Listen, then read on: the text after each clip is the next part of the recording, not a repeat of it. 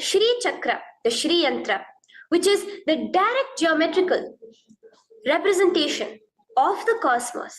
When you keep that in front of you and gaze at it throughout your Nithyananda Yoga, your body will fluidly just align itself to the cosmos. We have the Abharana, the Rudraksha, which we keep on our body, which acts as an energy battery, sucking in, storing the energy that we produce during this Nithyananda Yoga and releasing it to us throughout the day to fuel our entire day with consciousness. The last but not the least are the Aushadas, the various sacred herbs that you can apply to, which can be infused with the thought current of Paramashivoham to manifest it within you. With this understanding, let us get right into the practice of Nithyananda Yoga, which starts with invoking the presence of Paramashiva himself, the very being of Paramashiva, to witness our Nithyananda Yoga today, with the chanting of the Shiva Mula Mantra.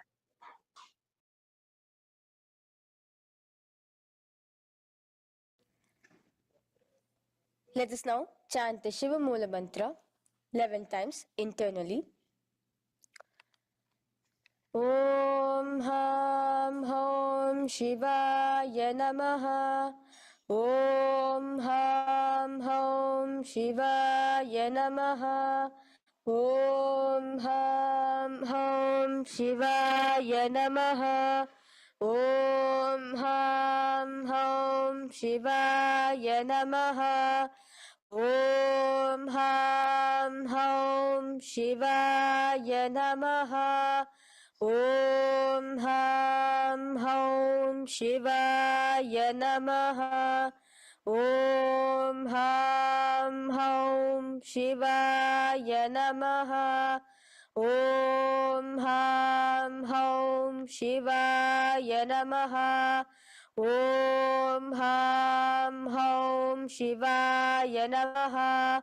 Om Ham Hom Shivaya Namaha. Om Ham Hom Shivaya Namaha. The next step of this ritual of yoga, as Swamiji reveals, yoga is a ritual, a methodology to connect yourself with the divine. As every ritual in Hinduism goes, we cleanse the three elements of our body, of the world, and of the ultimate with the Tattvachamanam.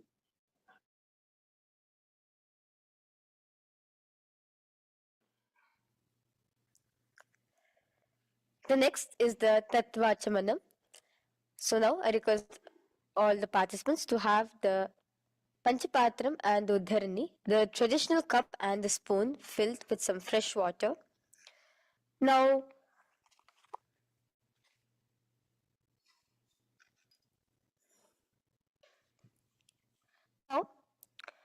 keeping your right hand in the shape of a cow's ear, the Gokarna Mudra, pour an Uddharani of water from the Panchapatram and chanting each of the following mantras internally, drink the water that flows through the base of the palm.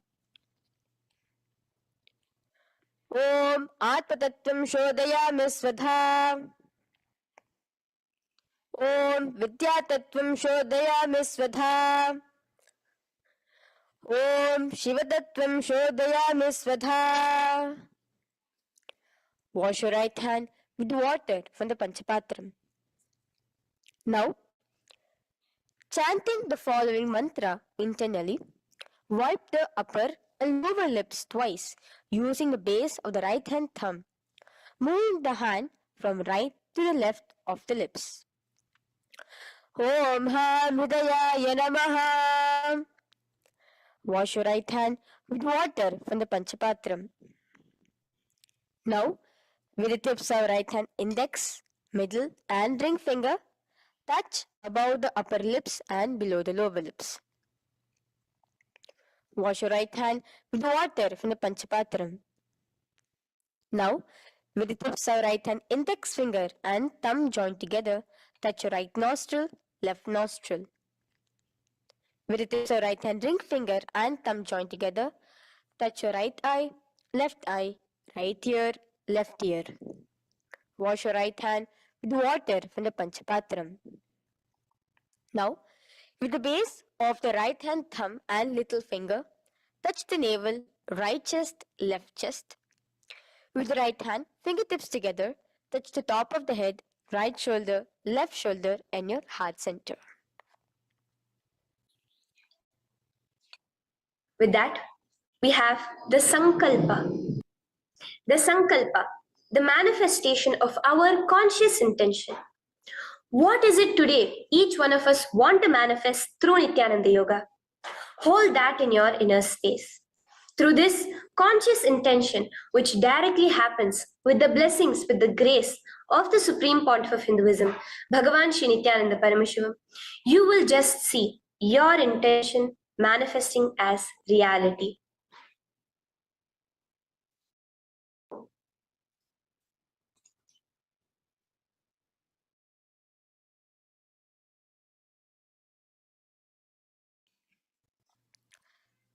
The next is the Sankalpa, the conscious resolution. So now I request all participants now to, with your right hand, cover your left palm, which is the Sankalpa Mudra, and keep both the hands on the right thigh. Continue to keep this mudra till the end of the Sankalpa.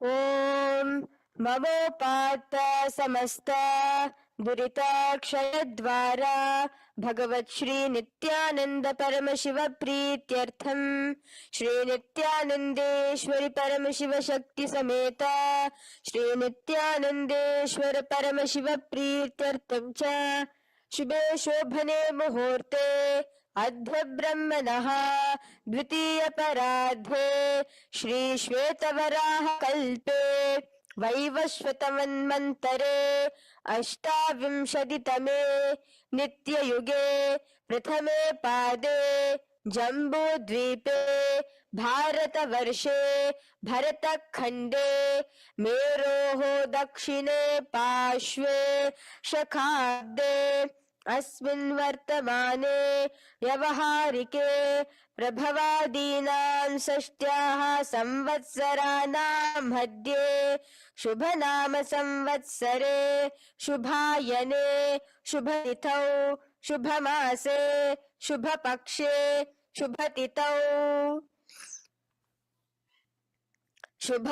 शुभवासरयुक्तायां शुभनक्षत्र शुभयोग Shubhkaran एवं गुणविशेषण विशिष्टायाम् अस्यां शुभदितौ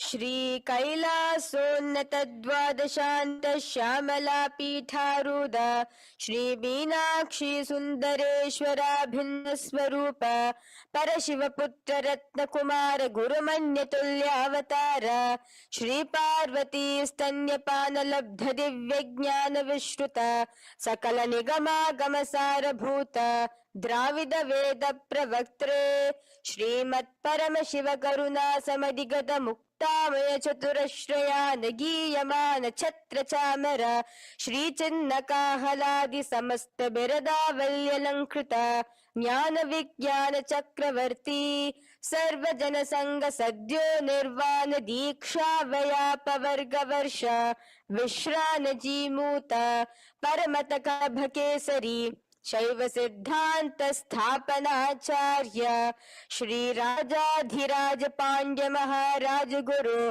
क्षपन शाक्यादि महांधकार निवारण ज्ञान भानु वीक्षणा नरहार ध्वजोच्छेदन पूर्वक श्रीमद वृषभध्वज स्थापक शैव समय कर्त्रे सर्वज्ञ पीठारूढ़ श्री जगद्गुरु श्री ज्ञान संबंध देशिक स्वामी वागीश सुंदर माणिक्य वाचक स्वामी नाम अवतार भूत श्री ज्ञान संबंध स्वामी पुनरुद्धृत श्यामला पीत सर्वज्ञ पीत तृणवद्युत्तर द्विशततम गुरु महासन्निधान अरुणगिरि योगीश्वर परंपरागत अरुणाचल सर्वज्ञ पीठ गुरु महासन्निधान कैलास परंपरागत कांची कैलास सर्वज्ञ पीठ त्रयस्त्रिंशदुत्तर द्विशततम गुरु महासन्निधान नित्योत्सव नित्य मंगल नित्य कल्याण नित्य रजित कैलास परंपरागत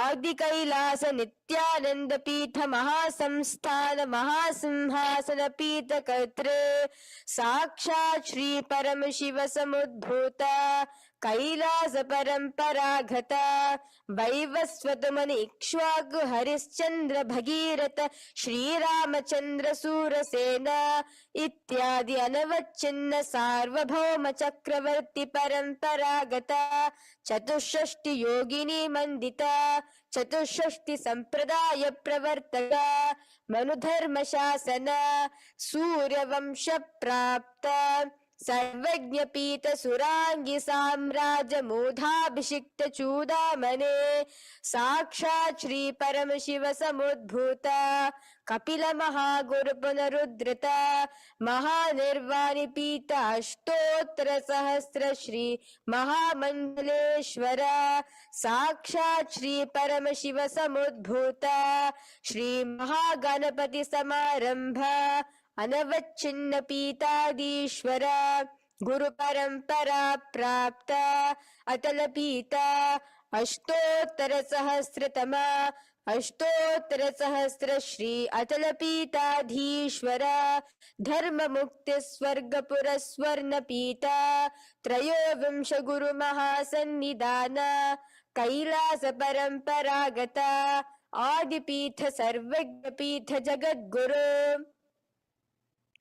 श्री कैलास पुनरुद्धारक श्री कैलास परमाचार्य श्रीमत् परमहंस परिव्राजकाचार्य वर्य सच्चिदानंद प्रणव स्वरूप श्रोत्रिय ब्रह्मनिष्ठ श्रीमद् जगद्गुरु श्री भगवत श्री नित्यानंद परम शिव श्री ज्ञान संबंध देशिक परमाचार्य स्वामिनां प्रीत्यर्थम तेषां पादारविन्दयोः भक्ति सिद्ध्यर्थम गुरु कृपा कटाक्ष सिद्ध्यर्थम क्षेम स्थैर्य वीर विजय आयुरारोग्य ऐश्वर्याणां अभिवृद्ध्यर्थम धर्मार्थ काम मोक्ष चतुर्विध फल पुरुषार्थ सिद्ध्यर्थम समस्त दुरितोपशांत्यर्थम समस्त मंगलावाप्यर्थम भगवत श्री नित्यानंद परम शिव प्रसादेन सकुटुंबस्य ज्ञान वैराग्य जीवन मुक्ति प्राप्त्यर्थम भगवत श्री नित्यानंद परम शिव कृपा कटाक्षेण पूर्ण आरोग्य युक्त दृढ़गात्र यौगिक शरीर सिद्ध्यर्थम परम शिव शक्ति आविष्करणार्थम नित्यानंद योगाभ्यासं करिष्ये. Now wash your right hand with water from the Panchapatram. Om Apaupasprisya. Now, let's get started with the asanas. Okay? Sit first in a cross-legged position on the ground in Sukhasana. Bring your hands into the Bindu Mudra with your thumbs and index fingers touching each other. Place it on top of your knees. Here we have the Kumbhaka, the pranayama of Samana Kumbhaka. As you inhale and exhale, visualize flames licking up your spine. Do the bandhas, the locks, the Mahamudra bandha, all three of the bandhas, where you are doing the Jalandhara bandha, tucking in your chin to your chest, the Udyana bandha, sucking in your stomach, and the Mula bandha, clenching your perineum. For the first set of asanas, we have the japa Soham, which you'll be repeating in your throat center. As you do Sukhasana, visualize Lord Shiva in your inner space. The next asana is Parvatasana. Now, from the seated position, bring both your feet to the opposite thighs. Clasp your hands together in front of your heart center in the Anjali Mudra and raise it above your head. Keep your hands as straight as you can. Continue the Samana Kumbhaka and the Japa of Soham. Remain with all the three bandhas, the chin to your chest in Jalandhara Bandha, the sun the stomach tucked in Uddiyana Bandha, and the clenched perineum in Mula Bandha. Here, visualize yourself as Mount Kailash. The next asana is Halipavasana. Now slowly bring your feet together in front of your body as you stretch it out a little further away. Now bring your hands behind your back and clasp the left hand by your right. Lean forward, placing your forehead on the ground as you continue to engage all the three bandhas. Here, gaze at your nose. Visualize Swamiji, the Supreme Pontiff of Hinduism, in your inner space.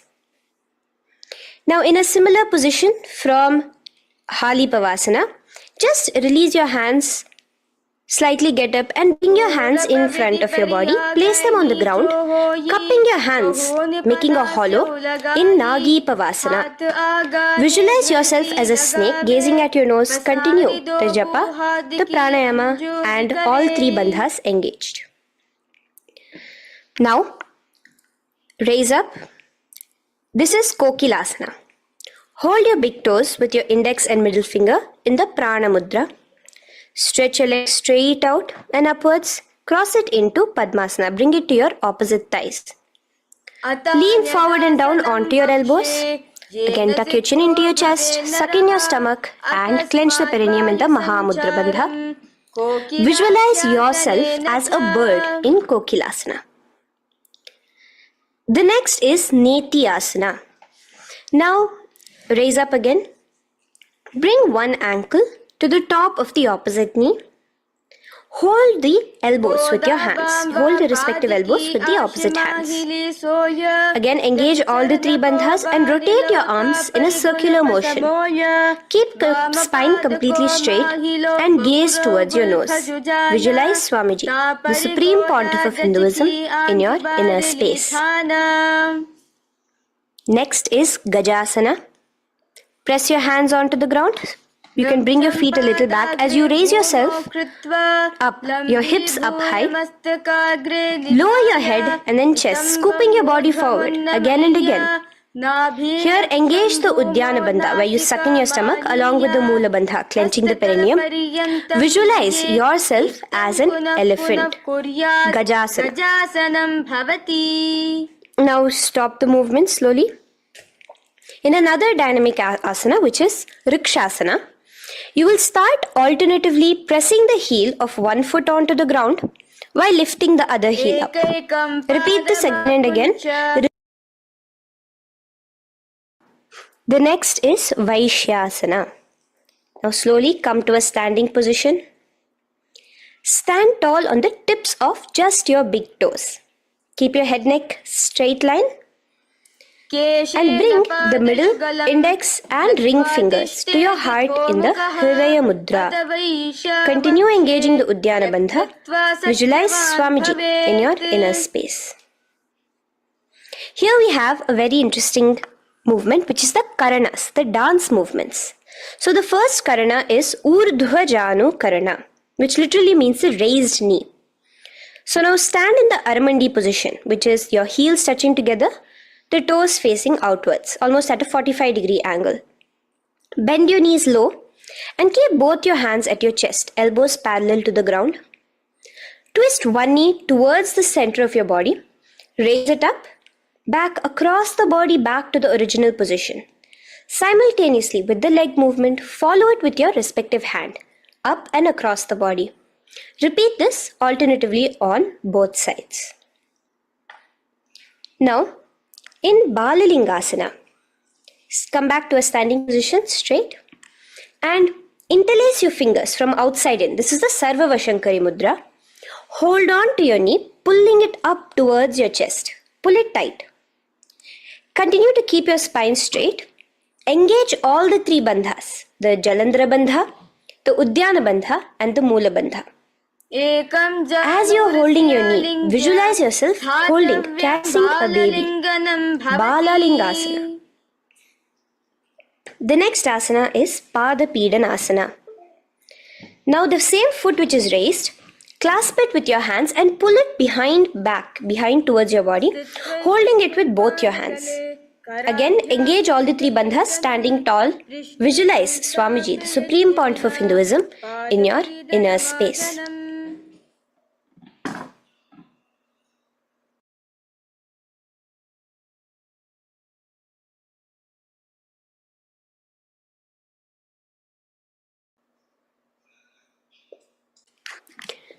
From here, let's enter into Natarajasana.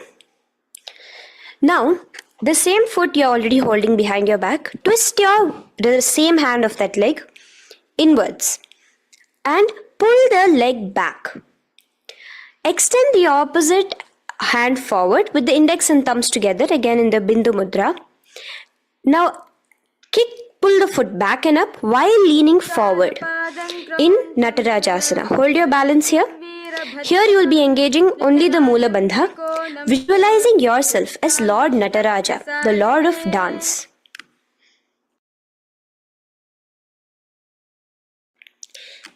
Now again let's repeat Balalingasana on the other side with the other leg. Pull it up towards your chest with the hands in the Sarva Vashankari Mudra. Engage all the three bandhas as you visualize yourself holding and caressing a baby. Now pull your foot back into Padapidanasana on the other side.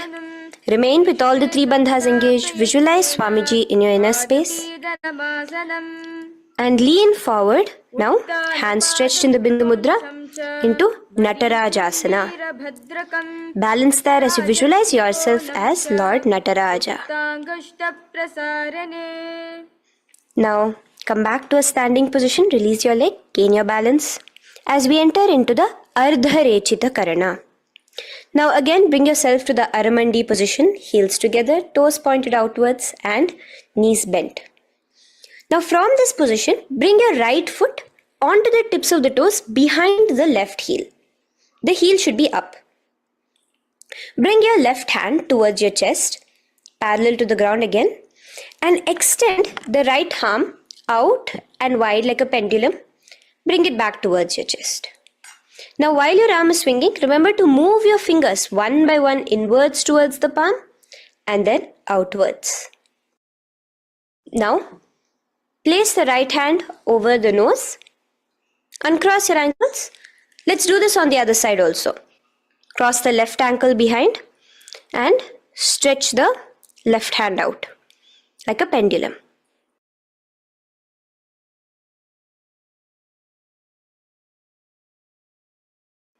Bring it to your nose, uncross the ankles. Now let us enter into the skeleton dance. It's a very powerful meditation. It cleanses the muscle memory. Any patterns which are there within your muscle memory can be completely wiped out through this skeleton dance. Just 2 simple steps. Now stand straight, visualize yourself as a skeleton. You can close your eyes. Just visualize yourself as pure bones. There are no muscles, no veins, no nerves, tissues, organs, nothing. Just bones, a skeleton form. And shake your body intensely. As a skeleton, you are moving yourself wildly, intensely. Just shake it all out. Move your hands, move your legs, your head. Let there be no bone in your body untouched. Just move it. Move wildly, shake. Literally feel yourself throwing all the patterns out of your system with the intensity of your shaking.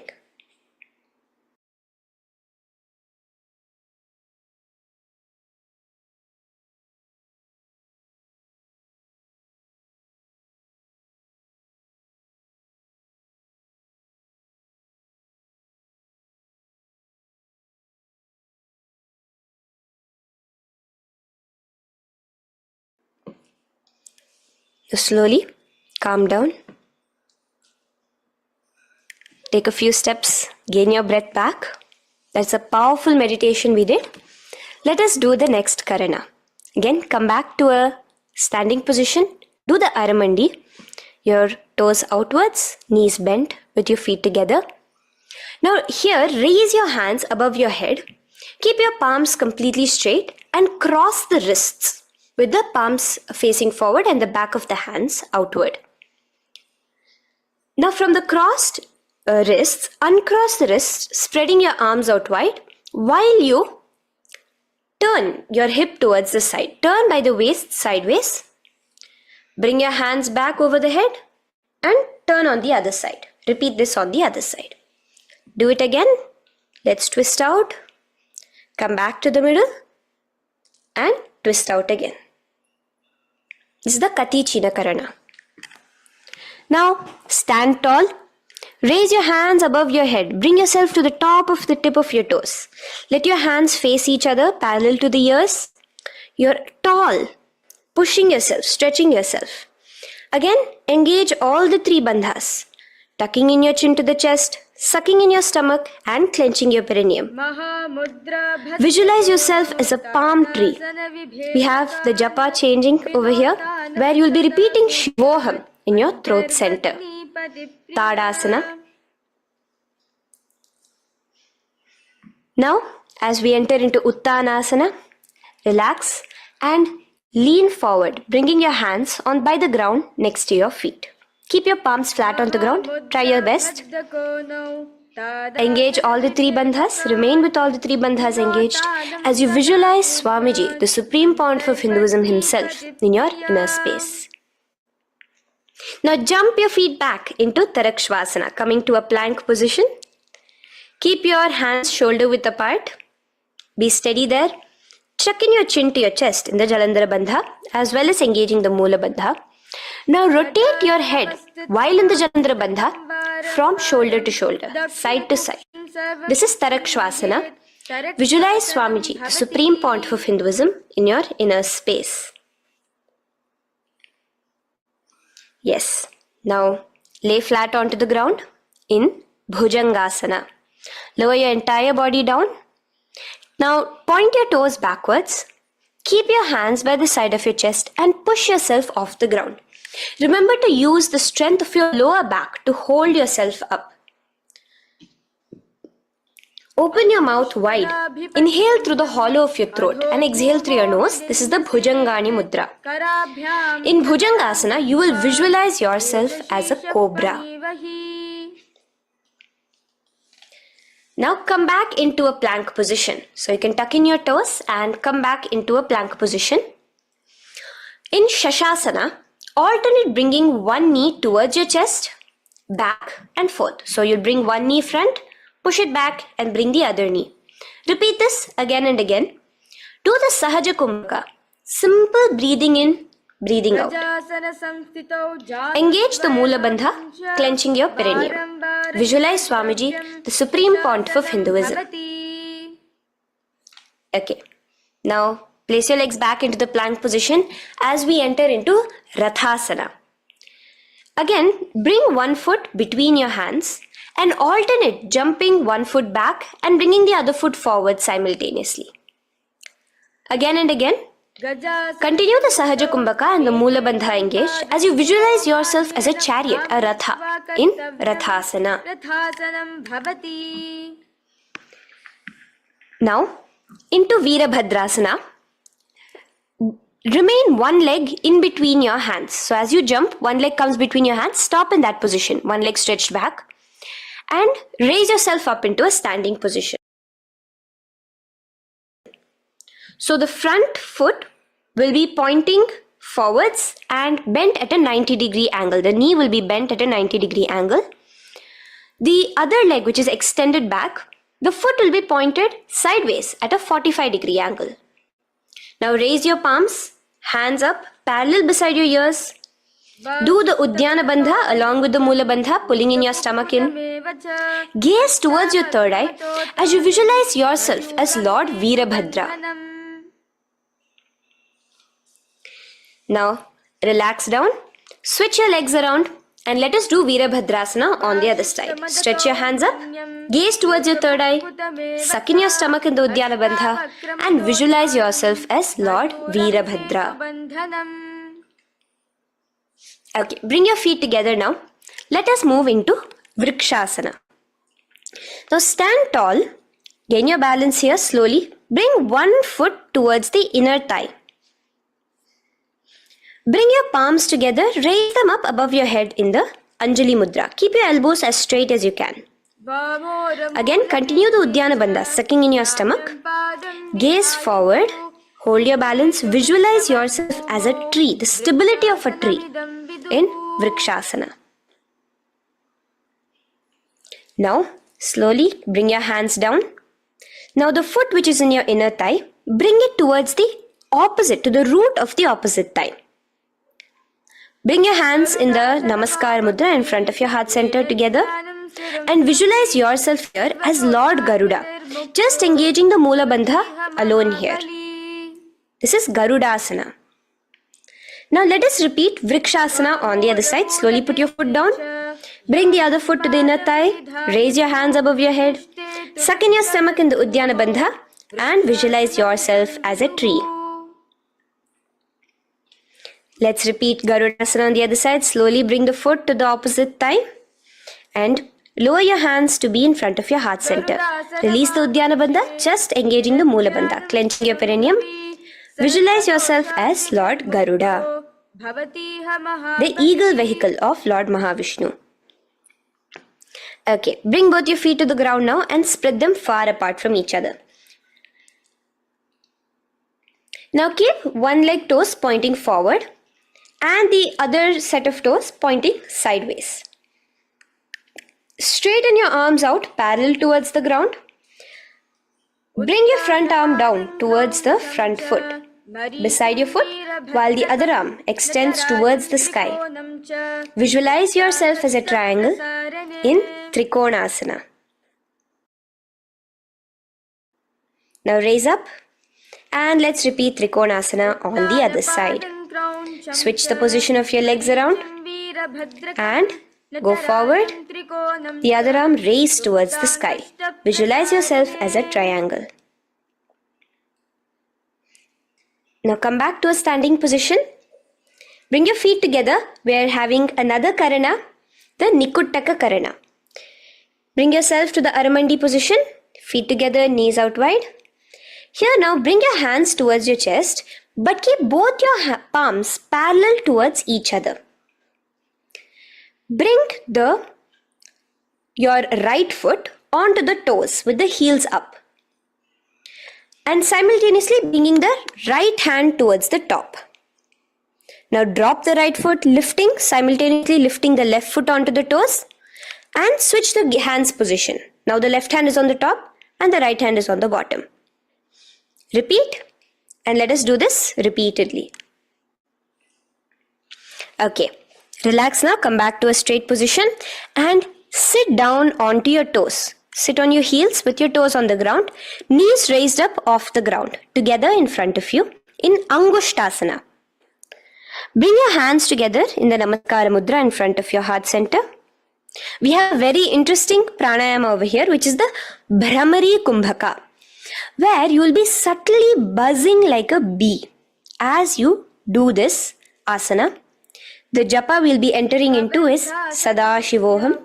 In Angushtasana, engage the Mula Bandha as you visualize Swamiji, the Supreme Pontiff of Hinduism, in your inner space.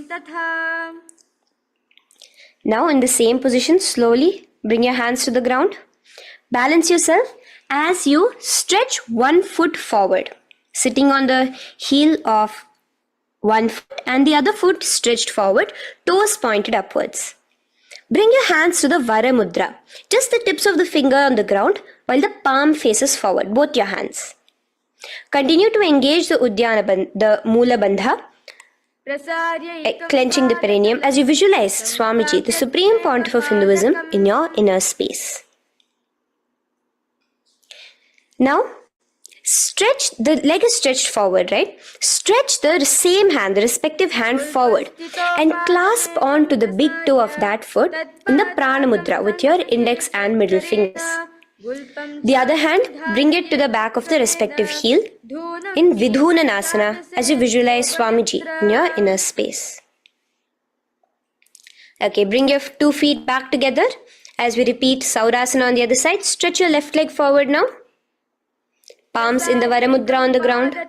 Visualize Swamiji in your inner space. And lean forward into Vidhunanasana on the other leg. Clasp your toes. Bring the other hand to the back heel. Continue to visualize Swamiji.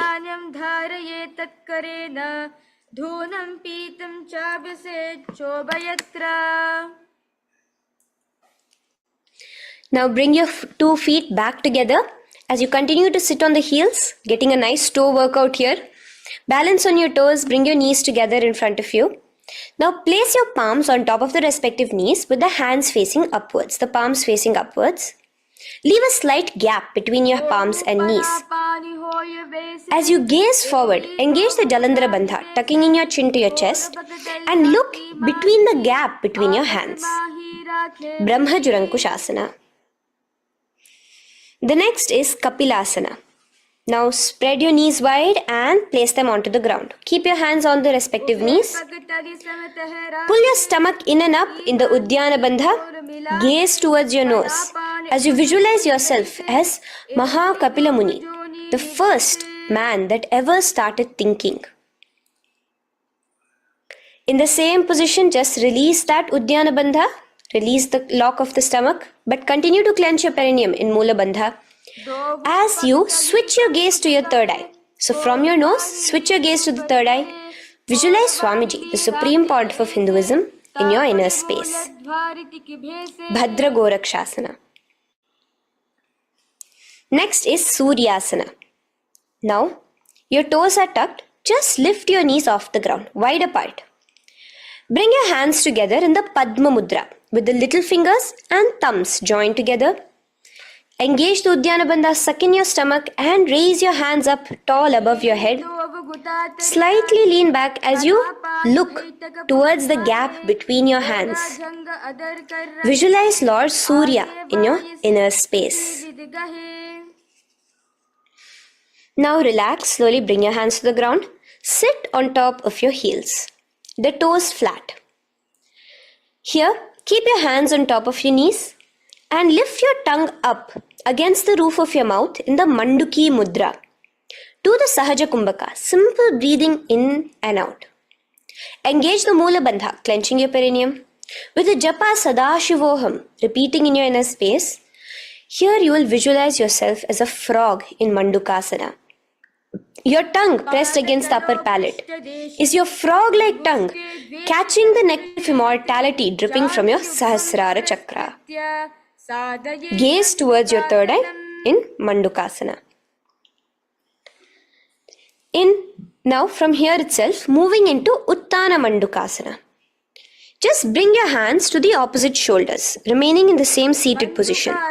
Continue with the Uddiyana Bandha engaged, gazing at your third eye. The Manduki Mudra, tongue pressed against the top of your palate, visualizing yourself as a frog in Uttana Mandukasana. Slowly bring your hands out from behind your back.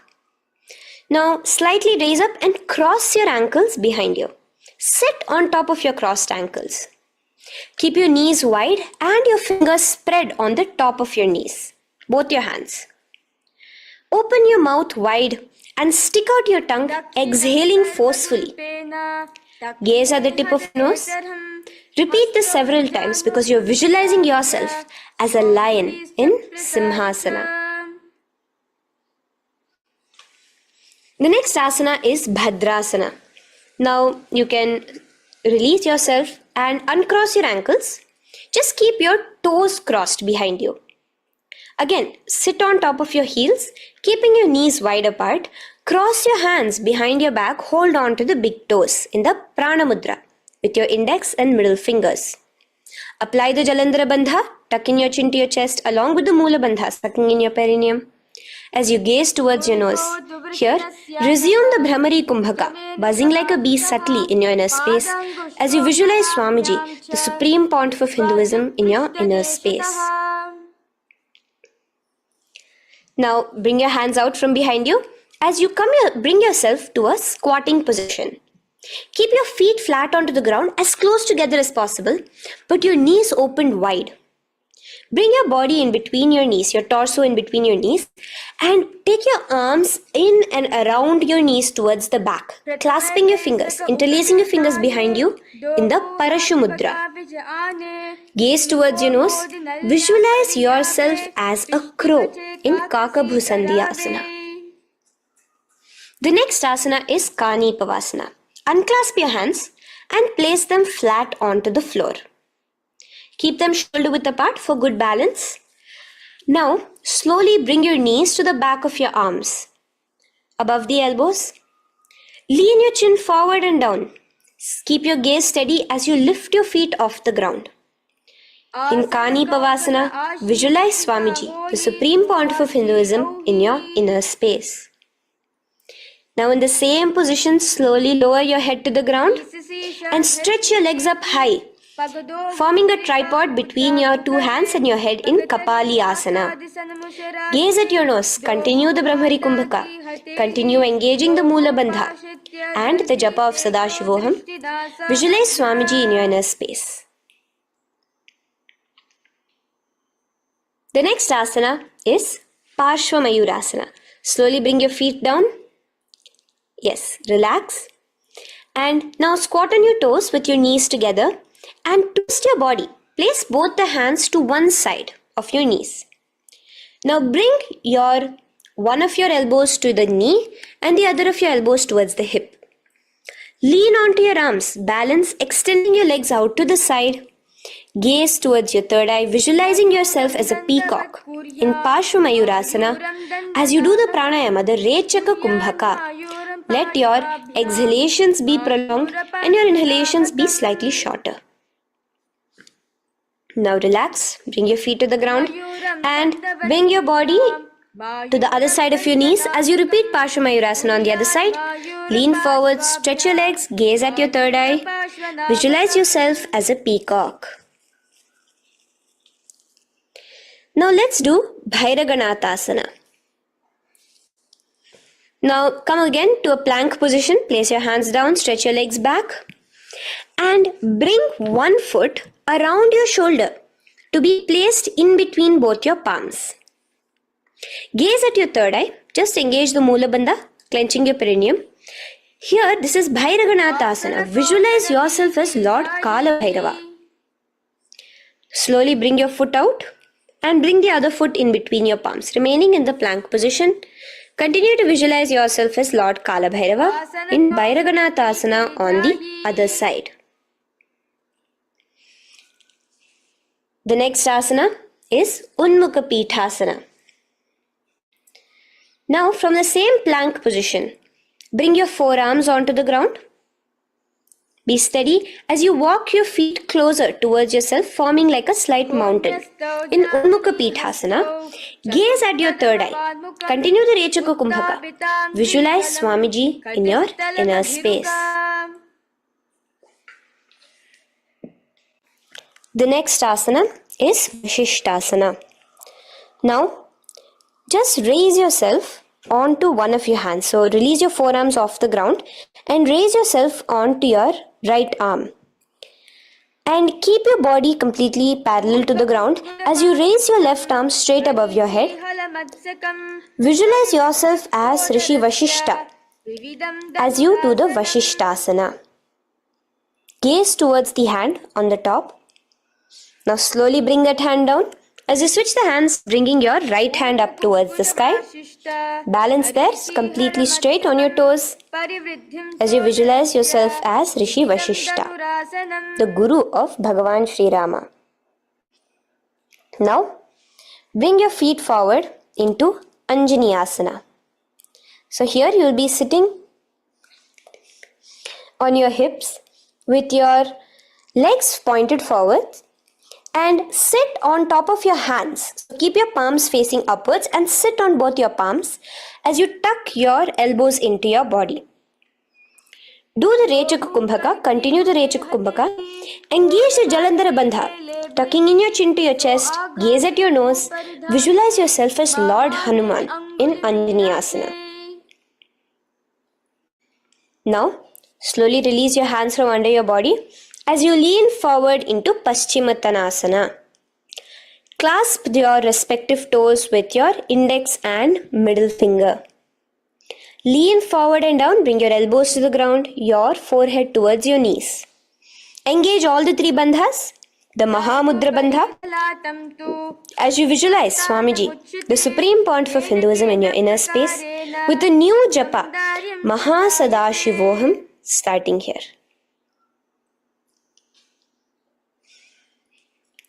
The next is Ugrasana. Now, you can raise up and clasp your hands behind your neck in the Parashamudra. Interlace both your fingers. Lean forward and down, bringing your forehead to your knees and your elbows onto the ground. Again, engage all the three bandhas in the Mahamudra Bandha as you visualize Devi Kali in your inner space in Ugrasana. The next is Marichi Asana. So raise up and keep one leg pointed forward while you bring the other leg towards the groin, the knee pointed upwards. Place the foot flat on the ground. Now lean forward, bring both your hands, wrap your arms around the raised knee, clasping your hands behind the back together. Bring your chest to the thigh with your head towards the knee. Here engage just the Moola Bandha, sucking in your perineum. As you visualize yourself as Rishi Marichi in Marichi Asana. The next asana is Mahamudrasana. Now slowly raise up and the raised knee, let it rest by your side with your leg towards the inner thigh of the opposite leg. Now again reach down, hold your foot, bring your elbows to the ground, your forehead to your knees. Engage all the three bandhas in the Mahamudra Bandha. Gaze at your nose, visualize Swamiji himself in your inner space. Raise up. Let's repeat Marichi Asana on the other side. Bring the other foot straight while the other foot comes into the groin. Knee up. Lean forward, clasping your hands behind your back. Visualize yourself as Sage Marichi. Now from here, raise up, engage all the three bandhas as you let your knee fall to the side. Lean forward, clasping the foot. Gaze at your nose. Visualize Swamiji in your inner space in Mahamudrasana on the other side. Now, bring yourself to a seated position. Sit and bring the soles of your feet together. Bend your knees and keep your heels as close towards you as possible. While try to touch your knees to the ground. Clasp your feet together with both your hands. Maintain a straight spine. Gaze towards your nose in Bhadrasana 2. Visualize Swamiji, the Supreme Pontiff of Hinduism, in your inner space. The next asana is Gwali Pavasana. Now, keeping your feet together, just bring your hands towards the respective knees. Just lightly place them there. Tuck your chin to your chest in the Jalandhara Bandha, continuing to engage the Moola Bandha, clenching your perineum. As you gaze at your nose, visualize Swamiji, the Supreme Pontiff of Hinduism, in your inner space. Now, push your soles slightly further away from you. The joined feet, push it further away from your body. And lean forward, keeping both your hands, the fingers inside of the feet. Hold the soles of your feet. Lean forward and down. Bring your forehead to the ground. Gaze at your nose. Visualize the Yoni Mandala in your inner space. In Joni Asana. The next is Midiki Pavasana. Raise up. Stretch your arms out wide beside your body as you lean forward, your arms going over your knees. Bring your forehead to your feet. Continue to gaze at your nose. Visualize Swamiji, the Supreme Pontiff of Hinduism, in your inner space. Now, in Siddha Samadhi Asana, raise yourself up. Now, put your forearms underneath the calves of the respective legs. Let your palms face up towards the sky as you bring your head down to your feet. Gaze at your nose as you visualize Lord Surya in your inner space in Siddha Samadhi Asana.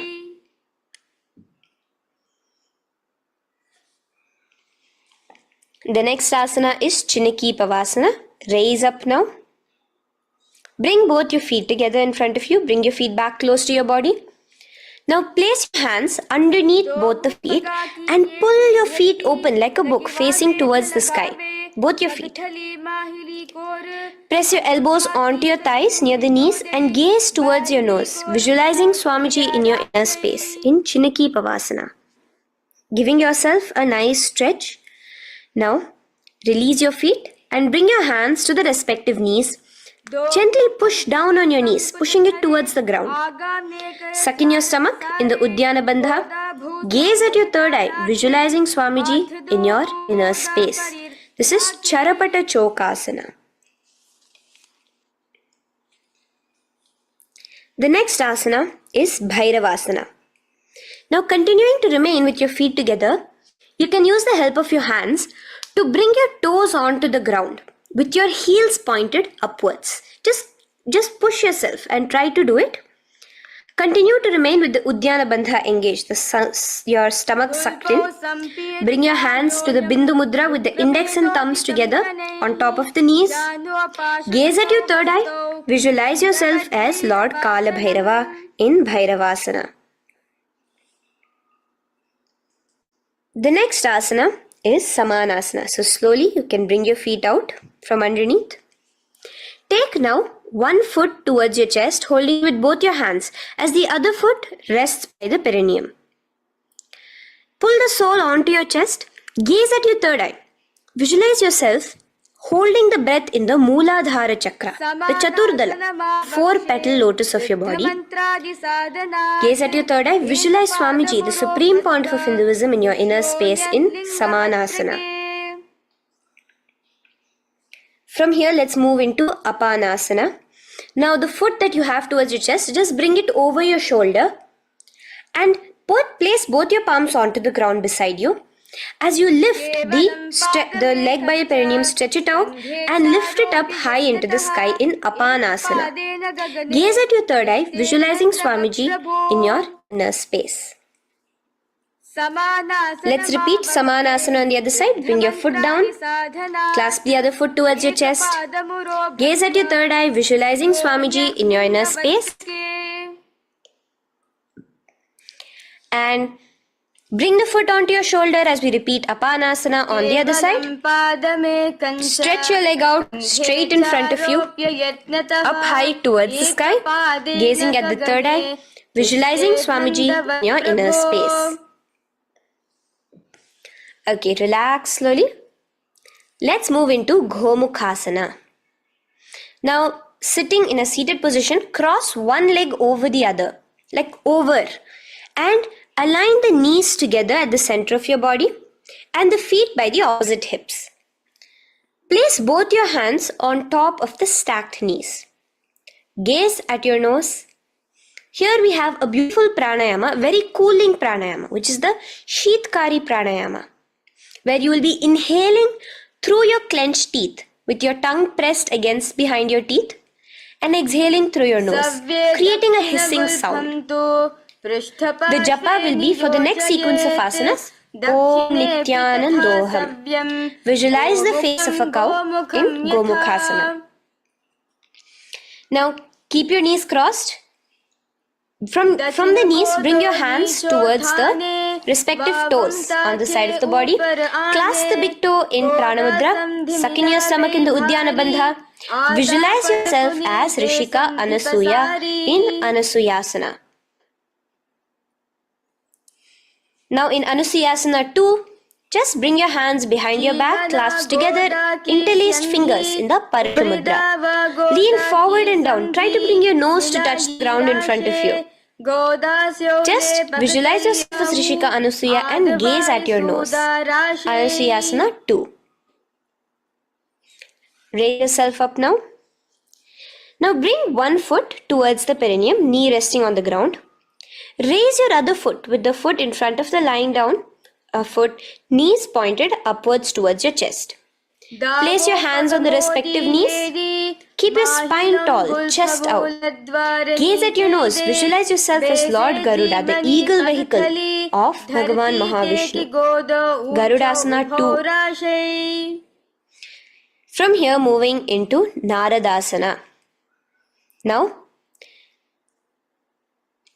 keep both your hands, bring both your hands behind your neck and clasp them in the Parashamudra. Interlace your fingers behind your neck. Twist outward of the raised knee. Just keep your whole body outside of the raised knee. Gaze towards your third eye, visualizing yourself as Devarishi Narada in your inner space. From Naradasana, let's enter into Matsya Pithakasana. Place one foot on the top of the opposite thigh. Wrap your respective arm across the knee, holding on to the opposite shin. Extend the opposite hand straight. Hold on to the respective toe with the index and middle fingers in Prana Mudra. Gaze towards your nose. Visualize Matsyavatara, the fish form of Bhagavan Mahavishnu in your inner space in Matsya Pithakasana.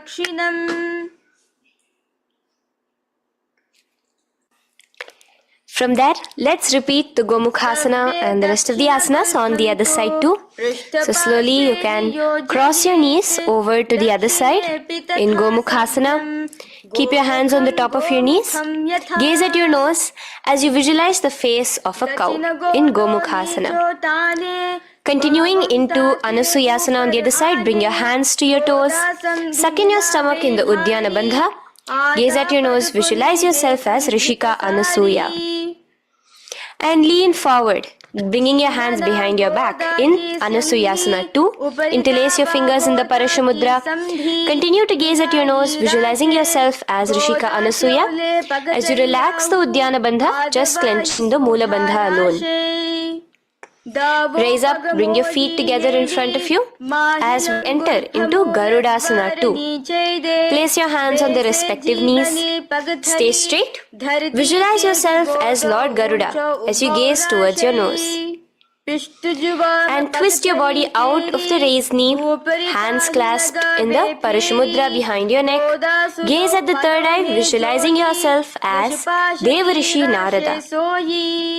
And bring the foot to the opposite thigh as we enter into Matsya Pithakasana on the other side. Clasp your toe in Prana Mudra. Gaze at your nose, visualizing Matsya Avatara, the fish avatar of Lord Vishnu in your inner space. Now let's enter into Matsyendrasana. Remaining in the same position with one foot on the opposite thigh, place the other foot on the ground on the far side of the other thigh. Twist. Bring your elbow outside the raised knee. Keep the raised arm by your neck. Turn backwards. Gaze towards your third eye. The other hand straight out.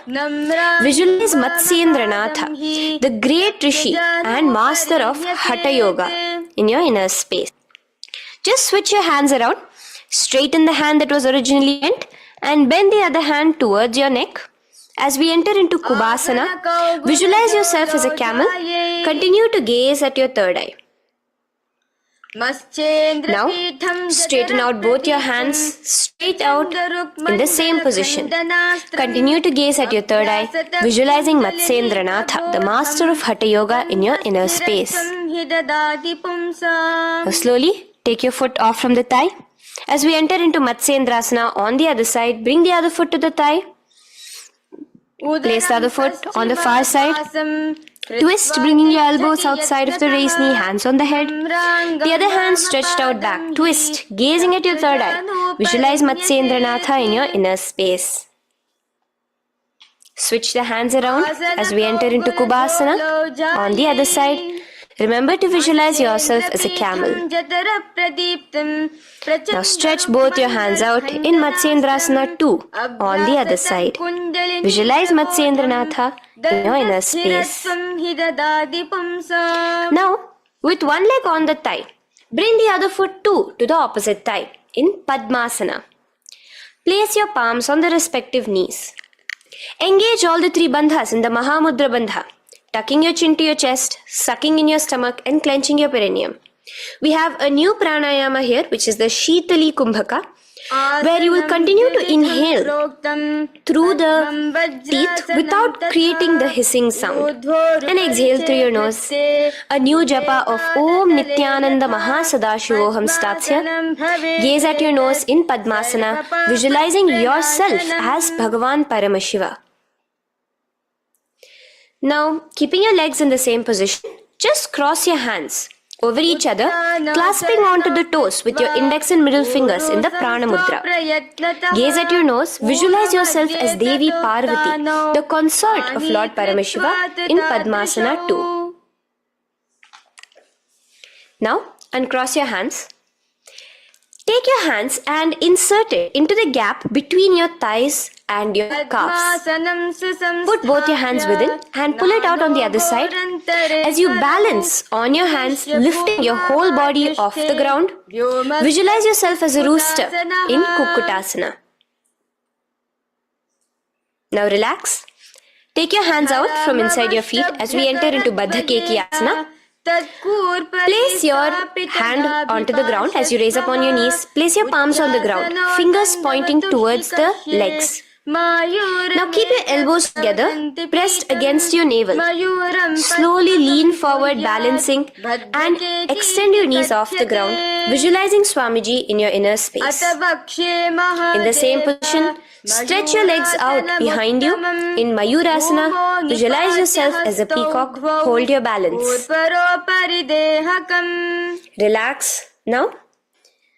Yes, relax flat onto the ground into Makarasana.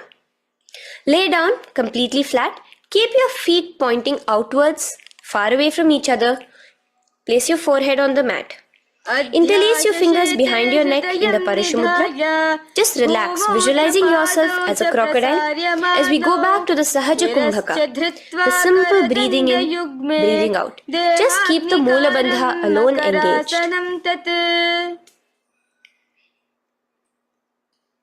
The next asana is Shalabhasana. Now lay on your stomach and place your hands on the ground beside the chest. From the laying position, raise your legs up. Use your core strength to bring your thighs off the ground. Visualizing yourself as a locust in Shalabhasana. Relax your feet down and bring your hands to your feet, pulling your feet down towards the ground beside your hips. In Ushtrasana, visualize yourself as a camel. Now slowly kick your legs back. Rise your hand is clasping your feet. Pull your feet towards the sky, lifting your chest and thighs off the ground. In Dhanurasana, gaze at your third eye. Visualize yourself as Paramashiva's bow. Relax slowly and come up to a sitting position. In Bhagasana, sit on both your knees with your head, neck and spine straight. Clench your perineum in the Moola Bandha. Place your hands on top of your knees. Gaze towards your third eye, visualizing Swamiji, the Supreme Pontiff of Hinduism, in your inner space. From here, we enter into Gohyasana. We have a couple of headstand postures here, so get yourself ready. Now, place your forearms on the ground with your fingers interlocked. Ensure your elbows are at shoulder width for the best balance. Place the top of your head on the ground, holding your head with your hands. Slowly walk your toes forward until your hips are in a straight line with your shoulders, and just kick your feet slightly. Make sure not to lose your balance. Keep your knees bent together at your chest. Toes pointed upwards. Gaze to your nose, visualizing Swamiji in your inner space. From here, stretch your legs out into Shirasasana, continuing to hold the balance there as you continue to gaze at your nose, visualizing Swamiji in your inner space. Bring your feet to the ground, relax slowly. The next asana is Podhyasana. So come to a seated position.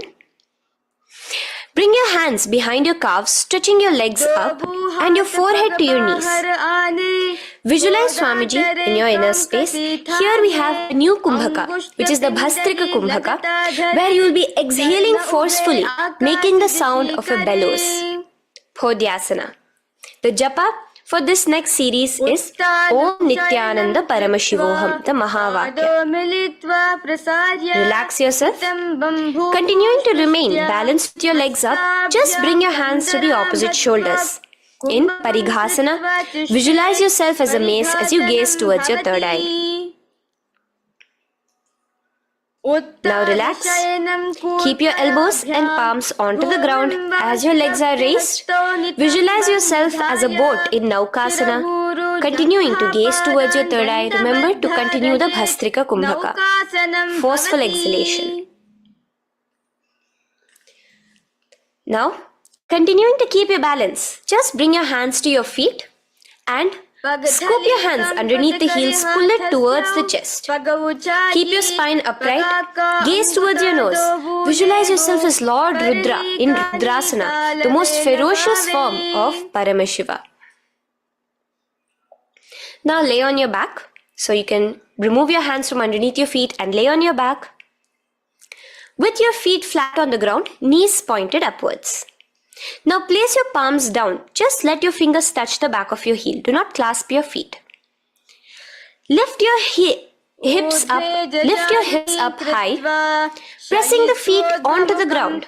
Chin tucked to the chest in the Jalandhara Bandha automatically. Gaze at your nose, visualizing Swamiji in Unmukha Pithasana 2. Now lay onto the ground in Shavasana. Just lay completely flat with your palms facing upwards by the side of your body. Just unclutch from any movement happening within you. Visualize your body is dead. The Supreme Pontiff of Hinduism, Swamiji, is just liberating you. Just let your awareness, your energy completely pervade your body in the Shakti Chalan Mudra as you continue to vibrate with the Mahavakya.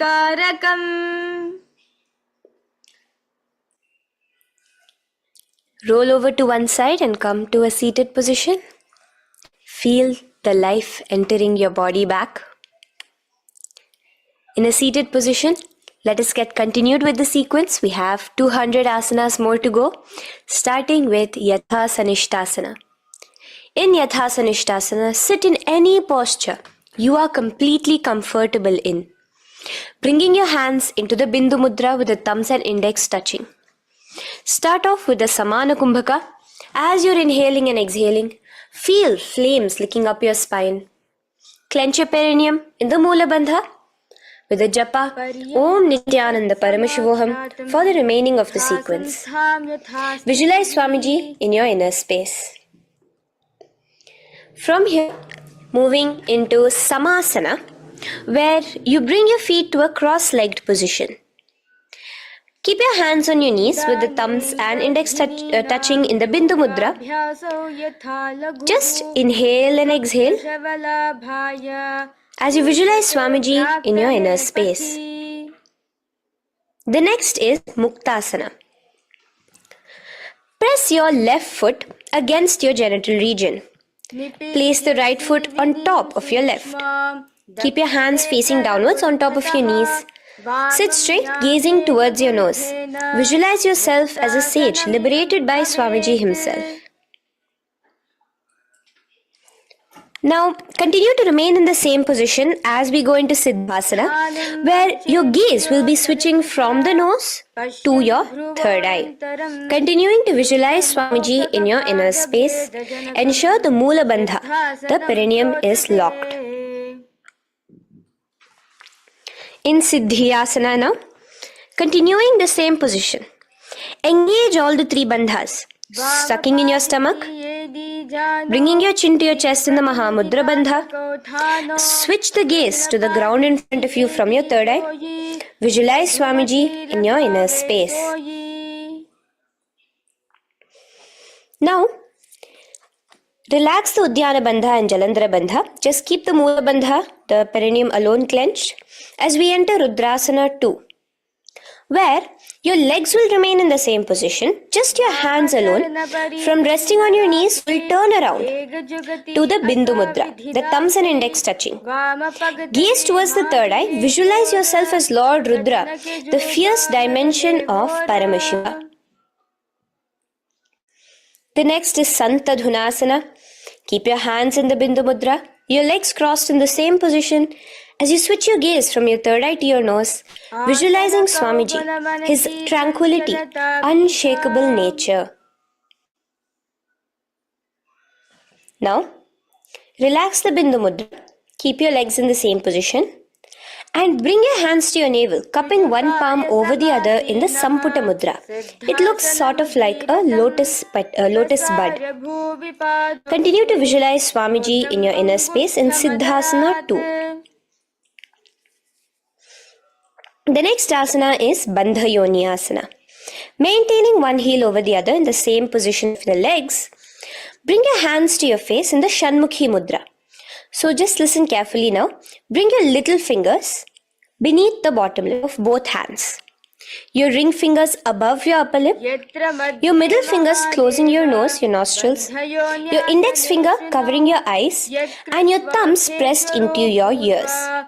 This is Bandha Yoni Asana, visualizing Swamiji in your inner space.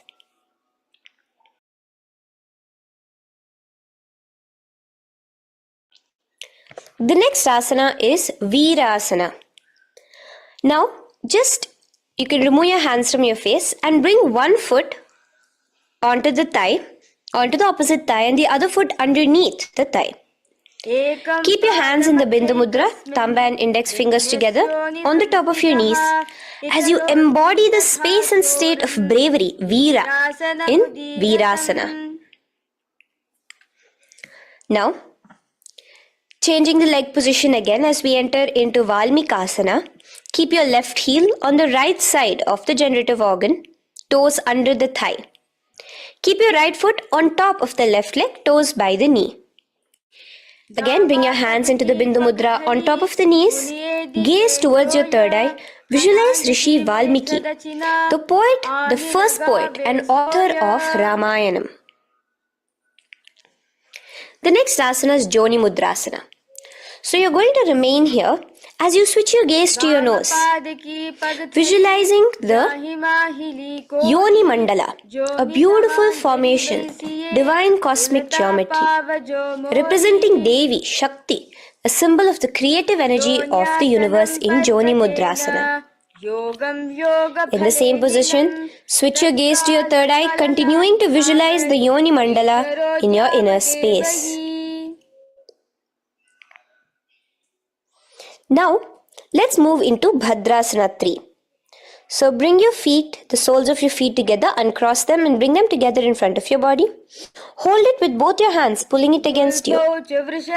Push your knees down towards the ground. As you gaze at your nose, suck your stomach in the Udyana Bandha. Visualize Lord Veerabhadra in your inner space. Bhadrasana 3.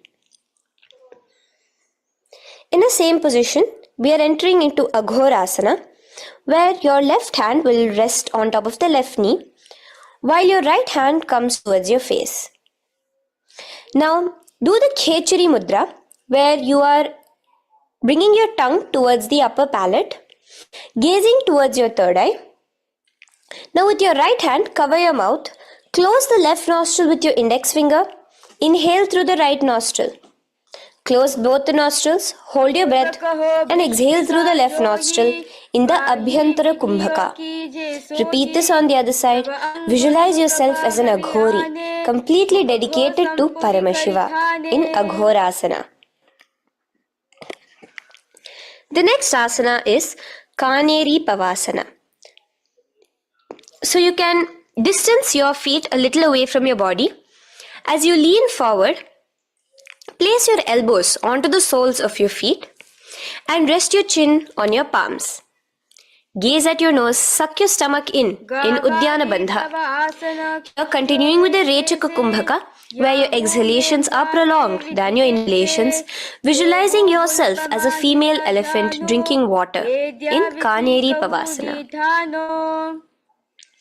The next asana is Parasana. So now, come to a seated position, raise yourself up and keep your knees raised. Bring your hands underneath your knees, between your calves and thighs, and clasp them together. Interlace your fingers in the Parashumudra in front of your navel. Lift your feet off the mat. Visualize Swamiji, the Supreme Pontiff of Hinduism, in your inner space as you gaze at your nose in Parasana. The next asana we'll be moving into is Gopi Chandasana. Now, take your hands out from in between the feet as you let your feet rest on the ground. Take your hands out from underneath your calves. Interlace your fingers around the feet with the soles of the feet together and raise it up towards your chest. Rest your knee on top of your feet. Gaze at your nose. Embody the state and space of a king in Gopi Chandasana. The next asana is Udarasana. So now just quickly release your legs, bring your hands underneath your calves and hold on to your feet again from inside out. Both your feet together. Bring your feet up to your chin, resting your chin on top of the interlaced fingers. Bring your feet to your chest, gaze at your nose, visualizing your body, the supreme pontiff of Hinduism, free from any defects in Udarasana. Now, in the same position, just lift your legs up towards your head. Let the top of your hands come towards the top of your head, your forehead. And this is Vishishtasana. Visualize yourself excelling in everything in this posture. Now, slowly relax. Keep your hands underneath your shins as you take your hands up to the shoulder, pulling your hand and interlacing your fingers behind your neck. In Bhujasana, visualize yourself as a cobra. The next asana is Kalyanasana. So in the same seated posture, bring your hands around from behind your neck, remove them and put them around your back, interlacing the fingers behind you. Gaze at your nose. Visualize yourself as a beautiful, auspicious goddess in Kalyanasana.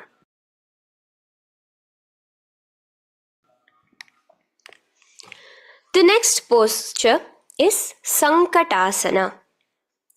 So now, uncross your hands from behind you. Release yourself completely onto the ground. Place your left knee on the mat and the left foot flat. Sit on top of your left foot, knee pointed forward. Raise your right leg on top of the left, bringing the right heel to the left hip. Place your hands on the opposite knees. Here, do the Ujjayi pranayama. As you inhale and exhale, make the sound of an ocean. Visualize yourself as a swan, a beautiful swan in Sankatasana. The next is Dhenukasana. Just in the same position, slide your left heel to the left hip. Keep your right knee on top of the left. Place both your hands on your right thigh. Visualize a cow in your inner space as you suck your stomach in the Uddiyana Bandha, Dhenukasana. Now slowly uncross your legs as we move into Matsyendrasana. Place the right foot on the left thigh, the left foot on the right knee. Bring your left hand behind your back, hold the right thigh. Twist a little bit. Place your right hand on your left thigh. Twist your body, gaze towards your third eye, visualizing Swamiji in your inner space. The next asana, Matsyendrasana 2, just untwist your body. As you clasp the respective toes of both your feet with your hands, lean forward and down, bringing your forehead to the ground in front of your feet. Visualize Swamiji, the supreme pontiff of Hinduism, in your inner space. Raise up now. Keep your legs in the same position. We have the Guru Asana. Interlace your fingers together and place it over the topmost knee. Suck in your stomach in the Uddiyana Bandha, clench your perineum in the Moola Bandha, tuck your chin to your chest in the Jalandhara Bandha. As you engage all three bandhas, visualize Swamiji in your inner space. Let us now repeat Sankatasana on the other side. So, you can release your hands, your legs as you cross the other leg over. Visualizing yourself as a swan, remember to put your hands on the opposite knees. The next asana, Dhenukasana, repeating it on the other side. Slide your leg out, bring both your hands to the topmost knee. Suck your stomach in the Uddiyana Bandha. Visualize a cow in your inner space. Matsyendrasana again, repeating it on the other side.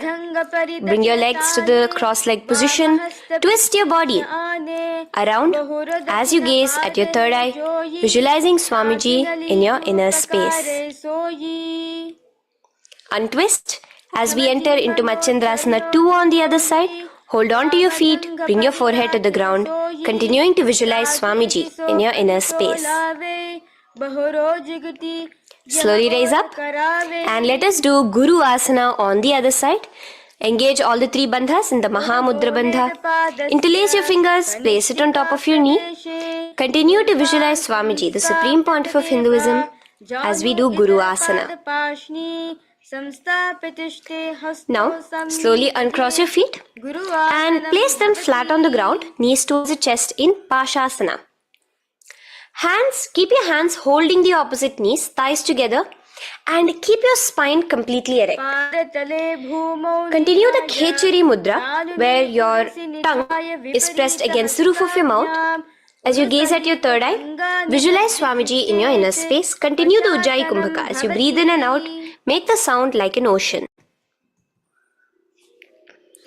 Now in the same position, just bring your chin towards your knees in Bodha Shokasana. Lean forward, gazing at your nose, and visualize Swamiji, the abode of bliss in your inner space. Now raise up and bring your hands, uncross your hands, bring your hands underneath your knees, clasping the opposite elbows in Kurakatasana. Gaze at your nose, visualizing Swamiji in your inner space. Now, in the same position as Kurakatasana, just cross your ankles into Sumati Asana. Toes pointed upwards. Gaze at the nose. Visualize the great sage and Maharishi Sumati in your inner space. The next asana is Dandasana. Extend your feet out straight in front of you. Keep your arms straight above your head. Interlace the fingers from inside out. Let your wrists point outwards. Engage the Mahamudra Bandha, all the 3 bandhas. As you gaze at your nose in Dandasana, visualize Swamiji in your inner space. The next is Arambhasana. Now keeping your legs straight, release the Jalandhara Bandha and the Udyana Bandha, keeping your perineum clenched in Mula Bandha. Lean forward and down. Hold your big toes in the Prana Mudra with your index and middle fingers. Head to your knees. Do here the Nadi Shodhana Pranayama. Inhale through the left nostril, hold and exhale through the right. Visualize Swamiji in your inner space. The next is Bhidokasana. So slightly raise your body up and bring your hands underneath your knees, extending your knees slightly up. Keep your heels a bit apart from each other and clasp your feet. Bring your shoulders down, wrapping your hands around your legs. Gaze towards your third eye, visualizing Swamiji in your inner space. So from here, let's enter into Jalandhari Pavasana. So you can actually remain in the same position with hands underneath your calves and just bring the soles of your feet together. You might want to bring your body closer. Place your head on top of your feet with the palms facing upwards on the ground. Gaze at your nose. Visualize Swamiji in your inner space. Now slowly bring your hands out from underneath and come to a seated position. Stretch your legs out as we enter into Urdhva Paschimottanasana. Here we have a new Kumbhaka, the Pratyahara Kumbhaka, where you will feel your breath coming from your Mooladhara Chakra up to the Brahmarandra above the Sahasrara.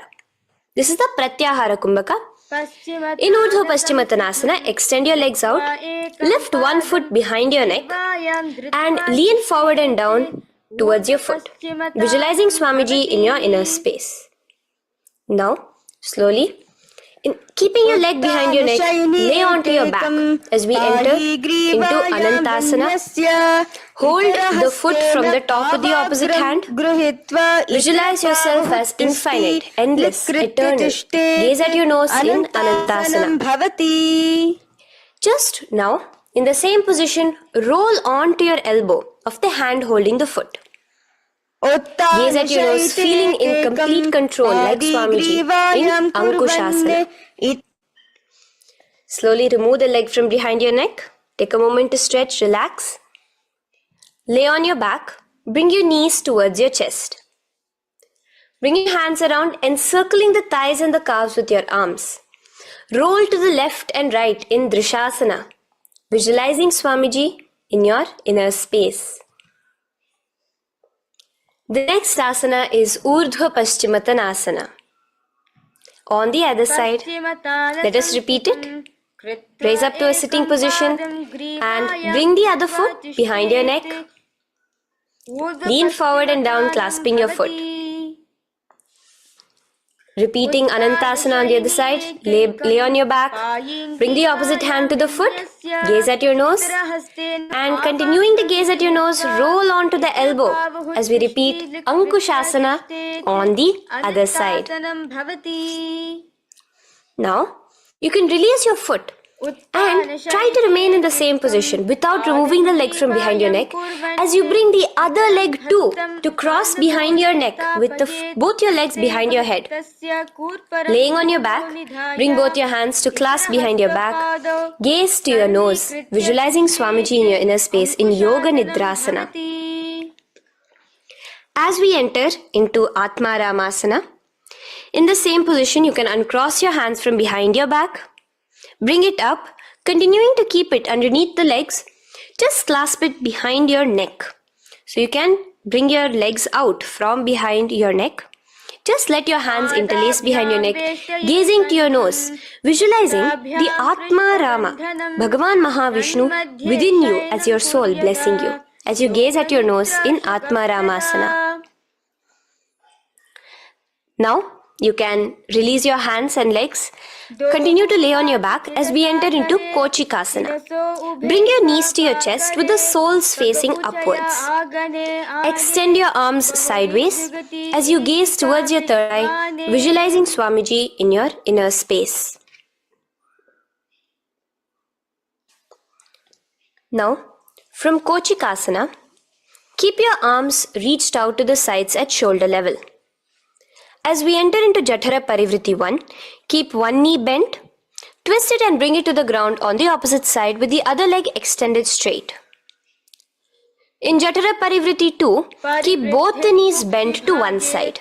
And in Jatara Parivritti 3, keep both the legs straight to one side. Throughout this, keep your head looking in the opposite direction. And let us repeat this on the other side. You can bring your knees back to your chest. Let your legs out, go to the other side and do Jatara Parivritti 1, 2 and 3. The next asana is Dvipada Pitham. So now from Jatara Parivritti you can bring your feet down, lay on your back with your knees pointed upwards, feet flat on the ground. Extend your hands holding your ankles. And lift your hips up. Engage the Jalandhara Bandha automatically as you raise your hips up. Gaze at your nose, visualizing yourself as a bridge in Dvipada Pitham. Now in Paryankasana, so you can lay back onto the ground and place your feet flat. Bring your arms over your head, placing the hands flat near your shoulders with the fingers pointing towards the feet.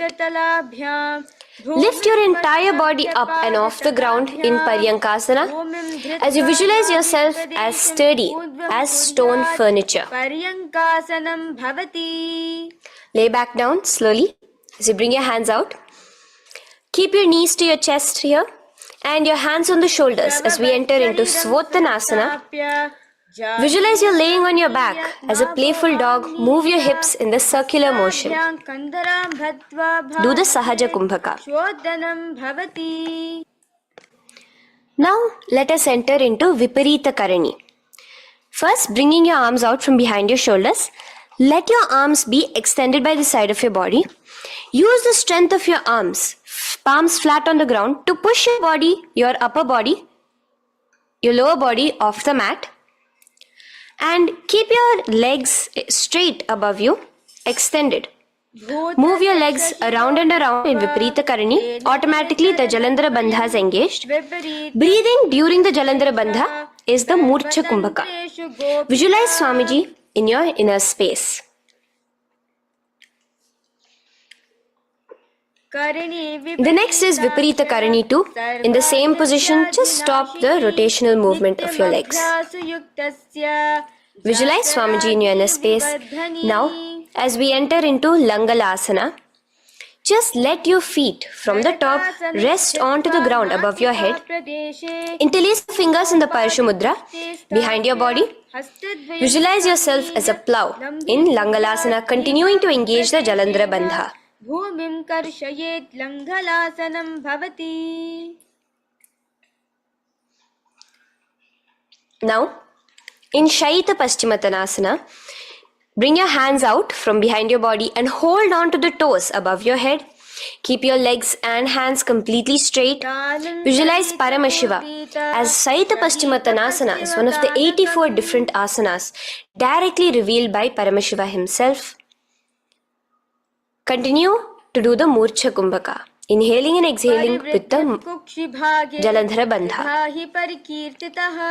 Clasping your toes now, spread your feet wide apart from each other in Supta Konasana. Visualize Swamiji in your inner space. Bring your feet back together as we enter into Chakrasana. Clasp your ankles, keeping your legs and hands completely straight above your head. Visualize yourself as a chakra, a wheel in Chakorasana. Now slowly rest your back onto the ground. Keep your legs raised up in Supta Prasarita Padangushtasana. Clasp the respective toes in the Prana Mudra with your index and middle fingers and spread your legs out wide apart from each other. Visualizing Swamiji in your inner space, restart the Ujjayi Kumbhaka where you're inhaling and exhaling, making the sound of an ocean. Bring your feet together in Supta Padangushtasana in the same position, continuing to visualize Swamiji in your inner space.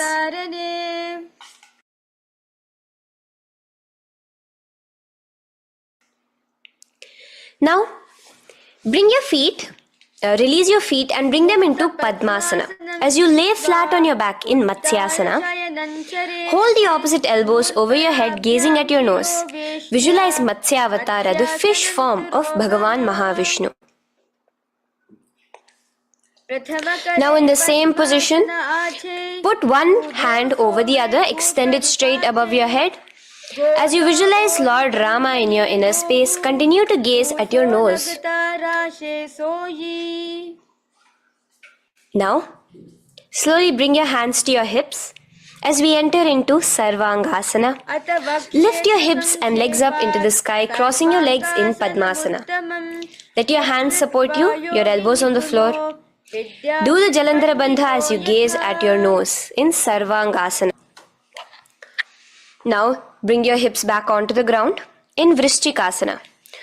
So, in the Padmasana, just remove one foot alone. Keep one foot on the opposite knee as you pull the knee towards your face. Let your hands stretch out above your head, hooking forward as you raise your upper back off the ground, visualizing yourself as a scorpion in Vrishchikasana, gazing at your third eye. Do the Jalandhara Bandha, tucking in your chin to the chest. Now just switch your legs around as we repeat Vrishchikasana on the other side. Continuing to visualize yourself as a scorpion, gaze at your third eye. The next asana is Vrishapada Kshepasana. So come now to a complete flat position on your mat. Come down to a complete lying down position and interlace your fingers around your neck. Now raise both your feet off the ground. Extend one leg straight and the other knee to the chest in a bicycle motion. Alternate between extending and raising the knee again and again, bringing your opposite elbows to the respective knees. Visualize Swamiji in your inner space. Breathe in and out in the Sahaja. From Vrishapada Kshepasana, now lay flat onto the ground with your hands by your side as we enter into Marottanasana, where you will be lifting your legs one by one, touching the ears with your knees. Visualize Swamiji in your inner space. The next asana is Vrikasana. Now what you'll be doing is laying on your back. Bring the soles of your feet flat onto the ground. Stand up completely and lay back down. Visualize yourself as a wolf in Vrikasana.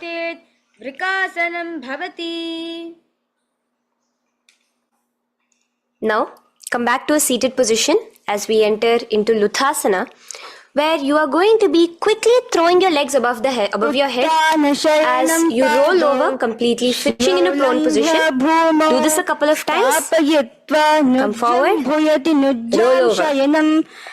Come forward and roll over again. Visualize Swamiji, the Supreme Pontiff of Hinduism, in your inner space. Now, take a moment to relax. Lay on your belly with your toes extended in Saratasana. Keep your hands onto the ground by your shoulders. Now here, contract your lips and make a sound like a flute, whistling while inhaling. Visualize yourself as a ratha, as a chariot carrying warriors into battle for dharma on your back. Now from Sarathasana, let us enter into Dehal-Ullanghanasana. So place your palms on the ground and bring yourself to a plank position. Jump your leg forward and back between your arms, visualizing Swamiji in your inner space. Jump forward now. When your legs are between your hands, stand tall. Holding your toes with your hands, walk back and forth. Visualize yourself as a wise 60-year-old elephant in Jatyasana. Now come to a standing position. The next is a beautiful karana, the Lolitika karana. So keep your knees bent, feet pointing outwards again in the Aramandi position. Bend your elbows, keeping your hands at the chest level. Now swiftly move your arms across the body, bringing it back to the center and tilt your head back. Opening your chest up towards the sky, move your head in all the directions. Now stand back straight as we enter into Sarpasana. So stand erect like a rod with your arms by your side, hands touching the thighs. Visualize Devi, Kundalini, raising up and curling upwards around your body in Sarpasana. The next asana is Ushtra Sadanasana. Lean forward and down, standing on top of your palms. Begin to move and walk like a camel, visualizing yourself as a camel. In the same position, continuing to walk around, switch your visualization to visualizing yourself as a horse as you start to walk around like a horse in Ashvasana. Now raise up tall as we enter into Kapotnitakasana. Interlace your fingers behind the back, pulling them down towards your calves. Open up your chest. Keep your hands in the Parashamudra. Visualize yourself as a soaring bird diving down in Kapotnitakasana. Now, stand tall as we enter into another karana here, the Tala Pushpaputam karana. Bring yourself to the Aramandi with your hands in the Namaskara mudra. Simultaneously now, open up your palms while raising one heel off the ground, slightly lowering the waist and shoulder of the heel you have raised.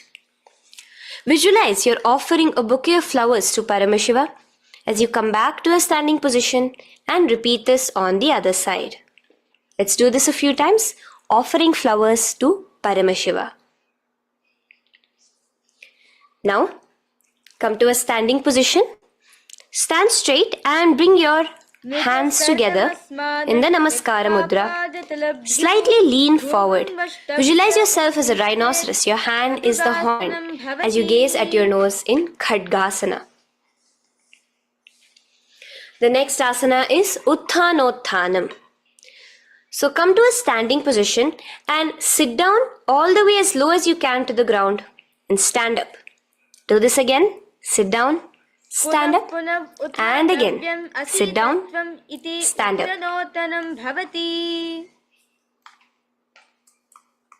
as you gaze at your nose throughout this. The next asana is Musalasana. Now come back to a standing position. Raise your hands above your head, tall as you jump up and down repeatedly. Visualize yourself as a mace. Jump here in Musalasana. The next asana is Uchirshaka. So come back to a standing position. Pull the sole of one foot towards your belly. Now with the other leg, sit down and stand up. Release the leg, pick the other leg up, pull it towards your belly, sit down and stand up in Uchirshaka as you visualize Swamiji in your inner space gazing at your nose. The next is a Karana, which we will be entering into, the Parshvajanu Karana. So again, bringing yourself to the Aramandi position, bend and lift one knee towards your chest, pointing the toes downwards. Keep your arm around the knee, holding it with the hand in a fist. Let the other hand hang down on the thigh, wrist twisted, fingers pointing inwards. This is the Parshvajanu Karana. Now slowly release as we enter into Tandavasana. Stretch one leg out straight in front of you as you alternate between sitting and standing. Visualize yourself fiercely dancing as Paramashiva. Raise the foot to the inner thigh of the opposite side. As we enter into Brahmanasana, let your hand be resting by your sides. Keep your standing leg erect like a rod. Visualize yourself being blessed by Lord Brahma. Now, you can bring the left foot around the right knee and rotate it, tucking the left toes on the other side of the right calf. Simultaneously cross your left arm below the right, bring your palms together in the Namaskara Mudra. Visualize yourself as Lord Garuda in Garudasana 3. Now slowly uncross your legs and hands as we enter into Ekapadasana, coming to a standing position. On the right leg, bring your left foot to the opposite thigh with your hands relaxed by the knees. Now take a hold of the raised foot with your hand in the Prana Mudra. Stretch your leg out wide, out to the side and rotate your body quickly on the standing leg. Visualize yourself as the North Pole star in Dhruvasana. From here now, in the foot which is in your hand, just slowly, once you finish the rotating movement, in Trivikramasana, bring it up towards the back of your neck. Stand as tall as you can and alternate between sitting and standing. Visualize Bhagavan Mahavishnu in your inner space. Now you can take the leg out from behind your neck and stand straight. As we repeat the Parshvajanu Karana on the other side, bring your knee up to your chest, clasp your knee in a fist while the other hand comes to the opposite thigh. Hold there for a second and stretch your leg out. In Tandavasana, sit and stand. Visualize yourself fiercely dancing as Paramashiva. Bring the foot to the inner thigh, standing straight like a rod. Get your hands by your sides. Visualize yourself being blessed by Lord Brahma. In Brahmanasana on the other side. Move into Garudasana 3 on the other side as you rotate your leg over, your hand under. Visualize yourself as Lord Garuda. And uncross yourself as we move into Ekapadasana on the other side. Bring your foot to the inner thigh, to the root of the thigh and stand straight. Clasp your toes, stretch it out as we go into Dhruvasana on the other side. Visualize yourself as a pole star rotating quickly. Come back to a standing position and bring your foot behind your neck. In Trivikramasana, sit and stand. Visualize Vishnu, Bhagavan Mahavishnu in your inner space. Now, stand tall as we do the Samanaka Karana. Stand with your feet close together, toes slightly pointed outwards. Keep both the hands to the side of the body. Take a moment to breathe in and breathe out and relax. Now, Slowly relax, and from the standing position, slowly bend forward, bringing both your hands underneath your knees. Now once you have squatted down fully, interlace the fingers together in the Parashamudra. Bring that interlaced fingers in front of your navel. In Ghorakanjali Asana, visualize the great sage Goraknatha, the founder of the Natha Yoga Hindu Sampradaya. As you do the Jivachala Kumbhaka, engage the Moola Bandha. The next asana is Kanchyasana. So now just slowly unwind your hands from each other, from your navel, and now bring your hands from the opposite side inwards underneath your calves and wrap your hands around your back. Hold them together in the Parashamudra. Keep your body, your upper body, upright, visualizing the Supreme Pontiff of Hinduism in your inner space. The next is Bhairu Asana.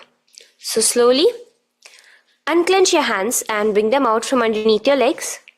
Keep your feet and knees together, and in a squatting position, bring your hands behind your back, clasping them together, remaining in the Parashamudra. As you gaze at your navel center, visualize Bhagavan Kala Bhairava, the Lord of Time, in your inner space. The next asana is Varahasana. Now to gain your balance, you can lightly spread your legs apart and bring your hands to the back of your behind you in the Anjali Mudra, palms together. Visualize a boar, one of the 10 incarnations, the Varaha Avatara of Mahavishnu, gazing at your nose. Now slowly relax, bring your hands out from behind you as we move into Pripithasana. With your hands in the Prana Mudra, with your index and middle fingers, clasp the respective big toes and come to a half squatting position where your hips are at your knee level. Visualize Swamiji in your inner space as you do this asana, Pripithasana. Slowly let go of your feet and place your palms flat on the ground in front of you with the fingers wide for balance. We're going to be balancing here in Bakasana. Place your knees on the back of your arms. Focus your eyes on one spot as you raise your feet off the ground, balancing here. Visualize yourself as a crow. The next asana is Shushtanga Kapali Asana. So now come to a kneeling position. So from there itself, you can directly put your head onto the ground, or else come to a kneeling position and place your head onto the ground. Palms spread for support. Raise your body onto your head, bringing your legs into the Padmasana. Gaze at your nose. Visualize Swamiji himself in your inner space. Come down now, uncrossing your legs as you come down. Sit onto your knees, keeping the toes flat. Now, let your heels come outside of the hips. Keep your hands on your knees. In Guptasana, sit straight. Keep your gaze on your nose. Visualize you're sitting in the sacred secret seat with Paramashiva and your Guru, Swamiji himself. Now we are going to be kicking up into a handstand. So get ready. Place your palms on the ground, fingers wide for support. Do take support for wall if you need it, and lift your body up straight above your hands. Visualize you are a tree in Vrikshasana 2 with deep roots into the ground. Breathe in and breathe out slowly. In the same position as we move into Shibhu-asana, switch your gaze to the third eye. Hold it there for a few seconds and relax. Bring your feet back to the ground. Now lay flat onto the ground in a plank position and slowly lower your body towards the ground and push yourself up again. In Matsyasana 2, go down and come up, visualizing yourself as a fish. The next asana is Sarpasana 2. So here you're going to lay prone, completely flat now. You can lower yourself to the ground. Bring your hands to hips Extend your legs together and point your toes backwards. Lift your chest up and move left to right. You're moving like a snake while visualizing yourself as a snake in Sarpasana 2. Relax slowly, bringing your chest back to the ground. Now, keep your feet together, pointing backwards. As you bring your elbows onto the ground, rest your upper body on your elbows. Bring your hands together in the Padma Mudra with your little fingers and thumbs together and rest your chin on your hands. Niralambanasana, where feeling yourself completely supported, knowing that Swamiji is there in your life. Now, slowly relax, place your palms on the ground beside your chest and push yourself up, your hands straight up completely. As you bend your knees, bringing your feet to touch the top of your head. Lean your neck back, touching your head with your tip of your toes. See yourself, visualize yourself as an umbrella, protecting your Guru from the sun's rays in Chhatrasana. Slowly relax, you can bring your feet down. As we move into Vajrasana, just push your body back and sit on top of your knees, with the heels flat on the ground. Now stretch your arms in front of you with the palms facing downwards. Place your forehead on the mat. Visualize you are the weapon of Indra, the Vajra, symbolizing indestructibility as you gaze at your nose. As we enter into Meshasana, raise yourself into the same Gajasana position on your hands and legs with your hips pointed upwards and alternate striking the ground with the opposite hands. Experience yourself, visualize yourself as a powerful ram as you alternate striking the ground in Meshasana. Now stop striking the ground, bring your palms down again. As we move into Ajasana, kick your legs off the ground and lower your forehead to the mat. Let's do it again. Kick your legs off the mat. Lower your forehead to the ground. You are unborn, existing for all of eternity in Ajasana. Now, come to a seated position as we move into Dhanantara Asana. Sit on your heel with your legs together. Pull your toes underneath you as you bring your hands top of the knees. Gaze at your nose, visualize Swamiji in your inner space. Here, do the Ujjayi pranayama, inhaling and exhaling like an ocean. Dhanantara Asana. From Dhanantara Asana, now interlace your fingers in front of you and then behind you. Stretch your arms towards all the sides, backwards, forwards. Giving a massage to the various different joints and muscles in your body. Lean forward, get up again. Continuing to visualize Swamiji in your inner space. Relax your hands and now take your respective heels and point them outwards, outside the side of your hips. Keep your hands on your knees, with your thighs and knees resting on the ground, spine straight. Visualize yourself as Lord Garuda in Garudasana 4. You have Mahavishnu and Mahalakshmi on your back as you are flying. The next asana is Ananda Mandirasana. Now you can continue to remain in the same position. You can bring your feet pointing inwards. Use your hands to clasp underneath your ankle. Make sure your knees are spread out wide. Gaze at the third eye. Visualize residing in the blissful space of a temple. You are in a temple in Ananda Mandirasana. Now, as we move into Mandukasana, keep your knees wide and sit on top of your ankles. Your hands underneath your knees. Gaze to your nose. Visualize yourself as a frog. Suck in your stomach in the Udyana Bandha and remember to do the Manduki Mudra, your tongue, your frog-like tongue, catching the nectar dripping from the Sahasrara Chakra in Mandukasana 2. Now, as we move into Narasimhasana, tuck your toes in and sit on top of the heels. Place your palms on the ground, spread your fingers wide and spread your knees apart onto the ground too.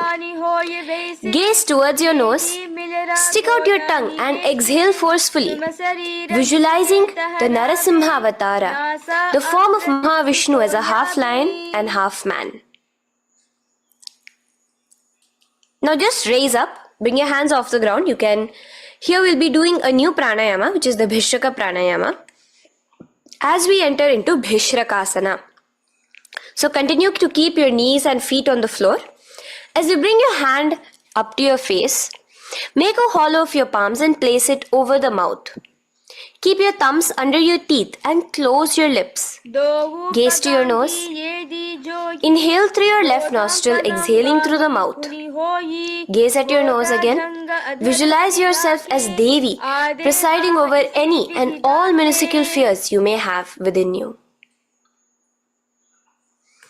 Now moving back into the Ujjayi Pranayama, let us do Makadasana. So you can take your hands off your face and slowly remaining in the same position, bring it to your armpits. Bring your fingers to your armpits.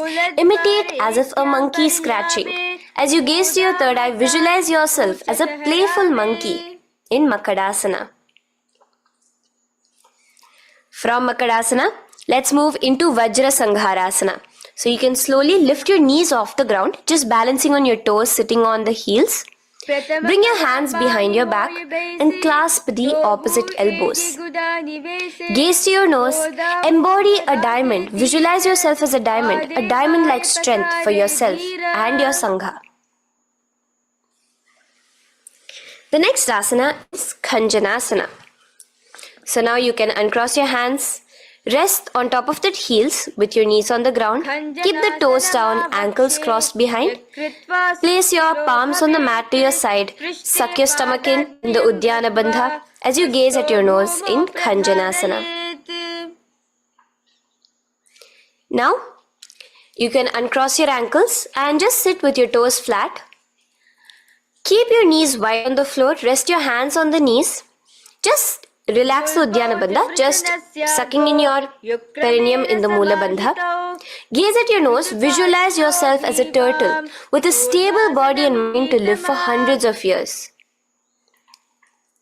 And without changing anything in your physical posture, just visualize yourself uniting with Swamiji himself in Yogasana. Now, raise up onto your knees, cross your ankles behind your back until the feet are coming towards the opposite knees. Now, bring your hands behind you and hold on to the calves with the fingers inside, the thumbs outside. Gaze at the third eye as you visualize yourself in a space of oneness with Paramashivoham himself as Swamiji. Now you can uncross your ankles, come back to standing on your knees as we enter into Ushtrasana 2. So now, in a kneeling position, bend backward, hold your ankles with your hands. Keep your arms straight. As you push your hips forward and tilt your head backwards, visualize yourself as a camel in Ushtrasana 2. Slowly, in the same position, lower yourself onto your back in Jatyasana 2. As you are lowering yourself, experience yourself as a blooming lotus. Bring your head, the back of your head onto the mat. Gaze to your nose. Now, let's move into Viratasana. So, try your best to do this without the support of hands, but you can use your hand support if needed as you raise up from Jatyasana and back down. Raise up and go back down as you gaze at your nose. Raise up and go back down. Visualize Swamiji in your inner space.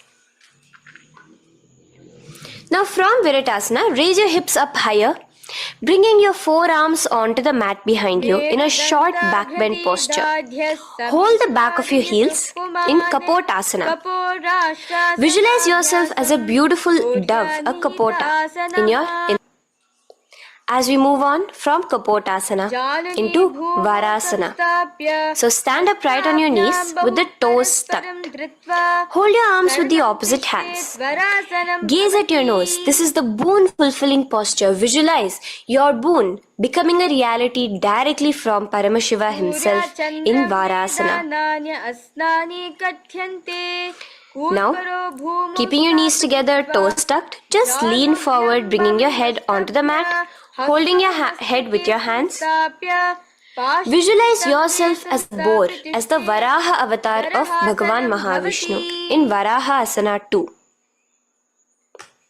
Now, just kick your legs off the ground as we enter into Mundasana. Raise yourself up into a headstand posture, visualizing yourself as a lopped tree. Gaze at your nose. Breathe in and out in the Sahaja Kumbhaka. Slowly come down now. Relax. Come to a kneeling posture. Sit on your heels. Bring your head down beside your knees, your elbows adjacent to the knees, your hands holding your head. Exhale through your mouth as you gaze at your nose, visualizing Swamiji in your inner space in Andhasana. Now from here, push yourself off the mat as you come lying prone on your belly. Let your arms be extended straight out and together lift your thighs, arms and chest off the ground, stretching your body, balancing there. Visualize yourself as a locust in Viparita Shalabhasana. The next asana is Kapalasana. So slowly lower yourself back to the ground. Now laying on your belly, bring your arms to your side, palms downwards. Keep your forehead on the ground and your chest on the mat. Only lift your legs up into the air. Only your legs are lifting up. Visualize yourself as a skull. You are a mind with purified thoughts, a strong will to attain enlightenment in Kapalasana. The next asana is Akasha Kapotasana. So now, in the same position as you are, let your arms be straight out behind you. As you kick your legs up and over your head, bring your feet slowly to the mat in front of you. Push yourself, balance there. Visualize yourself as a free and open flying dove in Akasha Kapotasana. Bring your legs back out as you lay flat on the mat. Now push yourself onto your knees. Place your forearms on the ground and your chest down such that your navel is touching your knees. Be sturdy, visualizing yourself as a sparrow in Chatakasana. The next asana is Vrishchikasana 2. So your forearms are on the ground. Now slowly raise to your toes and kick your legs off the mat. Slowly lowering your legs to your head. Visualize yourself as a scorpion as you balance in Vrishchikasana 2. Slowly release yourself, coming back to the ground as we enter into Vrishasana. Sit down on top of your right heel and let your left foot remain outside of the hip, the ankle to the side. Place your hands on the mat, visualizing yourself as a bull in Vrishasana. Now, bring both your knees underneath you, sit on both your heels, cross your left leg over top of the right lightly and in Lolasana, push yourself off the ground. Your knees are off the ground, you're just balancing on your hand above the mat. Visualize Swamiji in your inner space. Lower down now. Bring the left foot now outside. Bring the right foot out and sit on your left heel now as we do Vrishasana on the other side. Visualize yourself as a bull. From here, let us get into a very powerful asana, Balagunasana. So place your left toes on the ground, sit on the heel of your left foot.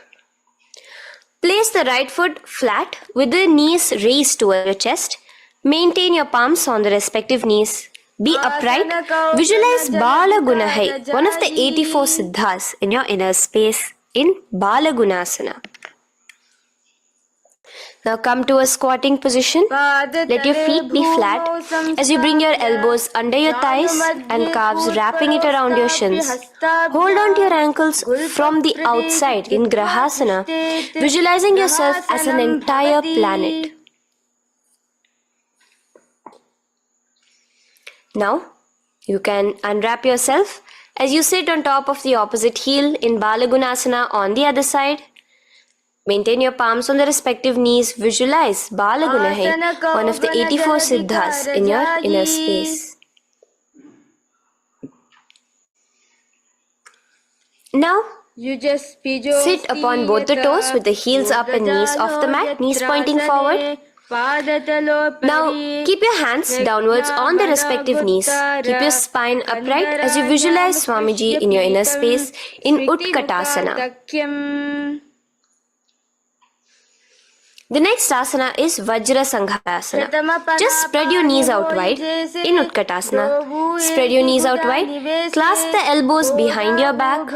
Visualize Swamiji in your inner space in Vajra Sangharasana too. The next asana is Anilasana. Now, sit with your feet hip width apart. Bring your hands under the soles of your feet from inside.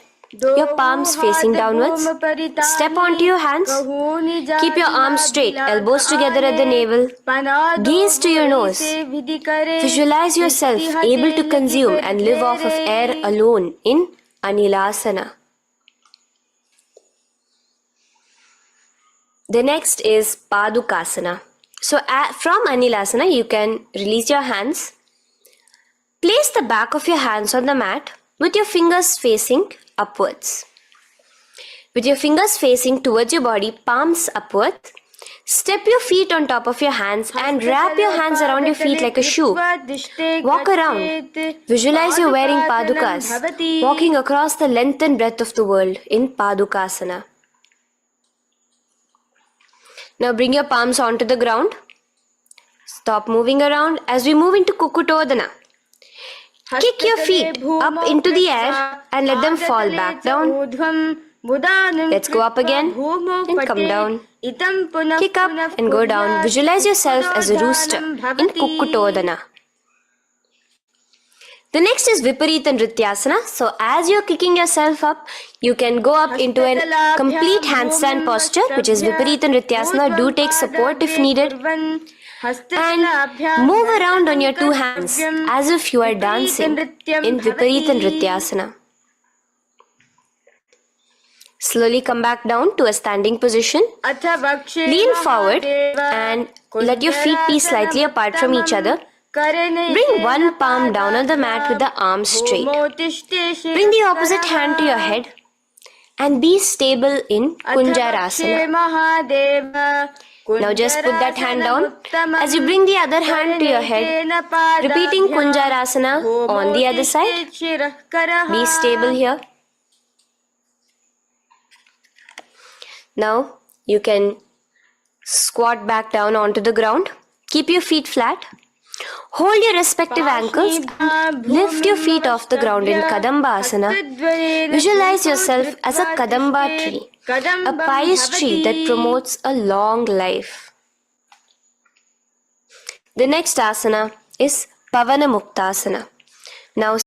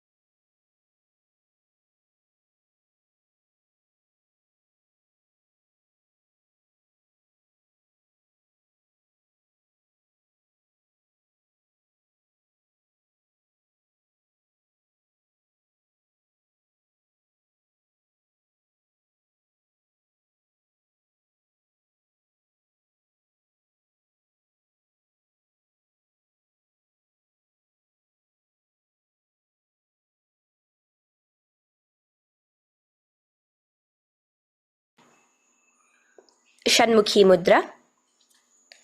And in Yogasana 2, bring your legs into the Padmasana position over the opposite thighs. Keep your hands flat onto the ground beside your knees with the palms facing upwards. Sit straight, gaze at your nose.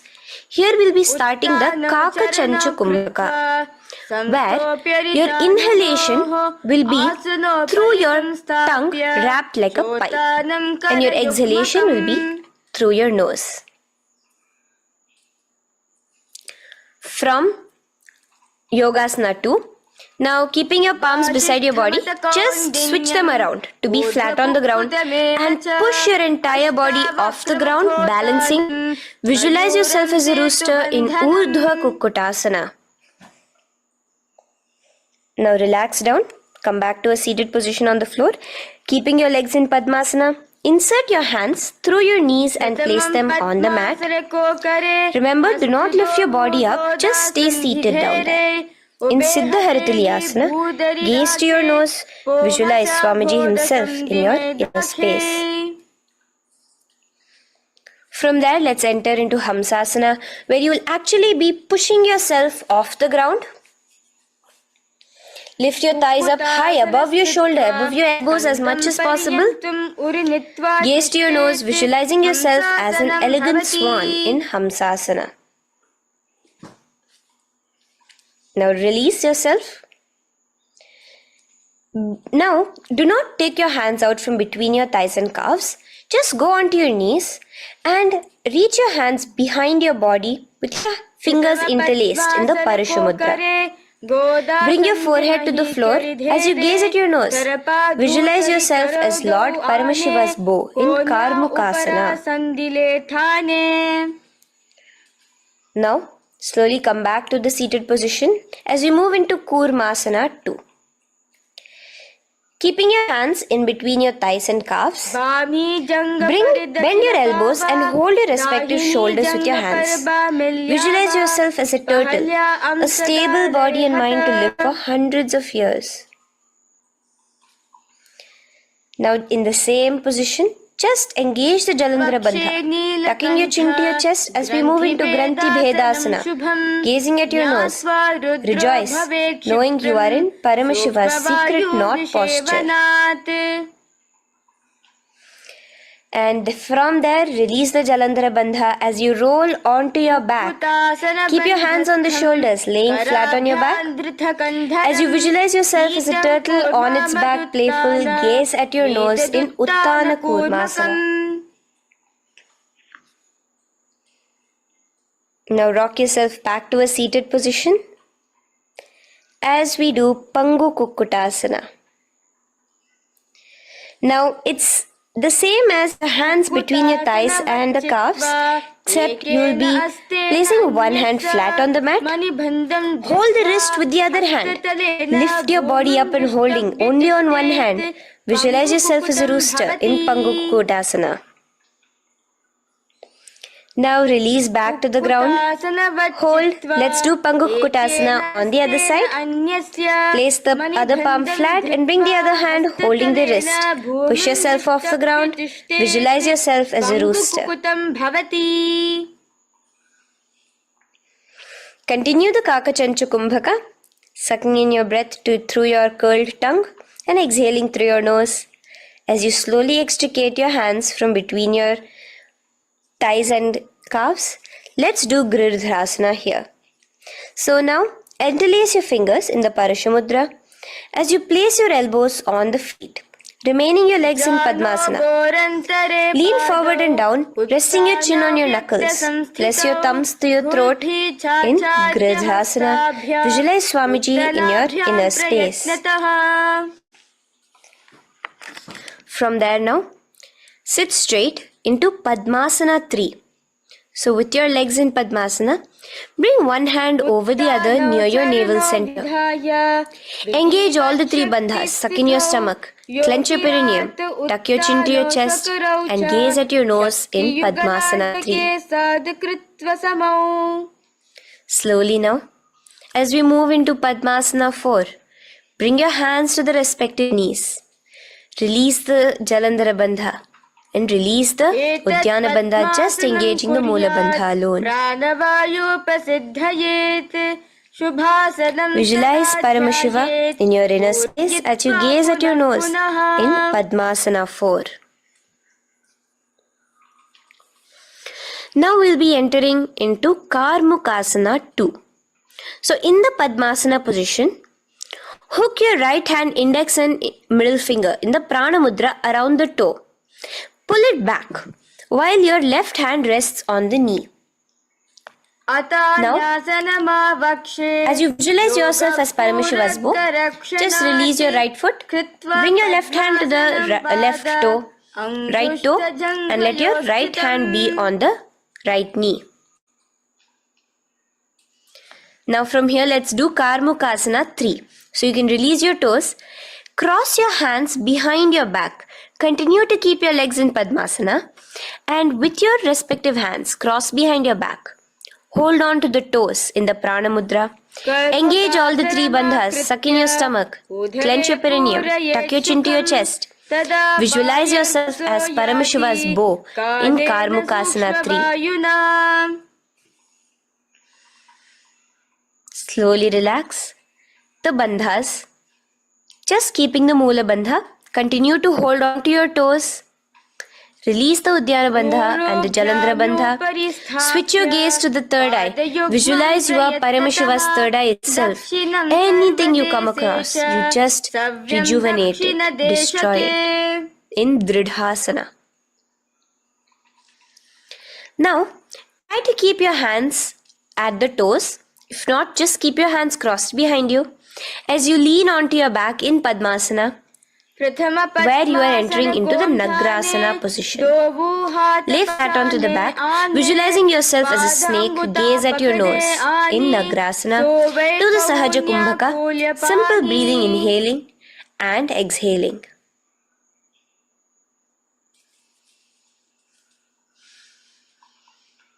Now bring your knees to your chest. Let your hands wrap around your knees. Slowly uncross your Padmasana and bring your knees to your chest. Bring your hands to the Parashamudra, the fingers interlocked on top of your knees. As you pull your chin up to your knees, visualize yourself as a ball in Kandukasana. Now relax. Bring your feet onto the ground, the knees pointed upwards in Urdhva Pavanasana. As you interlace your fingers, bring the interlaced fingers behind your head. Laying down, gaze at your nose in Urdhva Pavanasana. The next asana is Marakata Pithasana. Now, from behind your head, take your hands out and clasp onto your feet. Just step lightly onto your palms. As you push your hips up into the sky, automatically engaging the Jalandhara Bandha. Visualize yourself as a powerful alpha ape in Marakata Pithasana. In the same position now, bring your hands to your hips as we enter into Uttanashiki Pitakasana. Let your weight rest on your elbows as you stretch your legs out straight. Gaze at the nose. Visualize Swamiji in your inner space. From there, continuing to rest on your elbows, kick your feet up high into the sky in Narakasana. Stretch your palms out behind you, flat on the ground. Balance there. Visualize yourself blissfully traveling through hell unscathed in Narakasana. Bring your hands to your hips now as we move into Tiryanaukasana. Angling your legs down at an angle, visualize yourself as a boat crossing the ocean of samsara in Tiryanaukasana. Now from there, come back straight as we enter into Dhwajasana. Keep your legs up high above your body, your hands stretched out down behind you. As you push yourself up, visualize where KAILASA's flag respected across all nations in Dhwajasana. Hold there for a few seconds. And relax now. Flat onto the ground. Palms slightly away from your body. Do not move at all in Mritasana. Your body is dead. Visualize that. Visualize the Supreme Pontiff of Hinduism liberating you. Let your awareness travel to all the parts of your body in the Shakti Chalan Mudra as we do Mritasana.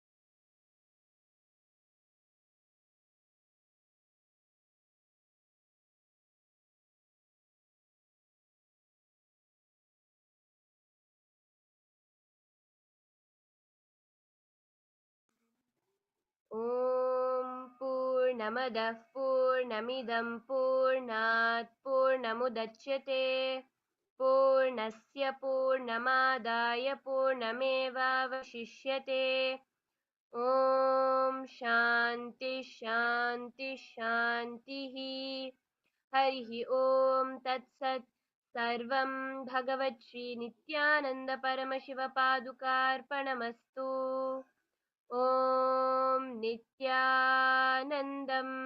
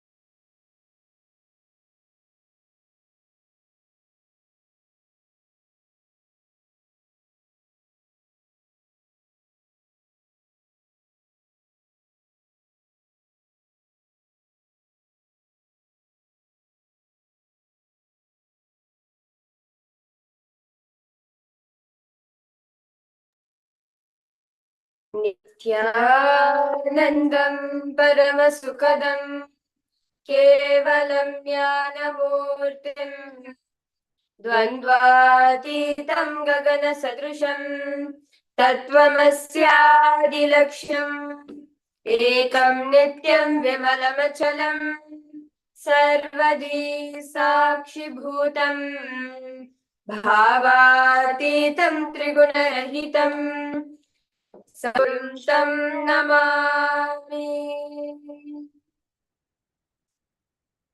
Nithyananda, we welcome all the participants and all the viewers who are joining us live today for the Paramashivoham Level 1 program. As today, all the participants and all of you are entering into the day 2 of this program. In today's program, all the participants, all of you will be learning one of the main important aspects in our life, which all of us want to manifest it, which all of us feel like that is life, is wealth. Awakening the wealth consciousness in you. Throughout the whole day, all the participants, Swamiji is going to be guiding us. The exact very cognitions which we carry within us, the cognitions which we carry, that is the main reason why we're not able to manifest wealth in our life. In today's initiation, understand today's throughout the whole day, all the participants, all of you will be getting to understand different revelation from Chi on the field of how to awaken the wealth consciousness in you by keeping the currency current and having the ability and understanding wherever you are, what can be you do, whatever you're doing, you can still generate the wealth as much as you want. I request all the participants, all those of you who are joined here with us, to settle down on the camera. Ma Shakti, Catherine, Ma Gabrielle, yes, Nithyananda, Ma Rosita. Many of you joining us. I request all of you also to come and do reach out to any of those, Ma Hui Fang Wang. I request all of you also, if you know anyone who is participating in this Paramashivoham Level 1 program, do get them also to log in and join. Today is actually a very important day for all participants. If you feel like, okay, I need to call out my friends also, you feel like they also need to understand this beautiful revelations, you can go ahead and invite them for the program. As throughout the whole day, all the participants, all of you will be getting to understand directly from Swamiji on the science of wealth manifestation. How to manifest, how to generate wealth in your life with the right powerful cognitions and with the right powerful cognitions and experiences given by Swamiji. So right now, let's now enter into the power manifestation. All the participants, all of you did the Nithyananda yoga. I request all the participants to go ahead and post. How was the yoga for each and every one of you? Your experience of today's yoga. Like where all of you are able to well compress us very beautifully. Yesterday we learned the context of Yoga Pada. Why Paramashiva says to follow the Yoga Pada. How important all of us understood through how this whole Paramashivam program, Swamiji designed it very detailedly to experience our ultimate superconsciousness in our life. So I request some of the participants logged in. I request all of you to post your experiences on how was the Nithyananda yoga for all of you. Yes, Nithyananda, Ma Gabrielle, yes. Ma Rosita, Ma Mahavira Surupini, Ma Shakti, Ma Hui Fang Wang. I request all of you to post how was the yoga for all of you. If you have any questions you have on how to do the asanas or any clarifications you want to ask, do go ahead and post in the chat section. So we'll be now entering into the power of the third eye. This science is the science of being able to see beyond the need of the two eyes. Without needing two eyes to see, you'll be able to see everything that is happening in front of you, around you, like you would with your regular two eyes, but not it, actually. This science is what Paramashiva has revealed in the Vijnana Bhairava Tantra, Sutra 34, Dharana 11. Paramashiva says, Kapalan manonyasya tishtan nilitalochanaha kramena manaso dadhyat lakshaye lakshamuttamam. Very beautifully the meaning was Paramashiva says, by fixing the mind on the inner space within the crown center and sitting stably without any movement, having the eyes closed in sustain by the stability of the mind and inner space. Through the power of the third eye, one directly sees the ultimate goal, Lakshan, by having the vision beyond the sight that reveals any object or place, attaining the space of one with the source, Paramashiva. So basically, Paramashiva is saying that when you concentrate in your inner space, when you concentrate on pure inner space, when you experience the space where you go beyond mind, where your mind experiences complete stability, calm, stableness. At that moment of time, you manifest the power of third eye reading as your complete union, as in complete oneness with Paramashiva. And in the Bhagavad Gita, Bhagwan Sri Krishna also speaks about this power in the chapter 11 of the Bhagavad Gita, verse 8, where he says, Divyam dadamite chakshuhu pashame yogam ishwaram. He's saying to Arjuna, all of us know the whole Bhagavad Gita is the conversation between Arjuna and Sri Krishna. And Sri Krishna giving the Arjuna the ultimate cosmic form. Before that, he says to Arjuna that the two physical eyes which you're having does not have the ability to see my cosmic form. Therefore, I initiate you the third eye. The Divya Chakshu is the third eye. He initiates you in the third eye so that you can hold my cosmic opulence. And the whole narration of the Vishwarupa cosmic form, of the Vishwarupa Darshan, the cosmic form of Sri Krishna. It is completely enlightened by Arjuna as he sees Krishna through his third eye. And furthermore, in Swamiji's life himself, Swamiji has powerfully experienced this power. What happened was once Swamiji was sitting in the Pavarakundra rock, the Coral Hillock, a rock in that hill in Tiruvannamalai, his birthplace. So Swamiji was a very intense process, but Swamiji says I used to do it very casually, like a game, of looking in to see the source of the thoughts. What is creating the thoughts in me? What is creating the pain in me? So Swamiji was looking into this, and at that time, suddenly that seeking to find the source overtook Swamiji. And a experience happened by which Swamiji was able to, sitting there meditating with his eyes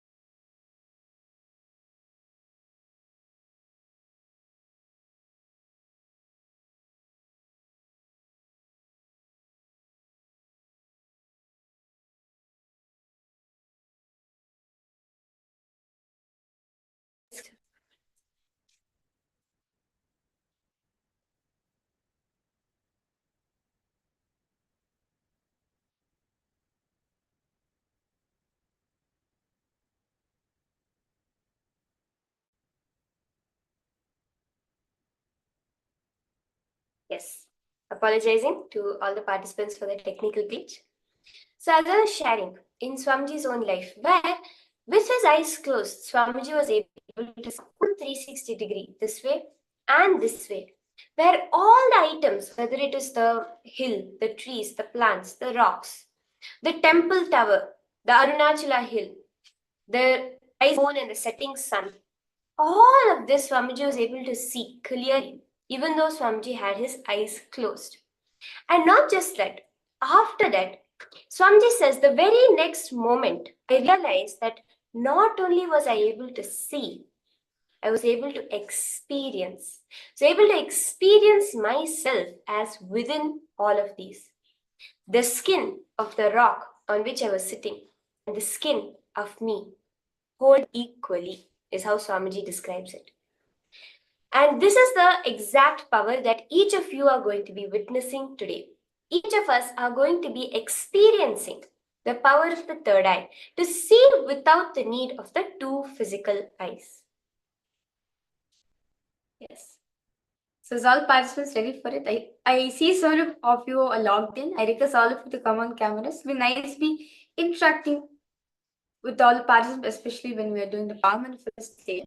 So I request all of you to please settle down with the eye band as we are going to be manifesting power of third eye reading.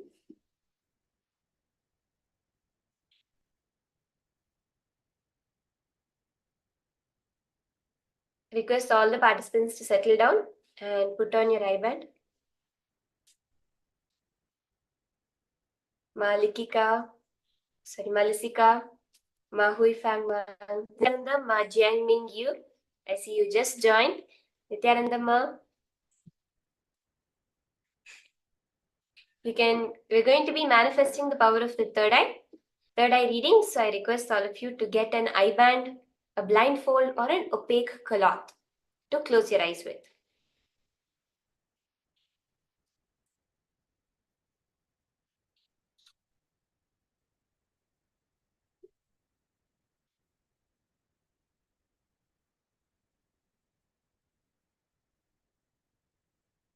Yes, all of you can close your eyes, tie your eye bands.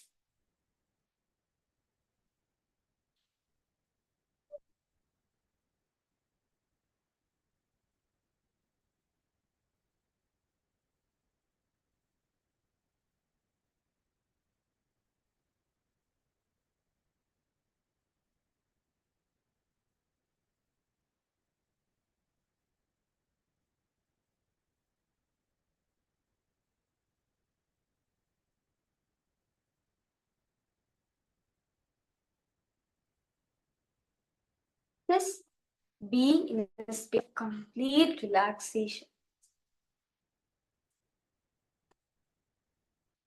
In the space of oneness with Paramashiva. Just unclench. If there's any thoughts, any doubts, any emotions coming inside of you, somewhere you're not able to believe that this is possible, or you're wondering, what am I even doing?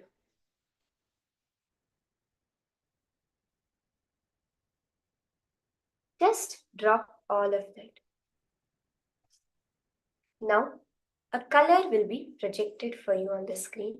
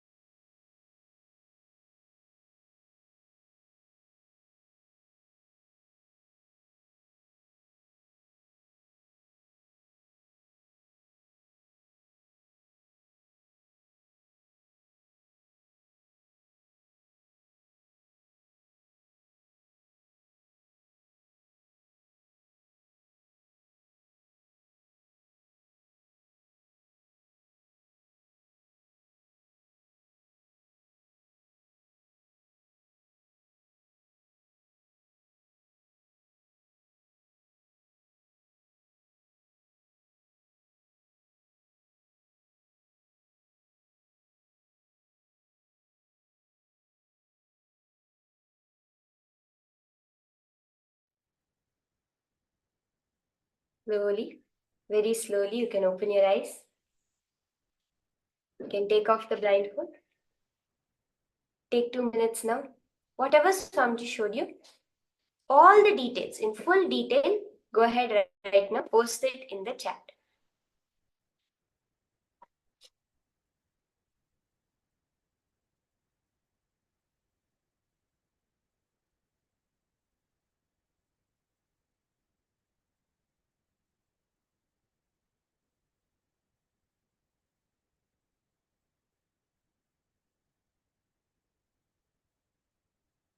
Great. Okay, Rosita. Anything else Swamiji showed you, ma? Like how did the color gray come? As a color, as a word, as a feeling? Anything else? Any kind of pictures or other visualizations Swamiji showed you, ma?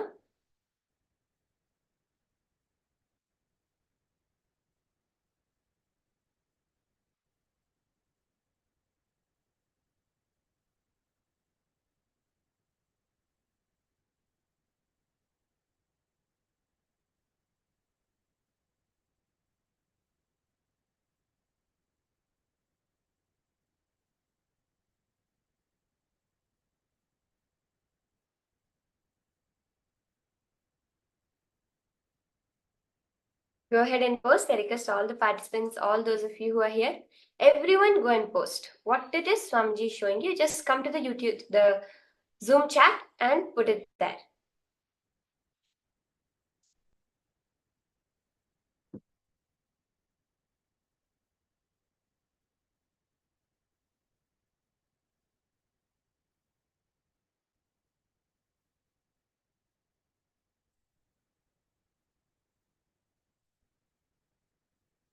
So now we'll be showing all of you the answer. So for all the participants, the exact color which is picked for all of you is the color Maroon. So it is a dark red maroon. the color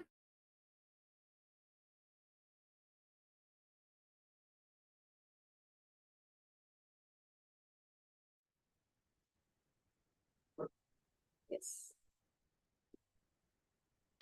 See, they're not very Rosita. See, you're able to see colors. That's actually a very good sign. Swamiji says, as we're just entering the day 2 of the program, it's actually a very good thing when you're actually starting to see colors. So I request we just keep going, ma. You see, as you continue to manifest for the rounds of the manifestation, you'll see that you'll actually start manifesting. You'll actually see colors through it. Then slowly you'll see pictures like this. Like this, you'll be able to do every single thing through it. You'll be able to read the book through that. So actually, it's a very good thing, ma. As the day 2 of the Paramashivoham program, you're able to see colors. That's really nice and great, ma.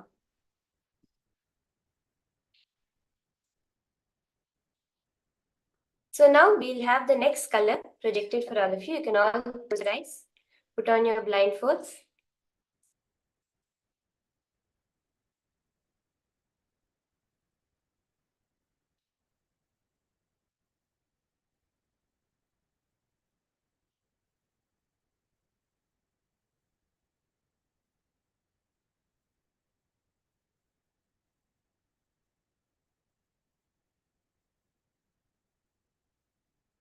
And now connect to Swamiji after you've closed your eyes.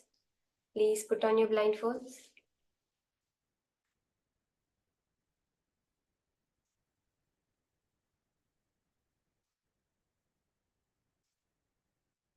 I request all of you to close your eyes.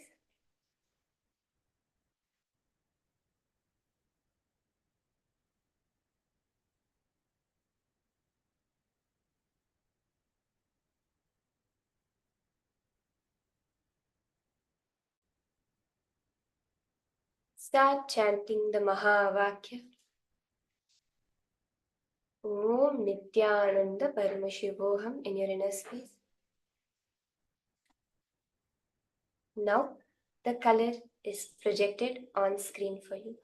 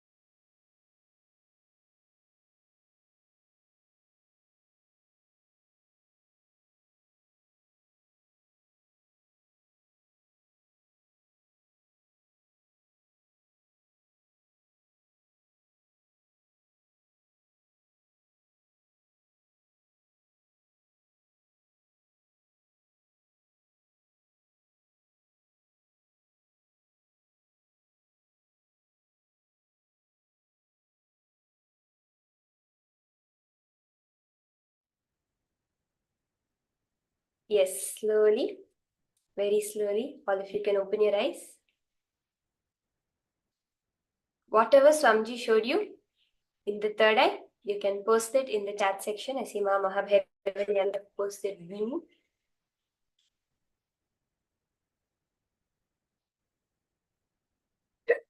Whatever color Swamiji showed in your third eye, just go ahead and exactly and post it in the chat.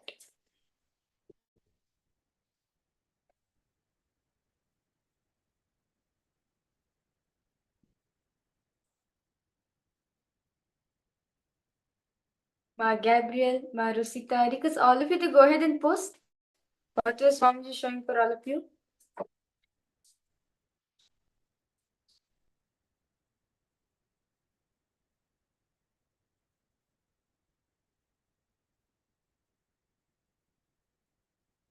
Okay, let's see the answer now. The color that was projected to all of you was actually the color white.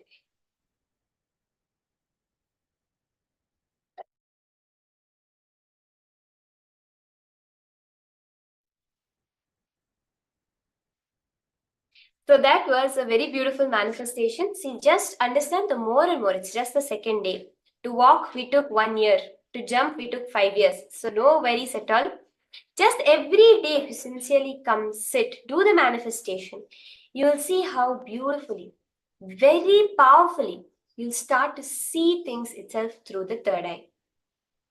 So with this, we'll now be entering into the next session. The next session of the day, where we are going to be starting our journey into wealth manifestation.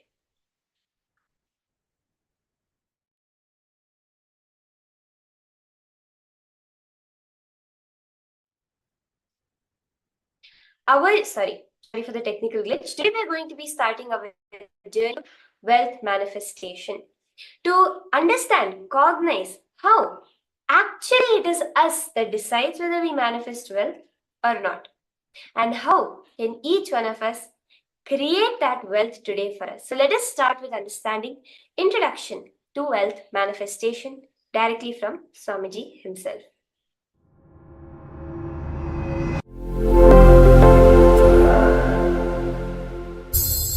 Mahavira,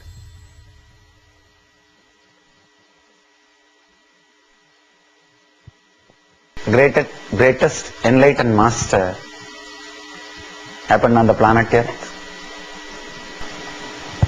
He is the only master who is able to create a technology or the formula to reproduce not only enlightened beings, to create the purest tradition.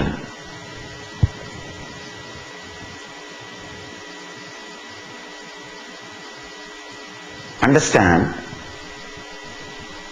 Vedic tradition, or the traditions which are born in India, we can really be proud of one important thing. You can't misunderstand Mahavira. You can't. He has gone to the extreme of great spiritual truths. Not only he expressed in his life, even the teachings which he created are the next generation which he created, in them also he has instilled these great truths in its purest form. Understand?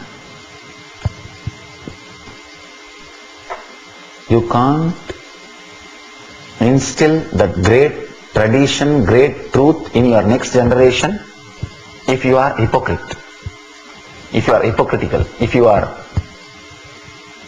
saying one thing and living in the other way. Because the next generation, the immediate generation, is going to only see you and learn. It is not going to learn from what you are teaching, it is going to learn only from what you are doing. Maybe after 200-300 years, nobody will know what you did. They will learn from your teaching. because only the teachings are recorded and kept. But the first generation is going to learn only what you do. If the first generation people are truthful, honest, spiritual, without violence, that means the master lived a pure life. Master lived beautiful life. Except Mahavira, there is no other master who can boast the beautiful first generation. Means enlightened first generation, who did not fight with themselves. The moment master dies, first thing will happen is fight among the disciples. The problem among the disciples. Only Mahavira can boast there is no fight, there was no trouble, even after he left the body. The first generation was completely enlightened. The reason is he lived that kind of life. One more thing, before entering into any enlightened master's teachings or any great master's teachings, you should analyze to whom it is delivered, for what purpose it is delivered, because you should see the ulterior motive of the teaching. What for those teachings are delivered? He came and he said, I take bath every day in Ganges 3 times and I do all the Sandhya practices. So he started boasting and he claimed that he will achieve the highest moksha, heaven. Vivekananda said, just taking bath in Ganges, you will become God, means then fishes which are in the Ganges, they are the gods and holiest creatures. So I can't say just taking bath in Ganges will make you holy. The guy was shocked, the traditional Pandit, and he left the place. After a few minutes, a young guy came, graduate from Calcutta University.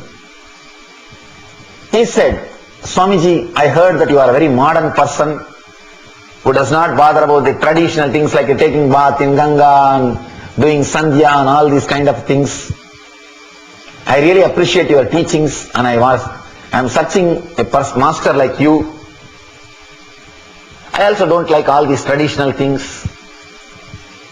Vivekananda said, who told you? Every day I take bath in Ganges and I worship Ganga. Who told you? I don't acknowledge all these traditional things. I respect tradition. I live according to tradition. The young man said, oh, is it so? Anyhow, Vivekananda gave few teachings and young man left. Old man also received the teachings which is for him. Young guy, he also received the teaching which is for him. Now the disciple was sitting at the feet and watching both the scenes. He got confused. Just like you all now. He asked, what is this? What are you telling? When that man came, you said different thing. And when this guy came, this young guy came, you are telling something else. What do you mean? Vivekananda says beautifully, that teaching for that old man, this is for that young man who needs what kind of teaching. That is given to him. For you, press my feet.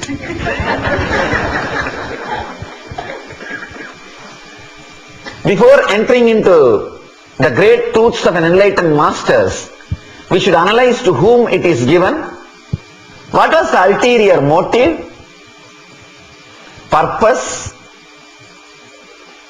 then we should enter into the teachings. Only then we will be able to understand,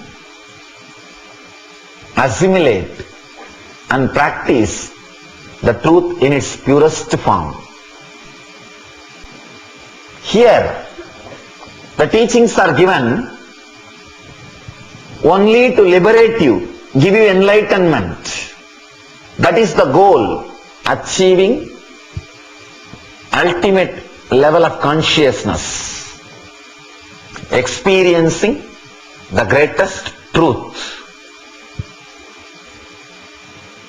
But if you see the beauty of these teachings, see, this whole philosophy of Mahavira looks life negative, but all the followers of Mahavira live with such richness. We should enter into the paradox. We should analyze how this happens. Here, Mahavira is not giving any management techniques. He is not management guru. In the modern day, all our philosophies are, the teachings are used for management, or there are so many management books which came based on the Vedic tradition. Even the so-called masters in the modern day, they all became management gurus only. But Mahavira is not a management guru. He is not giving you any solutions related to the outer world. But the very teachings, when you follow, the expansion of the inner space which happens, as a side effect of that expansion, byproduct of that expansion, wealth accumulates around you. Understand? If I say Mahavir is the ultimate management guru, not only for the inner world, even for the outer world, he never speaks about how to create or manage the wealth. All he does, he creates a beautiful inner space in which you can accommodate many things. He is not talking about Karma Yoga. If he talks about Karma Yoga, you can use those words and make him as a management guru. The other day I was reading an article in Wall Street Journal. The Gita is taking a big shape. Gita is getting an important place in many corporate companies of US. They are using for management. Mahavir is not talking anything about Karma Yoga. You can easily use teachings related to Karma Yoga for management. He is not talking anything. He simply does something in your consciousness. You become a leader. He is not telling that you should become a leader. He just makes you a leader. He creates a beautiful inner space. One important thing you should understand. When your inner space is expanded, when you are living with inner richness, outer richness follows you. Not only follows you, it becomes your servant.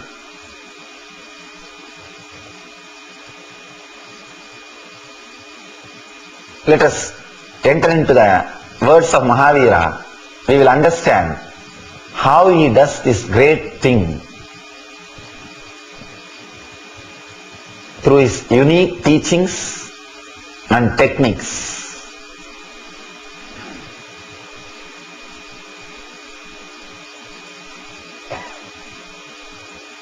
So, before entering into the sutras, let's all remember the great master Mahavira and all other Tirthankars, all other great masters, by repeating this mantra. If you all know this mantra, you can repeat. Otherwise, at least remember all the great masters, all the Tirthankars, all the sadhus, all the siddhas, all the acharyas. who preserved the science of enlightenment, who protected the science of enlightenment. And let us offer our humble respects to them before entering into their teachings. Let us pray to them. Let them give us intelligence. Let them bless us to realize the truths of their teachings, to experience the truths of what they are teaching to us, to experience what they really want us to learn, what they really want us to do, how they want us to be. Let us pray to them. Namo Arihantanam, Namo Siddhanam, Namo Ayaryanam, Namo Vajjayanam, Namo Loye Savasahunam, Eso Panchanamakaro Savapavapanasano, Mangalanam cha Savesim, Padamam Havaihi Mangalam.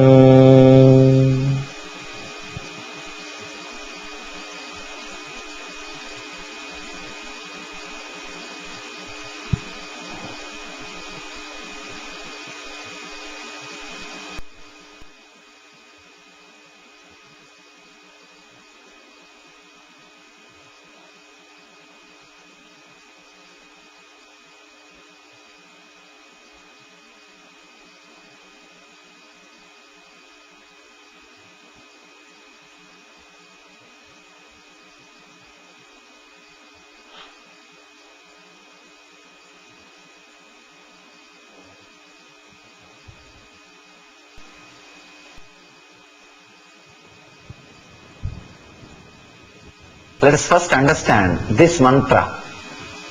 It's such a wonderful mantra.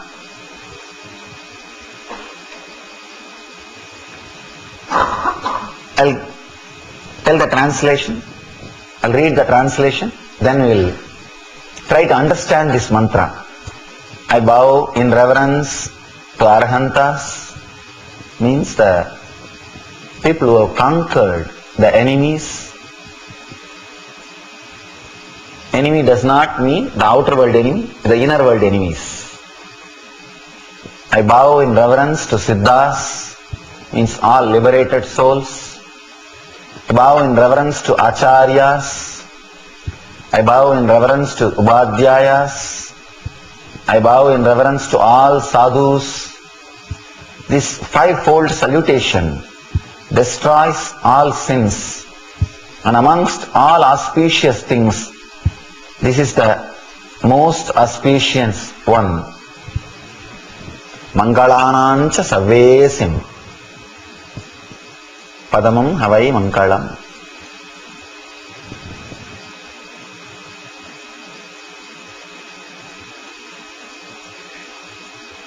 This mantra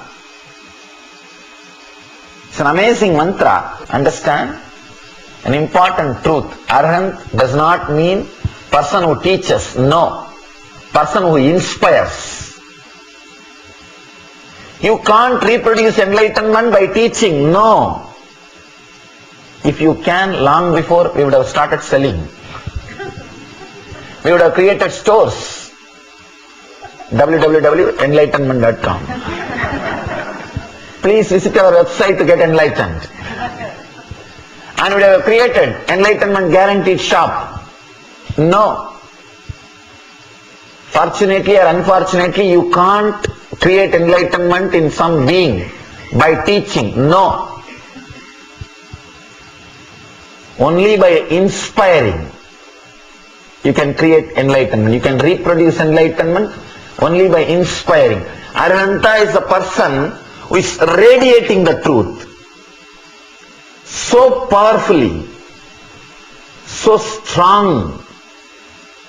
His presence is so intense.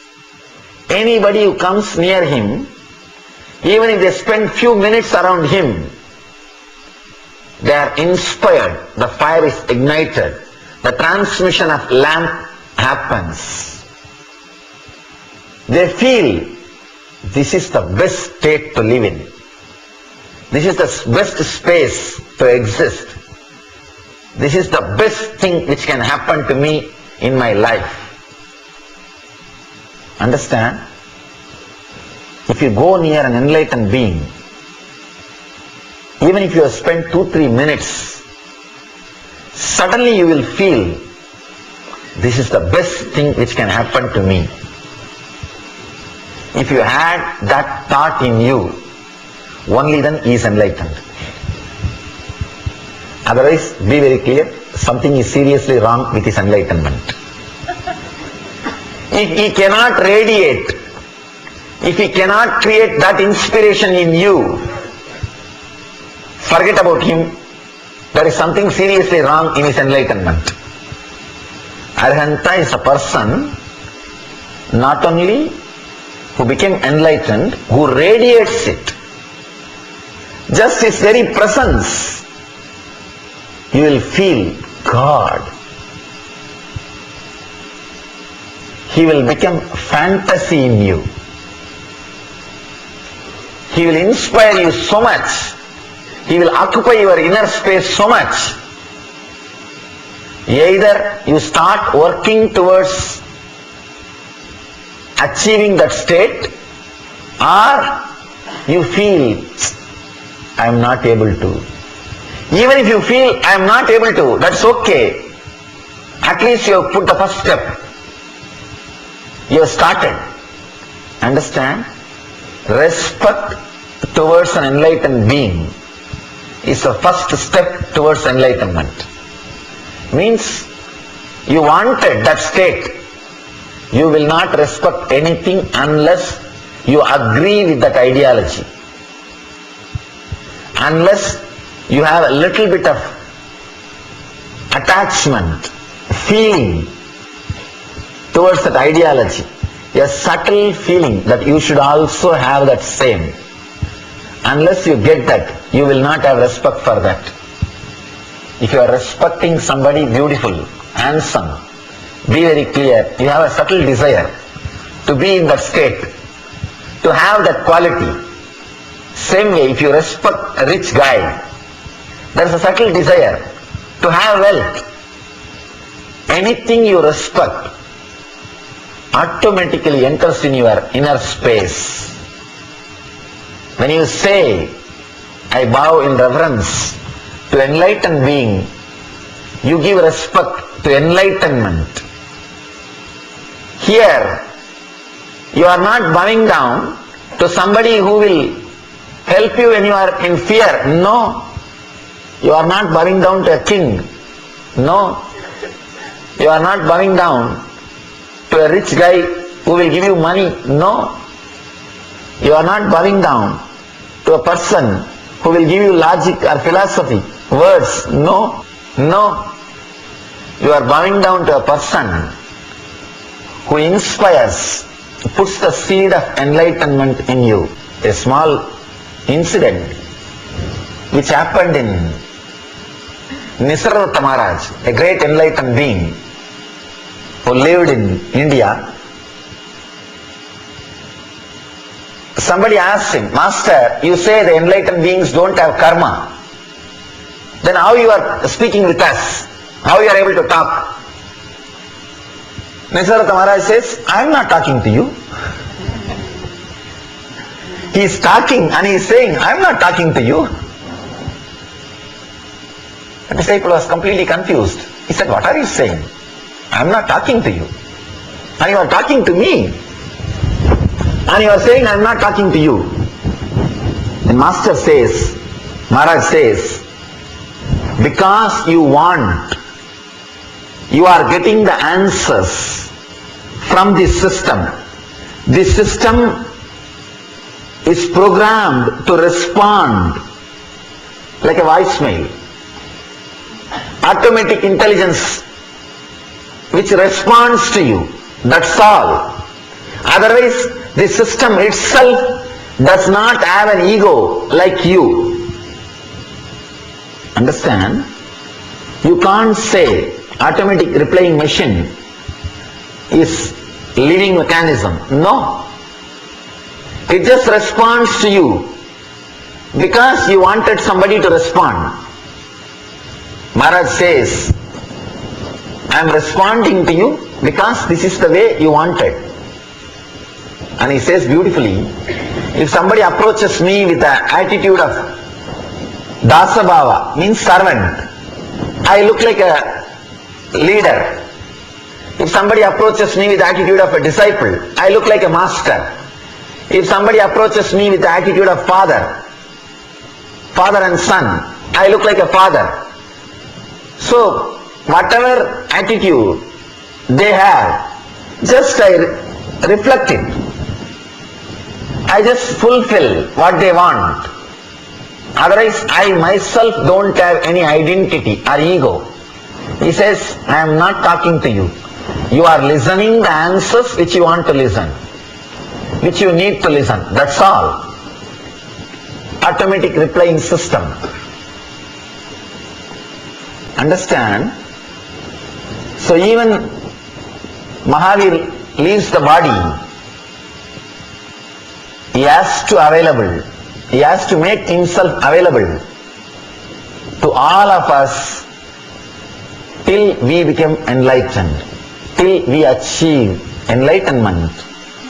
He has to make himself available. The moment you remember these great masters, you will see their presence is there in front of you. And next line, I bow in reverence to Siddhas, means the liberated souls. The word Namo, you should understand that word also. Namo means you offer I and mine, ahankar and mamakar. Na mama, ahankar and mamakar, you offer both, me and mine, I and mine. See, important thing, it is very easy to offer mine, means wealth. You can very easily give wealth, check. Because after some time, all rich guys feels the futility of wealth. What will you do? What will you do? Now you can buy anything which money can buy. After all these basic things, what will you do with the money? Maybe more and more zeros are getting added in your bank balance sheet.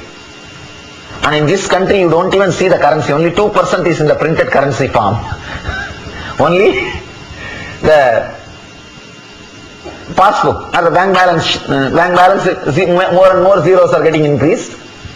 And for that zeros you give your whole life and you are constantly running. And finally, the person who is making you run, only those leaders' egos are expanding and you don't even know what are you going to do. And suddenly you will leave all the zeros one day and become zero. And after some time, all rich people feel the futility of wealth. What to do? It's okay. It is very easy to give money. I have seen all rich guys erecting temples in every city. Why? They understood there is no value. There is no value. Money is valuable only till you achieve all your basic needs. That is why people are kept in poverty without giving them the feeling that they have all the basic needs. They have enough wealth to take care of all the beings who are already on the planet Earth. We can give them food, we can give them clothes, we can give them shelter, we can give them medical care, all the basic care we can provide. It's a cunning strategy created by the so-called leaders to keep common man in poverty without fulfilling his basic needs, so that he will run, work and create more and more infrastructures, and these guys' ego can be fulfilled. Understand, we have everything. A right strategy is all we need. Right planning is all we need. And we have enough intelligence. And first time we are facing a situation where so much of intelligence is available and so much of technology and science has done miracles. We have everything and we can take care of the whole society. All the basic needs can be taken care. It's not big thing. Rich guy knows money is valuable only for a common man who has not achieved fulfillment in his basic needs. Giving the mind is not a big thing, very easy. But giving I is the real thing. Giving I is the real thing. If you give I, you become God in the temple. If you give mind, you become a person who build temples. That's all. Mahavira became Mahavira because he gave I. He gave away the I. He dropped the ego. He has gone beyond the ego. He has gone beyond the I and mind. Understand? Do you want to be a donor or do you want to be a person who is sitting inside the temple? You want to become a worshipper or the person who receives the worship? The moment you give away the I, you become a person who receives the worship. If you are giving away only the mind, you are worshipper. Person who gives up I and mind both, he becomes the Arihanta. Now, when you give away your I and mind to the Arihantas, you achieve the same state in which they are living.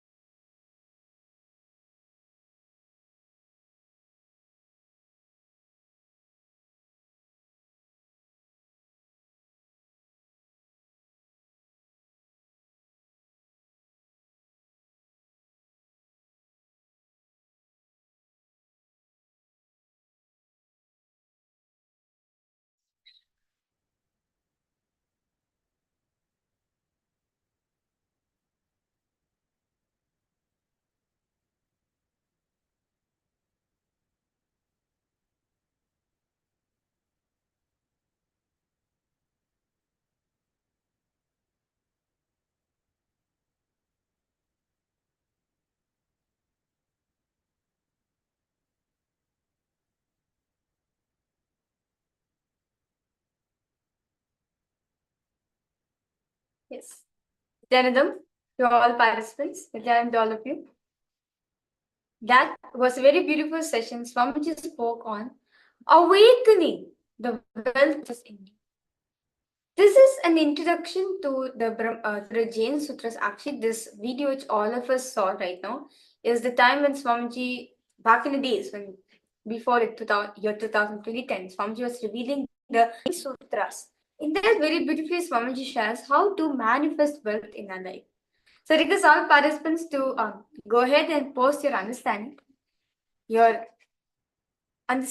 and your powerful cognition which you got from this session. How to accumulate wealth by expanding your inner space. See, all of us feel one thing. How can I manifest wealth if I expand my inner space? Well, Swamiji shares very beautifully. Wealth starts manifesting from the space in which you are in. If your space expands, wealth also starts expanding.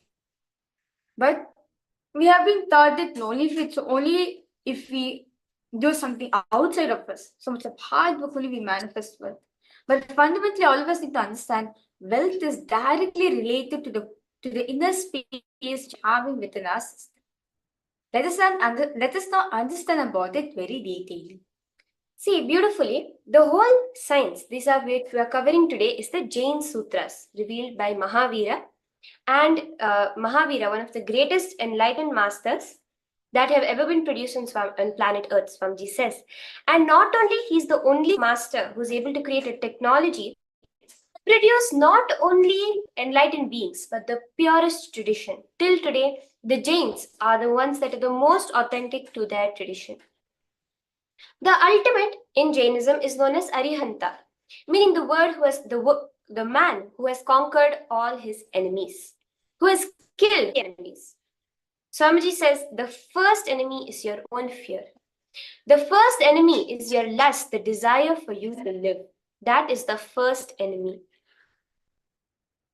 Mahavira has conquered that enemy, the fear, and that is why he was able to tell the truth as it is. Beautifully, the first verse says, Namo Arihantam. I bow down in reverence to those Arihantas who achieved the highest truth. Arihanta is not a person who teaches, he is a person who inspires, whose presence itself will inspire you to live the life that he is living.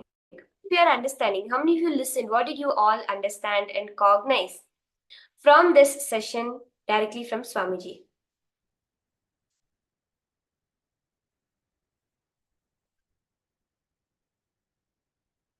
He radiates that enlightenment. That being is the Arihanta.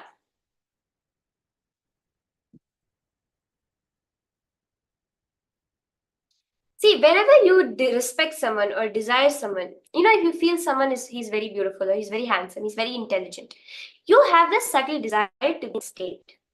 So when you bow down to the enlightened being, you're giving reverence to that state so that you will be able to achieve that state. Bowing down to the enlightened being is you allowing the enlightenment to happen in you. Arihanta is a person who creates the group consciousness inside a being. All the fragmented parts of you, all the parts of you that want different things, your indriyas, they become one. They want together. So Swamiji is explaining who is an Arihanta, the being of whom is beyond anything related to the society. All kinds of duality, he is beyond that.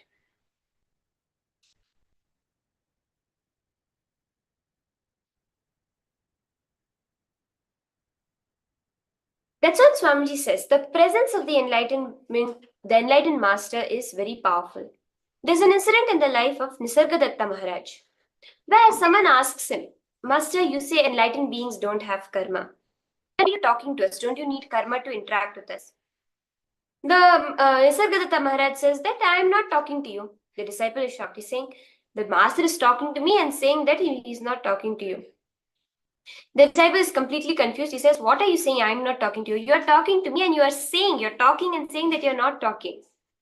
Then Nisargadatta Maharaj very beautifully says, because you want it, you are getting answers from the system.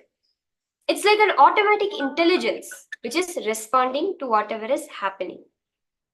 It's just a living mechanism that has an automatic response to whatever the society puts the expectation on it.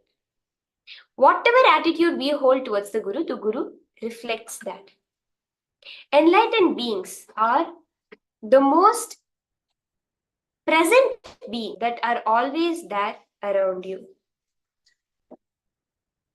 Beautifully, the Mahavira says, Namo Arihantam, Namo Siddhanam, Namo Ayariyanam, Namo Ujjayanam, Namo Loi Sava Sahunam, Esho Panch Namo Karo, Sava Pava Panasano, Mangalancha Saveshi, Padmam Have Mangalam. I bow down in reverence to the Siddhas, liberated souls. Namo means I offer my I and mine. Ahankara and Mamakara. Na. Ahankara and Mamakara, you're offering your I and your mind down to the enlightened beings. Swamiji says actually it's very easy to offer your mind, meaning the wealth. To perceive as yours, okay? I have wealth, I have property. To give that up is very easy.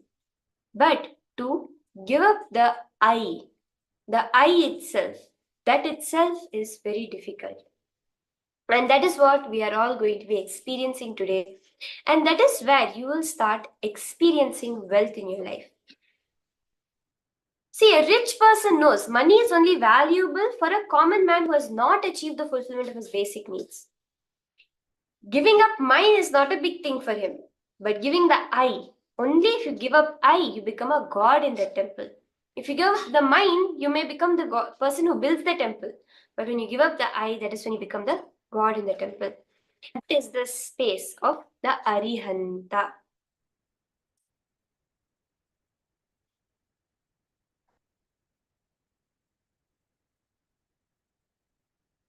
Are we all understanding who an Arihanta is? Yes? Yes or no? Are we understanding who is an Arihanta? Yes. Okay. So let's have a small process. Now we'll be entering into a short meditation to cognize, to understand this, okay? We're going to be just repeating this mantra.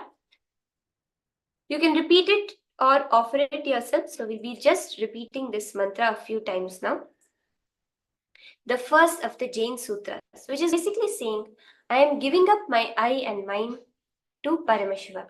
I am surrendering both my I and mine.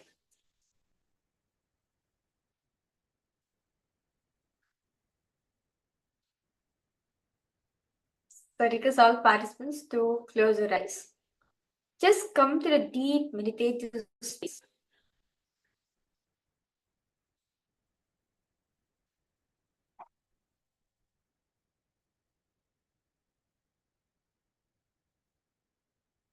And let us start it.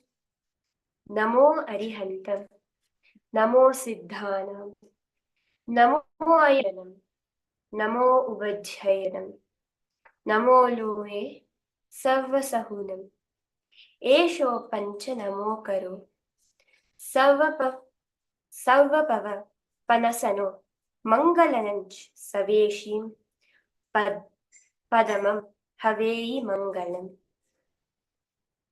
Namo Arihantam, Namo Siddhanam, Namo Ayariyanam, Namo Uvajjayanam, Namo Loe Sarva Sahunam, Esho Pancha Namo Karo. Sarva Pavanasano, Mangalanancha, Saveshim, Padamam Havei Mangalam. You can all repeat after me. Namo Arihantam, Namo Harihantam, Namo Siddhanam, Namo Siddhanam, Namo Ayariyanam, Namo Ayariyanam, Namo Uvajjayanam, Namo Uvajjayanam, Namo Loe Sarva Sahunam, Namo Loe Sarva Sahunam, Esho Pancha Namo Karo, Esho Pancha Namo Karo, Sarva Pava Panasano, Sarva Pava Panasano, Mangalanancha Saveshim, Mangalanancha Saveshim. Padamam Haveyi Mangalam. Padamam Haveyi Mangalam. I request all of you also to repeat along this very powerful mantra to surrender the I and mine. Just offer yourself with intense devotion. Close your eyes. Namo Arihantam. Namo Harihantam. Namo Siddhanam. Namo Siddhanam. Namo Ayariyanam. Namo Ayariyanam. Namo Uvajhayanam. Namo Uvajhayanam. Namo Loye Sarvasahunam. Namo Loye Sarvasahunam. Esho Pancha Namo Karo. Esho Pancha Namo Karo. Sarva Pavapanasano. Savya Pavapanasano. Mangalanancha Saveshim. Mangalanancha Saveshim. Padamam Haveyi Mangalam. Padamam Haveyi Mangalam. Namo Arihantam. Namo Siddhanam. Namo Harihantam. Namo Siddhanam. Namo Ayariyanam. Namo Uvajhayanam. Namo Ayariyanam. Namo Uvajhayanam. Namo Loe Sarvasahunam. Namo Loye Savya Sahunam. Esho Pancha Namo Karo. Esho Namo Karo. Sarva Pavapanashano. Savva Pavapanashano. Mangalanancha Saveshim. Mangalanancha Saveshim. Padamam Haveyi Mangalam. Padamam Haveyi Mangalam. Namo Arihantam. Namo Siddhanam. Namo Harihantam. Namo Siddhanam. Namo Ayariyanam. Namo Uvajhayanam. Namo Ayariyanam. Namo Uvajhayanam. Namo Loye Sarvasahunam. Namo Loye Savya Sahunam. Esho Pancha Namo Karo. Esho Pancha Namo Karo. Sarva Pavapanashano. Savya Pavapanashano. Mangalanancha Sarveshim. Mangalanancha Saveshim. Padamam Haveyi Mangalam. Padamam Haveyi Mangalam. Namo Arihantam. Namo Siddhanam. Namo Harihantam. Namo Siddhanam. Namo Ayariyanam. Namo Uvajhayanam. Namo Ayariyanam. Namo Uvajhayanam. Namo Loe Sarvasahunam. Namo Loye Savasahunam. Esho Pancha Namo Karo. Esho Pancha Namo Karo. Sarva Pavapanashano. Savya Pavapanashano. Mangala Sarveshim. Mangalanancha Saveshim. Padamam Haveyi Mangalam. Padamam Haveyi Mangalam. Namo Arihantam. Namo Siddhanam. Namo Harihantam. Namo Siddhanam. Namo Ayariyanam. Namo Uvajhayanam. Namo Ayariyanam. Namo Uvajhayanam. Namo Loye Sarvasahunam. Namo Loye Savya Sahunam. Esho Namo Karo. Esho Pancha Namo Karo. Sarva Pavapanashano. Savya Pavapanashano. Mangalanancha Saveshim. Mangalanancha Saveshim. Padamam Haveyi Mangalam. Padamam Haveyi Mangalam. Namo Arihantam. Namo Siddhanam. Namo Harihantam. Namo Siddhanam. Namo Ayariyanam. Namo Uvajhayanam. Namo Ayariyanam. Namo Uvajhayanam. Namo Loye Sarvasahunam. Namo Loye Savya Sahunam. Esho Pancha Namo Karo. Esho Pancha Namo Karo. Sarva Papanashano. Savya Pavapanashano. Mangalanancha Saveshim. Mangalanancha Saveshim. Padamam Haveyi Mangalam. Padamam Haveyi Mangalam. Namo Arihantam. Namo Siddhanam. Namo Harihantam. Namo Siddhanam. Namo Ayariyanam. Namo Uvajhayanam. Namo Ayariyanam. Namo Uvajhayanam. Namo Loe Sarvasahanam. Namo Loye Savya Sahunam. Esho Pancha Namo Karo. Esho Pancha Namo Karo. Sarva Pavapanashano. Savya Pavapanashano. Mangalanancha Saveshim. Mangalanancha Saveshim. Padamam Haveyi Mangalam. Padamam Haveyi Mangalam. Now just sit for a few minutes in the space of completely surrendering your I and mine. Anything you perceive as yours, And most importantly, anything you perceive as you, surrender that at Swamiji's feet.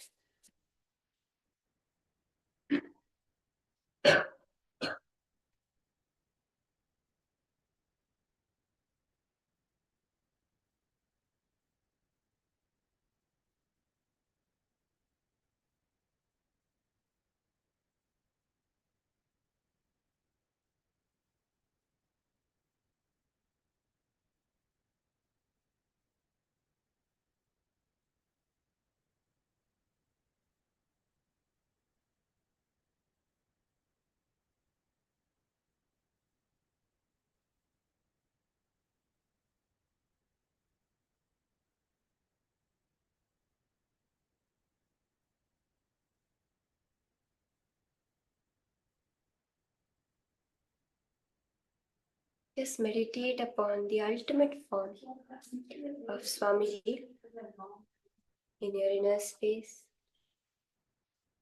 Whatever you feel as you, it can be your body, your identity, your physical features, some qualities inside of you. Allow yourself to surrender all of that.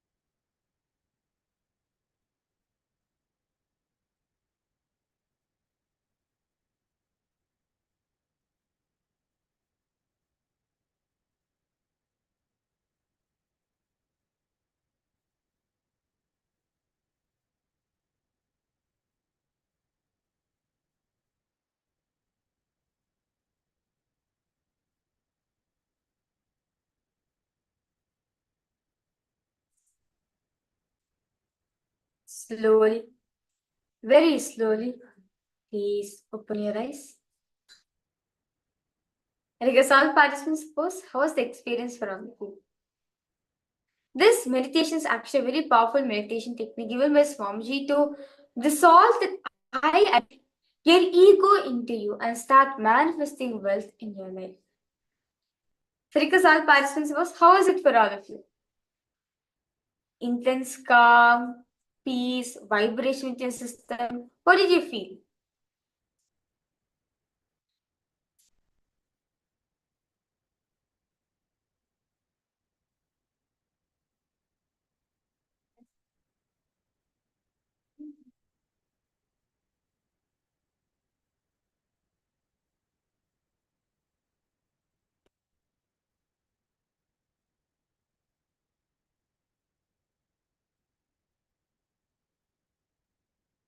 High energy in the Ananda Gandha. Very nice.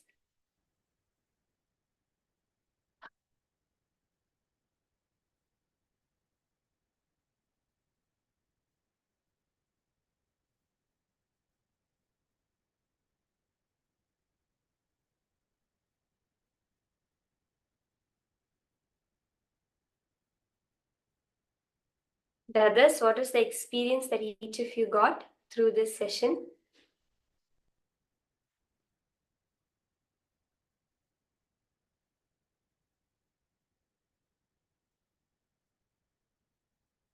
Okay, now let's with that enter into the palm station. So, for all the participants in this round, all of you are going to be manifesting the power of Anima Mahima. Actually, this set of powers are actually Pashta Mahashaktis, meaning the 8 Shaktis given by Paramashivoham. And in the Shaktis, there's 2 powers called the Anima and Mahima. Mind's ability to become tall, expanding how much you want to be. Anima is making yourself into a small thing, decreasing anything of its size. And this is what Paramashiva has revealed beautifully in the Paushkaragama. Paramashiva said, Anima Parama Anvade Apisukshmatarastitihi. Anima is the power to become so small, being all pervasive by being small, smaller than even the atom. And Mahima Vyapjasthanam Brihad Dehendriyadibihi. Mahima is the power to be all pervasive by assuming large form, increasing the size of something. So today we are all going to be playing with this power of altering the height. So we'll be first starting with altering the height of an object. So for that purpose, because today we are experiencing the wealth manifestation. By surrendering the I and my, actually, the wealth consciousness within you, your idea of who you are has expanded. And when that expansion happens in the inner space, automatically you will see how manifest the power, manifest wealth in your life. So now we are going to be starting with this power. And for this power, you need to get any one object that you want to change the height of, change the size of.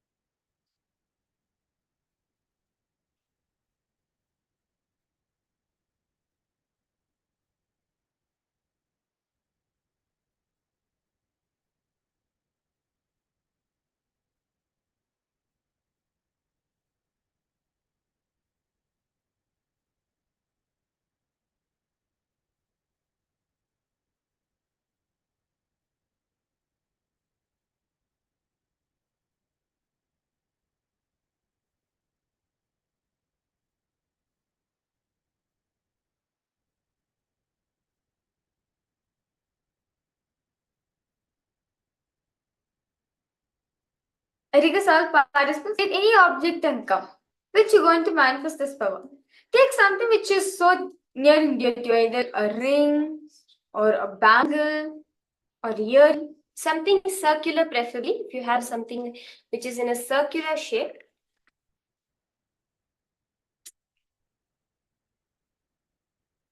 Something which you strongly associate with wealth or with abundance. Maybe a gold ring, it can be a gold ring or a bangle.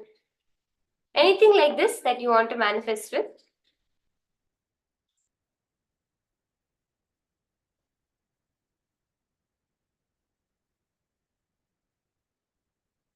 And start with measuring its current height.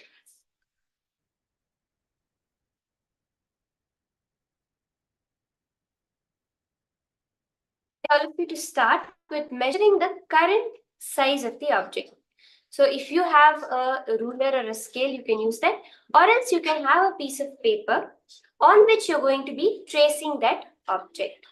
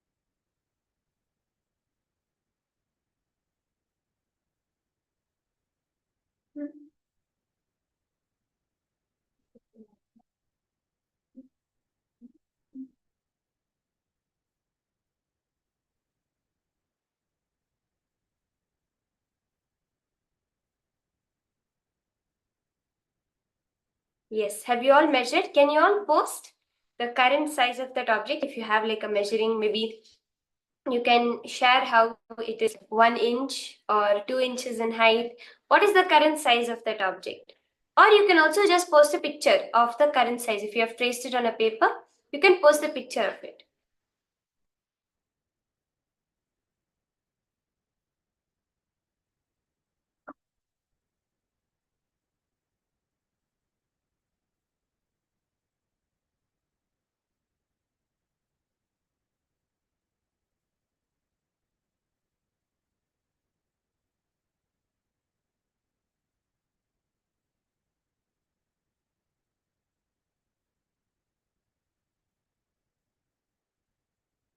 Yes, I request all of you, all the participants, go ahead and post.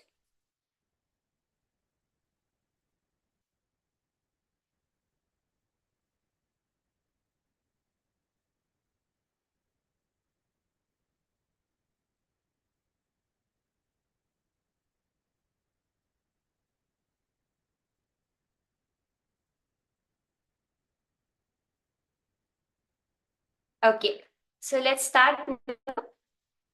Have you all measured the height of the object? Yes? Can I see a thumbs up from all of you? Yes, okay.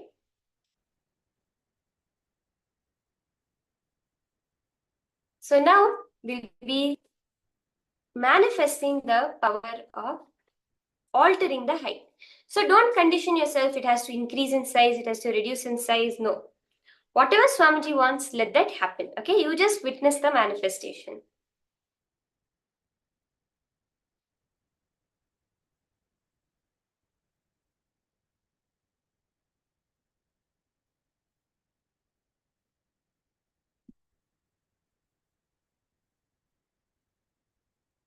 Nithyananda, Ma, Karini, Shivanatarajan, I see you have joined here. Yes, Ma. We're just starting the power manifestation.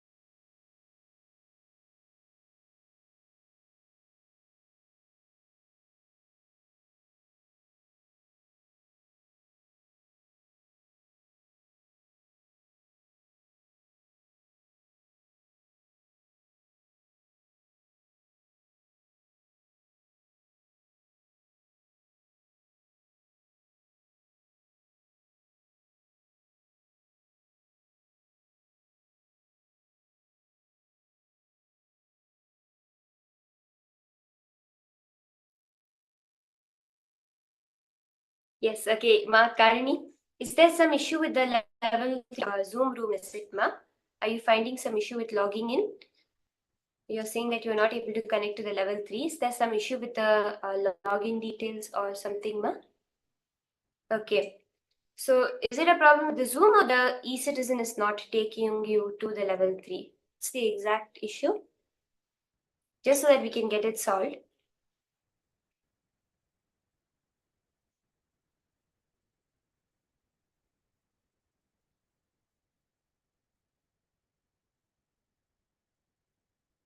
Okay, the link, it's taking you to the wrong link. Is that right?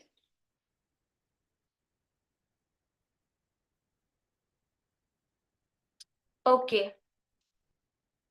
Okay, it's taking you to the wrong link. Okay, Ma, we'll see how we can solve this issue as soon as possible, Ma. So probably others will also be facing that.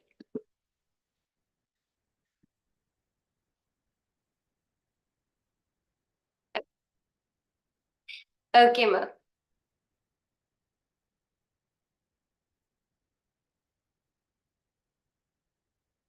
So we'll be starting the power manifestation now. So all of us have measured the size of the object, the height that we're going to be altering. Just sit straight, close your eyes and connect to Swamiji in your inner space.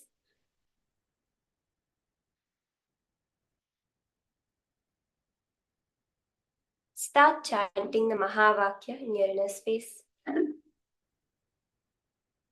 Om Nithyananda Paramashivoham. Om Nithyananda Paramashivoham. Om Nithyananda Paramashivoham. Just connect to Swamiji deep inside your inner space.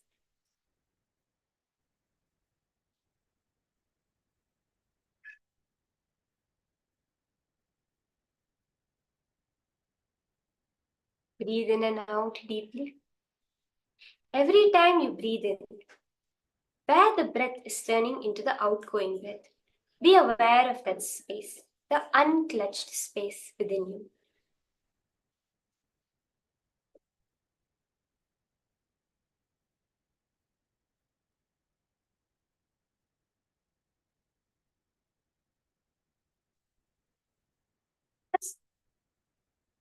Allow Swamiji's presence, Swamiji's grace, energy flow through you.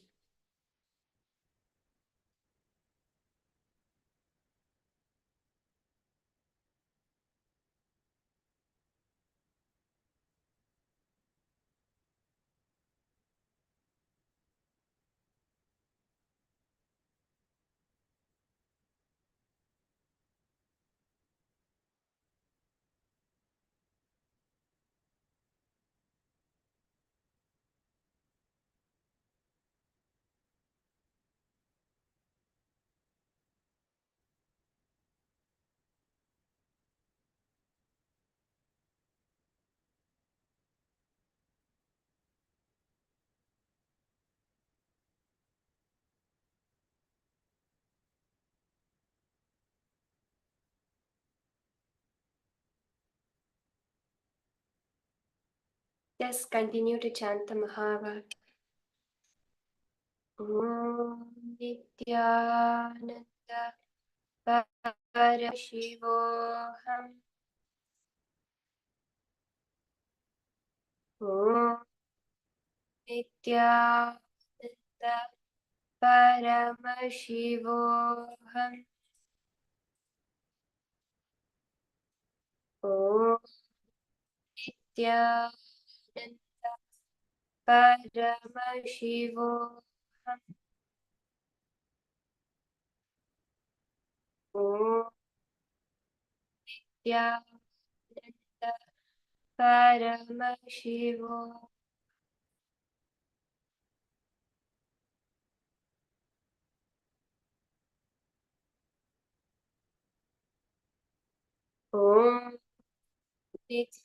Om Nithyananda Paramashivoham. Om Nithyananda Paramashivoham.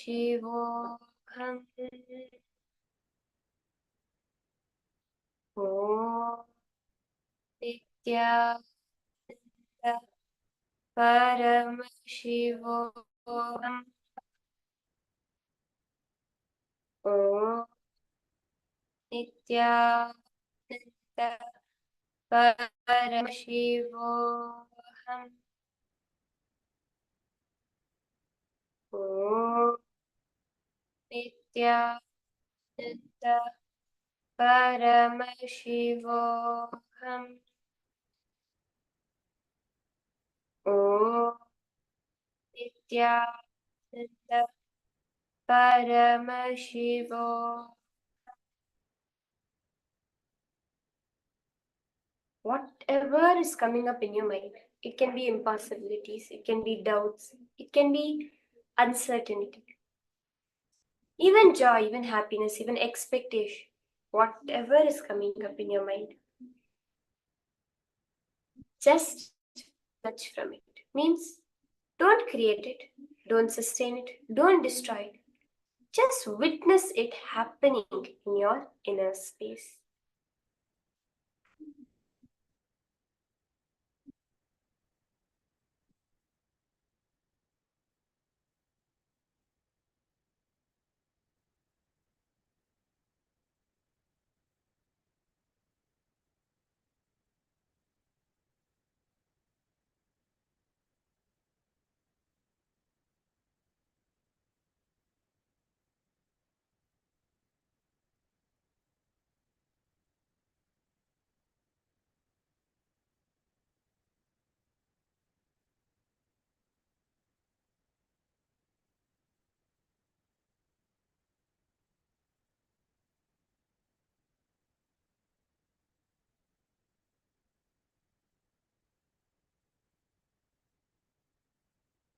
Okay, now slowly relax. I request all the participants, each of you, to go ahead and check.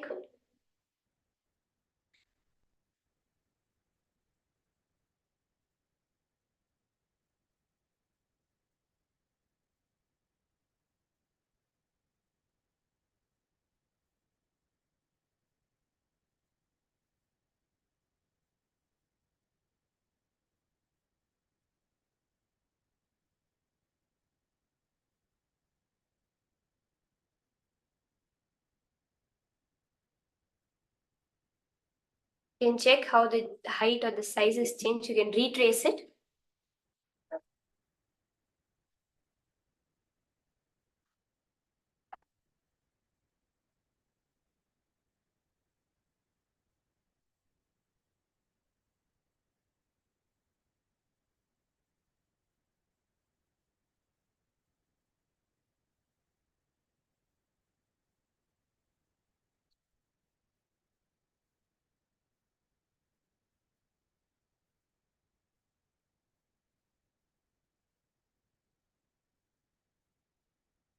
Okay, it changed.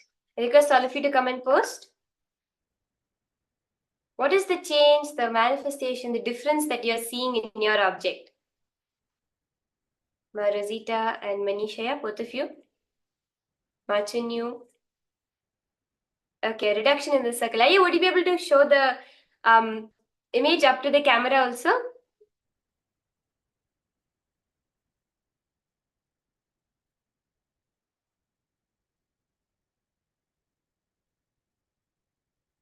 Wow. Wow. That's so beautiful. You can see the circle has become a bit smaller. That's nice. See, this is a beautiful manifestation. Today, whole day, we're going to be working on this power. Because, see, as beautifully when your inner space is expanded, automatically you will achieve wealth in your life. But that will happen when we do the power manifestation, when we see that even what we perceive as hard, unchangeable matter, our inner space is powerful enough to change that itself. So because of that, you will start seeing how just that inner space expansion will happen. When you know you can play with even the size of a matter, and wealth will just start flowing into your life. Ma Rosita, what about you, Ma?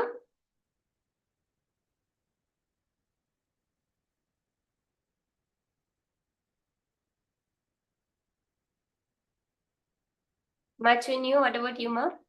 Devin Harris Aya, Malsika, Ma Jnana Prakashini. My request all the participants to go ahead and post. Even for you, Makarni Shunitrajan, I request you to post.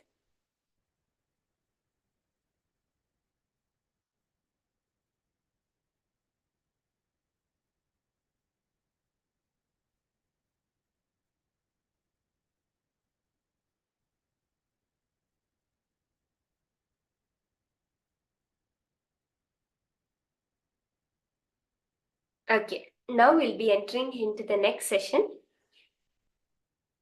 where we learn deeper on these truths from Swamiji on how to manifest your desires.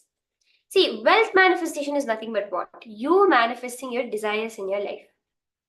So how are we going to go beyond desires to create? See, Swamiji beautifully says that desire is one thing which we do not understand completely. When we cognize it and go beyond it, you will start manifesting wealth in your life. So now let us listen directly from Swamiji himself on how to go beyond the desires to create more and more wealth.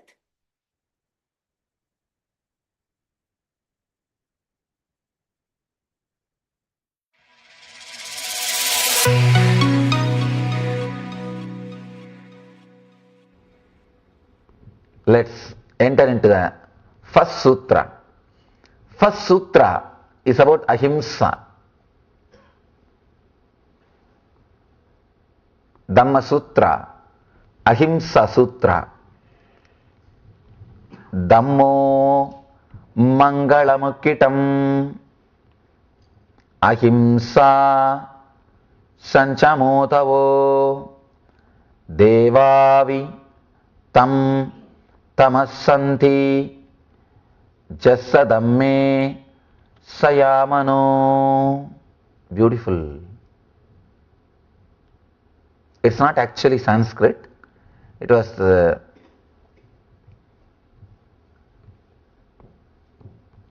Sanskrit which was used in those days by common people.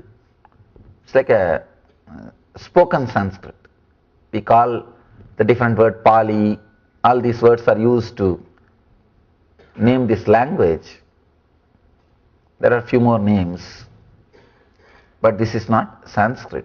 It's a common man's language. Sanskrit was used only by Pandits. Buddha and Mahavira, both of them used the language used by common people. They wanted to reach common people. They wanted to express the truth. See, they are not interested in showing themselves as a great people. They are interested only in the truth. So they have worked towards reaching the truth to more and more people. Let me give the translation. What's the most superior dharma? Ahimsa is the most superior dharma.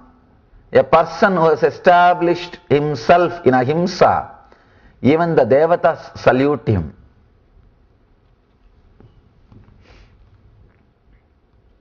See, I started with non-possessiveness, aparigraha, and I told that we will enter into the sutras, but the first sutra is about ahimsa. Understand, ahimsa is the first step towards non-possessiveness. That is why Mahavira is speaking about ahimsa, then goes to aparigraha. Let us analyze this ahimsa little deeply.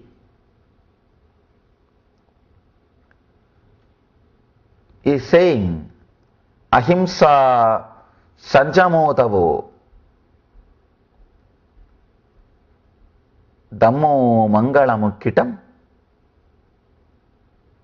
Ahimsa sanjamotavo devavitam namassanti jasadamme sayamano.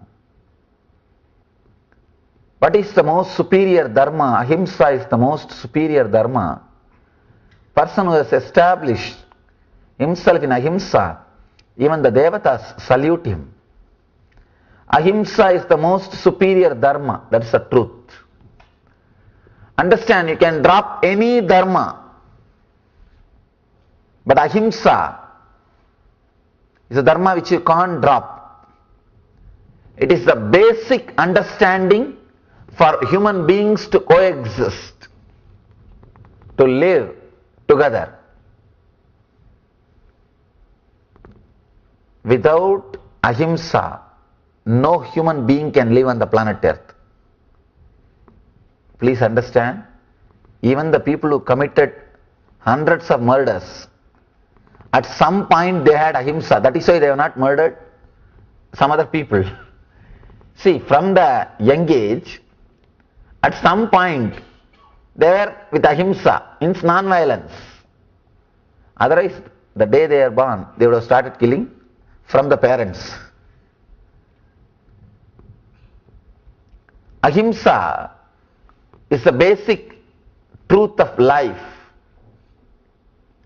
One important thing we should understand, all the great masters, whether Buddha, Krishna, Mahavira, Shiva, all of them are talking more about ahimsa. All the Eastern masters talk more about ahimsa than about love. Love comes only second. Ahimsa is emphasized. But for a Western mind, the word love is looks more appropriate because it is positive things, positive thing. Non-violence is more like a negative.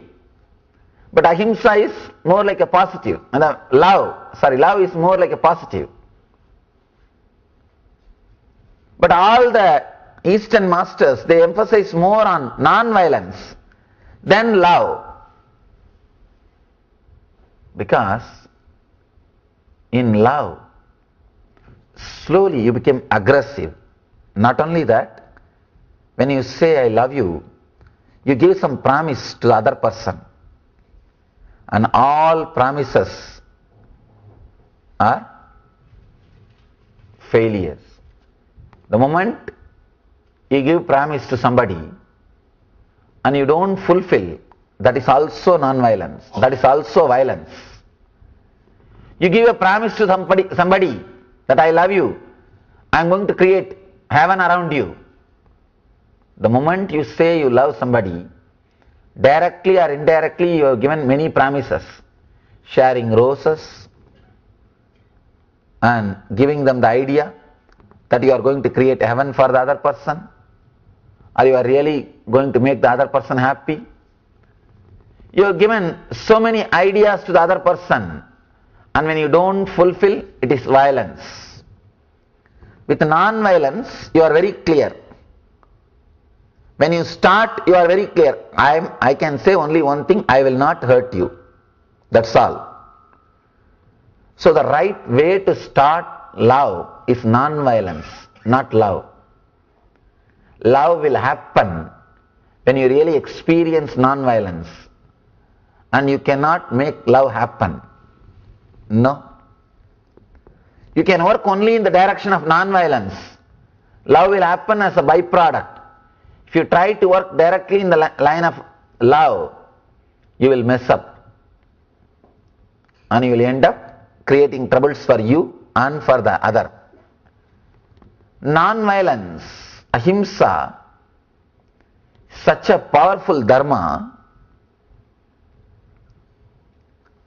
I always tell people, even in my ashram, see, there is nothing, no rule which will take you away from enlightenment.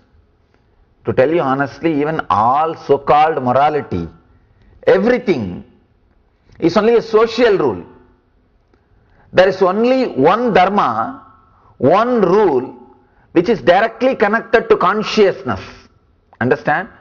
All dharmas are based on conscience.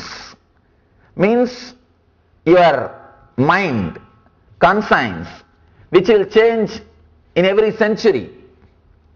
In some part of the planet Earth, eating vegetarian food is the only right thing. And in some other part, you can eat non-veg. That's perfectly alright. The social rules always change. Morality has no solid base on consciousness. There is no dharma which is directly connected to consciousness. All dharma, all morality is related only to your conscience. Means the society. If you change the place where you live, the morality changes. It is just like a constitution of every country, law. It is just a social law. But there is one dharma, one truth, which is directly related to consciousness, which is universal. That is ahimsa. That is why we say ahimsa paramo dharmaha. That is the ultimate dharma, most superior dharma. Non-violence is the paramo dharmaha. See, unless you learn, you imbibe the idea of non-violence, you can't live on the planet Earth. It is a simple, basic, preliminary understanding to live and let live, to coexist on the planet Earth.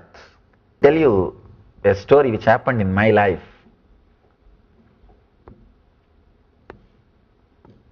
I was staying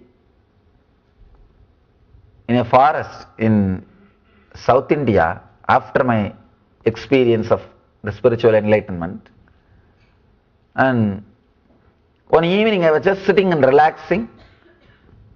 There was no thought, just deep silence. It was a forest and a small hillock was there. I was sitting near that hillock, forest, just a complete silence. No thought. Eyes are open but no thought. There was no clutching, means the chain of thoughts. Just I was completely relaxed. There was a big snake in front of me, lying more than 3-4 hours, just 1 feet away. But I did not have a thought, it's a snake, it is dangerous to my life, all those things. As long as I did not have the thought, it's a snake, snake did not have a thought, I am a man, and dangerous to its life. And after few hours, as usual, slowly mind comes down from that beautiful silence, intense silence. Slowly, when a thought started raising, when a mind started clutching, when the first thought came, oh, there is a snake. The moment I got the idea that there is a snake, I saw very clearly the snake got the idea there is a man. Till then, the snake did not have idea I am a man. Only when I got the thought there is a snake, this is snake, the snake started thinking I am a man, there is a man. Then I slowly moved little backwards and the snake also just moved little away, went and disappeared. Understand, as long as I did not have a thought, it's a snake. Snake did not have a thought, I am a man. Only when I feel threatened, when I felt I am in danger, so naturally now the possibility to attack, the non-violence has disappeared. Now the violence may start. There is a possibility where violence is there. Same way, the snake also felt that there is a possibility for violence is there. See, only when you are afraid you attack. Be very clear, all the people who think they are great warriors, they are all cowards. Only cowards attack. Mahavira never attacks. Mahavira means the ultimate warrior. He never attacks. If you are attacking the other person, you are afraid that he may kill you. You want to kill him before he kills you, that's all. See, all the wars are created only by cowards, not by courageous people. Just they want to kill the other person before they are killed, that's all. That is the truth. That is the truth. Even in your life, be very clear. If you are threatened by somebody, sit and analyze. That person must be feeling threatened by you. And try to sort out that issue. You will never be disturbed. Whenever people come to me and say, I am threatened, I am in danger, I tell them, no, wait. Just see. You must be threatening the other person in some way, directly or indirectly. Find out and remove the fear from him. Say, send him a message directly or indirectly that you are not going to be a threat for him. You will not have any dangers. You will attack only when you are threatened. This incident, it taught me a big lesson. Only when I had the idea, thought that there is a snake, snake had the idea there is a man. When you are established in ahimsa, non-violence, naturally the non-possessiveness starts expressing through you. The person who is established in himself in ahimsa, Even the devatas salute him because, understand, even devatas are not completely established in ahimsa. If you are established in ahimsa, you will become enlightened, not as a devata. Devata is a being whose thought per second has come down little bit, who can enjoy little more pleasures. Devatas means angels. Angels are not gods. Word devata should not be translated into God. It should only be translated as angels. These devatas, even they are not completely enlightened. So when you really establish yourself in ahimsa, you become enlightened. Even devatas, the angels, worship you, respect you, and they offer their very being, they surrender at your feet. There are so many stories, devatas coming and respecting, serving the enlightened beings. Let me give you the translation. Parigraha does not mean to have clothes and other items of basic need, but to have attachment towards this is parigraha. Beautiful. First thing he is telling, parigraha means, possessiveness means, don't think that having clothes and other items of basic need, that is not possessiveness, but having attachment towards it is possessiveness. This is the one sutra which created so much of wealth around the followers of Mahavira. They were successful socially just because of this one sutra, this one teaching. This is the ultimate technique to create and enjoy wealth. Understand? When you become non-possessive, the capability to enjoy increases. The power to enjoy, the intensity to enjoy becomes more. You can see in your life, whenever you are enjoying something which you are really possessive, you will be so suffocated. The fear that it may leave you will never allow you to enjoy it. Only when you are with a non-serious attitude, playfulness, the intensity with which you are enjoying will be so beautiful, amazing, you will create more wealth and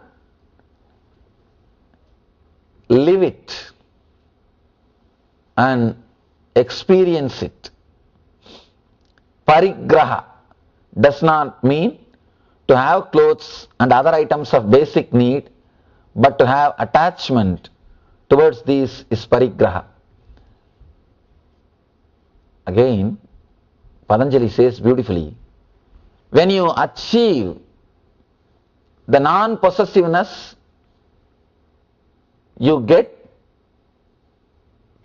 the insight, you experience the truth of why you took birth and knowledge about your past life. See, as on now, you are not able to have the knowledge of your past life because you are too much caught by the things which you are having. You are too much filled by the possessions which you are having. Your inner space is forgotten to move beyond the things which you are having in your life. Understand? The few things which you are having, few cars and your home and your few relationships, this occupies your inner space so much, you do not have enough space to look further, to look beyond. one more important thing. Whenever you are possessive of something, be very clear, you are binding yourself, you are putting a boundary for yourself. You are not allowing the further expansion. You are stopping, you are curtailing the possibility for growth. Any possessiveness is curtailing the possibility for growth. That is why a possessive person suffocates himself and suffocates others. Whoever is around him or her, he or she suffocates the other person also. Ahimsa and possessiveness, these two are very closely connected. When you really become non-violent, you will not possess people. If you are possessing somebody, you will be violent towards that person. Be very clear. Any possessiveness, the very possessiveness itself is a violence. Because the moment you possess, you reduce that person from energy to matter. Only matter can be possessed. You can possess this chair. You can possess this table. You can keep it wherever you want. It will be there as it is. But you can't possess a living being. If you do, you are reducing that living being from energy to the person, from energy to matter. Possessiveness is violence. Parigraha is himsa. That is why Mahavira touches ahimsa first before talking about aparigraha. See, two things. Not having desires or suppressing your desires means suicide. It is just suicide. Because desire is the energy which moves your body. Desire is prana, fuel for your system. Having desire is the only way to move your system. So not having desire or killing the desire is not the goal. Creating enough of inner space to accommodate all your desires, so that desire does not torture you, desire does not suffocate you, so that you don't feel disturbed by the desires. Understand? Not having desires is not the goal. Then we can live like a buffaloes. How to? How to do? Whenever you feel that you are possessing something, decide very clearly to unclutch from it consciously. Visualize how your life will be without that object or that person. Sometimes you may think, oh, I can do without it. That's all. Then perfectly all right. Sometimes you may have little suffering. Go through that suffering, that moment itself. That suffering itself will purify you. Understand? When you feel that you are too much attached, you are possessive of some person or some object, sit and visualize your life without that person or that object. If you feel you can do without it, relax, nothing to worry. If you feel suffering, oh God, my life will, I can't do without him or her or that object, then sit and meditate your life without that person.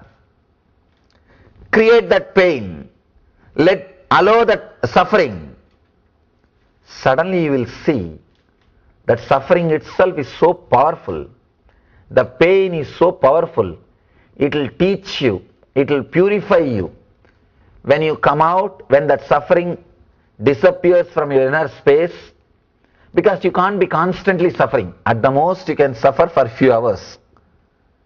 Slowly that suffering will settle down. That depression will leave you. That pain will leave your inner space. When that pain leaves your inner space, already you would have learnt a lesson of aparigraha. This is powerful technique to achieve aparigraha. Start meditating your life without that person or object. Let that pain, suffering arise in your inner space and wait till it disappears. Be silent, have patience till that disappears. When that pain and suffering leaves your inner space, you would have been matured, because pain and suffering teaches you. It's a powerful master.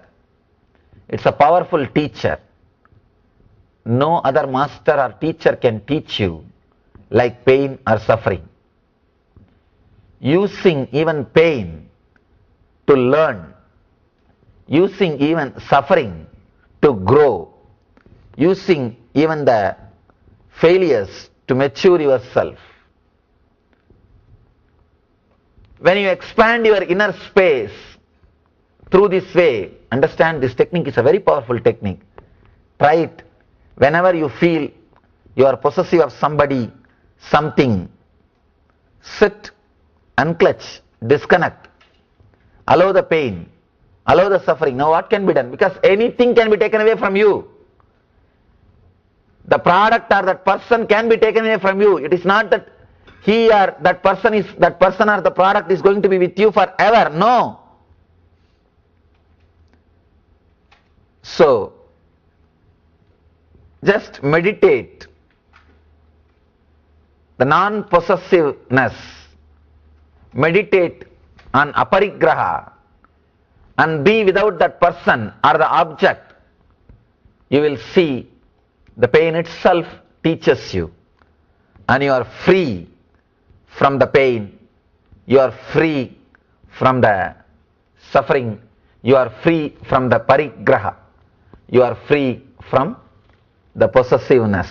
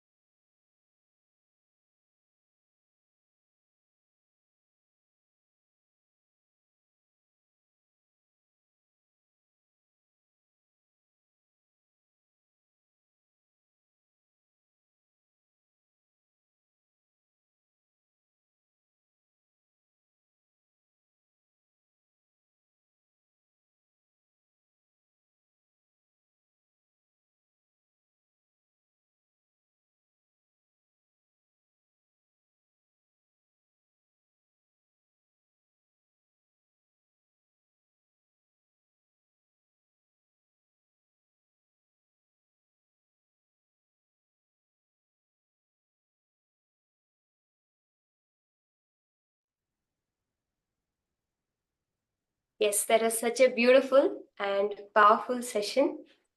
We each of us just experienced directly from Swamiji himself.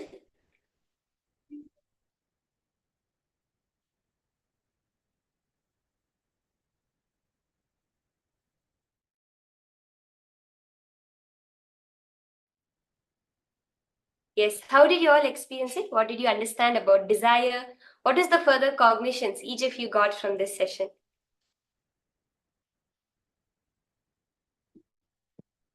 Ma Shukra Indra, Ma Lasika, Ma Chunyu, Devan Harasaya, Ma Karini, Ma Jnana Prakashini, Ma Rosita.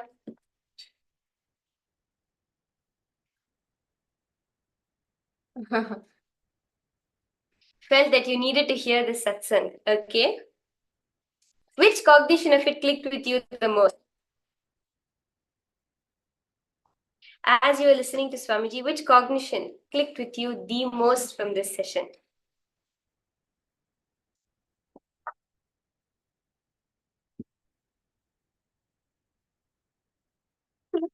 As we were chanting the beautiful mantra in the previous meditation, right?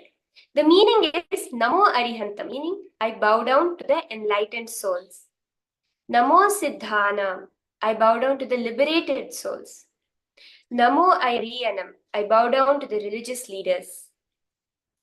Namo Uvajjayanam, I bow down to these religious teachers. Namo Loye Sarva Sahunam, I bow down to all the monks of the world. Esho Pancha Namokaro, these 5 salutations are capable of Sarva Pava Panashano, destroying all the sins, and this is Mangalancha Sarveshim, the first happiness of among all forms, Padamavai Mangalam, of happiness. The sutras of Mahavira was in the language Pali, actually, because in those days, Pali was the most widest spoken language.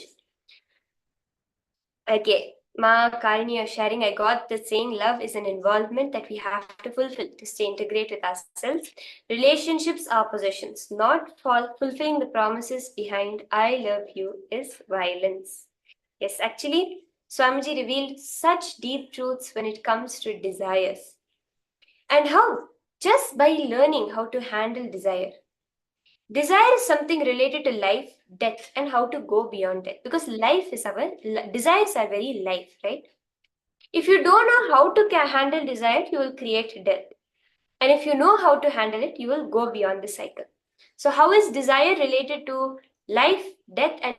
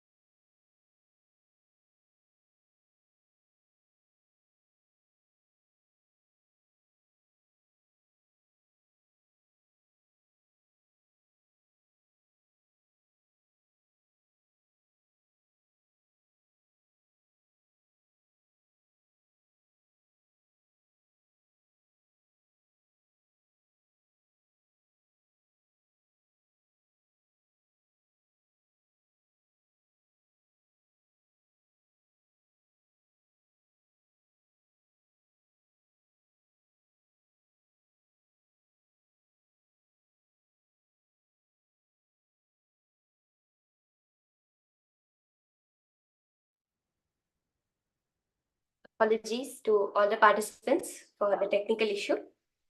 Are you all able to see us and hear us clearly now? Can I have a thumbs up? Yes? Okay.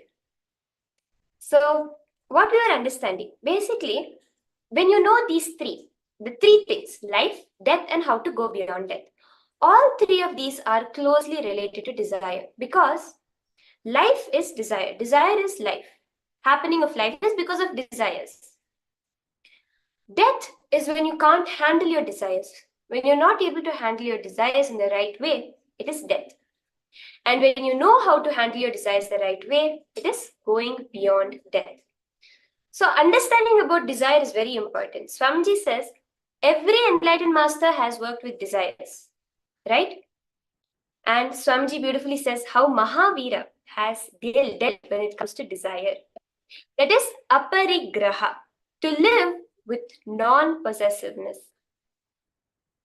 See, it is not about like Ma Rosita you have posted, right? Possessiveness is also violent. But how am I supposed to live my life without possessing? I'm not supposed to possess any items, life, things, anything. How am I supposed to live? Swamiji says it's not about the outer thing. It is about the inner space. What is the space you are holding? Actually, Swamiji says one of the main things stopping us from generating wealth in our life is because we are trying to possess what we have. We never take the risk, the step forward. That is why if you see, all people today who are highly successful, billionaires, in some point of their life, they would have been broke. They would have had absolutely no money. It is because they were ready to take the risk.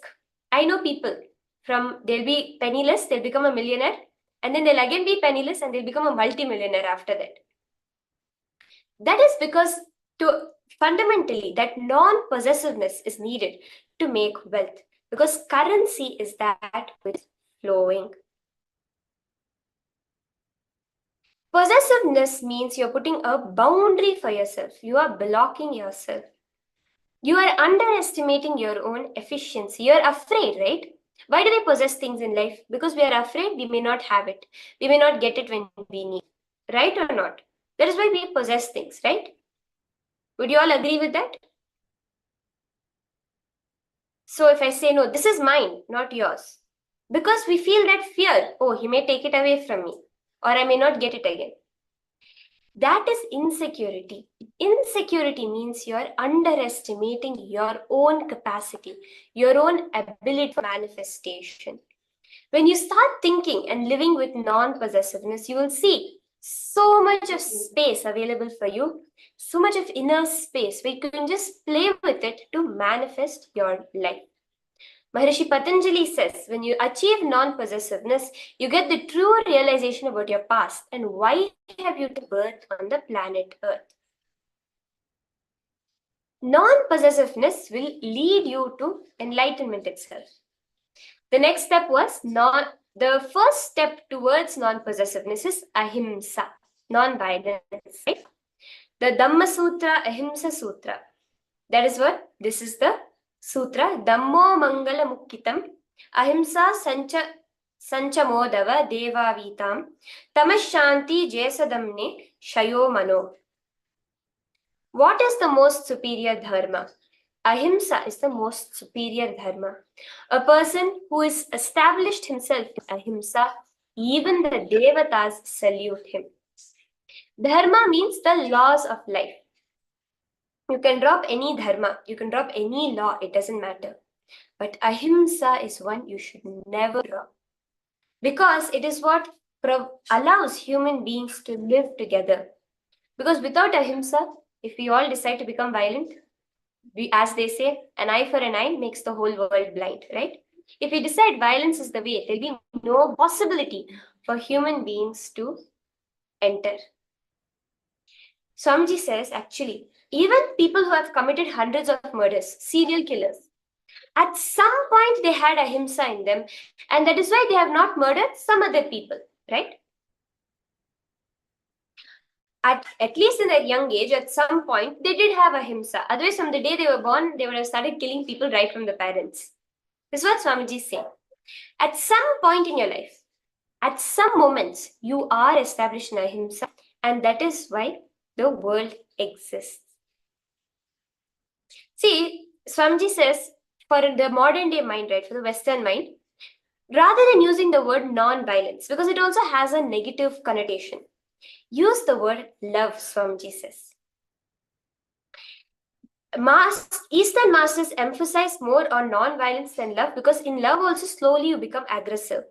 When you say love you, you're giving some promise to the other person. But because all promises are failure, you don't fulfill it. That is also violence. Right way to start love is non-violence. Love will happen when you can really experience non-violence. Whenever you want to really generate a relationship, you want to sustain a relationship, Swamiji says, the most powerful way is to start with non-violence. Rather than immediately going for love, looking for the love, the attachment, start with non-violence, it will be success. Beautifully in the Patanjali Yoga Sutras, Ahimsa pratisthayam tat vairatyagaha. If you are established in Ahimsa, in front of you, all enmity disappears. If you are established in Ahimsa, no enemy can stand in front of you. Like Buddha, right? He was so established in Ahimsa. A wild elephant, a mad elephant will also surrender in front of him.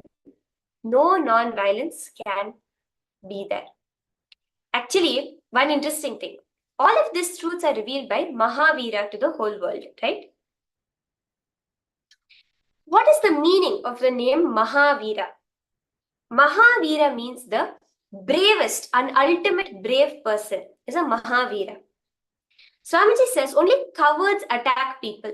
A Mahavira, the ultimate warrior, he never attacks a person because he is so established in non-violence. Anyone who attacks him also will immediately become calm and non-violent.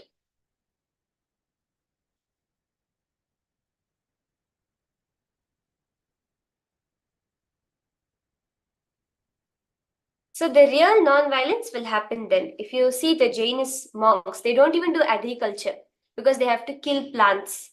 And they even tie a cloth in front of their face all the time so that insects or worms or bacteria in the air don't die when they speak. They don't wear silk, they don't wear shoes.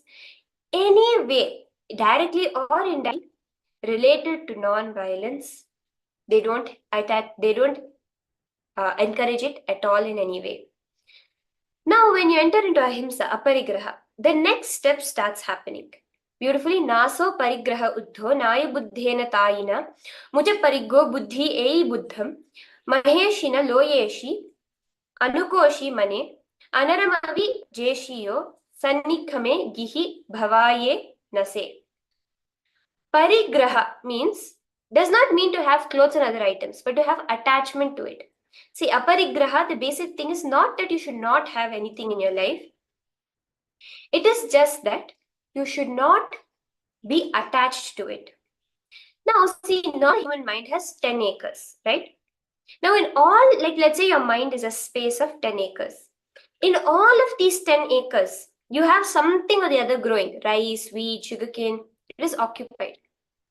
But for an enlightened being, he has 1 million acres. Only 10 is used for agriculture. Will he even know that something is going on? No, right? That is what is it. It's not that there is no thoughts in an enlightened being. The amount of space is so much that the thoughts are negligent. They are not even affect you. So we're all going to work on expanding this inner space such that we can easily attract wealth in our life. So now let's do a small process to go beyond the desires. Okay, Swamiji has given a process for us to go beyond desires. Okay. Now, when you are alone, okay, like right now, all of you can do this. Sit and visualize your life without the objects and persons about which you are possessive.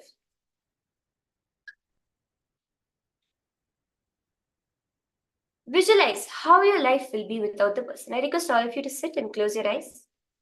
Many of you are joining Magenpe Ward, Nithyanandam, Devan Harrisaya, Nithyanandam. All of you can come on camera and settle down also. This will be a very important session for all of you. Just close your eyes and sit.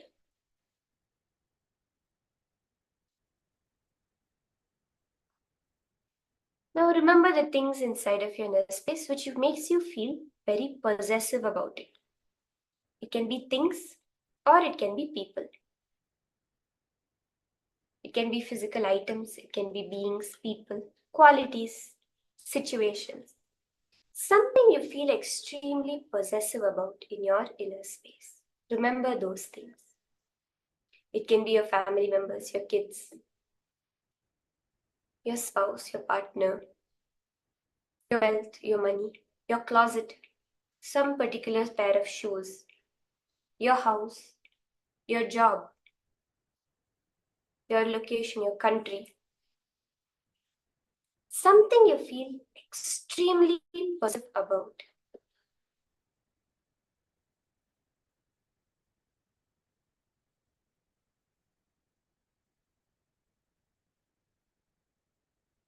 Look in and see what are those things. Now, whatever is coming up in your inner space, visualize your life without that object or person.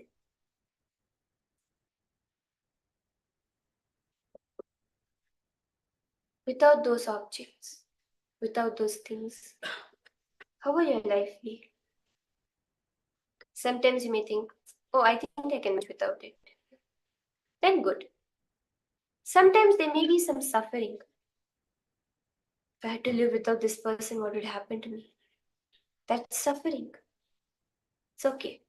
Go through it. Because in that moment itself, the suffering will purify you.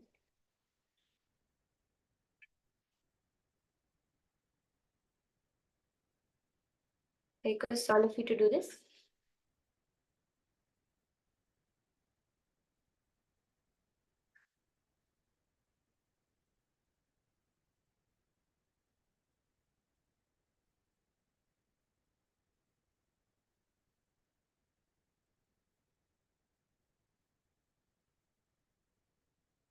Now, create the pain. Allow the suffering to happen in you. Suddenly you'll see the suffering is so powerful. The pain is so powerful, it will teach you. It will purify you. Swamiji says you cannot constantly suffer. Maximum you can suffer for a few hours. But the suffering itself will settle down. And the depression itself will leave you. The pain will leave your inner space. Just do this. You have to do this process till the suffering settles down. This is a very powerful thing. You can actually do it on your own also. Swamiji says sit for half an hour to an hour. And just sit with yourself, visualizing that pain and suffering until the suffering disappears. The suffering of non-possessiveness, of giving up, of having to live without the things you feel the most possessive about in your life. Intensely allow that suffering to consume you. To live without those things you possess the most in your life. To live without your family members, your children, your parents.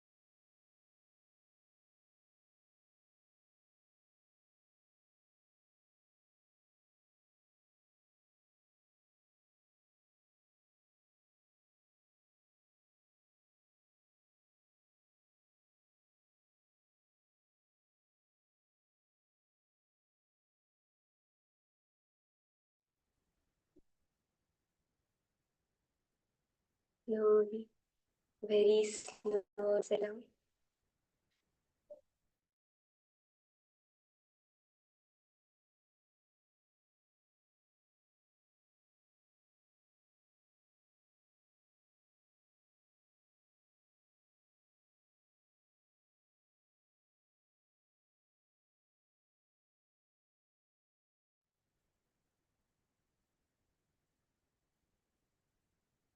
See, now how will you know that the suffering has left you? See, start meditating on your life without that person or object. Let the pain arise in your inner space. Wait till it disappears. Be silent, have patience till it disappears. When that pain and suffering leaves your inner space, you would have matured because pain and suffering teaches you. It is a powerful master. Swamiji says, pain grows you roots.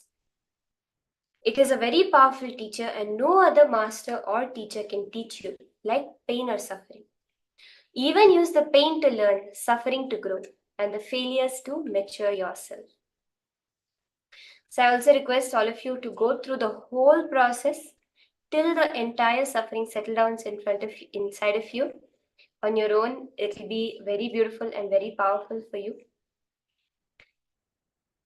How is the experience for each of you? You can go ahead and share it.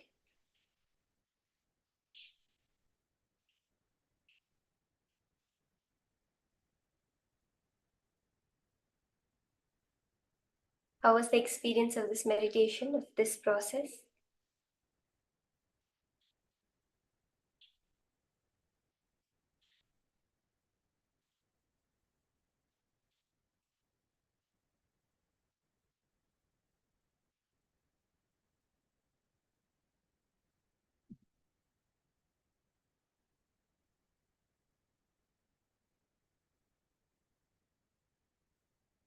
So now, with that, let us enter into the power manifestation session.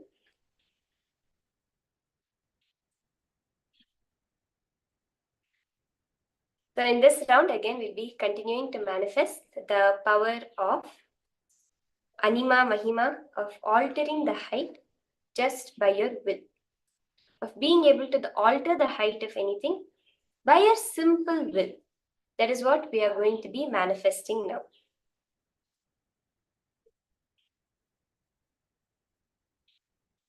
It started painfully, but in the pain was redundant.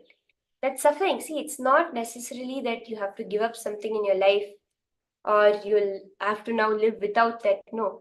But the hold that desire, that possessiveness has on you, that hold will become redundant. Nothing can touch you in life. Nothing will be able to hurt you in life.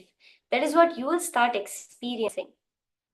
And you'll go beyond the desire. See, desire manifests as possessiveness. And you'll be going beyond that when you do this process. So now, let's enter into the power manifestation session. I hope all of you are ready for it.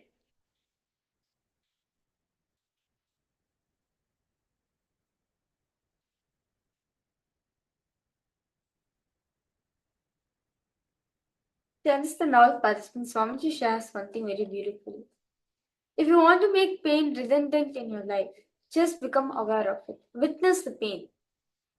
Relive the pain within yourself and become a witnesser of the pain. Slowly, the pain will start becoming redundant from your life. So now, I request all the participants to get an object and keep it with you. The object with which you're going to be changing the size.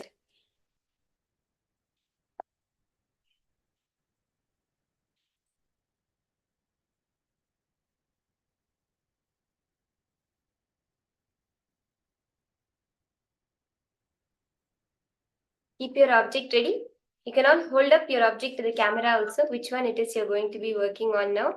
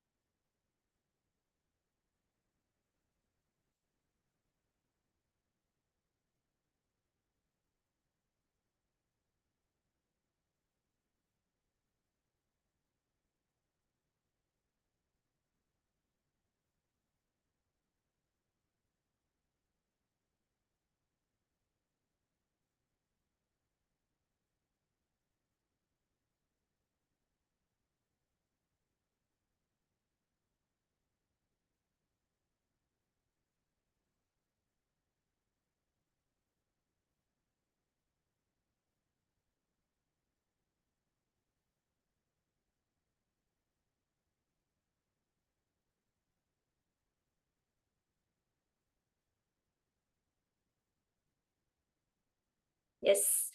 Now measure the current height of your object.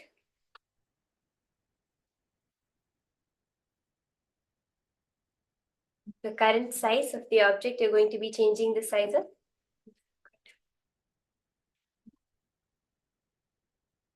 Just get the measurements, the current height of the measurement of the object. Can be any object. You can take a round object, any object you want to. You can take for the manifestation.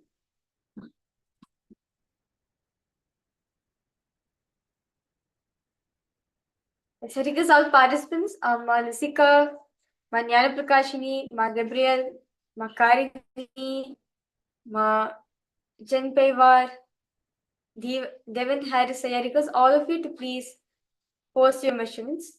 I request all of you to please come on camera. It'll be nice to interact with all the participants. And do post the yes in the chat for all the participants. Those of you, if you have finished measuring your objects.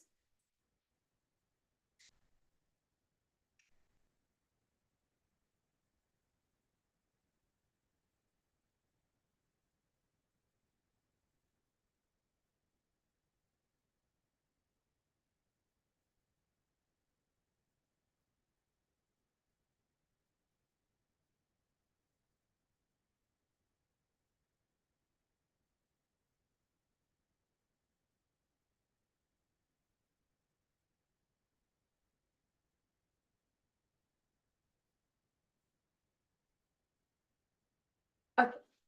Yes. So let's start the manifestation. So request all participants now. You're going to be increasing the height of this object. The previous one, all of you are seeing breakthroughs of decreasing. In this run, all the participants, all of you seeing the breakthroughs of increasing the object. So I request all participants now to close their eyes. Visualize Swamiji in your inner space.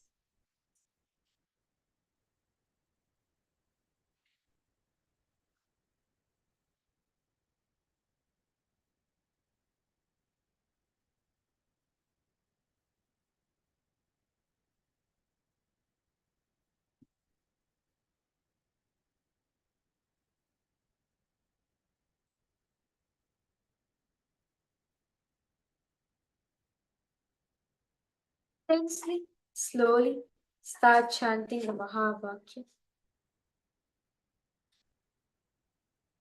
Om Nithyananda Paramashivoham.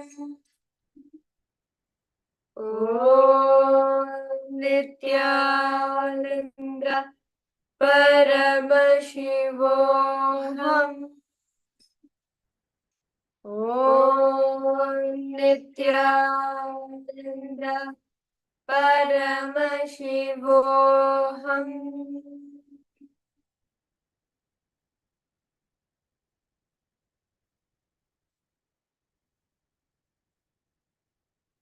Just keep on chanting the Mahavakya as intensely as possible.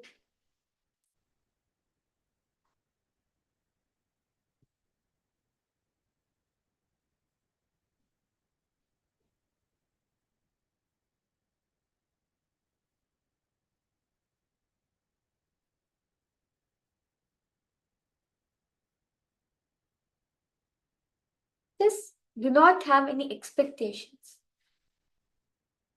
Allow him to flow through.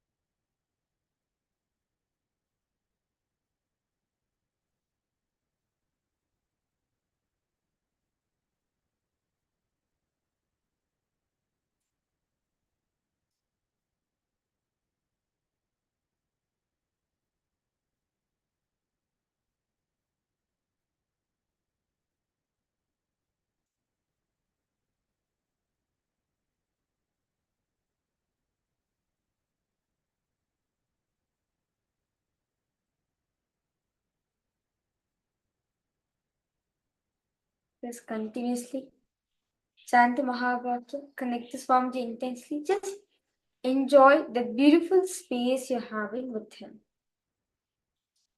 As you continue to chant the Mahavakya intensely. Om Nithyananda Paramashivoham. Om Nithyananda Paramashivoham. Om Nithyananda Paramashivoham. Om Nithyananda Paramashivoham. Om Nithyananda Paramashivoham. Om Nithyananda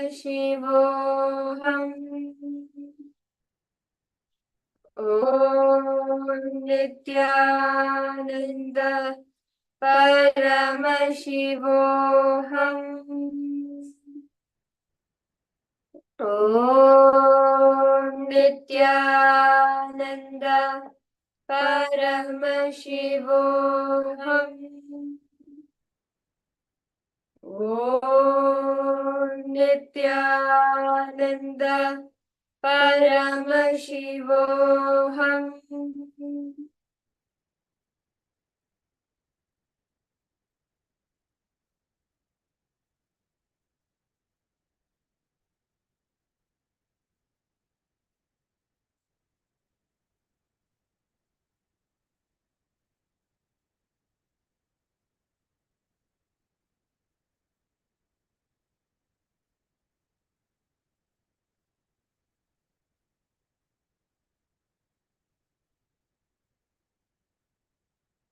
Om Nithyananda Paramashivoham. Om Nithyananda Paramashivoham. Om Nithyananda Paramashivoham. Om Nithyananda Paramashivoham. Slowly, very slowly relax. You can open your eyes. Now go and check what is the height of your object. How has it changed? How has it increased, expanded?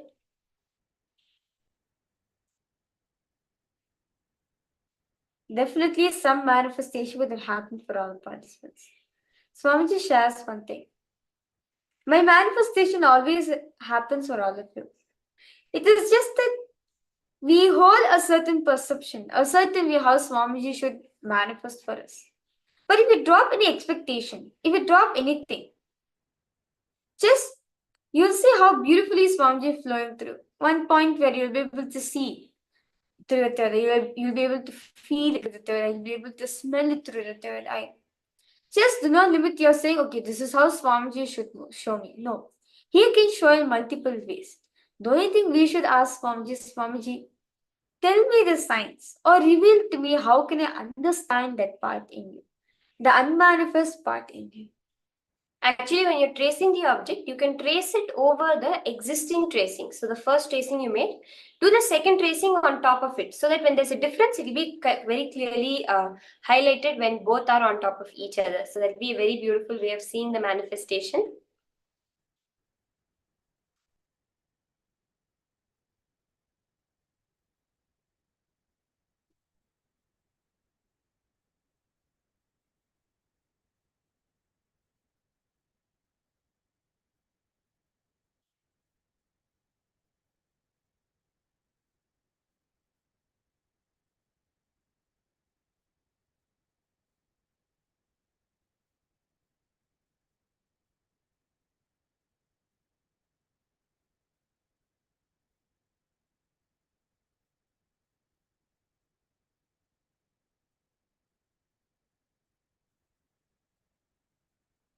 You will beautifully be able to see how the ultimate manifestation of Paramashiva has happened. Okay, length increase size slightly, like wow, awesome, Rosita. It starts like this, Sulima. It starts like slowly. Actually, we have people manifesting like 3 inches, 5 inches going. It will start like this only first. It will be very beautiful for you itself to see how the manifestation happens. Wow. Wow. All of you are manifesting so powerfully and so beautifully. Yeah, that's so amazing. It looks like the object is in your command now. You want to decrease it, it will decrease. Want to increase it will increase. That's really nice, Aya. Yes. So we'll be playing also more with this throughout the day and you'll actually see how it manifests in your own life. So with this, we'll be entering into the next powerful cognitions from Swamiji. Further understanding about expanding the space to manifest wealth. So let's now enter into this session, the direct revelations from Swamiji himself.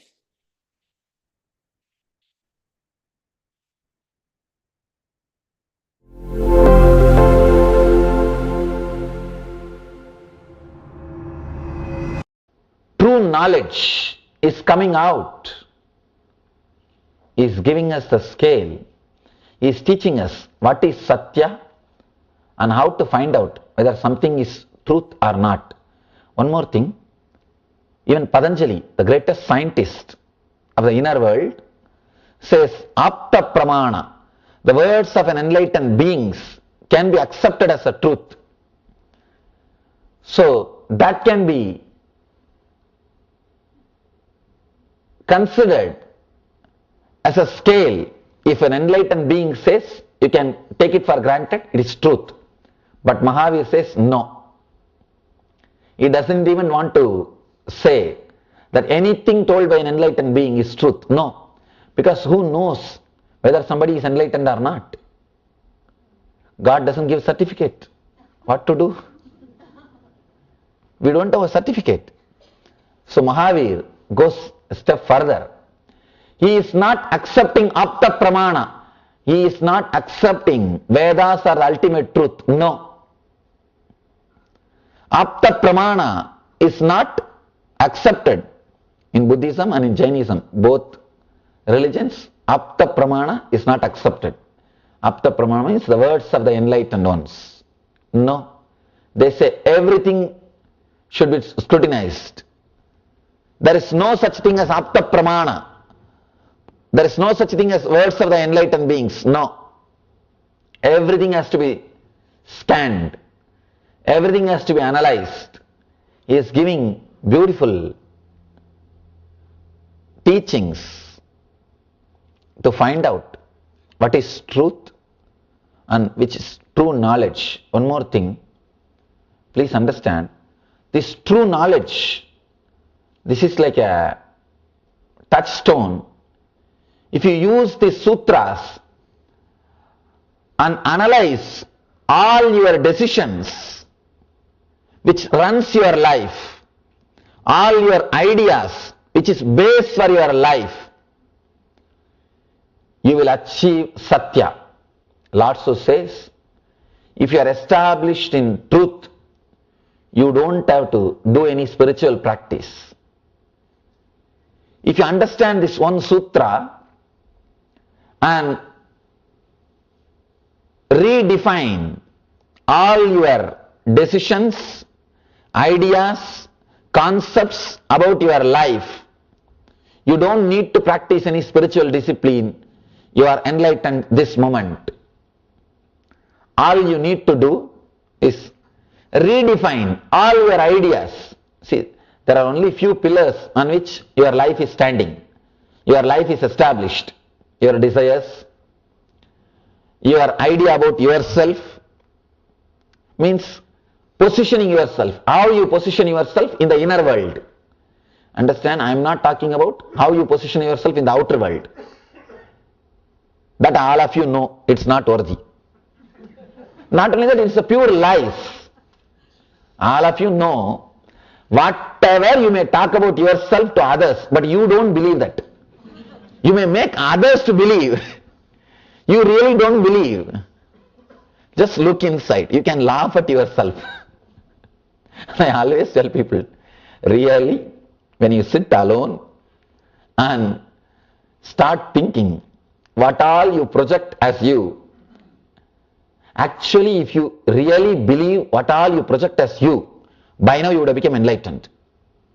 Because Ramakrishna says, Man Muk Ek Karo, means the mind and the words, if you make it as one, you are enlightened.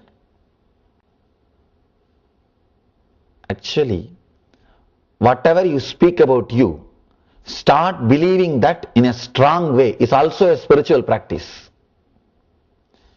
Whatever you are talking about you, I am this, I am that, you don't know me, all those things you start believing. But the difficulty is you won't believe, that's the problem. When you try to believe also, your mind will tell, you can talk all these things to others, not to me. If at all people come to me, many times I have seen, they come to me and they just wanted to throw their weight to impress me. And they come and tell me, I am this, I am doing that, I do so many philanthropical activities, I do this, I do that, I have so much wealth and I give so much and all those things. At the end of the conversation, I ask them only one thing. Sir, do you really believe now whatever you said? They say, what? Yes, we do believe, that's why we are talking to you. I tell them, do this only one thing as a spiritual practice. Go back. Now whatever you told me, write it down. Again and again, help yourself to believe that. That's enough. Either you should tune your mind to your walk, or you should tune your walk to your mind. Either you should tune your words to your mind, or tune your mind to your words.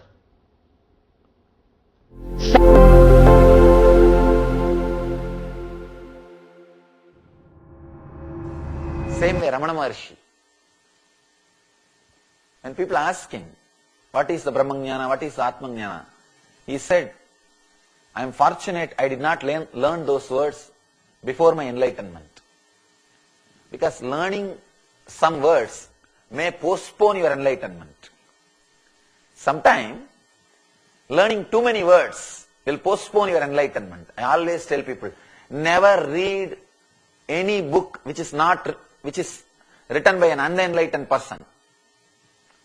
Don't read anything which is written by an unenlightened person. No. Because you may create words which will stop your enlightenment. You may create a negative software which is not supporting the enlightenment process. Enlightened person's words will create a positive software in you which is constantly inspiring you towards enlightenment.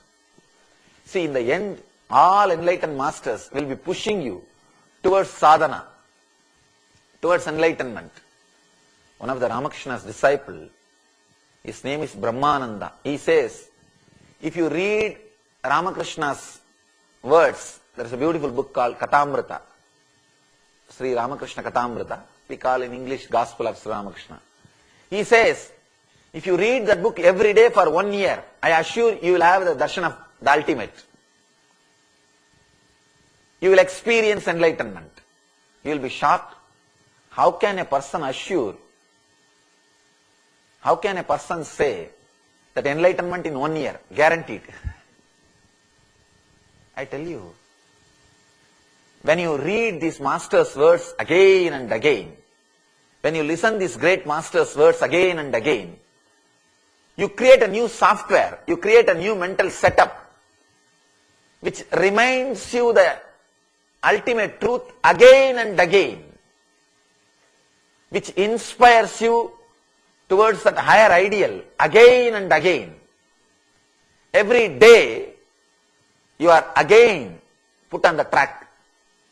You are again inspired to run. You are again given the enthusiasm to take up the journey. It's like a everyday inspiration, and it creates a new mental setup. It is true when you read or listen to the Master's words for 1 year, 1 year is too much time. 1 year is enough to create a mental setup which will radiate enlightenment. It's like there is a light. In every one of you, that light is there. In front of the light, if there is a wall, that light can't shine. If there is a glass, that light can penetrate and it can shine. Putting glass instead of wall is reading enlightened beings' words. As of now, you have a big wall. In front of your light, the Swayam Prakasa Jyoti, the self-effulging light, which is inside your being, you have put big wall. That wall is your mind. If you just put a glass instead of that wall, the glass means the mental setup which can allow that light to express itself. The mental setup which does not block or stop that light expressing itself. You will see that enlightenment is radiating through your senses. It is radiating through your being. See, I can't even say enlightenment needs to be achieved. No. Your senses are supposed to be purified so that that light can penetrate and express through it. That's all. All of you are having it. No doubt about it. All you need to do is purify your body and mind so that you can allow that to express through it. So that it can radiate. Nothing else needs to be done. The purifying mechanism or the alchemy process, you can't even call as mechanism, alchemy process is what I call flooding yourself with this truth, Satya. Vivekananda says, flood your whole being with the truth. Whatever can be washed away, let it be washed away. The earlier they are washed away, better for you and the people who are around you. See one thing, if you have a clear idea about what you believe as you and what you talk about you, what you express as you and what you believe as you, you will attract that same kind of people around you and you will live completely ease. You see, one thing, there is no such thing as morality. If you have the wrong ideas about morality, only then you need to hide what you are and you need to project what you want, what people want you. You need to project yourself as society expects you to be.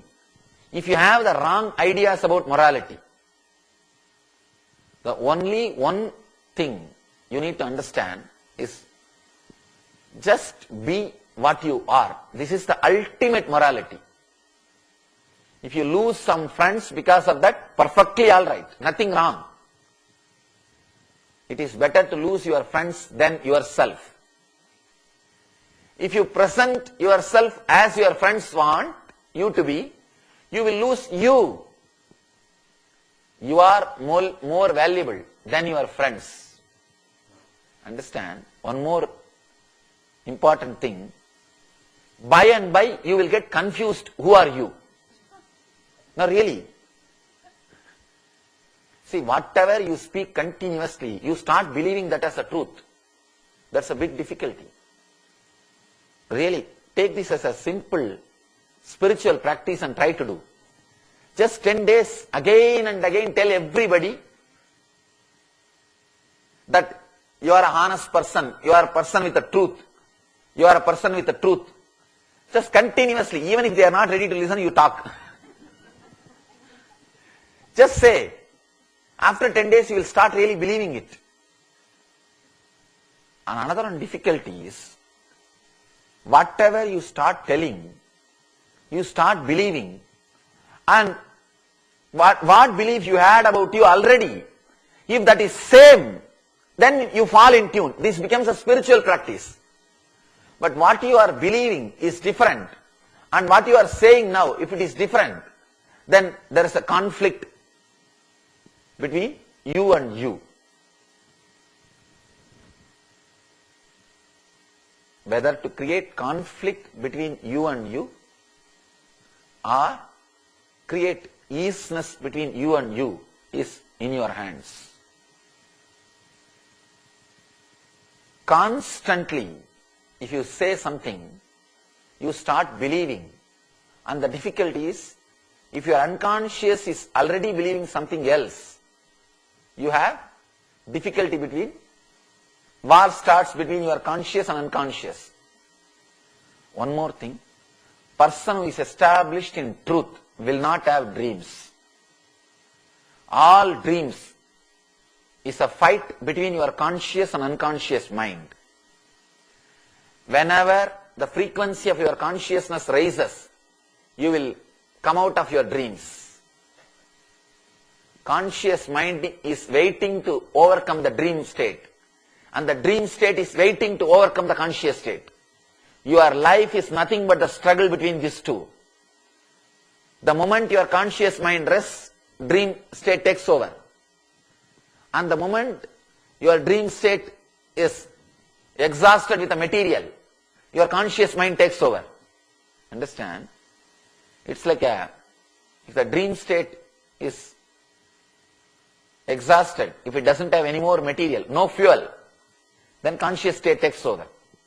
If the conscious state has no fuel, dream state takes over. If both of them has no fuel, then deep sleep state, the sushupti, comes up. Your whole life is a fight between these three. Whoever is strong, whoever has got more samskaras, they rule you. That's all.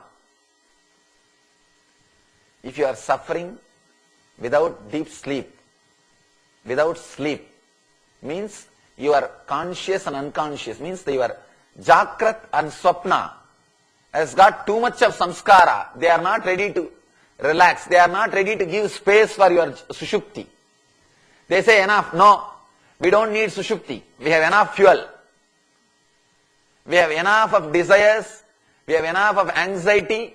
We have enough of fear to create again and again more and more scenes in front of us. One more thing you need to understand. What you see during the waking state, this auditorium, me sitting in front of you, your friends, the chair on which you are sitting, everything is created out of the same stuff in which dreams are created. Understand? Let me repeat once more. Whatever you are seeing now, this auditorium, the person who is sitting in front of you, and the person who is sitting next to you, and the chair on which you are sitting, everything is created out of the same stuff. Same stuff out of which your dreams are created. Now you have difficulties. Now you have a lot of difficulties. Array, for this only I am working from morning till night.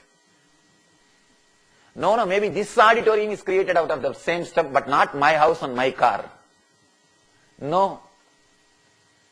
Whatever you are seeing, whether in dream or in waking state, is created out of same stuff. Understand?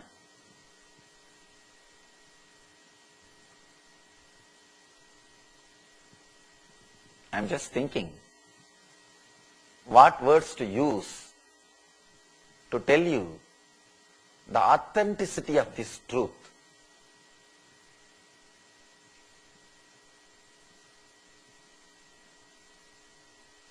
Because this one understanding will put you on Satya. Will just put you on Satya. The truth. One more thing. This one understanding will liberate you from all your anxiety, and you will become the best manager. If you know you are creating your wealth, if you know you are projecting and seeing things around you, you can create miracles. You can make miracles happen around you.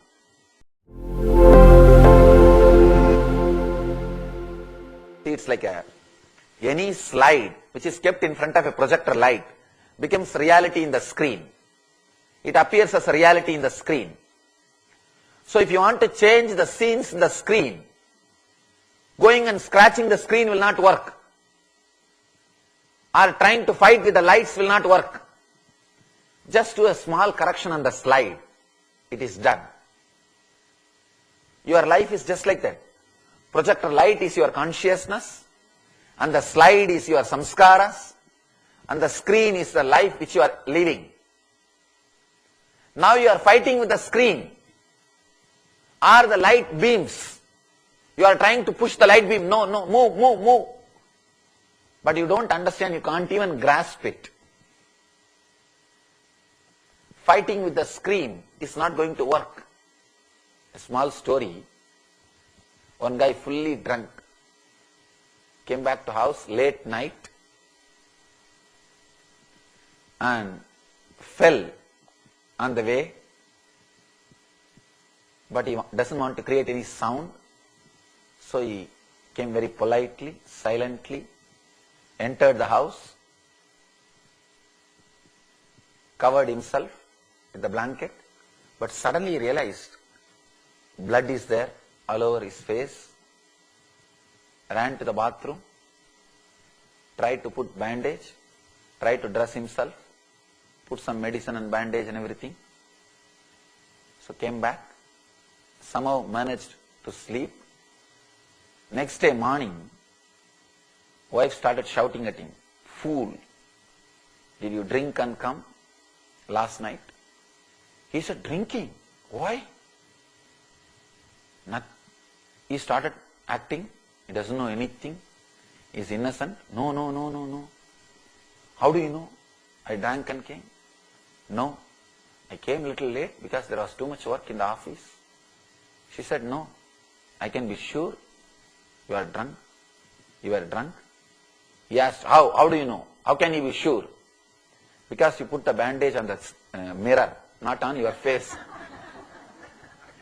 Seeing the mirror, he put all the bandage on the mirror. Understand, you working with the outer world is nothing but putting the bandage on the mirror. That is not going to heal you. That is no way going to help you. No. You may have an idea that you have put some bandage, you have put some medicine. You may try to sleep with the idea that you will be okay by tomorrow morning. No. Working with the beam, light beams, is not going to help. Fighting with the screen is not going to help. Just do little small correction on the slide. And I tell you, doing small correction on the slide needs intelligence. That is where the problem starts.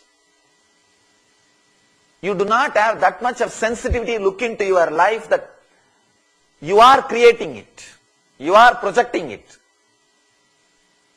you are expressing it, because you never connected and verified all the outer world incidents and your inner world thoughts.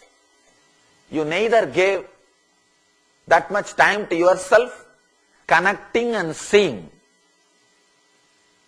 how your thoughts are creating your world is what I call meditation.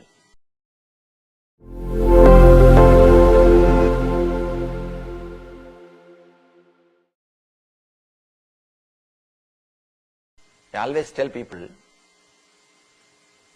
if you can go and talk to that God or Goddess Murti, if you can go and sit in front of Mahavira and completely open up, understand? When I say open up, really feeling and saying, telling him, this is what I am, I promise you will be healed. Ramakrishna says, there was a devotee, he used to go to Ramakrishna and he used to live different kind of a life, wine and women and whatnot. And once Ramakrishna tells him, Go to Ganga and tell her all your life, whatever you did. And just have a honest relationship with Ganga Mother, the Mother Ganga, River Ganga.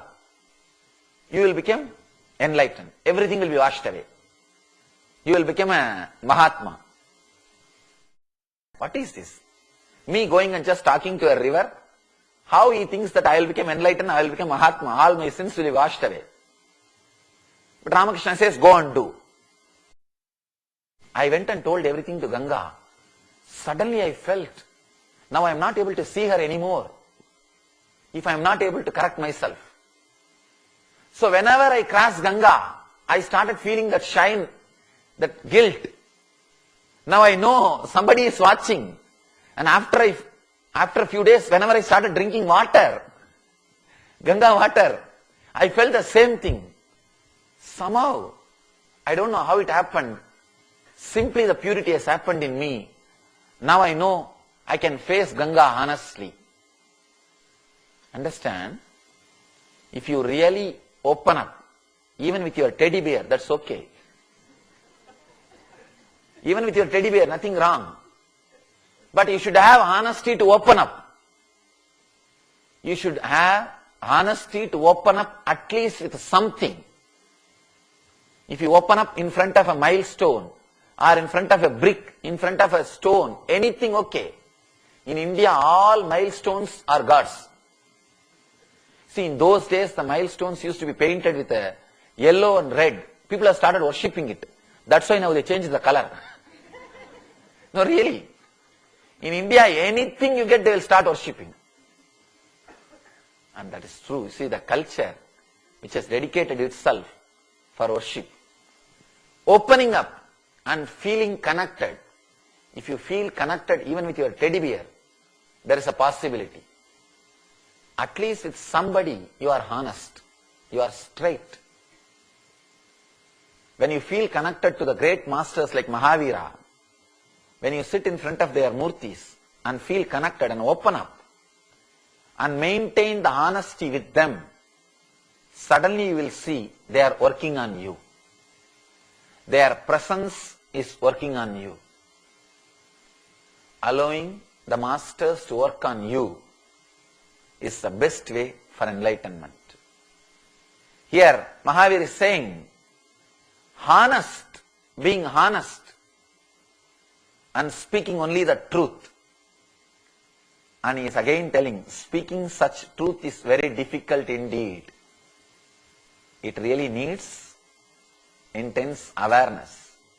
You need to be alert. You need to be aware. One more thing. Unless you raise your very frequency in which you are staying, unless you raise the very consciousness in which you are staying, you can't be truthful. You can't be truthful. Because if you are living in the same mood, you will forget even many times that you are telling a lie. Only after telling a lie you will realize you are telling a lie, because you are habituated to tell lies. Even a simple thing for no reason, the moment you open your mouth, nothing but lies will come. Just try to record. One day, whatever you speak, tell somebody else to record without your awareness.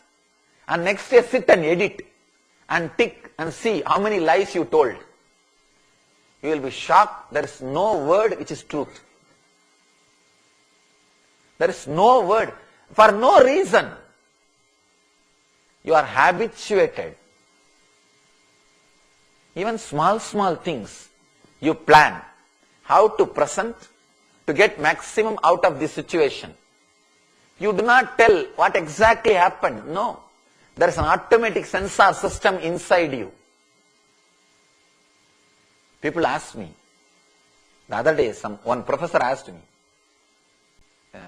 university professor, Swamiji, every day you are talking hours together somewhere or other in the world. If you see the website, there won't be a single day gap.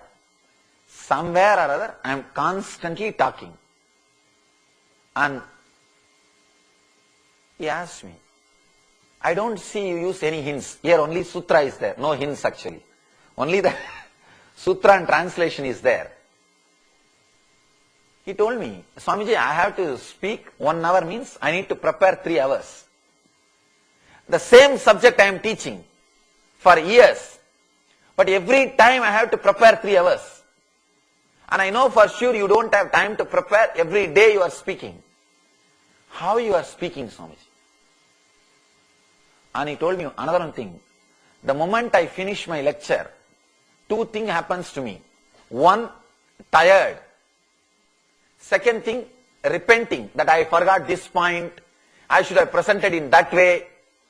Guilt. Tiredness and guilt is always the result after my lecture. And not only for him, it is for all speakers. Any public speaker, in the end, he will repent, I should have done this, I should have done that. And he will be tired. Not only the speaker, audience also. Usually.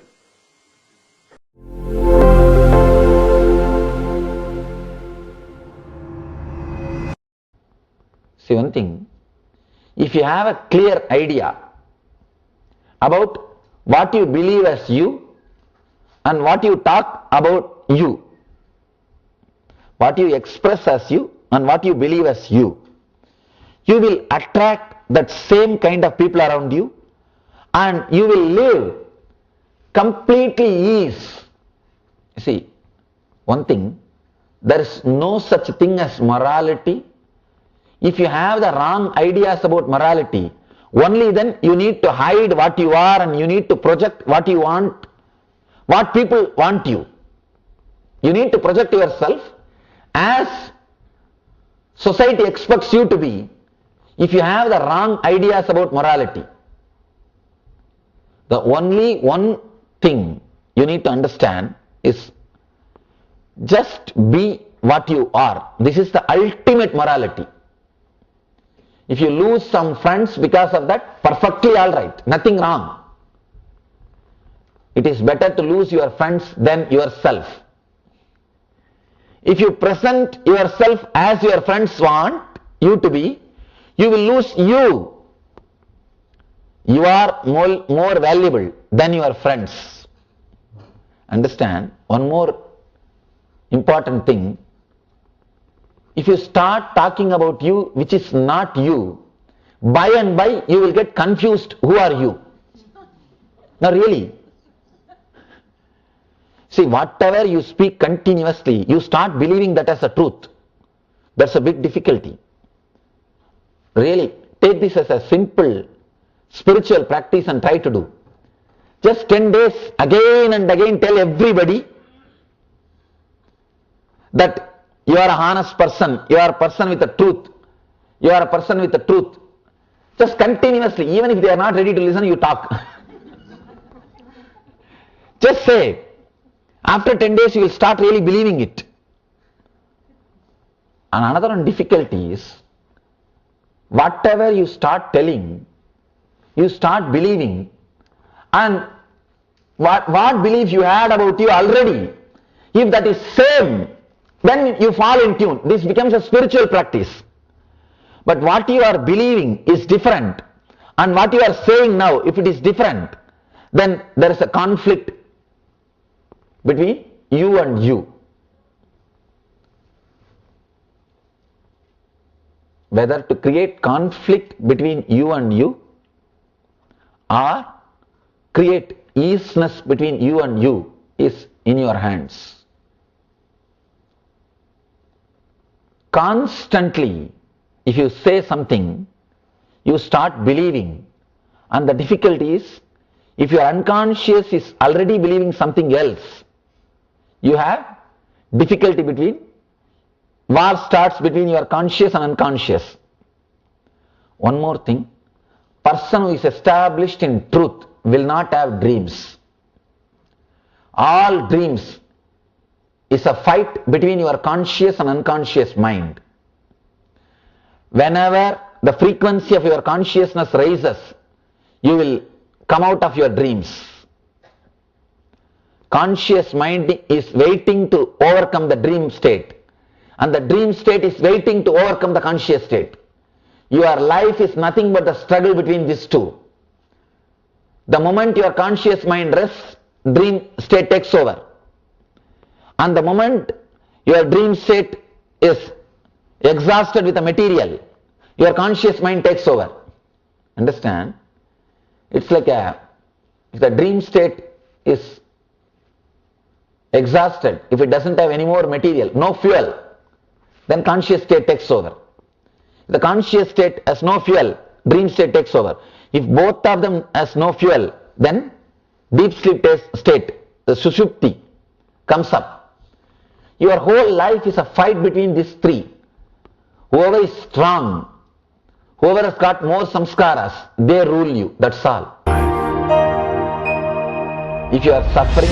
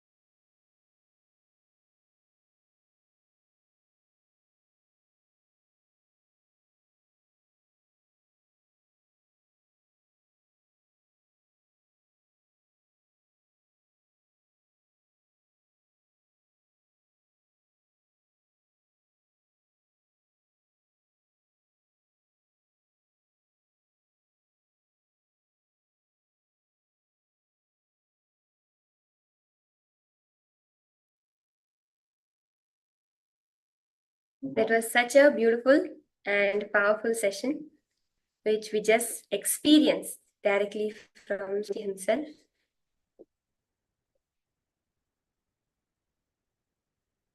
How we can become fearless with the true knowledge, right? That's what Swamiji revealed. I request all the participants, every one of you, to share what was your powerful cognitions, your understandings from this session directly by Swamiji himself. What did you understand? What did you recognize?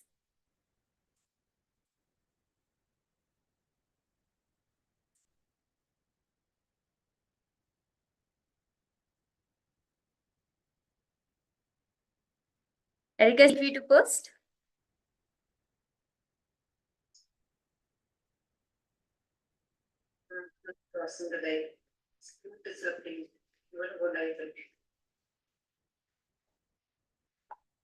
Okay, Makarini, our words matter as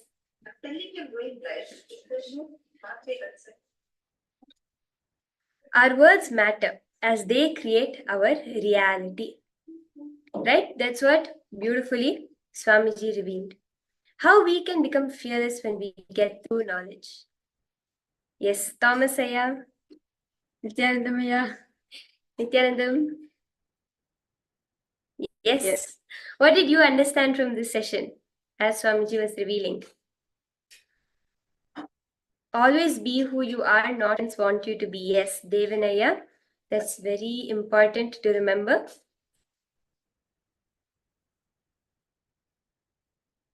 Listen to the enlightened beings. Yes. Okay.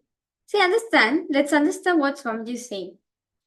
Become fearless with the true knowledge. What exactly is Swamiji with true knowledge? Let us understand clearly. See, Swamiji said, every master will claim that they are teaching true knowledge, right? Every spiritual person, every person who is a leader of an organization, they will all say, I am teaching you the true knowledge. But how do we know what we are hearing is really true. What's the scale for Satya? This whole session we learned powerfully about Satya, about the truth, right? Now, what is the scale for Satya? What is truth? What is the definition of truth? How do you define something is true or not? Mahavira, in the Jain Sutras, is giving the touchstone definition of Satya. What is Satya? See, Mahavira lived the life of a king. If somebody has renounced the life of a king, he has seen the truth in reality. An ordinary beggar becoming a sannyasi, becoming a swami and monk, is not renouncing the world, right? He has nothing to renounce. You can't even say he has renounced something or something. But when a king renounces, it is his greatness.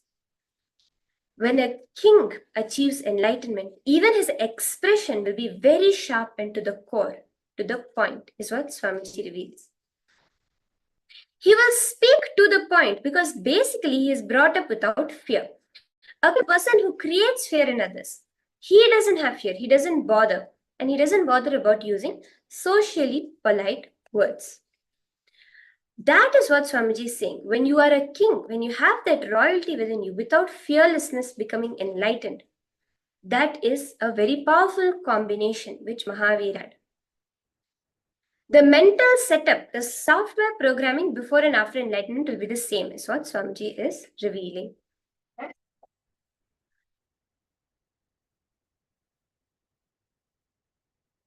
Now, what you need to understand is, you can see here, after enlightenment, you have the choice to retain the mental setup or drop it. The freedom you have, okay, you want to use a mental setup or not, but the mental setup itself remains the same. Swamiji says Mahavira has the best software to express enlightenment, a fearless leader software. He's in the ultimate category, the king who renounced and became enlightened. He is teaching sitting on the platform of Satya, of truth. Only truth is holding him. And that's why Mahavira says, Nichichala Panam Matenum Musavaya Vivachanum Bhashasya Vumhyam Satcham Nicha Otyanna Dukharum. Continuously alert, one should renounce asatya and speak only truthful, honest words. Speaking such truth is difficult indeed. A true sage does not speak words which can hurt others. Similarly, a true person should not speak sinful words even in anger, greed, fear, or ordinary talks with friends and relatives. Practice of satya needs continuous alertness. We should always sacrifice the untruth. That's what Swamiji says, right? Just try to see. You can even do this as a daily practice, a small daily practice. Every time you tell even a smallest untruth, okay, be like, did you put the cup in the sink? You would have kept the cup right next to the sink and you'd be like, yes, and you put this cup in the sink right after that. That is also a small untruth. Like this, look into your life and see how many places you're missing, and you will start seeing how to be aware. Just learn how to be aware. You will be established in the ultimate truth, Satya.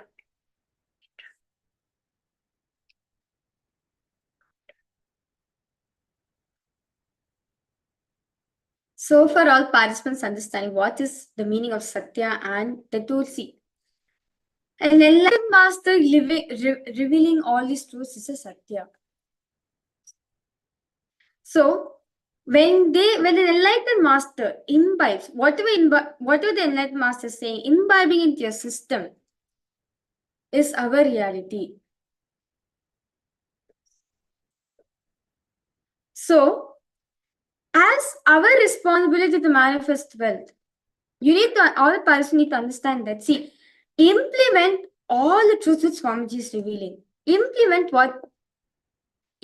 what is said. Only when we take the responsibility, only from the knowledge that Swamiji is giving, and becoming courageous from that, is the real wealth Swamiji is saying. See, understand Swamiji says, real wealth is not the money outside. Real wealth is the inner being. Real wealth is you achieving that inner peace within yourself. So for all participants, I request all of you to go ahead and post your understandings in the chat section.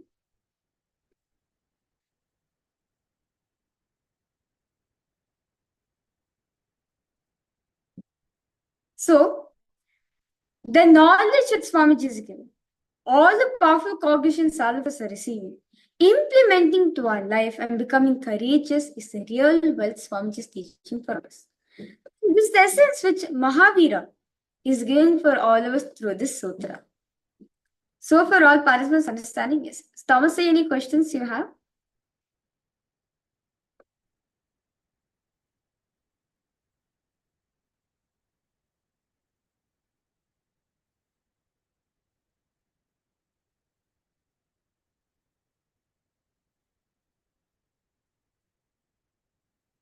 Okay. Suppose, okay, so we ask, honest living requires sincerity. Yes. See, Aya, sincerity is required, but not seriousness. Being integrated to it is requires a lot. That's why Swamiji says integrity. Integrity is nothing but what? Honesty. Being honest, honoring the words you're giving to yourself and others. So I would say having integrity you should have integrity to manifest that life. Yes. Okay, any other questions? Many of you I see sitting in KAILASA in Los Angeles. Any of you have any doubts, any questions? Also, if I can request that you post, all those of you, whoever is sitting there, you can give me, like, all those of you who are sitting there, the name, so that we can attend to each one of you and also help you experience from KAILASA Los Angeles. You can post it in the chat.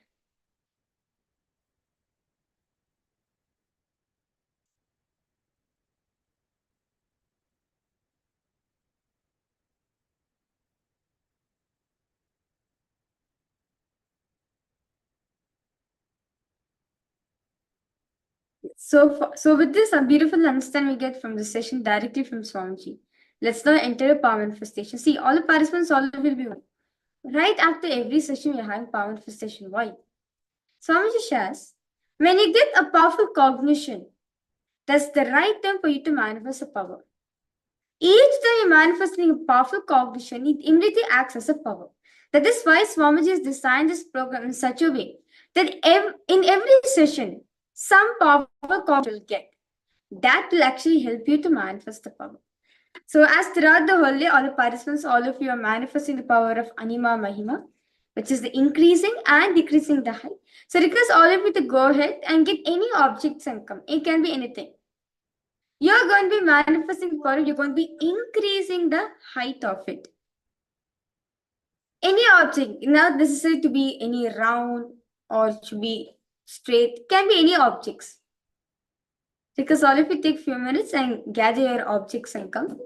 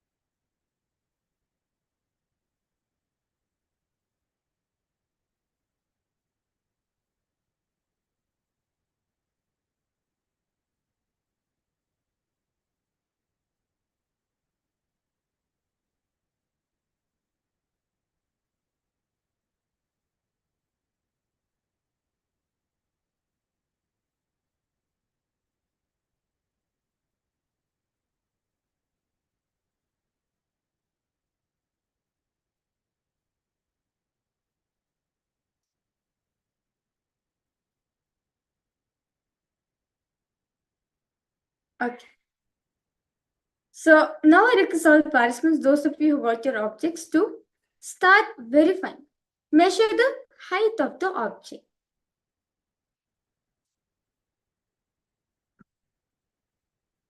For example, if you have like a cap, you can draw the cap on the paper. So I request all participants to get the measurement, direct measurement of the item, of the object.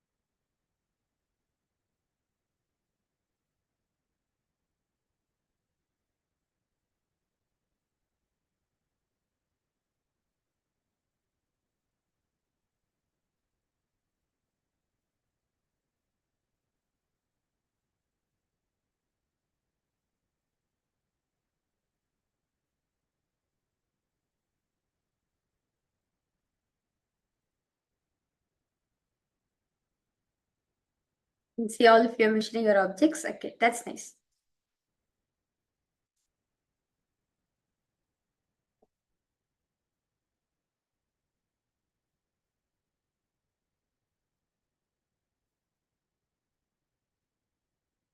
So that request all participants now. See now you have the object and Swamiji are one and the same.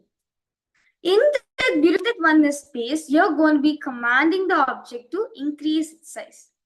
As the matter in front of you is consciousness, it has consciousness. And your source is Paramashiva, which is Swamiji.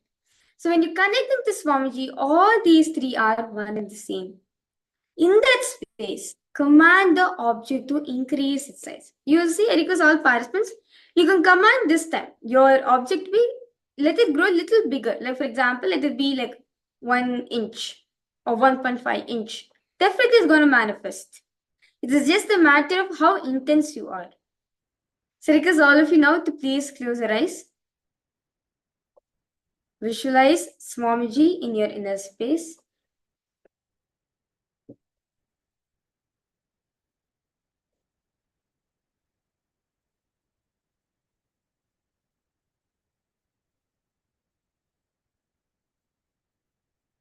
Slowly, intensely, start chanting the Mahavakya.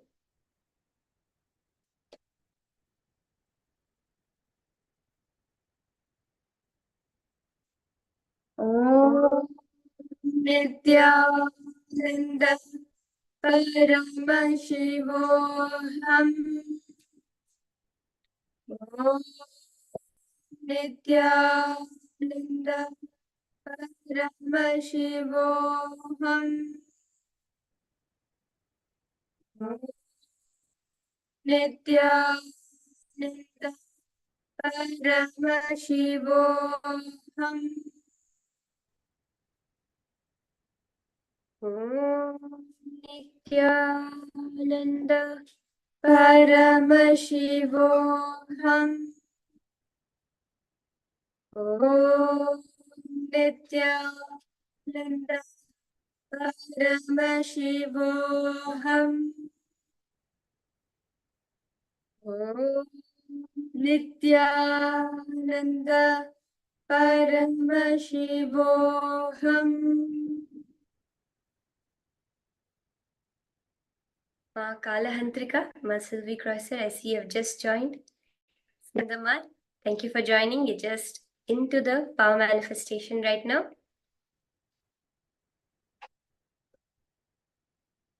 Continuously keep connecting to Swamiji.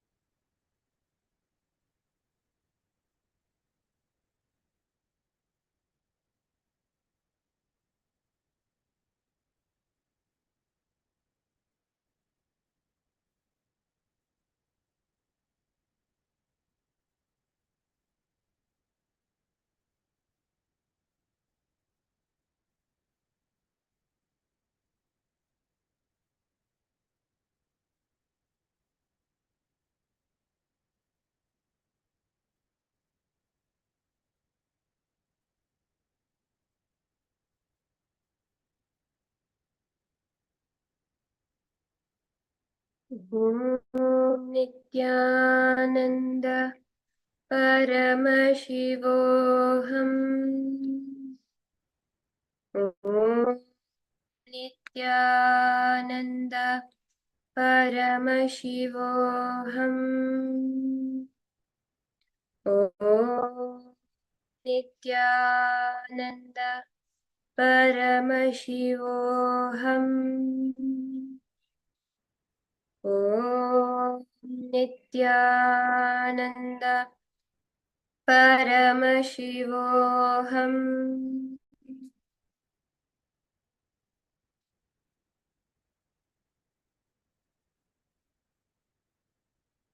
Om Nithyananda Paramashivoham.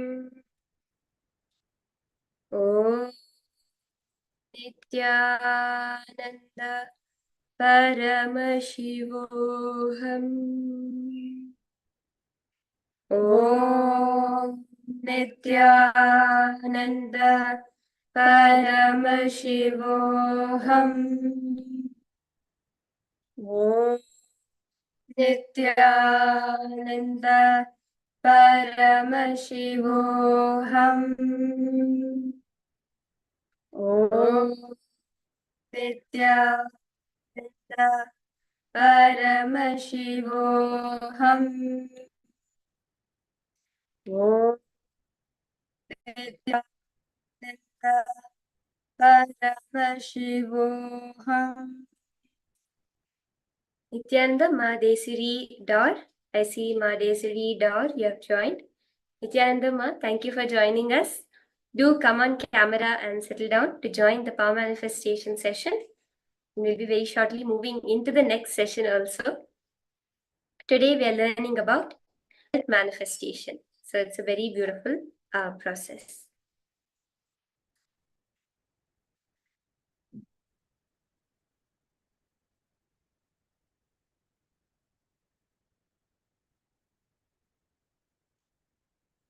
Yes, Nithyananda Malsika.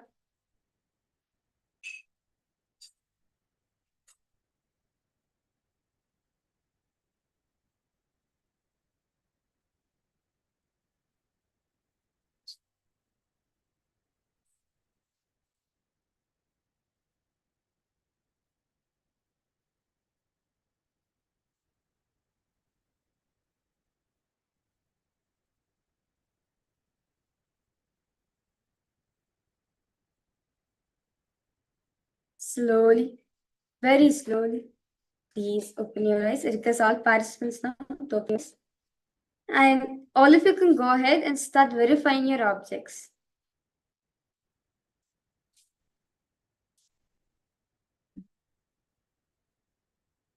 Don't worry, Malsika. Swamiji is with you. Just look in to see where that is a suppressed incompletion. Where are you holding that incompletion inside of you? And drop it at Swamiji's feet. Swamiji, please take care. And you'll see how it disappears. Hima Desri from Pomona, California. Yes, Ma Nithyanandam. Have you visited the Los Angeles temple, Ma, before? Yes, okay. How long have you known Swamiji, Ma?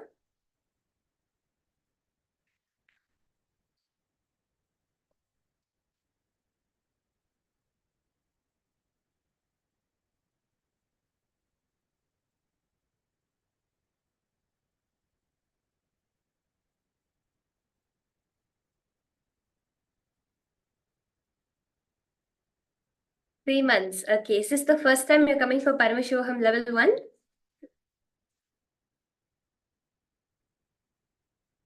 Yes, okay. I'll tell you one thing, Ma. It's going to be a very beautiful experience for you. Would you be joining every day?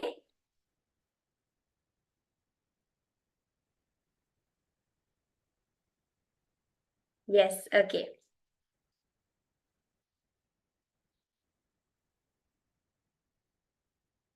Okay, sure. Today actually just the second day of the program, so you did join early. And we are actually having a very beautiful topic, understanding of the most important lesson on how to manifest well. And right now, we're just completing the power manifestation session, and we'll be entering into the next session, so you can stay for that. I request all the participants, those of you who are doing the manifestation, to check the size of the object.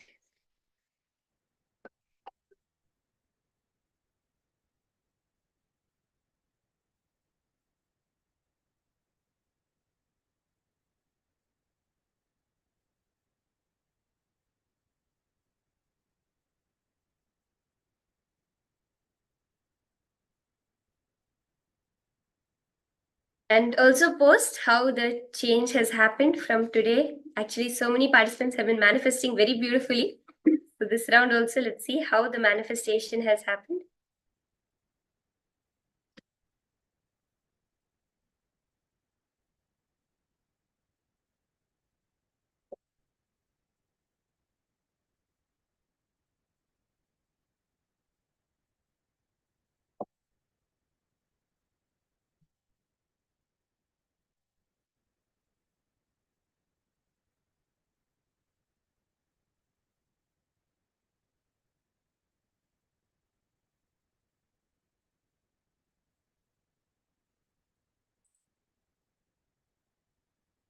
Thomas, I request you to post the results of the manifestation. Yes. Okay.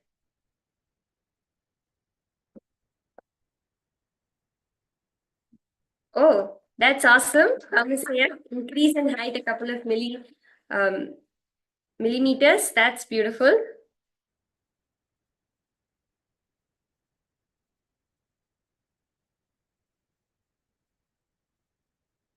Actually, Ma Desiree, whatever may be happening, whatever timings you're available, not available, one time I would really, really recommend you do whatever you can to make sure you're available is during the darshan timings, which is at 7 p.m. Eastern Standard Time every single day. So at that time, if you can join in for the darshan, and that itself will be a manifestation to give you the time you need to be able to join for the whole day and to help you in whether it's financially or in your work, any place, any ways you need help. Just that few hours, that 1 or 2 hours every day of darshan with Swamiji will completely turn your life around. So I would really like you never miss that timing. Okay, height is the same, but the width has increased. Yes, amazing, Manisha. Okay, such beautiful manifestation.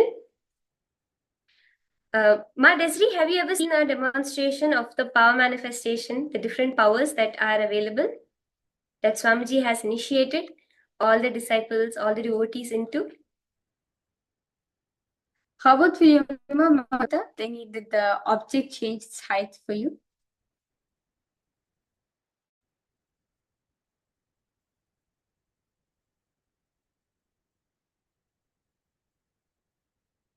Okay, you listened to some of the darshan, the satsang yesterday. Okay, that's very good. So now we'll be entering into the next session. I request all of you also to post how the manifestation has happened for you, where we're going to be understanding deeper about sincerity, right? Swamiji had said about how, in the previous session, about how we should be sincere in what we are doing, but we should not be serious in what it is. Basically, Swamiji says there's a difference between sincerity and seriousness. We always think sincerity is something serious. We have to sit with a long face, with concentration. We should not smile, we should not laugh, and we should do something. But Swamiji says you don't need seriousness to achieve anything in life. You just need sincerity. Sincerity can also happen as a celebration for you. You can manifest it as a celebration.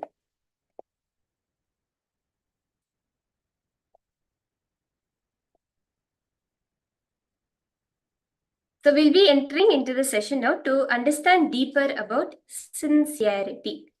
Okay, how when you give your best to anything you do.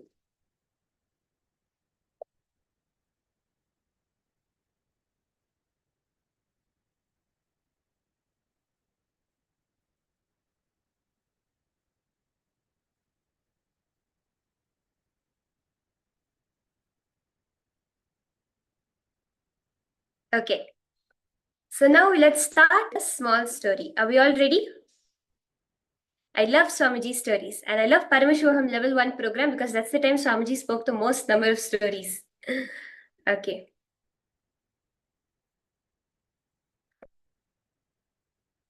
Two boys were building sandcastles on the beach, and they suddenly had a quarrel. They fought with each other, and one boy got angry, kicked the sandcastle of the other boy. Two kids on the beach had a fight. One boy destroyed the other boy's sandcastle. So the other boy went and complained to the king about his serious grievance. The king began to laugh at the boy for getting so upset over silly sandcastles. But the king's advisor, a Zen monk, laughed at the king. He said, "When you can fight battles and lose yours over stone castles, why are you laughing over these boys for fighting over sand castles?" Swamiji says all our seriousness is just about sand castles. Whatever we try to be serious about, we try to take seriously. It is just sand castles. For a child, a sand castle seems precious. At our age, stone castles are precious, right? For a child, his toy car is the most precious thing in the world. For us, our real car is the most precious thing in the world. But whatever it is, that seriousness is the same. Whether you are serious about a sandcastle or a stone castle, it is the same.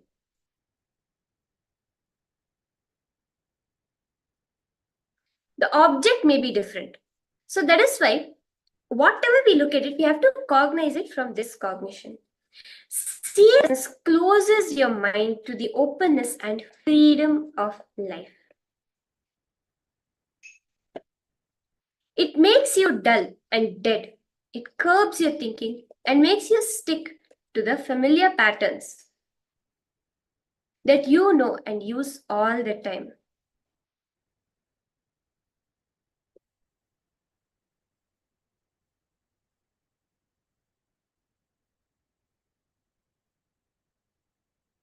We always try, seriousness makes us lose the juice of life. In a Zen monastery, there was a competition, okay? Another story from Swamiji. There was a competition among all the disciples for who can maintain the best garden. Whose garden can be maintained the best. One disciple was a very serious person, so he took it very seriously, this competition. He always kept his garden neat, clean, well swept. All the grass was of the same height. All the bushes were neatly trimmed. No dead leaves, nothing. Always he would maintain it perfectly. He was sure he would get the first prize. On the day of the competition, the master went around to all the gardens. He came back and ranked the garden. Okay? This serious disciple's garden got the lowest rank. He was shocked. Actually, everyone was shocked. He had the best maintained garden. He took it so seriously. But the master ranked him the lowest. So he could not bear it. He went and he told the master, "Master, what is wrong with my garden? Why do you rank me the lowest?" The master looked at him and asked, "Where are all the dead leaves? A garden maintained in such a way is no longer alive. It is dead." When we try to be too serious about things, right, we miss the creativity, the spontaneity of life. As Swamiji says, seriousness kills spontaneity. Seriousness destroys creativity. Actually, science itself says that when you perform a task in a relaxed manner, your thinking and decision-making capacity is automatically enhanced. The same task, when you're performing in high stress or seriousness, it dulls your mind. When you are too concerned about the result, you're actually not performing in your optimum level. Of course, you need to make plans, but do it with sincerity, not seriousness. Sincerity is focusing on the task with enthusiasm and youthfulness. Sincerity is giving your task the best you can without worrying about the result. When you're serious, you enjoy, you don't laugh. How can you laugh when you're serious? Imagine this, okay? There's a person who's such of a serious nature. He's such a serious person. You're having a serious conversation. Would you laugh? Could you even think of laughing? No. Or actually, let's do this one thing. I request all participants now, become serious. Slowly become really serious. And try to laugh. Be focused, active, like as if you're so serious. And but at the same time, trying to laugh. Just imagine this, okay? Your boss comes to you and he says, look, we have to have a serious conversation. How would your face go? Immediately, how would you be? You cannot think of smiling or laughing. You'll be like, oh God, what is it? You'll be worried, right? Every time we hear the word serious, the joy is gone. But sincerity is not that. Swamiji says, be sensitive, be strong, be aware of everything. Actually, Swamiji said, being unable to say no does not mean sensitivity. That is actually ego. The person who does not able to say no when he needs to is actually egoistic. Swamiji says, when you are sincere, it will become a deep experience. It means being total in what you are doing, without comparing or having towards others. Okay? Sensitivity means being strong and being aware of everything. Sensitivity is having the clarity when to say yes and when to say no, what to say when. Seriousness is a strong block to restrict our free, authentic communication. When we bring sincerity, we regain our creativity.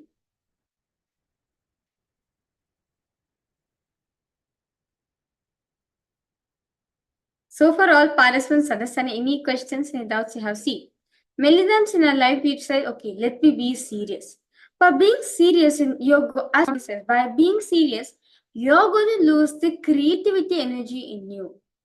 Actually, I request all participants, let's try this when this small exercise with Swamiji is given, okay? I request just for a few minutes. To really understand the difference between seriousness and sincerity. Okay? So I request all of you now to sit comfortably, however you want. And take a pen and paper or open a notepad on your device. And which is easier for you, either a notepad and device or a pen and paper. Yes. Now type down 5 places in your life where you are serious. Okay, something you really take seriously in your life.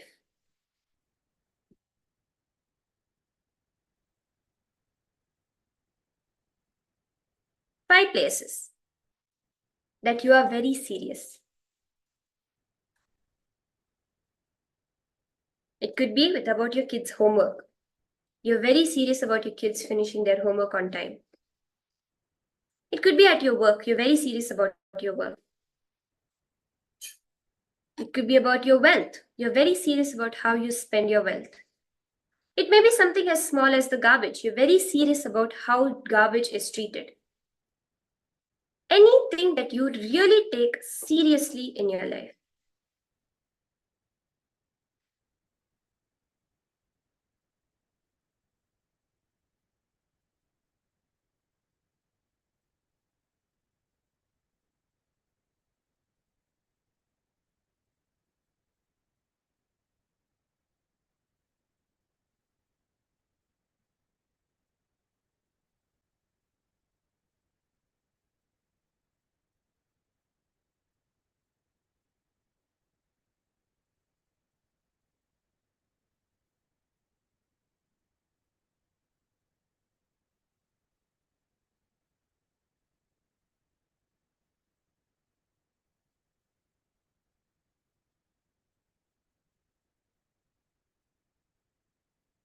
If anyone has any questions or any doubts, further clarification, you can go ahead and post it in the chat.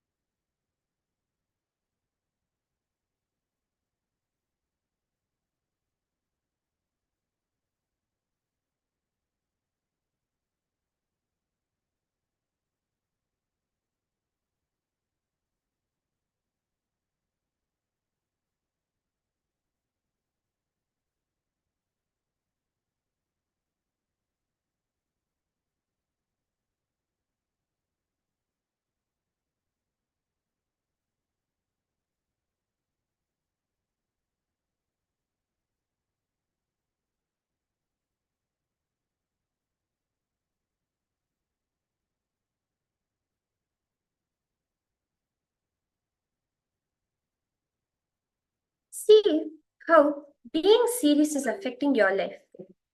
your completion with yourself, with others, your relationships, your performance. Write it in detail. Write down detailedly how it is affect that aspect of your life. Where let's say you're really serious about your work, about the way you do your work. You'll see that it removes the inspiration for you yourself to go to work. It becomes a chore for you. It becomes something you think of as a duty. Somebody says duty is a 4-letter word. It becomes such a dull, monotonous thing that you have to do and you feel obliged to do. A dull, dead feeling towards it. If you take your kids' homework seriously, you'll actually be seeing how, by taking it so seriously, you are destroying a relationship with your kids where they're like, oh God, she'll just be behind me all the time. And they'll be trying to escape from finishing their homework. If it's anything you're serious about, you'll see the life, the energy from it will be gone. It'll just be affecting you. Your performance in that area, your relationships with yourself, with your others in that area.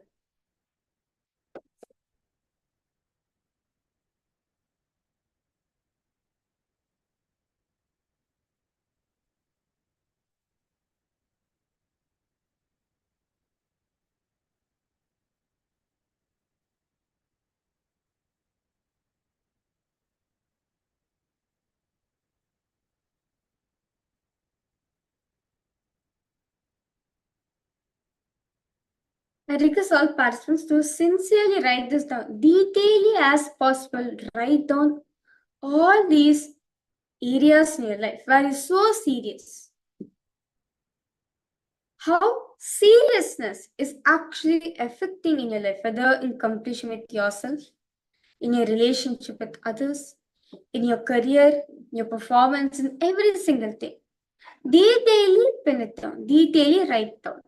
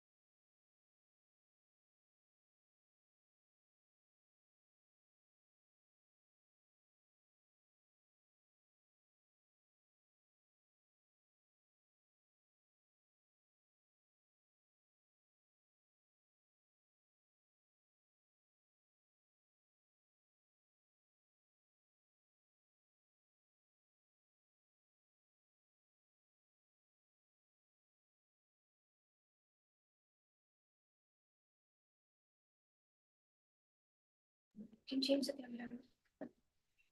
After doing it.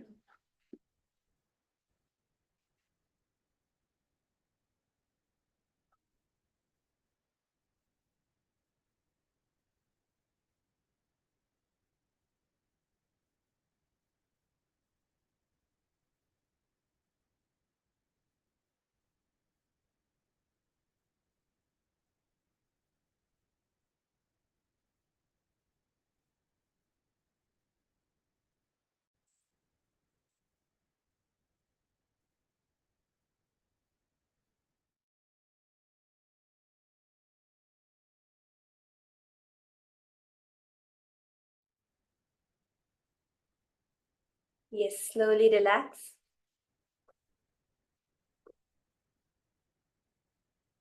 That was a very beautiful session we just now experienced from Swamiji directly.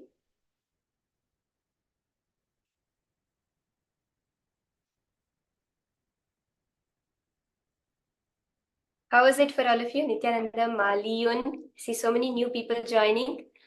Nathan Padayachi, Ayya, Nithyanandam.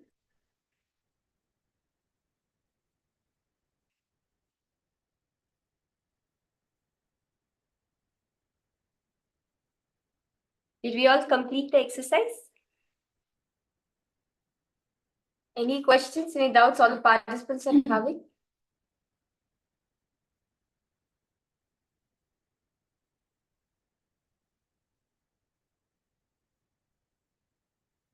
All the places, how you're able to see that seriousness affects your life, right?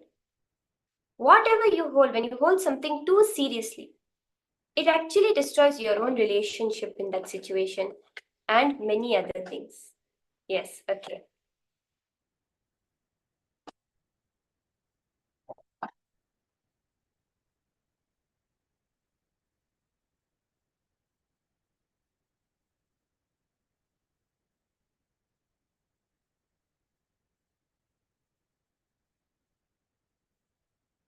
Okay. So listen now, participants. Now, all the things which you've written so far, the areas of your life where you're so serious, but you're not able to experience any results immediately. Decide from today onwards in these areas. Instead of being serious, I'm going to be sincere about it. Make that as your conscious decision. Wherever till now I've been holding seriousness, I am only going to hold the sincerity towards it, the joy, the celebration and completion towards those aspects. Can we all make this as our conscious decision today? Yes? Okay. So, with that beautiful understand all participants. Yes, I request all of you to post if throughout the whole session, if the sessions are going little, you're not able to understand, do feel free to post in the chat section. We're always there for all the participants. So, any questions, any doubts you have, you can post in the chat section, no problem. So now we are going to be entering into the power manifestation session. So we are going to be continuing to manifest the power of Anima Mahima, playing with the increasing and decreasing an object. So I request all participants now to get any precious items. I request you to get the precious items. It can be gold, diamond, anything which is precious for you. I request you to get those objects, Sanka. Something which is too precious for you can be your ring, your chain, or your bangle. You can get the anchor.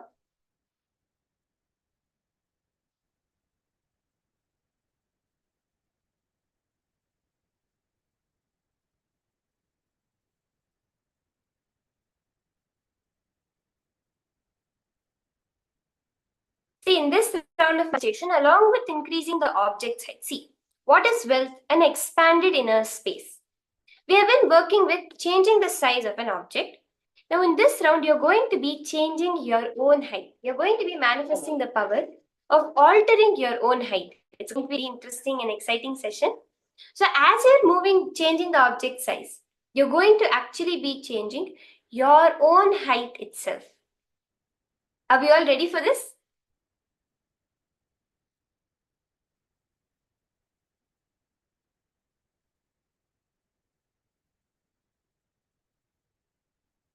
Yes, okay, I request all of you now, along with measuring the height of your object, measure your own height also.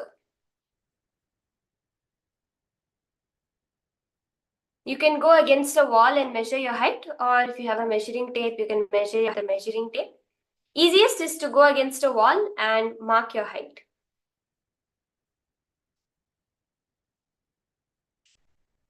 I request all of you to do that.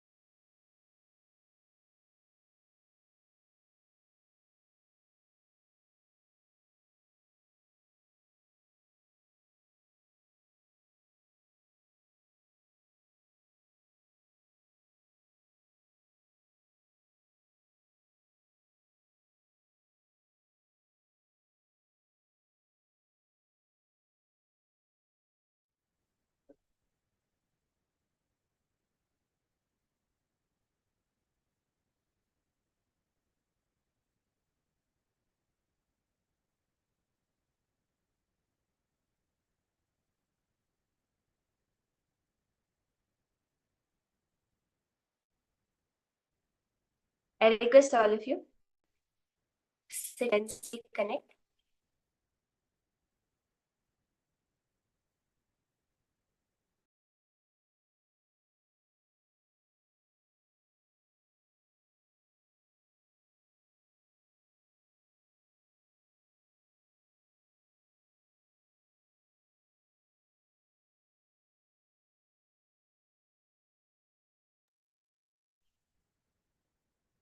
Now, we'll start manifesting this power.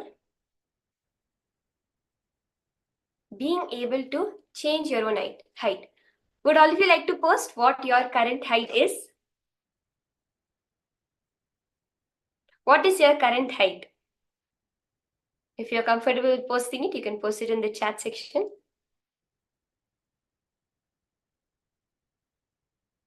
Yeah, 180 centimeters.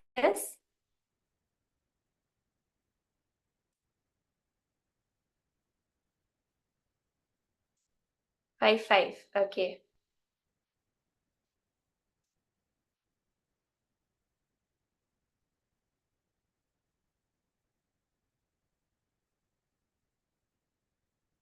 Okay, let's start now. You're going to sit straight. Connect to Swamiji in your inner space.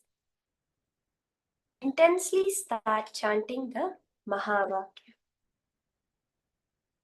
Om Nithyananda Paramashivoham. Om Nithyananda Paramashivoham. Om Nithyananda Paramashivoham.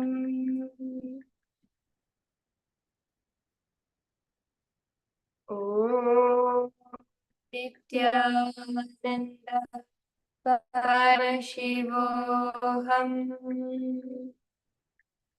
Om Nithyananda Paramashivoham. Om Nithyananda Paramashivoham. Om Nithyananda Paramashivoham. Om Nithyananda Paramashivoham.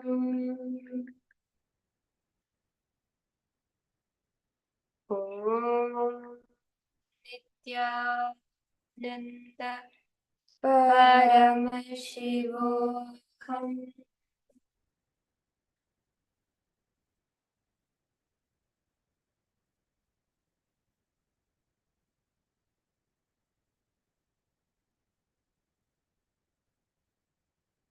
Intensely chant the Mahavakya.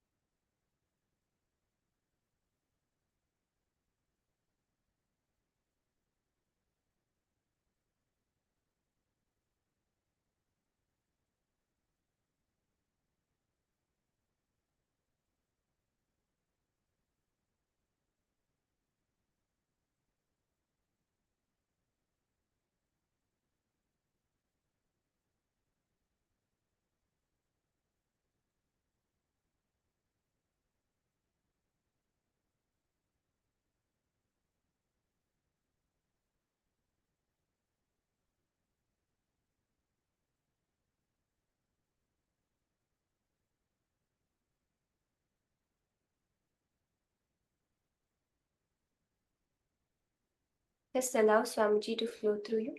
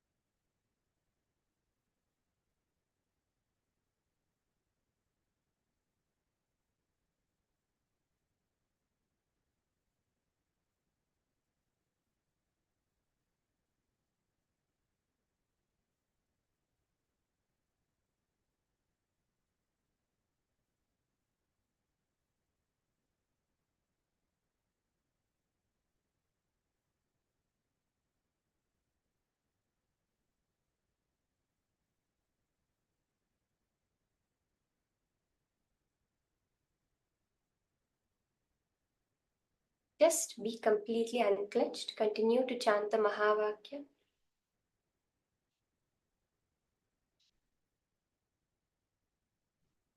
Om Nithyananda Paramashivoham. Om Nithyananda Paramashivoham. Om Nithyananda Paramashivoham. Om Nithyananda Paramashivoham. Om Nithyananda Paramashivoham. Om Nithyananda Paramashivoham. Om Nithyananda Paramashivoham. Om Nithyananda Paramashivoham. Om Nithyananda Paramashivoham. Om Nithyananda Paramashivoham. Om Nithyananda Paramashivoham. Om Nithyananda Paramashivoham. Om Nithyananda Paramashivoham.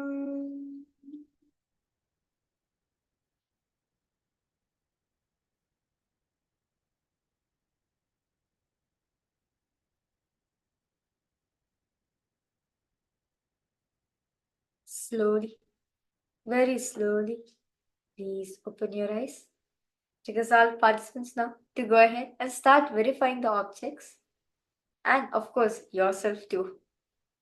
Go ahead and verify. Go remeasure your own height also to see how it has changed. I request all the participants.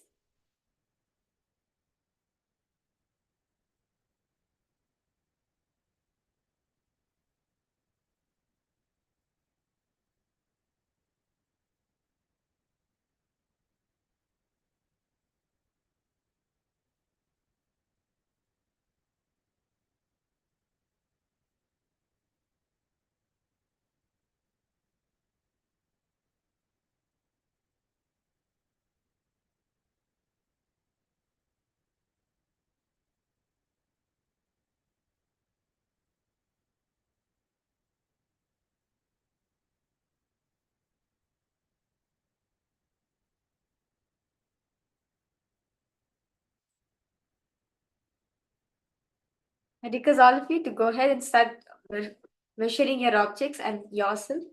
And you can post any results which has happened for all of you. Yes, Makaranta, Ma Gabriel, Makarini, Nyayam Prakashini, Devin Harris. I request all of you to go ahead. You can post it in the chat section whether some changes has happened to manifest. It's fine. Anything is fine.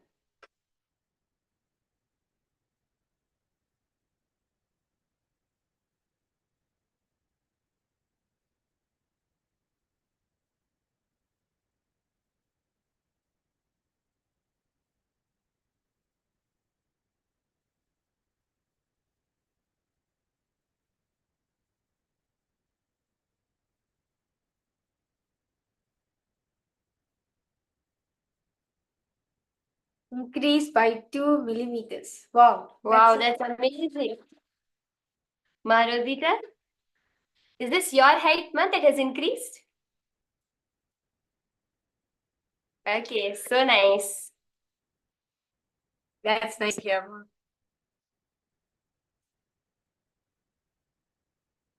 What about the others?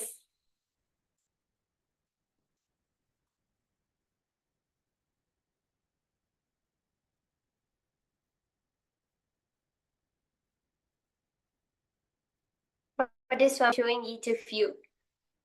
The manifestation. Okay, your precious object increased by 1.5 millimeters. Your height increased by 1.2 centimeters. Wow. That's amazing, Aya. That's amazing. That's so beautiful. Aya, you should take a picture of this manifestation. You should take a picture of how this has manifested. And you can share it on social media. You can show your friends, your families. Don't miss taking a picture. You know, today people do surgeries that take 1 or 2 years with just 60% chance of recovery to grow tall. They literally do such painful surgeries where they crack the bones and let it heal, crack the bones and let it heal just to get 4 inches of height. Imagine sitting 21 minutes and connect to Swamiji. You can change by a centimeter. Such powerful manifestation can happen just when you connect to the third eye.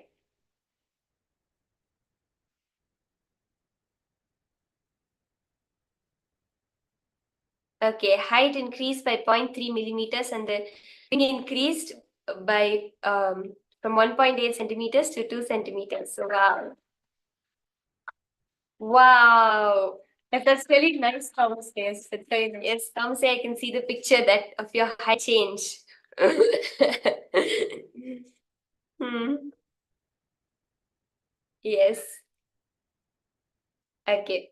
So with that, we'll be entering into the next session to understand deeper about ego. Now, what is the relationship between ego and nature? First, let's understand this, starting with an incident from Swamiji's own life. So, in Swamiji's life, there was an incident where this was right after Swamiji's enlightenment. Swamiji was sitting in a forest in Tamil Nadu, South India, and he was just meditating. He was in a very relaxed mood. The eyes were open, but the information processing was not there. For us, we may call it as daydreaming. We're seeing everything in front of us, but we're not processing anything. But for Swamiji, that was actually a deep, restful, meditative space.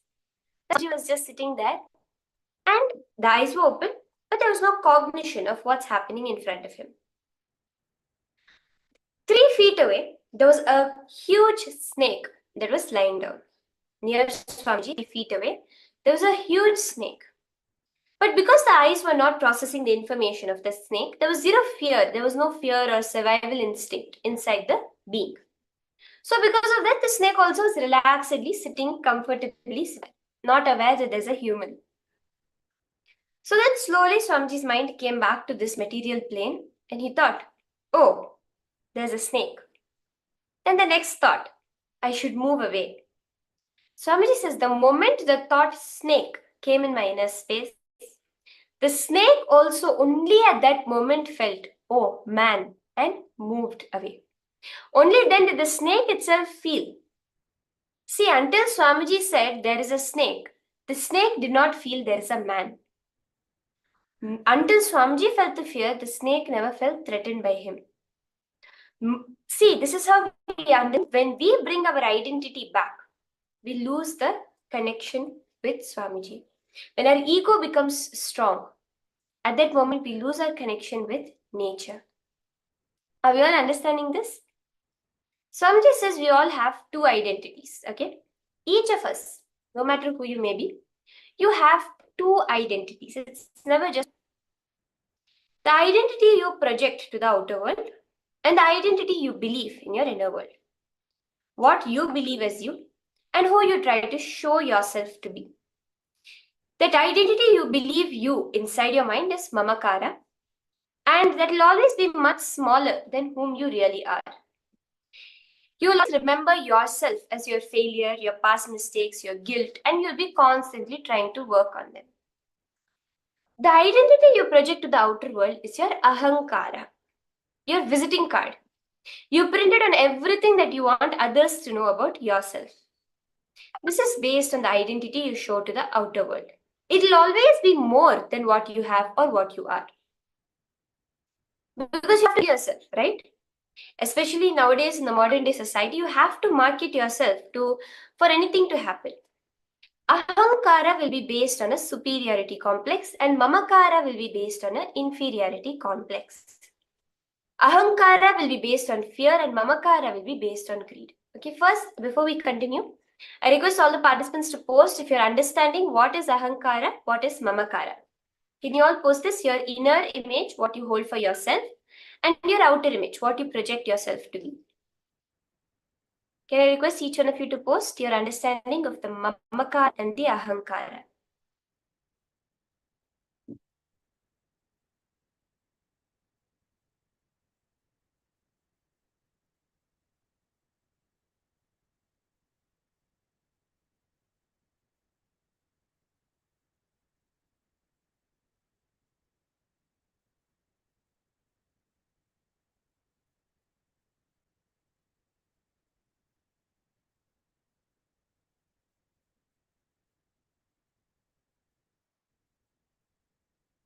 Okay.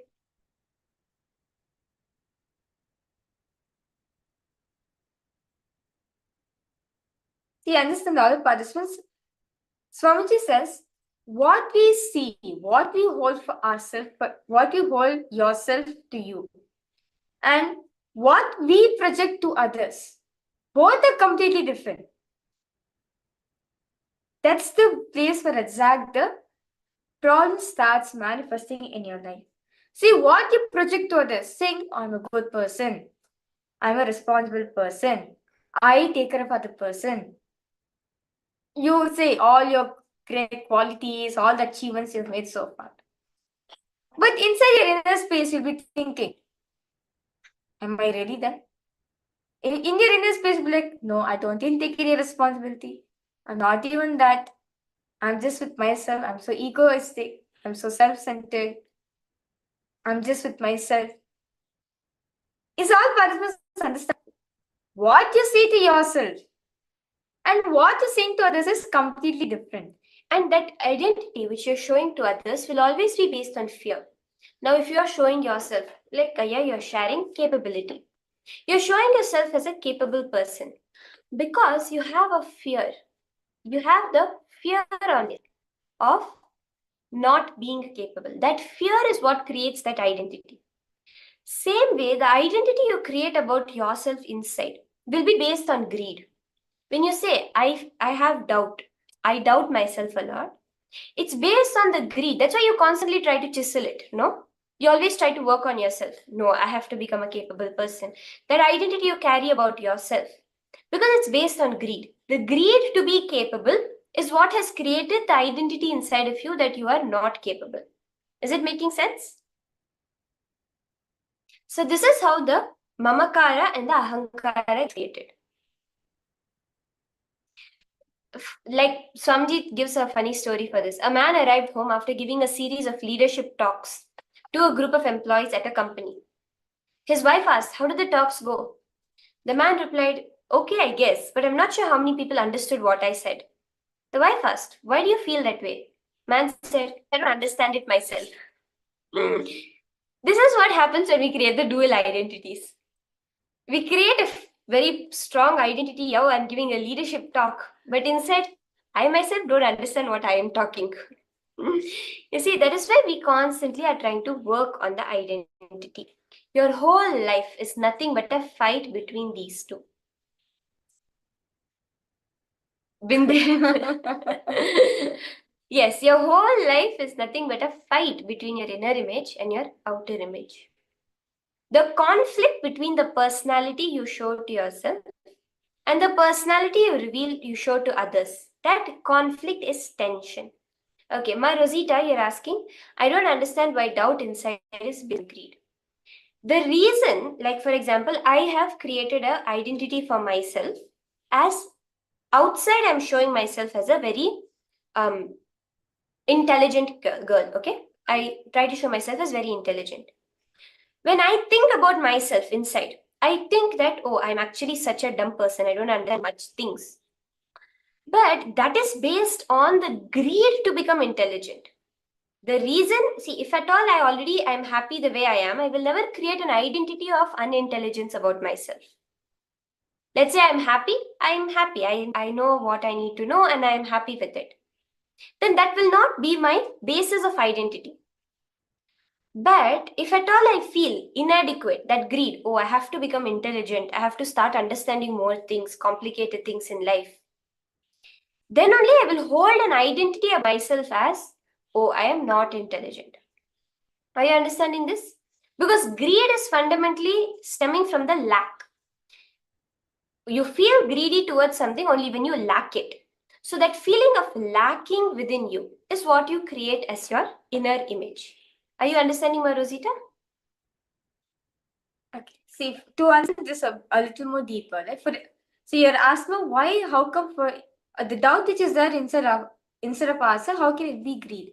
See, the identity which we create for ourselves, we always think low about ourselves, especially when we compare with that person. For example, if you're having a sibling, you compare with the most, like, look at her, how intelligent she is, or look at him, how active he is, he has everything.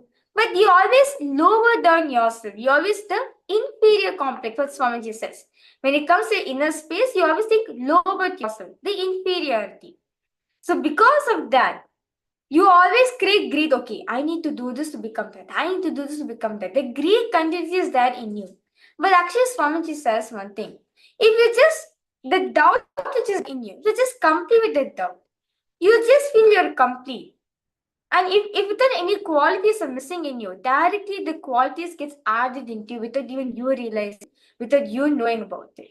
Actually, it is because of this fight between the two, between your inner image and your outer image, you get tension, disease, all the negative things, stress, everything is created in our life only because of this. See, take this simple example, okay? Now, you take a 12th grade, let's say you take a 12-year-old kid, okay? 6th grade student. You put him in 7th grade and tell him you have to write this exam today. What is going to happen? He's going to feel stressed, right? He's going to feel super stressed about it. He's going to be like, I have to pass a 7th grade exam. I'm still in 6th grade. Yes. But if you take this same 6th grade student and put him in 12th grade, what's going to happen? He's not even going to bother. He's going to be like, it's out of my realm itself, right? He's going to be like, whatever. You take me from 6th grade and put me in 12th grade. Don't expect me to do anything great, right? At that time, there is no friction because the identity he holds about himself and the identity he projects about himself. Because that I'm just I'm a 6th grader today, that's it. and I'm showing myself as a 6th grader.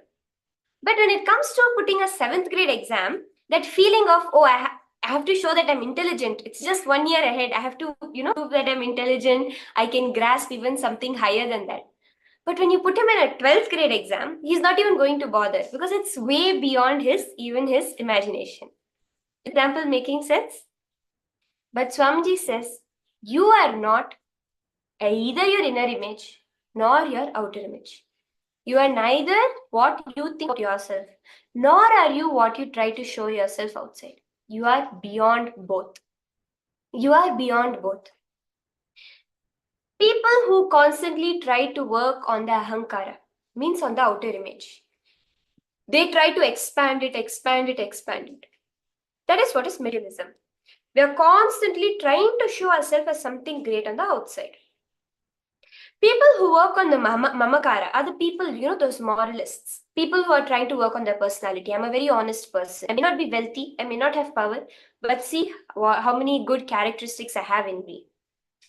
They try to create an identity. That is when the whole life, Swamiji says, becomes moralistic and suppressing. The truth is, you are beyond these two. When you unclutch from both of them, see, unclutching not just from the outer image, nor just the inner image. Unclutch from both of them, you will realize you are beyond both and these two will never be able to bind you again. Low self-esteem means yourself or imagining yourself to be less than what you are. High self-esteem is imagining yourself to be much more than what you are. But actually, both of these are based on the opinions of others. You judge yourself based on your lifestyle rather than your life. You weigh yourself by the cars and real estate you have purchased, not by the quality of consciousness you have achieved. Are you understanding? See, whether it is low self-esteem, I think very low about myself. Why do you think low about yourself? Because somebody, some society, some culture has set a bar for you. This is wealth. This is intelligence. And you are trying to hold yourself up to that bar and you are finding yourself inadequate. And you have a low self-esteem. What is high self-esteem? Now, the society has judged based on your bank balance, based on your IQ, your status in society. But you are thinking you are something much more than that. Are you understanding? So there again, high self-esteem is also based on others' opinions. You judge yourself based on what others think, not based on the pure quality of your consciousness. Actually, Swamiji says, the biggest problem is you don't know how to use personality like a coat, like a overcoat. You're caught in one personality. You think if in work I have to behave in this way means with my wife also I have to behave the same way. With my kids I have to behave the same way. I have to project the same image. Ego is nothing but using the wrong personality in the wrong ways. If you're arrogant and violent, where you need to be polite and humble, it is egoistic.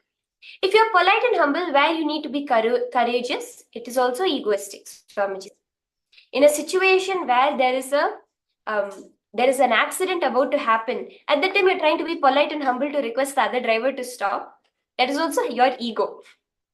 And at the time when you need to be polite, humble, talking to the other person, making them understand, you become arrogant, you become violent where you're shouting, that is also ego. Are we all understanding? So, it's actually Swamiji said, if I'm humble, how can I be egoistic, right? Sometimes we may have this thing. If I'm humble, how can I be egoistic? Swamiji said, be very clear. Standing on its head is also still ego. If you are doing a headstand, it is still you. The same way ego standing on its head is also still ego. It is an inferior ego. Are we understanding this? I like this example. Ego standing on its head is also still ego. Actually, one of Ramana Maharshi's disciples, the very great sage from South India, Ramana Maharshi. Have you all heard of him? Have you all heard of Ramana Maharshi? You see many nods. Okay, Ramana Maharshi was a very great enlightened master who lived in Swamiji's birthplace, Tiruvannamalai. And he radiated the space of enlightenment so powerfully. He is one of the greatest Hindu enlightened masters in the recent times. So one of his disciples had translated a book into another language. Okay, Ramana Maharshi used to, of course, be only communicating in Tamil. So the disciple translated the book into another language. And in the translation, in the book, the translated book, this man's name was also there. This disciple's name was also there. That is the translator of this book. When the disciple saw the book, he was shocked. He went to the concerned authorities and scolded them to the mistake. Then he went to Ramana Maharshi and he told, Bhagavan, they should not have put my name in the book. I don't feel my name should be publicized. I'm not that kind of person. If your name is there, it's enough.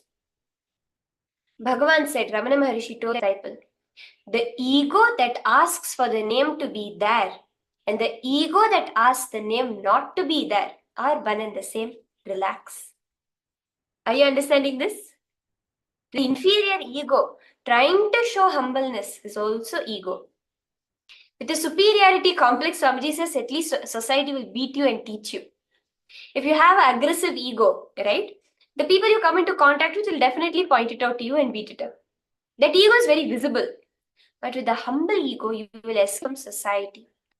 The cunning ego that can nicely save itself. People with active ego will behave in a high-handed fashion. They will claim self-importance openly. They will be arrogant. It's easy for the master to deal with, very easy for the guru to deal with it. Just need to bang it a few times, it will break. It's like a dried stick, Swamiji says.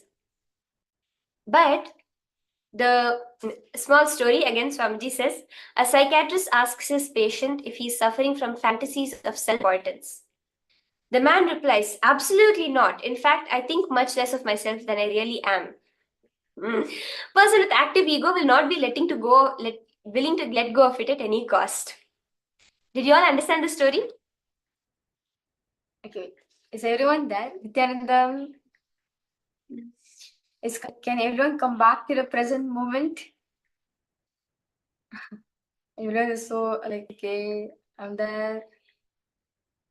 Swamiji says the difference between the passive ego is that it will be subtle and cunning.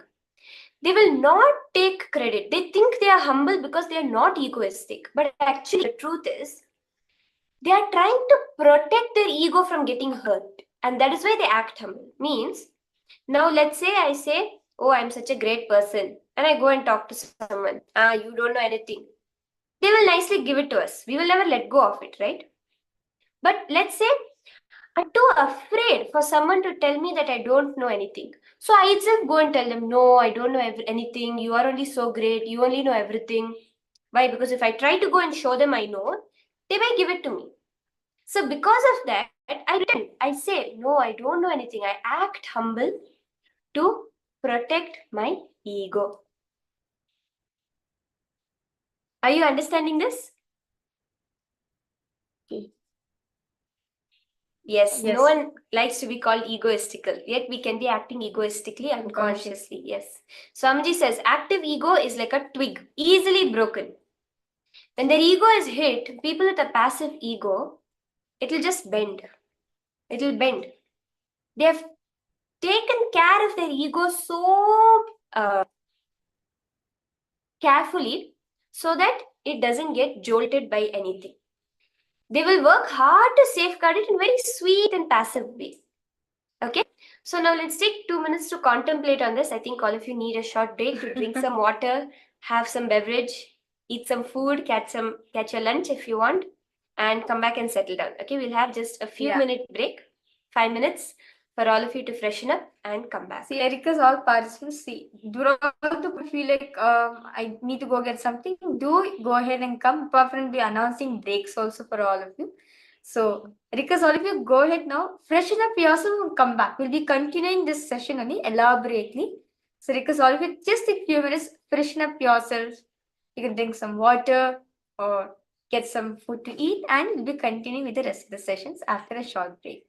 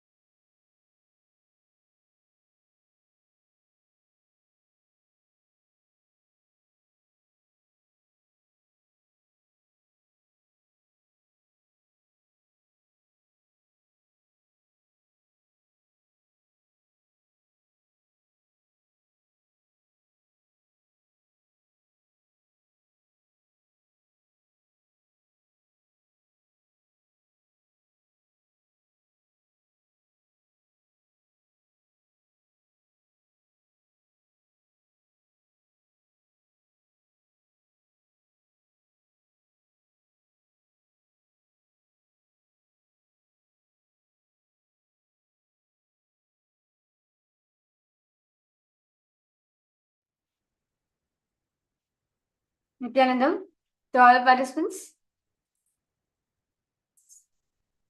I request all of you to come back. Let's settle down for the we are continuing resume that program. So all of us were understanding about the difference between the active ego and the passive ego. As Swamiji says, fundamentally there's a difference between the inner space which we carry within ourselves and what we project outside. Meaning, what we carry within ourselves, the cognitions we carry within ourselves, and how we are behaving outside, how we are introducing ourselves outside to the world, completely different. So fundamentally, this root is nothing but the ego, Swamiji saying. And there's two types of ego, Swamiji says, is the active ego and the passive ego. See, in your life, you can times about others' reactions and opinions, right? Many times, if you just look at your life, before acting in a situation, you'll actually look, how are they going to react? People here, how are they going to react to it? It can be like in a social setting. You're going getting your second helping of food. You look, oh, is this person also getting it who I'm sitting with? If he goes only, then you will also go and get a second helping. Because you don't want him to judge you that, oh, you're eating so much, you're taking so much of food, right? That ego is your anchor point in life. If it's jolted, you will feel anchorless. So in the excuse of being humble and obedient, you keep quiet. You miss one more opportunity to expose your ego. See, now there's one more ego which we nurture so well, Swamiji says. It's called the social ego. You feel your life is highly private to yourself and no one should know about it because you're afraid that your whole image that you've projected to society will come crashing down and there'll be nothing to prop you up in society. That is the social ego. It's more of an identity for you to experience than for others. Swamiji says actually if you just show yourself to the world as you are, you'll be more relaxed because there'll be no pressure to cover up anything. Nithyananda, Ma, Irene Lumos, I see you have joined. Nithyananda, Ma, thank you for joining.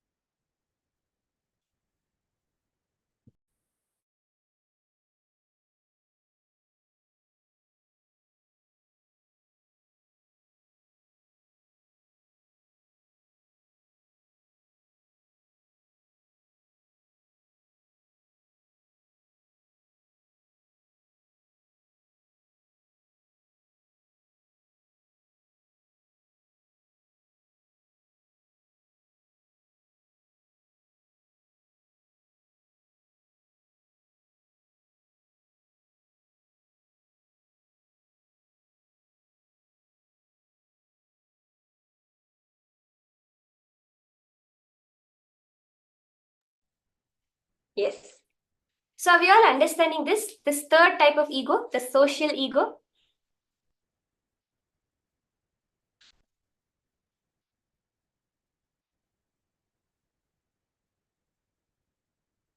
Actually, we will be so relaxed if we drop this social ego because then that pressure to constantly project something will not be there, right? You'll be so calm, so relaxed in your whole entire day.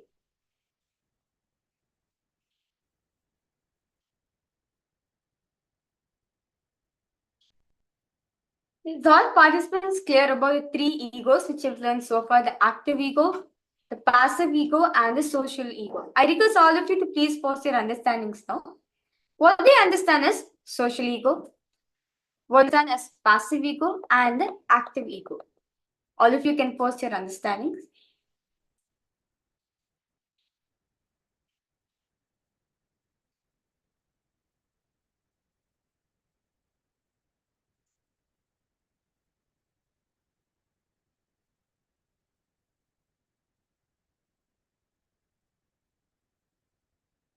See, because of our social ego, we are always self-conscious. Okay, Tarini, the first ego is the active ego, which is normally what we say when we say a person is egoistic. He's highly egoistic, means he has an active ego. The second ego is a passive ego, meaning a person who is pretending to be humble just to protect their ego. The third one is a social ego, the ego we build just to show something to society. We always self-conscious, we always think because of the social ego, oh, people will watch me, people will say this about me, people will say that about me, and everyone's eyes are on you. You always feel that because of the social ego.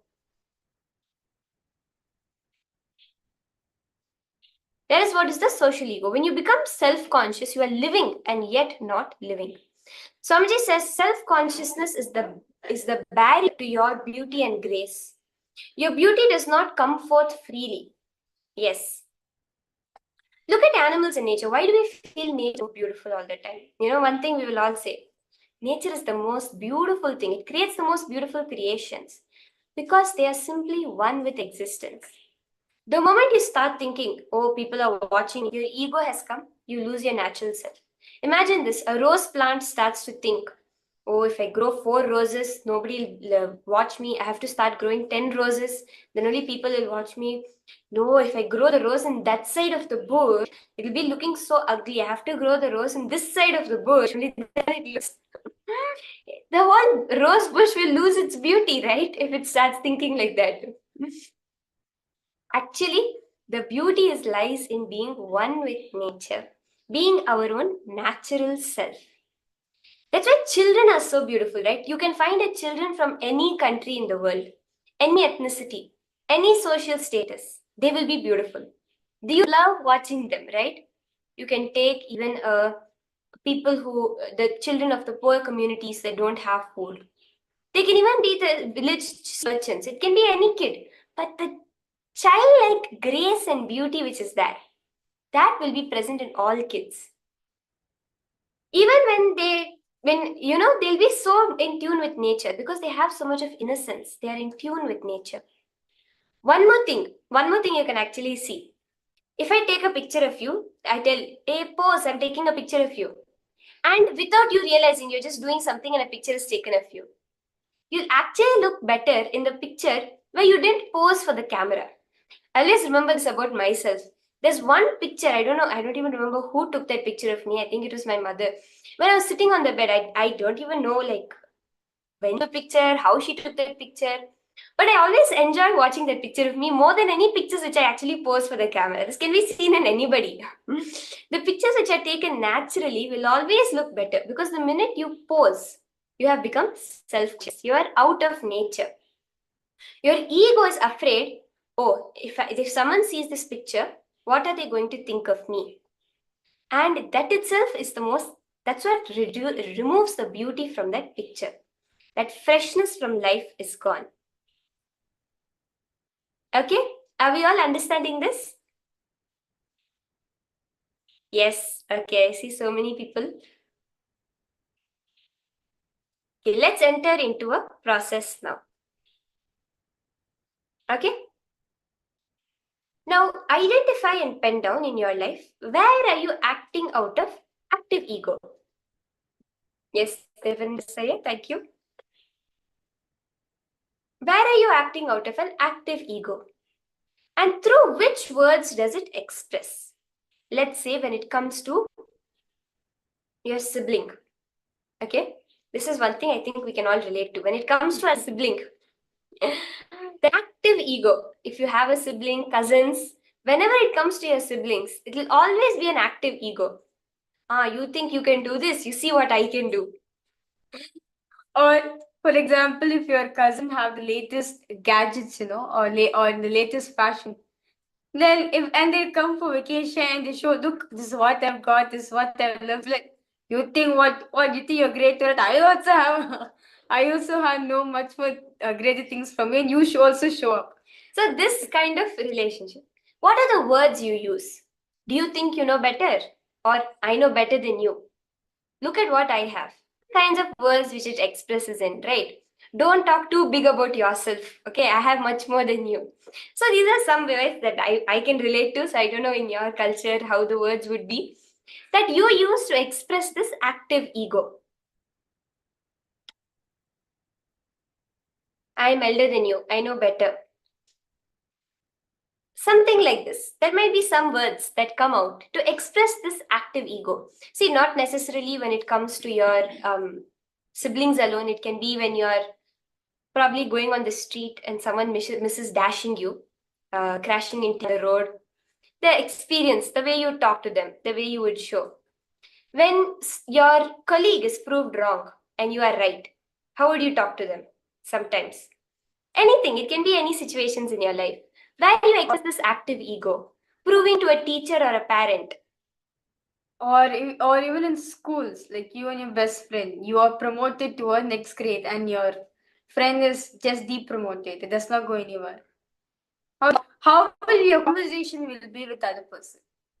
So pen down, where are you acting out of an active ego and what are the words that it expresses through you? I request all of you to write this down.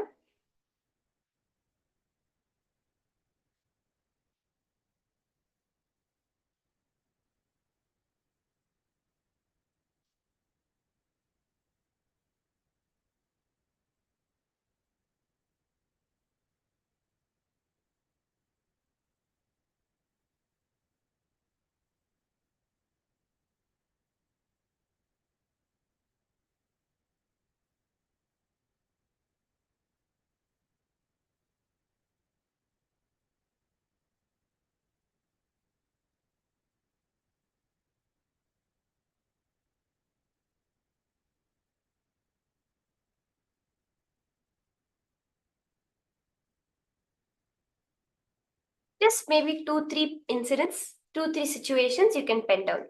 Also something more recent, more repetitive, that also you can pen down. Where you see yourself acting with an active ego.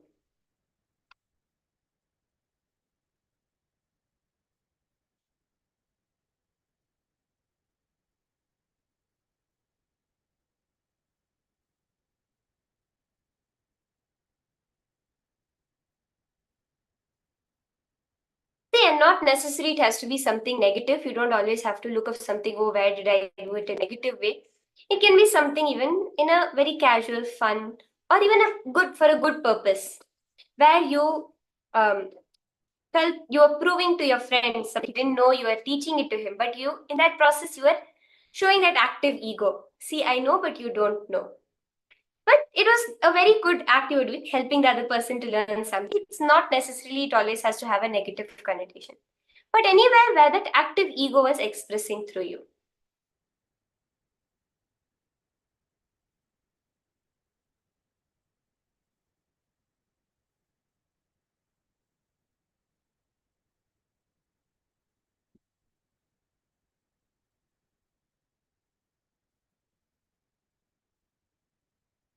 I see a question that is pretending to be humble. Social ego similar to passive ego? Actually, no. Passive ego is an ego you build that is being protected, where you try to protect your ego by the way you behave, by the way you act.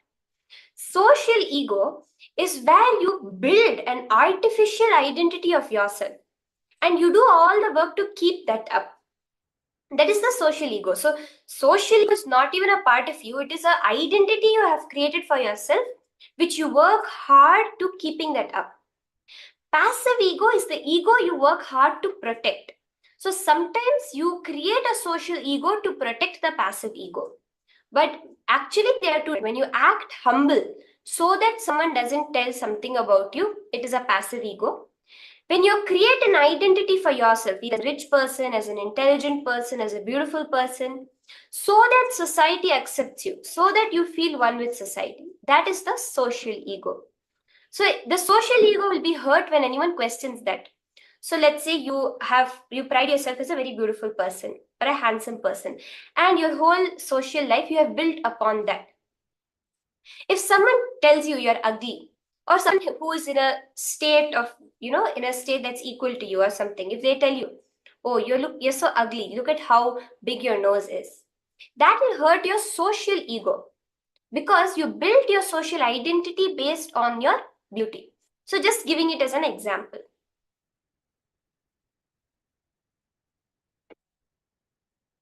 Okay. Now identify and pen down where are you acting out of a passive ego. And through which words does that express? Where are you acting out of a passive ego?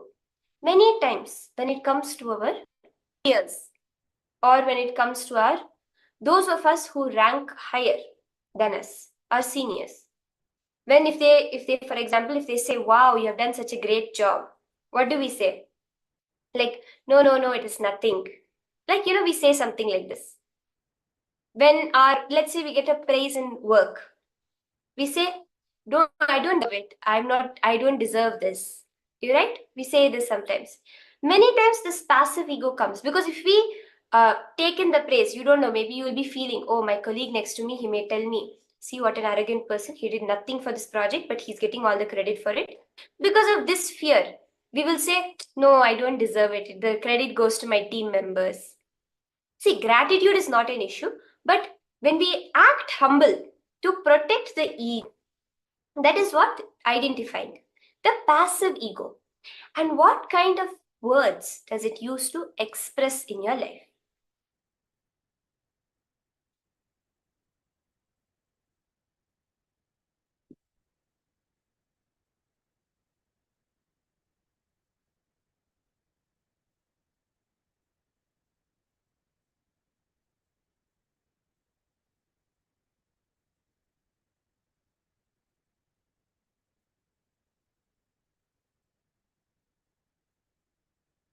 See, especially look at this when it comes to the teachings of the Guru, when it comes to the revelations of the Guru, the workings of the Guru. Where does your active ego come up? For example, for some people, it is when Swamiji says, I deny your pain and suffering. For some people, they feel so offended by it. Do you know how much I have suffered in my life?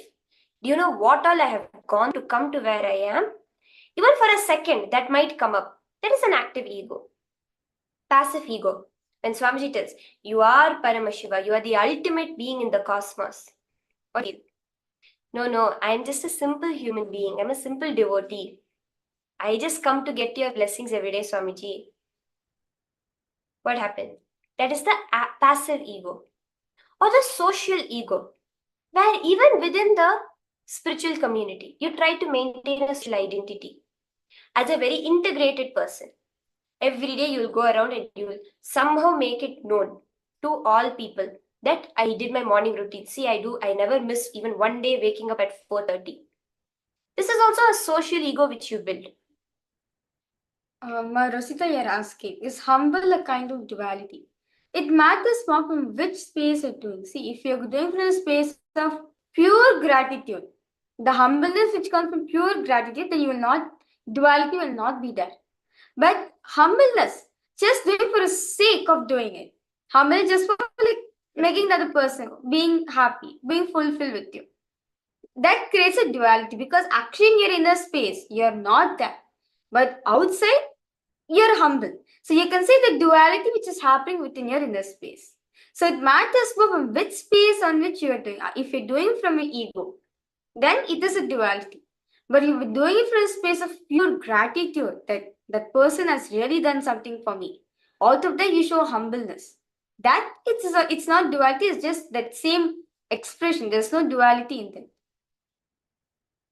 I hope this answers your question one. If you have any questions, do post in the chat section. Humbleness when it comes for a purpose, not as a natural thing. When you have a second reason, a vested interest in being humble, it is duality. But when humbleness comes as a natural expression, people will not think of you as humble. They will think of you as friendly. That is never from duality.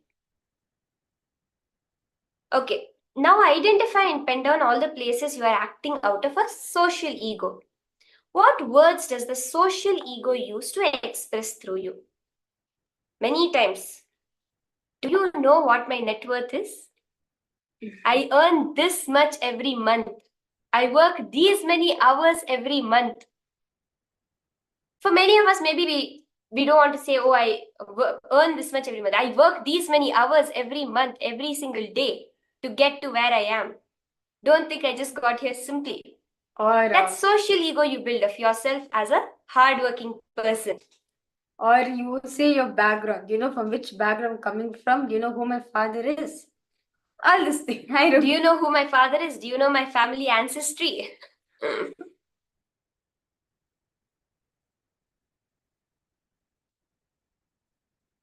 This is a social ego. So you're not doing it as a about yourself. You're not doing it for a to protect yourself. You're doing it because that's how you can maintain your status in society.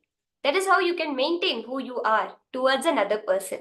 But actually, when you look at it at the root, all ego is social ego in the modern day, right? If you look at it, we only have an ego because there's another person. If it's only us and us in the whole world, if it's just me and me in the whole world, then there'd be no question of ego because there's nobody to show it to, right?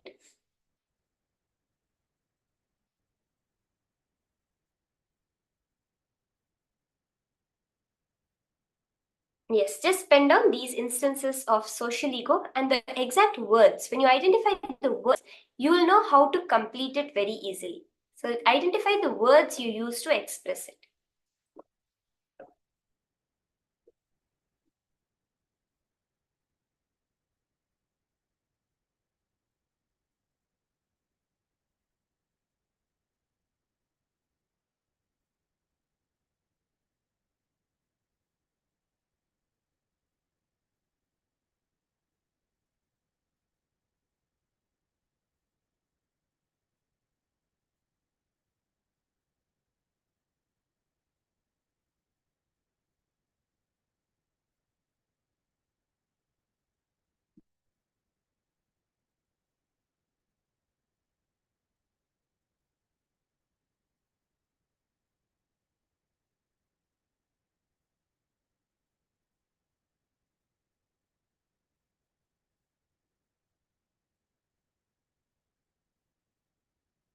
Now, decide to complete and align to the Guru's words and teachings, whatever the egos may be.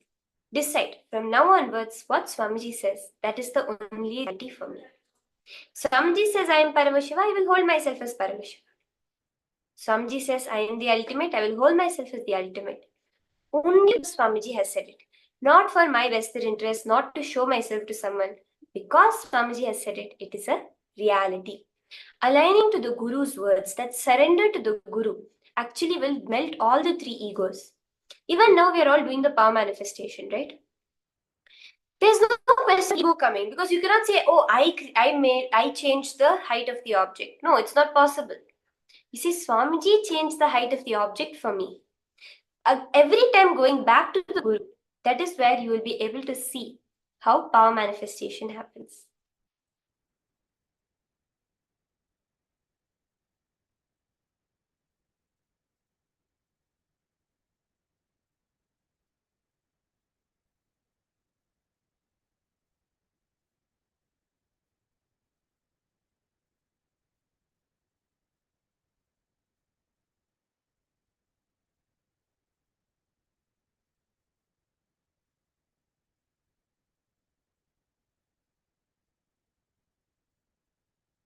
Okay, so now let us move into the power manifestation session.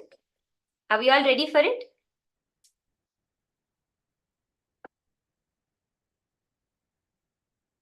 Okay. In this round of power manifestation, we are going to be manifesting the power of changing another person's height. Okay? You're going to be changing another person's height where, okay, who wants to volunteer to get their height changed? The whole group will come, will be manifesting for one of us. Who is it? Whoever posts first is going to get that opportunity.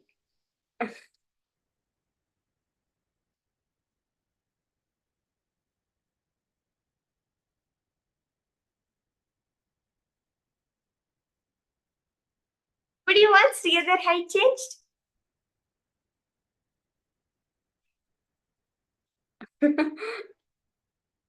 Okay, how many of you want to be the same height as Swamiji? I think I'll ask this question. How many of you want to be the same height as Swamiji? Yes, no. I can only see a smile.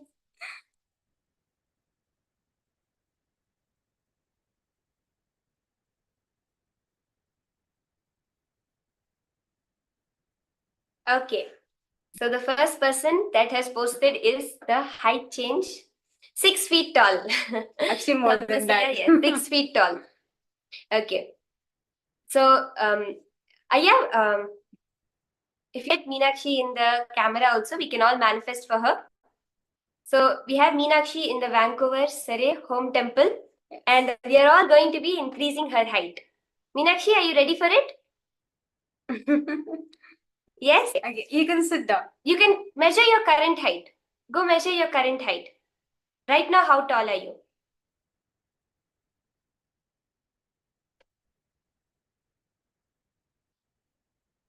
Okay, so now we're all going to be manifesting for her.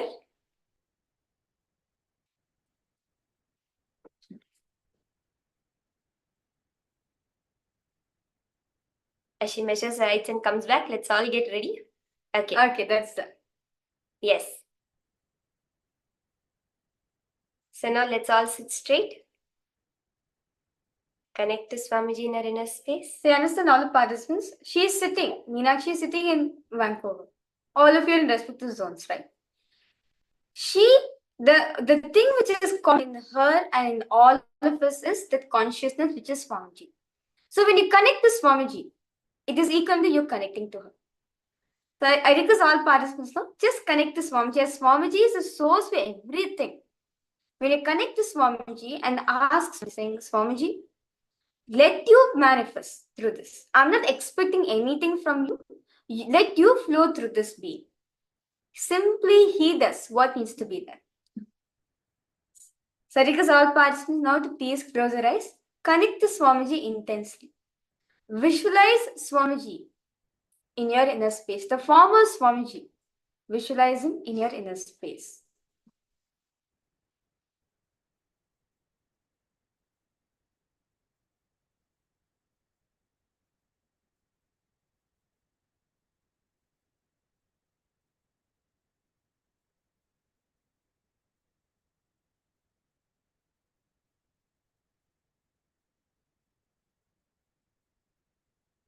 Slowly, intensely, start chanting the Mahavakya.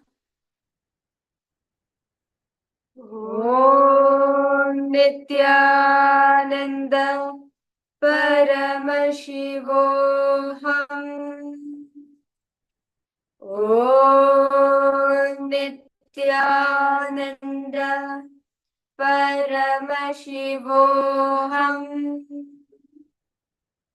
Om Nithyananda Paramashivoham.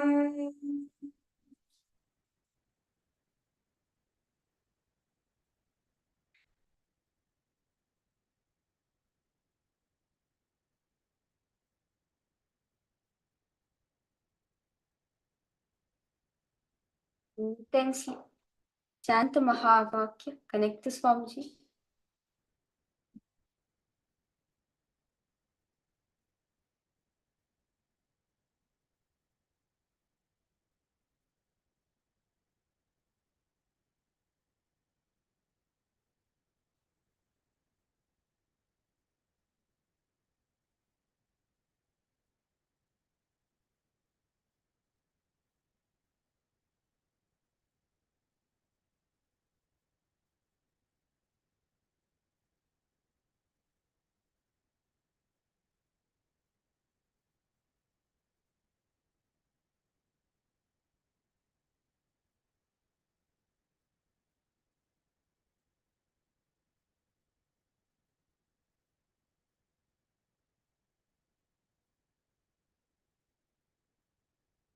As you're connecting to Swamiji, ask Swamiji to manifest the perfect height for Meenakshi. Of course, Swamiji knows everything. He knows what's the best.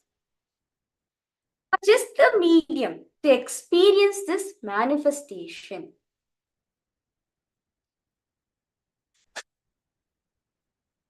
So allow Swamiji, allow his presence to manifest through you.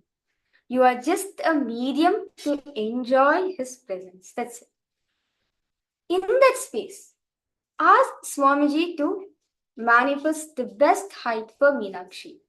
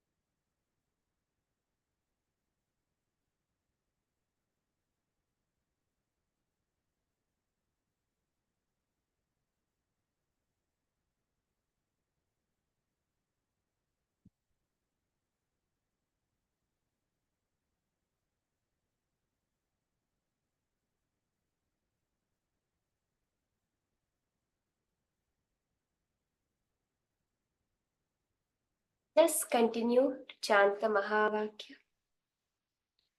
Om Nithyananda Paramashivoham.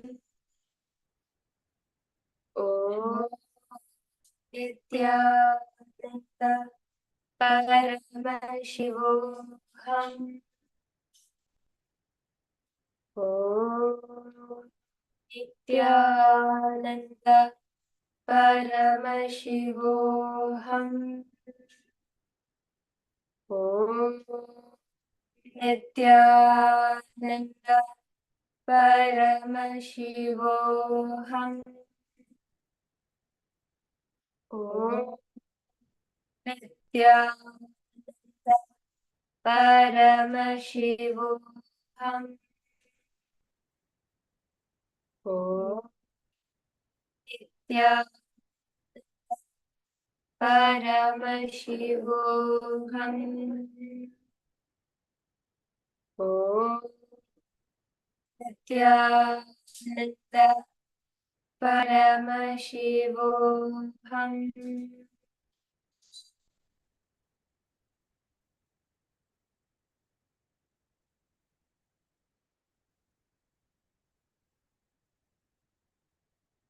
Slowly, very slowly relax.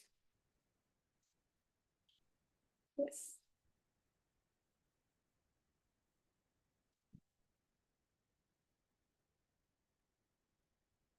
Yes. Because now you can go and check your height to see how the manifestation has happened.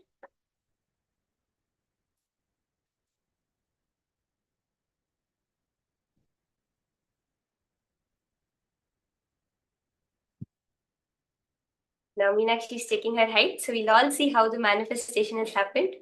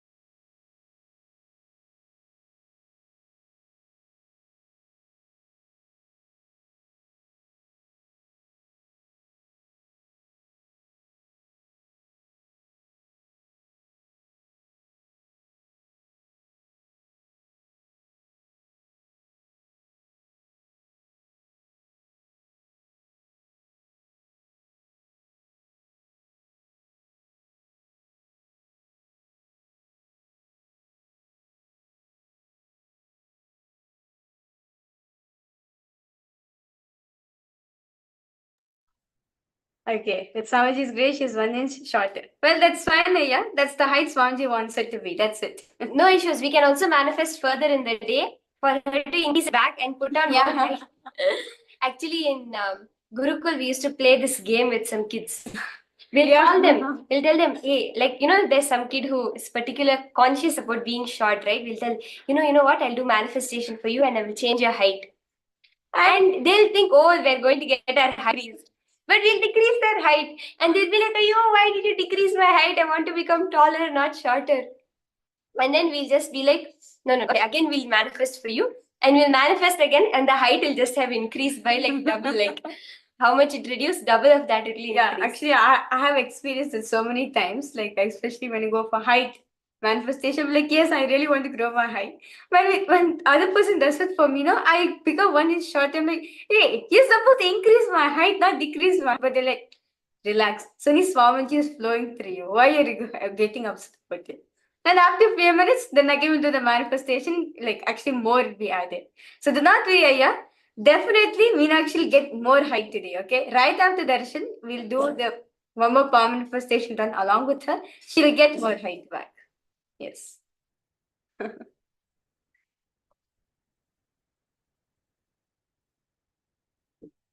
now we'll be entering into the next session to understand deeper the Jain Sutras.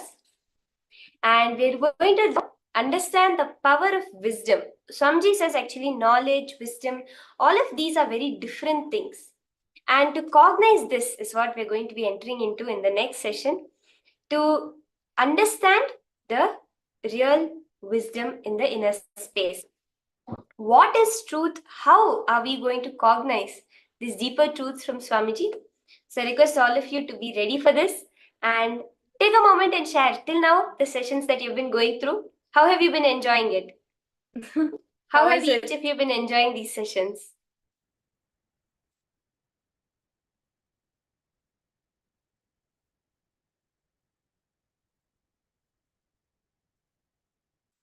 The last one was funny. Okay.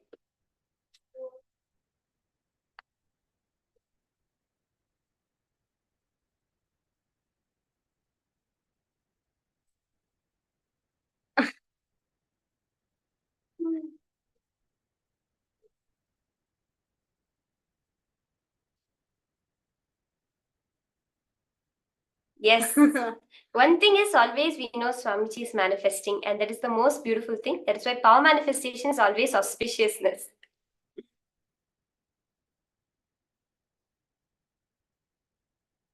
Yes. How about for you, Maroshita? How was the sessions for you, Monique?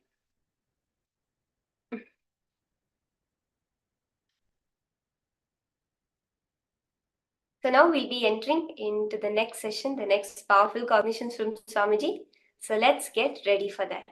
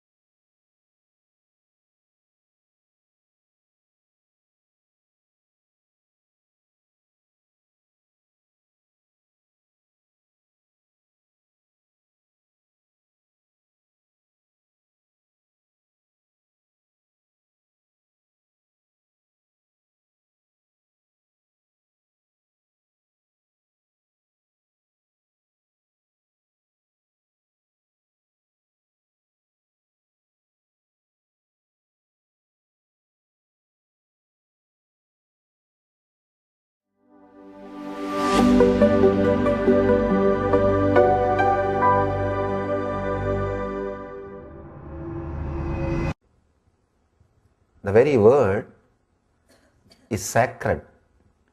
Please understand, in the Eastern tradition, language is not only used to convey the ideas, it is used to create certain kind of vibrations also.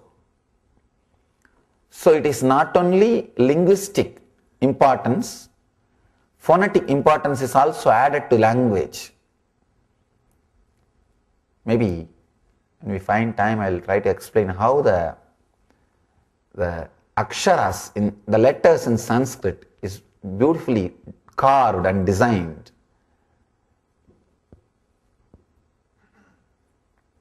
If I start talking, we won't have time for these things.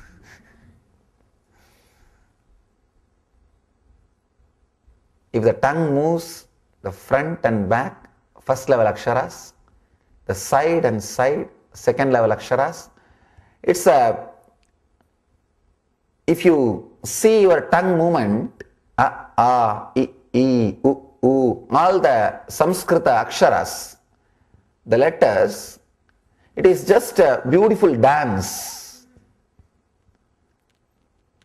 And it's like a cleaning your prana flow. A person who chants some mantra at least 10 minutes every day morning will never have gas problem. Understand? It's my personal experience. If you have any gas problem or any difficulty related to breathing, the prana flow, any asthma or anything, just chant some mantras, some enlightened master's words. You may not understand it. Chant those words, which is in Sanskrit, the traditional language. Just chant for 10 minutes. You may think, how can creating some sound for 10 minutes can heal, Swamiji? You don't know the power of these sounds. They come from the hara, means your very root, and completely heal the whole path in which the prana flows. The whole prana energy is cleaned. That is why I never miss the original sutras. Even if you don't understand, many times I have seen people are closed to something which they don't directly understand. In Gita books also I have seen people, they just move the page where the Sanskrit slokas are printed and they just jump. They go to the next page. They think, oh, why should I touch unnecessarily these things? No. Just try to experience that sound. You don't even have to understand. Try to experience that sound. It can do miracles in your being. Let us enter into the translation. It is indeed very difficult for anyone in this world to achieve these four things: human body, manushyatva, listening to dharma, dharma shravana, devotion, and progress towards the spiritual experience, enlightenment.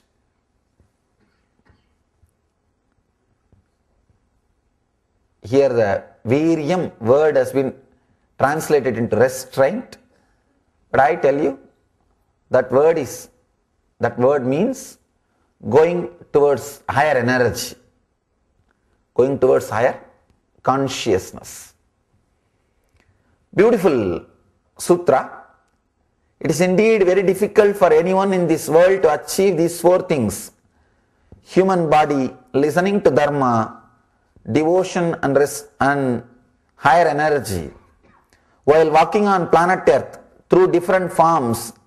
When the pressure exerted by the sinful karma's veins becomes less, then the soul attains purity and becomes eligible for a human birth.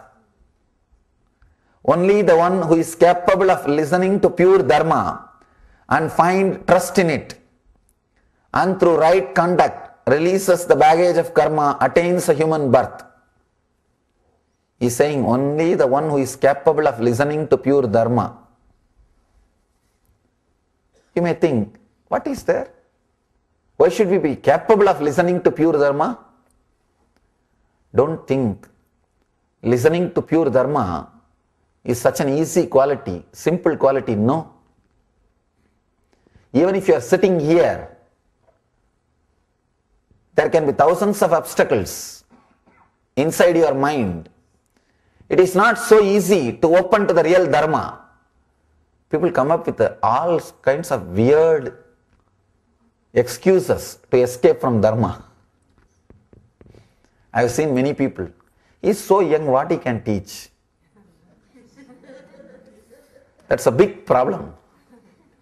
What to do? Really, the spiritual field, always the age is a big problem. The Vedic tradition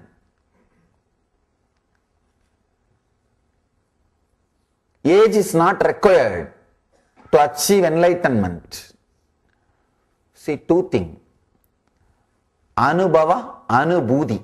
In Sanskrit we have two words for experience. In English we don't have two words because they do not know about Anubhuti. That is why no word exists. Anubhava, Anubhuti. Anubhava means experience by so many incidents in your life. Anubhuti means experience of enlightenment. Let me explain this Anubhava and Anubhuti, then you will understand about the pure dharma and how we are escaping from pure dharma. Anubhava means going through many experiences, like first you touch the matchbox fire and you understand, oh, this fire will burn. Then you touch the fire in the oven and you say, oh, this fire also burns. Then you touch the cigarette fire, oh, this fire also burns. You touch all kinds and all variety of fires and understand, oh, all these fires are going to burn me. By the time you come to the conclusion, all fire will burn, by touching and touching and touching and experiencing, your body will be ready to be burnt. You will become old enough to be burnt. This is called Anubhava. Means adding more and more experiences and doing big analysis, coming to the conclusion. Anubhuti means first time you touch one fire and realize, experience the truth, all fire will burn. All fire will burn. Just one experience is enough to give you the truth. This is called Anubhuti. See, Anubhava means the number of incidents which happens in your life. Anubhuti means number of lessons you learn from the incidents in your life. There's a big difference. For outer world you need Anubhava. For inner world you need Anubhuti. There's a big difference between this Anubhava and Anubhuti. Enlightenment. And there is another one category who are beyond Anubhava and Anubhuti. They don't even touch the fire. They just see somebody else touching the fire and realize that fire will burn. They are called Paramahamsas. They are called Paramahamsas. They don't even go through one experience. They just see what others go through and escape. If I have to give another one example, you can see in your life, you always postpone life. The person who constantly postpones the joy and bliss, he waits, he will have Anubhava and enjoy. Person who tries and lives the life, he starts expressing Anubhuti. Person who sees others and learns the lesson without even going through, uses the knowledge of others' research and development, is Paramahamsa. Spiritual enlightenment does not need anubhava, age. It needs anubhuti. Many times, when we don't want to listen to the higher truths, we create all kinds of confusions, difficulty for ourselves. Mind is so cunning. Whenever you can't practice some truths, you just try to tell, as if he is practicing or what. Forget about it. All are like us only. When you can't come out of your hypocrisy, you feel comfortable thinking or believing that everybody is hypocritical. When we can't come out of our hypocrisy, we just want, when we can't raise ourselves to the higher spaces, at least we feel comfortable with pulling others to our space.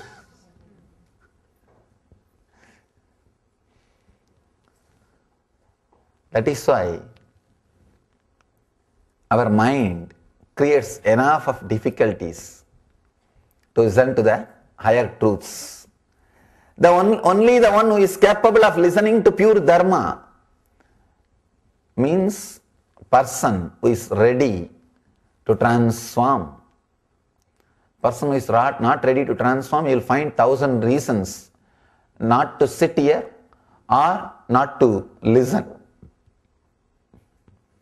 You will find 1,000 reasons, and you can always find reasons. You can always find reasons. It's not a big thing. You will find thousands of reasons. Only the one who is capable of listening to the pure dharma and find trust in it. Understand, do not take yourself for granted.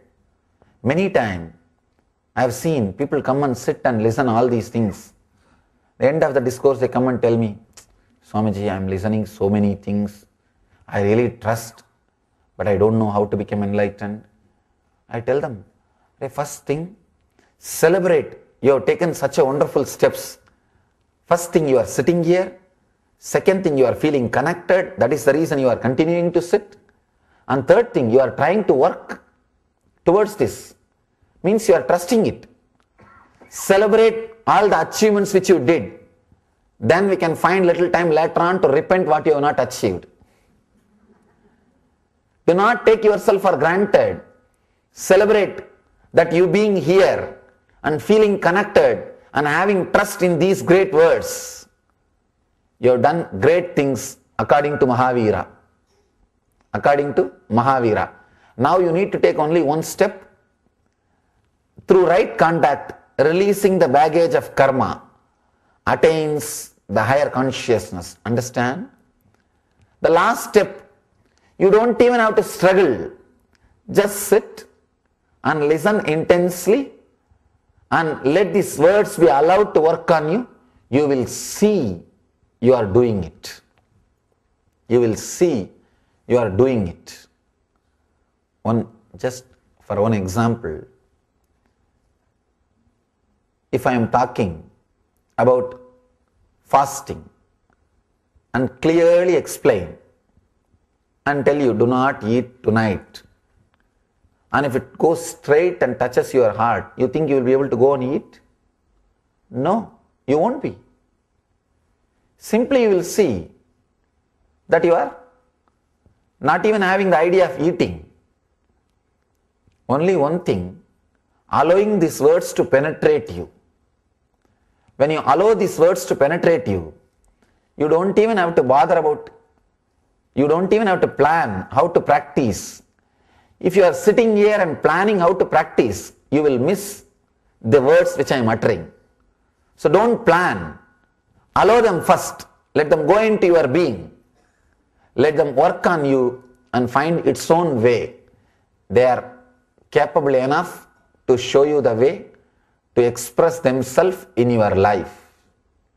I always tell people, whenever you listen the great truths, don't plan how you will go back to your house and start practicing it. No.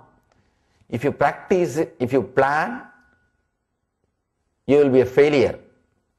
Just listen. Let these words go into your being. Let them work on you. They will find their own way to express themselves in your, through your system, through your body, because they are very powerful. Understand? They are very powerful. They are not simple as you think. They are so powerful. And simply they will work on you. They have their own independent intelligence. The master's words have got independent intelligence. They work on their own.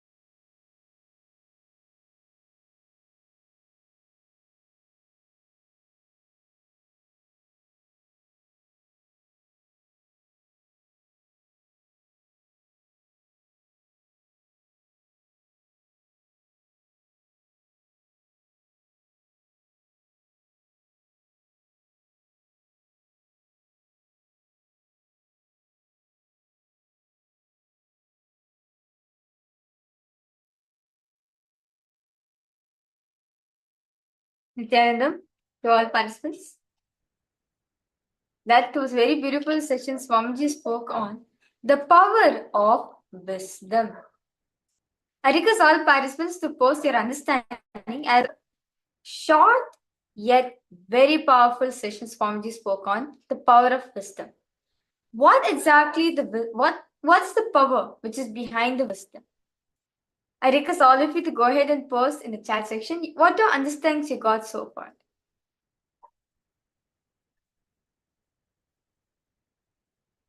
So, understand very beautiful.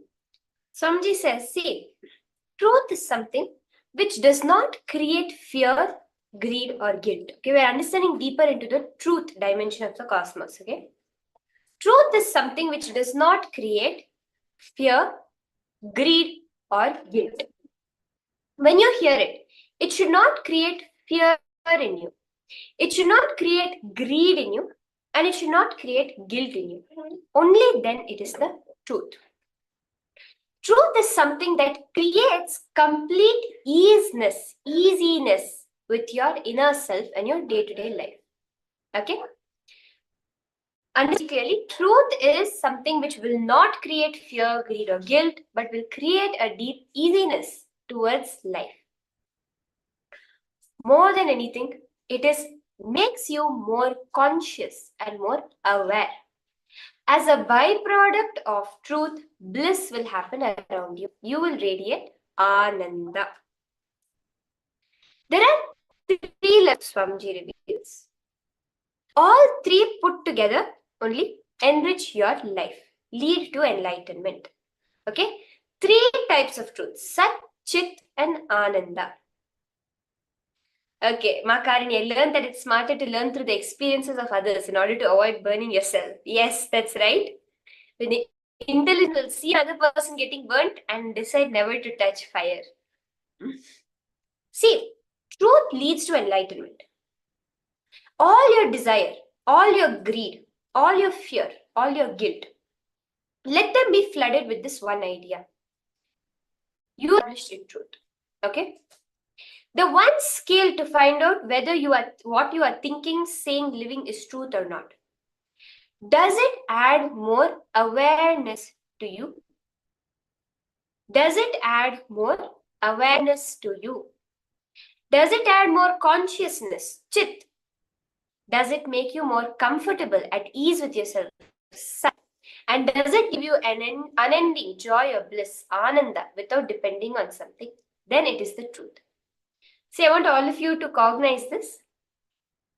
All the desires you have, right? You have desire for something.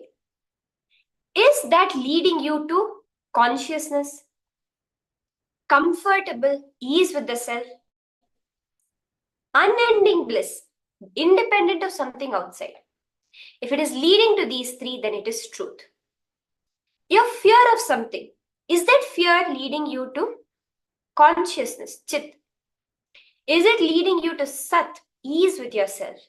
And is it giving you unending joy, bliss, without depending on something? Then it is truth. Anything which is satya will create sat, meaning truth, will create chit and ananda, consciousness and bliss. If there is something that you feel is true, but it is not creating consciousness and bliss in you, be very clear, it is not the ultimate. It is not the ultimate reality. Same way, something creating consciousness in you, but it is not creating sat, the truth. It is not creating a sense of easiness, a sense of easiness with yourself. It's not creating, it's just making you aware. Then it is not the truth. Sat has to be chit, chit has to be ananda. If any one dimension is missing, it is not truth. Analyze all your desires. Does it add a more and more honest feeling within you? Does it add more and more awareness to your being? Does it make you more and more conscious? And does it make you more and more blissful? This is manana, filtering, clearing, contemplating everything with the truth, flooding your whole being with the truth. Whatever is washed away, whatever disappears is good for you that it's gone. Earlier they disappear, good for you. See, now you may be thinking about some things that you hold on to your, some things which you hold on to you as your core life. You're afraid if you bring truth into it, that will disappear from your life. It may be a relationship. If you flood truth, Sat Chitanda into that relationship, the relationship may break. Swamiji says if it goes also, it is best for you only.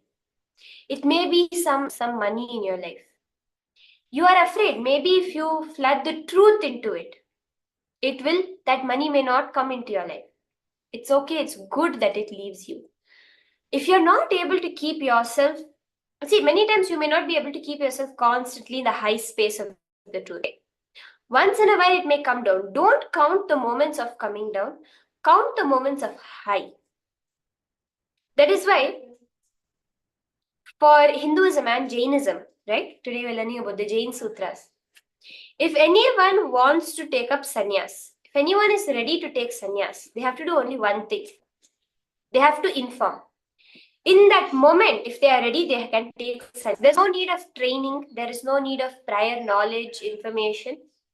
In that moment, if any person is inspired to become a sannyasi, become a celibate monk for dedicating their whole life, all they have to do is inform the guru and they can take up the sannyas.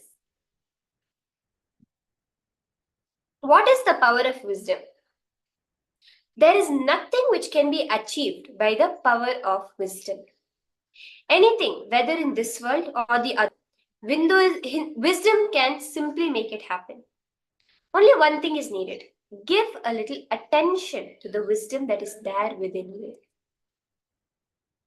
Yes, listen. Nithyananda, Mata Maria, you have just joined. Nithyanandam, thank you for joining. We're just understanding deeper about the power of wisdom. Actually, Swamiji has given a beautiful example of the power of wisdom versus wealth. Lakshmi and Saraswati. In Hinduism, we say Lakshmi is wealth, Saraswati is wisdom. Both stay with you only if you give attention to them, right? Usually people say if you have money, you will not have intelligence. If you have intelligence, you will not have money. This is a common thing, like especially if you go to the Hindu history. He may be intelligent, but he will never be rich. If he's rich, it means he doesn't have any intelligence. This kind of a thing. Because both of them demand your complete attention, right? You need to give your attention. If you give complete attention to wealth, you may not have to give to the, if you give your complete attention to wealth, you may not have that energy to give to your intelligence.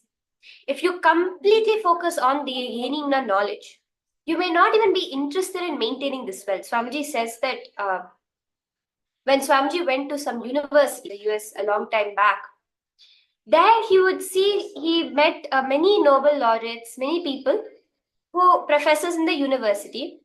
Their whole life, they don't even know how much money, because the university is providing for them the stay, the accommodation, and whenever they want, they just go spend. They would have earned millions and millions by getting paid by the university, but they're never even aware of it because their whole focus is only on the gaining of knowledge, right? And finally, they pass away and the whole money goes back to the university. So they never even know how much money they have earned, whether it is through their discoveries, their patents, nothing. They have no idea. Because they're not interested in the wealth at all. An intelligent person, a person of wisdom, after his basic needs are fulfilled, he will not run behind wealth. He will feel the emptiness of wealth, right? A really intelligent person, if he gets food properly, he has a roof over his head, his basic needs are met. He will not be constantly like, oh, I need to earn more, I need to earn more. Wealth is a utility to achieve the basic needs of food, shelter, medical care. That's all. Swamiji says the best thing that can happen to a human being, whatever you think about you, completely changes. See, nowadays, what are we doing? We are constantly trying to work about what another person thinks of us. What is he thinking? Let me change that idea. What is she? Let me change that idea. That is where problems start. Your whole energy is working on changing the ideas of other people. Swamiji says, just put the energy inward. Change the ideas you carry about yourself. Wisdom will give you that clear idea about yourself. Nobody is successful in changing the world and therefore changing their life. But millions are successful changing their life and therefore changing the world. Somebody says, you can't cover the whole world with leather. Better you wear shoes. For you to walk in, you can't carpet the whole world. So better you wear shoes. Covering the whole world is impossible. Wear shoes, that is the best thing. And now coming to what Harini said, Anubhava means experience by the many incidents in your life. Anubhuti means the experience of enlightenment. Anubhava means many things have happened in your life. First time you touch, basically Anubhava means you touch the fire of the fireplace, you touch the fire on the stove, you touch the fire in the lamp, the fire of the candle, the fire of the lighter, and then you come to the conclusion, fire burns. Anubhuti means just one time you touch the fire, you realize all fire burns. That is Anubhuti. Swamiji says, better than that, watch somebody else touch the fire and get burnt, and you learn from that itself never to touch fire. Only one step is needed towards having the right lifestyle. That one step itself will be the propelling force that it will make everything happen in you. And that's why Swamiji says, when you're listening to these great truths, don't plan, oh, I will go back to my house and then I will start practicing this. Or I'll finish my work for the day and then I will start practicing this. No.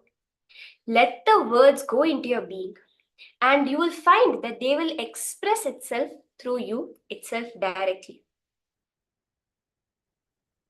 See here, Swamiji is saying that Mahavira is revealing that human body is the most rarest body we can all have. This is one thing Swamiji has said many times.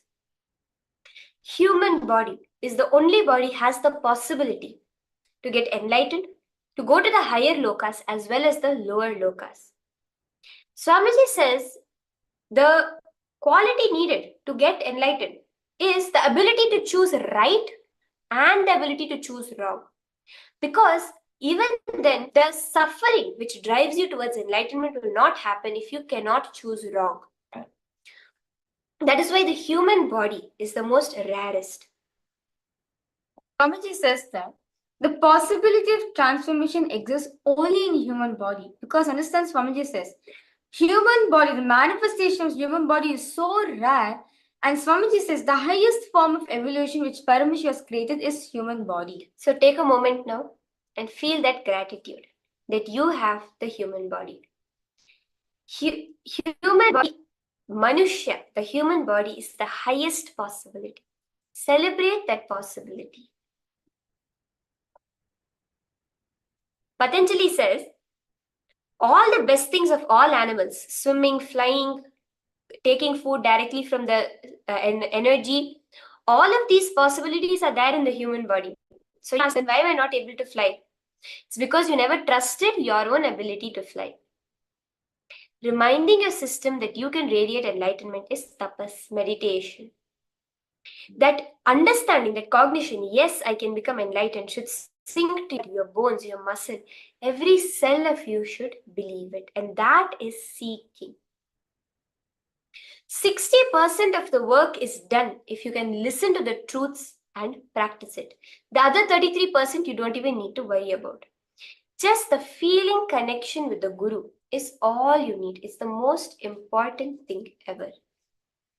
Are we all understanding, cognizing this? Let's do a process now to really experience it. Okay, we're going to be entering into a kriya, a short kriya, for all of us to really experience this. I request all of you to get ready. We'll be doing the N kriya now in this next session. So if you can be seated on the floor, that will be best in a comfortable position.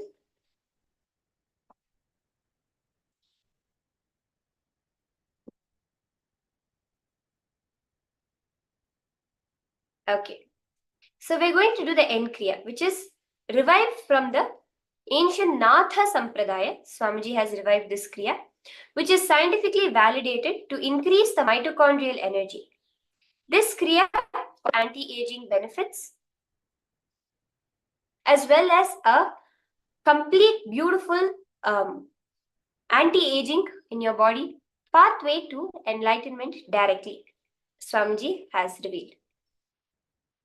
So there are so many benefits in Kriya, but mainly we are going to be able to recreate our own body. So now for starting this Kriya, I request everyone to sit on the floor. That would be the most preferable. Sit in Vajrasana with your knees bent, or in Padmasana with your feet on the opposite thighs. So all participants, so you can choose asana do you prefer the most, either in Vajrasana, which is the holding your legs, sitting on your knees, or you can take the Padmasana where both your legs are in the opposite thighs. So you can choose which asana is comfortable for you. And understand all the participants. One of the key main factors Swamiji says doing this kriyas, make sure you are completely comfortable. Don't stress yourself beyond your ability. And also just to remind all of you that all of this Kriya Swamiji is revealing is purely in the spiritual capacity. It's not supposed to be constituted for any health, medical replacement or anything. It's just the spiritual energy Swamiji is giving to all of us. And do not push yourself beyond what you know as your capabilities. If your doctor has recommended not to do any such kind of things, please do not do it so that you can be completely healthy. Now, the first step is to the pranayama. So please get comfortable. Make sure you're not disturbed. It's going to be a little bit of a longer side, on the longer side. The first step is the Nadi Shodhana Pranayama. How you're going to do this is you're going to close your right nostril with the right thumb. Inhale as deeply as possible through the left nostril. Close the left nostril with the middle and ring fingers. So you'll be using only one hand actually. So you'll be keeping your hand like this. Close the other nostril and exhale through the right nostril.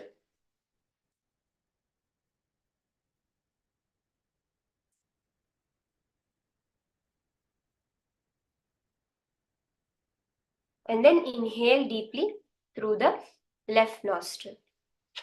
Do this at least 11 times now. Nithyanandam, Jeremiah, thank you for joining us. We're exactly starting a Kriya, a beautiful end Kriya that we're all starting with. So you can join us too. So we'll start with sitting on the floor in Vajra with your knees bent, sitting on your heels, or in Padmasana with your feet on the opposite thighs. So, no, you can sit comfortably on the ground. So you put your knees on the ground, put your legs on the ground, and you sit on your heels with your feet under you. Yes. Or if you're not comfortable in this position, you can do the Padmasana where your feet are in the opposite thigh. Basically, your left feet is in your right thigh, your right feet is in your left thigh. So either of the posture you can choose. And the first is the Nadi Dhana Pranayama, where you will be inhaling with your right nostril. Sorry, you'll be inhaling with your left nostril. Inhaling and exhaling through the right nostril. Inhale through the left nostril and exhale through the right nostril.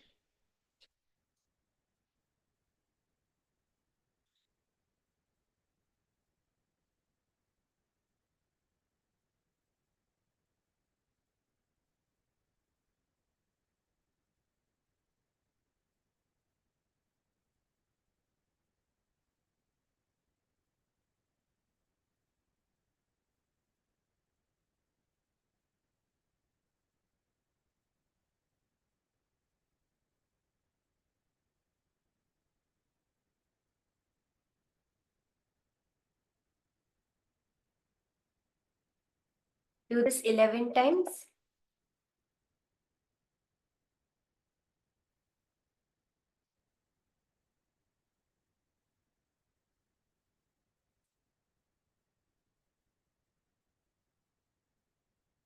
Inhale through the left, hold, exhale through the right.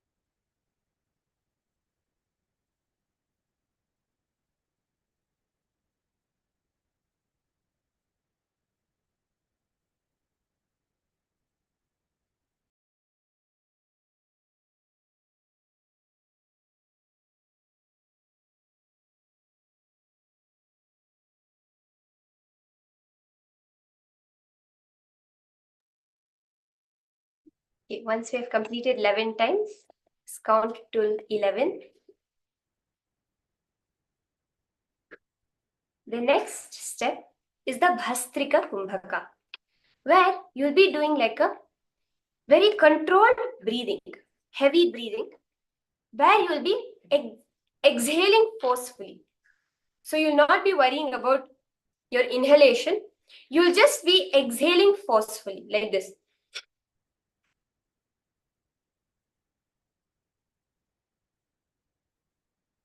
See, so actually Swamiji says that you can actually hold your hips and do this practice. So basically, your stomach should go in and up. So as you breathe in, your stomach goes in, and as you exhale, it goes out. So it will be a very forceful exhalation, very controlled, and don't move your body unnecessarily. Move your body as less as possible. Just a forceful exhalation.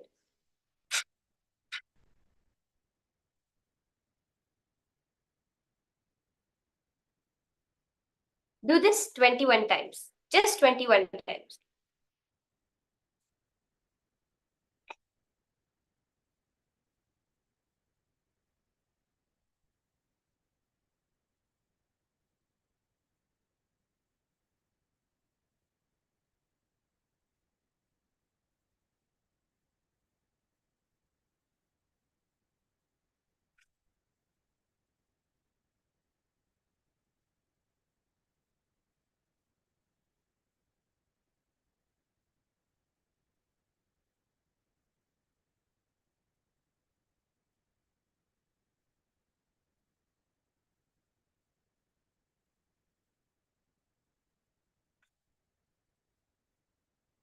Just forcefully press out the air from your abdomen.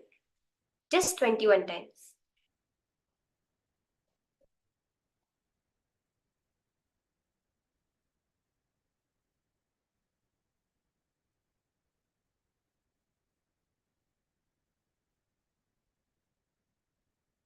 Are we done?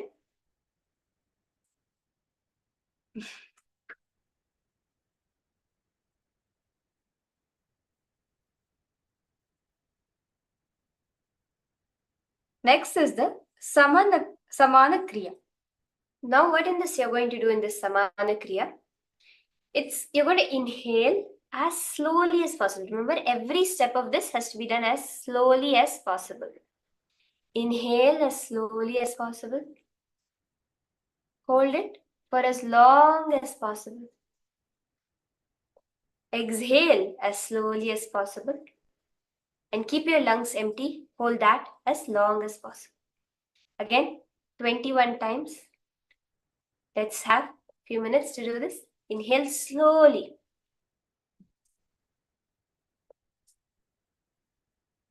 Hold for as long as you can. You can even use your hand if you want.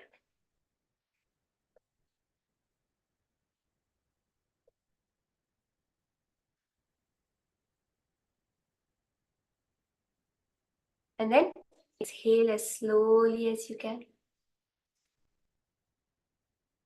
And hold again for as long as you can.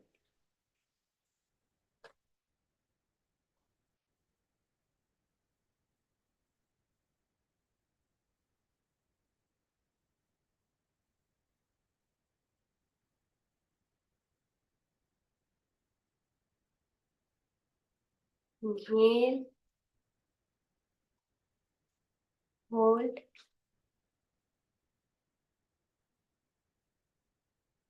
and exhale. Hold.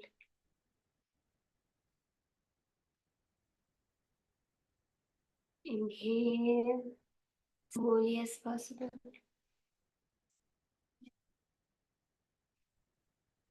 Hold it for as long as possible.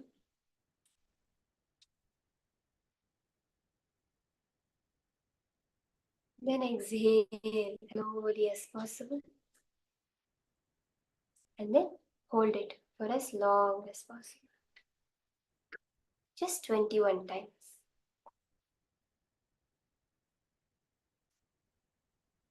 After breathing out also, you can hold it for as long as you can.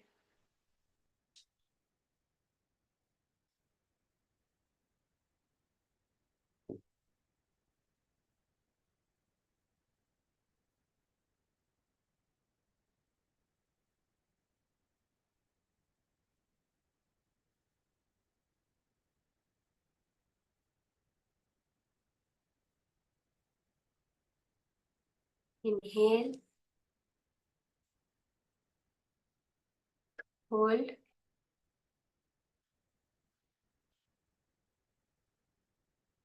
Exhale. Hold.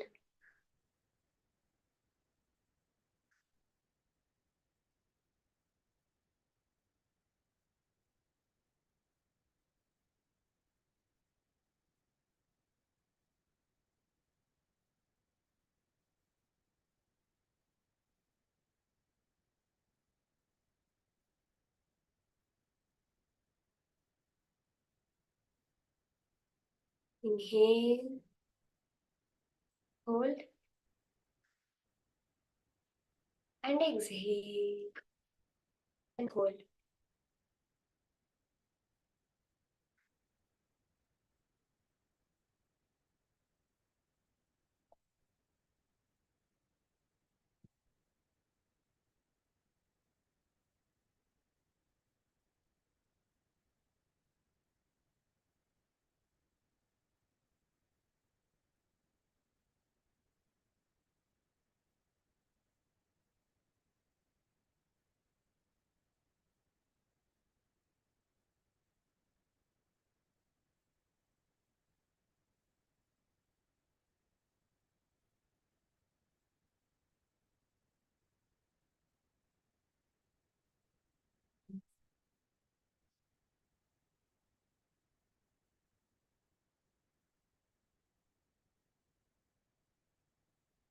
Do this sincerely for 21 times.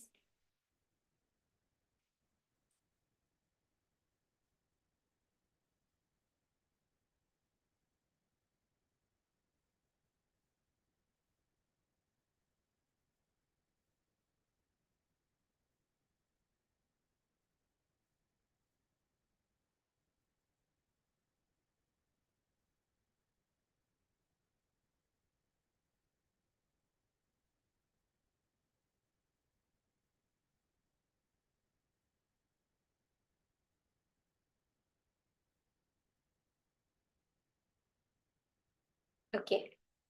Now, let's enter into the next step of the process, which is the Shambhavi Pranayama. So you're going to the Shanmukhi Pranayama, where you're going to bring your 5 fingers to your face, okay? So you're going to bring your thumbs to your ears, your index and middle fingers on the eyes, your ring finger on your nose, and your little finger on the lips. So you can take your hands off your face so that you can see it clearly how it's done. Once. So thumbs to the ears, the index and middle finger on the eyes, ring finger on the nostrils, and little finger by the lips. So you're going to lightly press on it. So you can press it also a little bit. Don't hurt yourself, please, especially your eyes. But in such a way that all the 5 senses, all the openings in the face are blocked. So what you're going to do now, you're going to close all the 5 senses and block your nostrils, okay? Just randomly. So you don't have to inhale, you don't have to exhale. As you're breathing, just block your nostrils.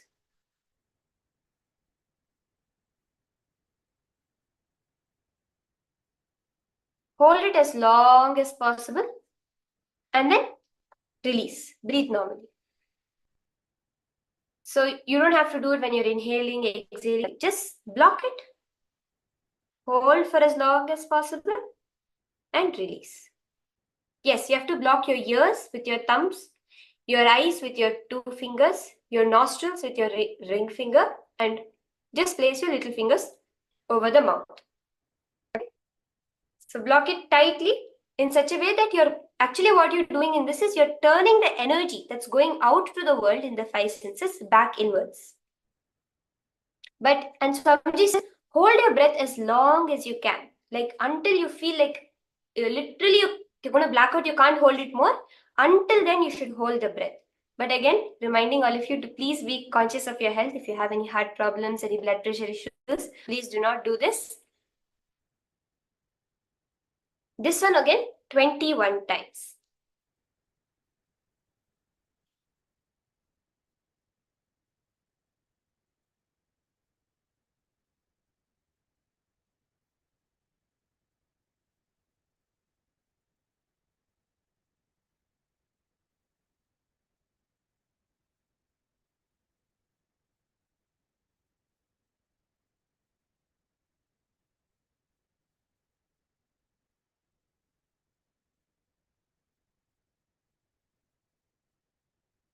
Just 21 times. Hold, block all the senses. Feel all the energy turning back inwards. The energy that goes out through our eyes, through our ears, through our nose.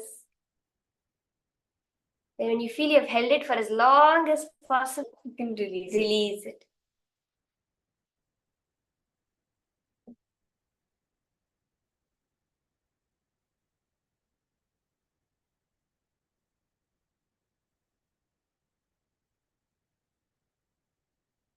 You can release just the nostrils. Don't release all the five senses. Continue to hold the ears and the eyes. Just release the nostrils alone. Then once your breath has settled down, again hold it.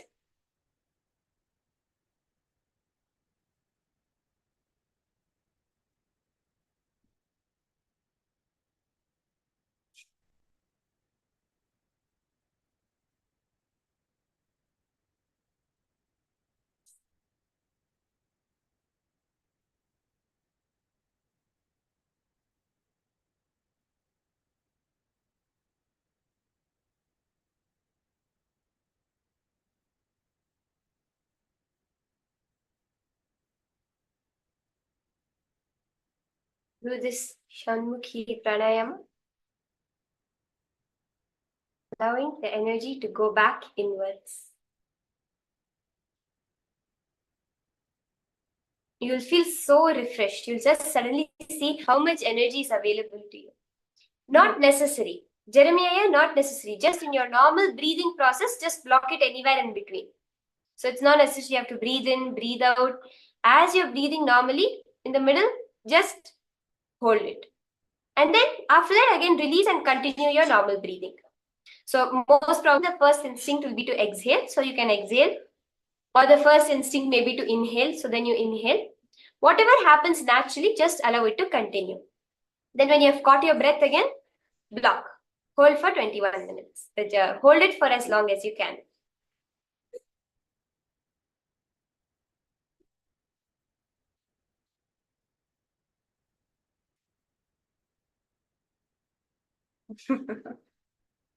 You can sit. You can switch to the Padmasana position.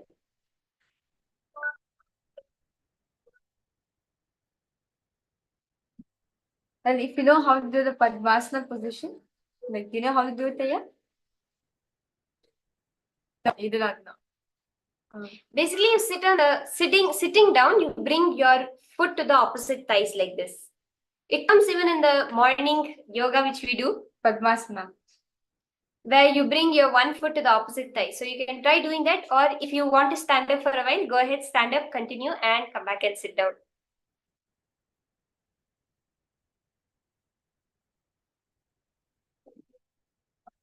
Well, Okay. your body will get used to it. Taya. First few days, first few minutes, it will be like this. After your body will get used to it. It's just sweet pain which is coming. So do the Shanmukhi pranayama 21 times.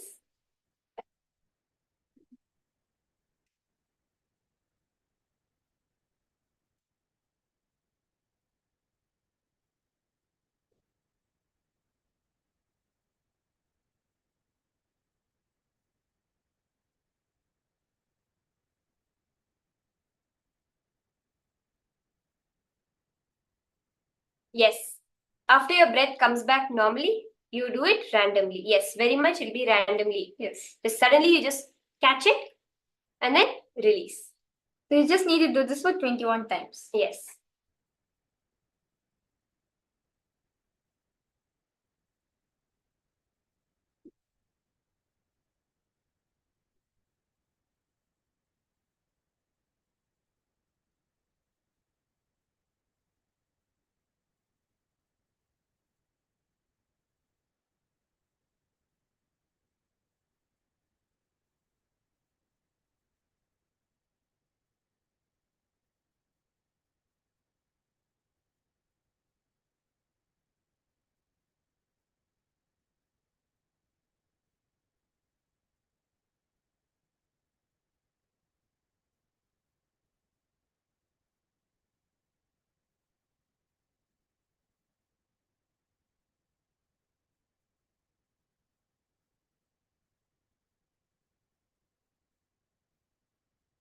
So if you want to keep a chair in front of you or something to rest your elbows on, you can do that, a table or a chair. Or if you want, you can do that if you're not feeling comfortable. Jeremy, you're like, you can place your hands at the sofa and you can do this. You can place your elbows at the sofa and you can do it comfortably. Yeah, if there's a bench in front of you, you can just place your elbows on the bench or anything.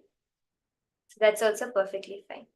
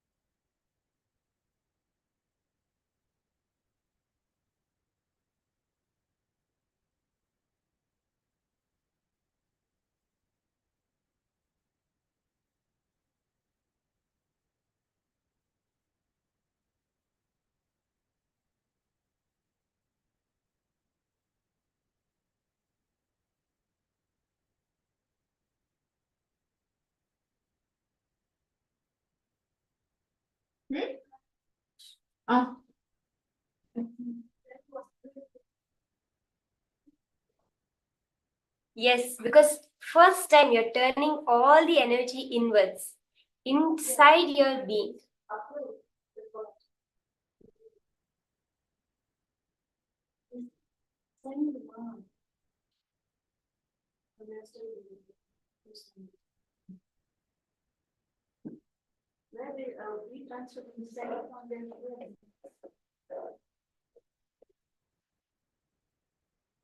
Yes, just 21 times. Just have a few more minutes for it.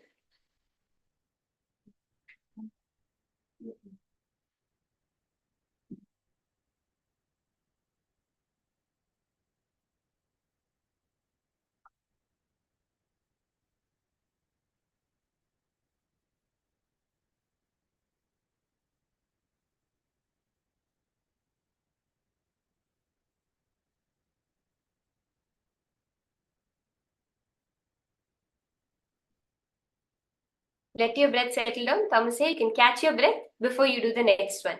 So let your breath completely settle down, catch your breath, and then you can do the next.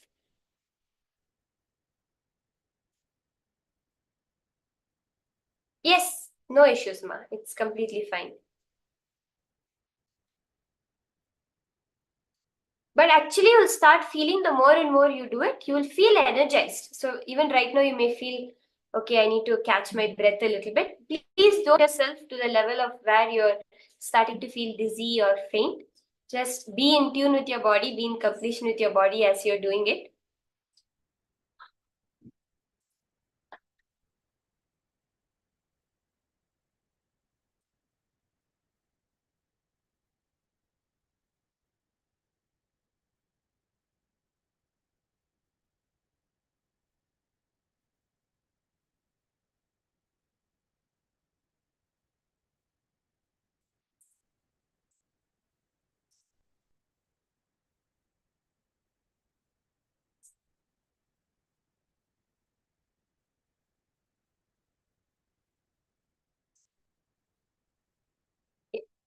Now, slowly relax as we enter into the next step of the process.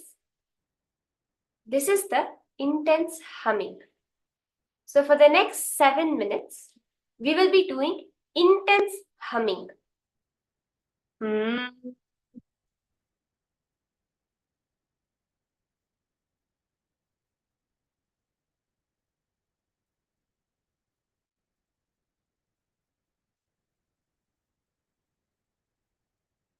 Intense humming from your navel center. So you will inhale and then you will hum as you exhale. Okay, just for 7 minutes, starting now.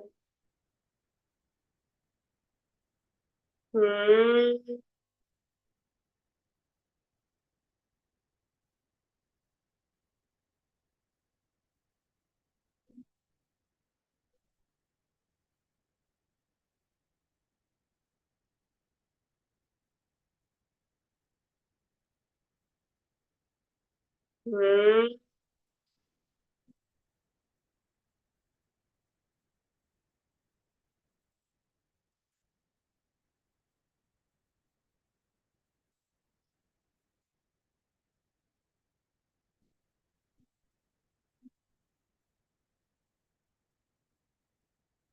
This humming will generate lots of energy, lots of vibration in your system. Hmm.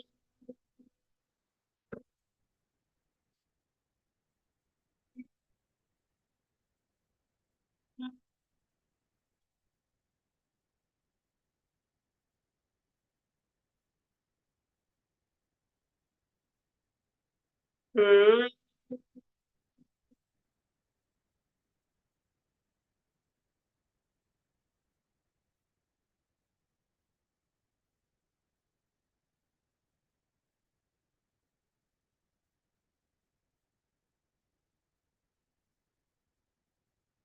Hmm.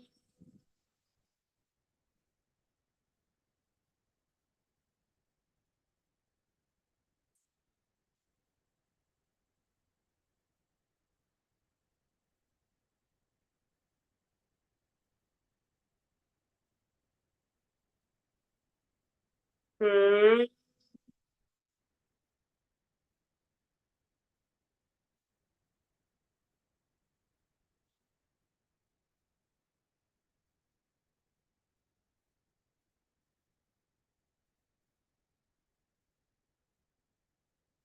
嗯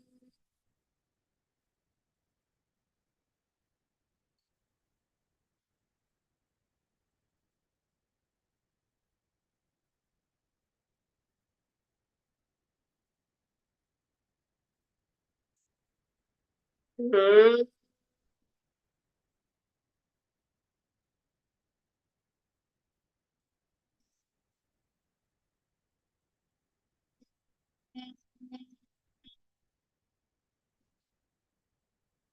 2 minutes are done, just 5 more minutes.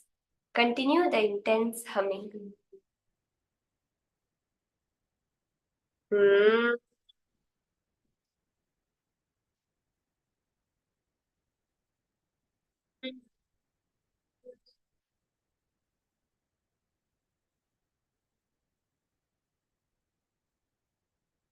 Hmm.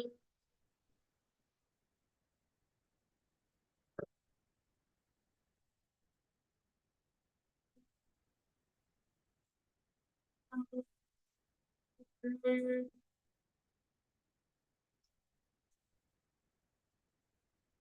Hmm.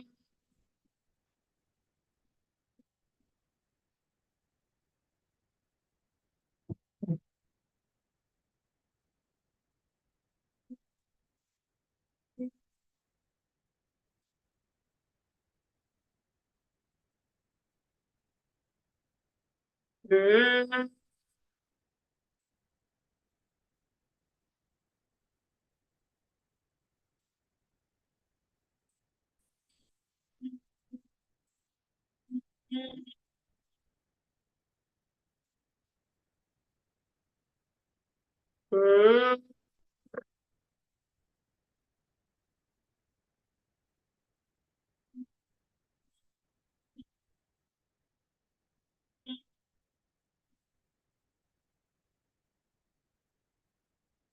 Hmm.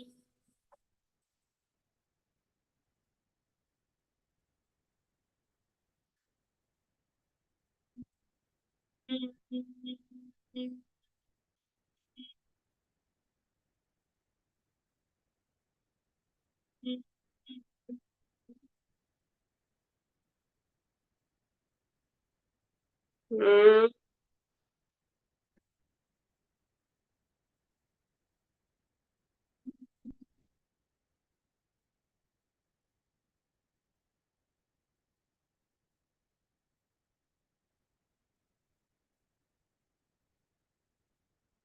Hmm.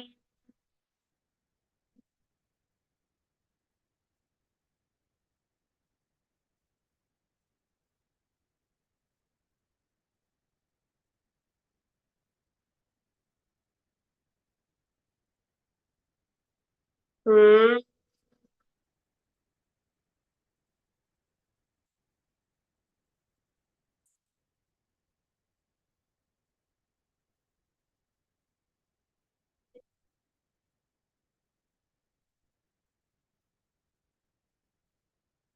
Hmm.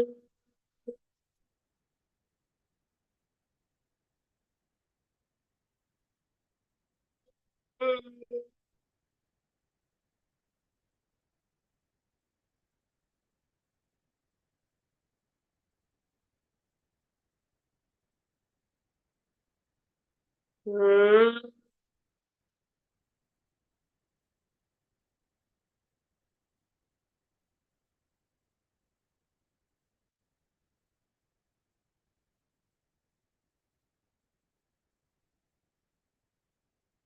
Just another minute left. Intensely continue to hum. Hmm.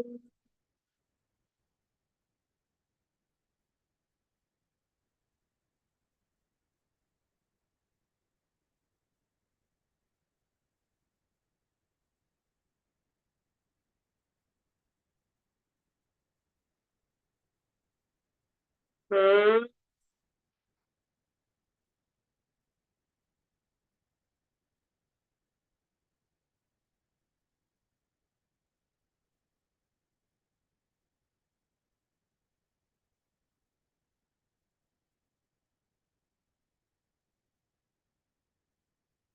Slowly, very slowly relax. Breathe in and out deeply.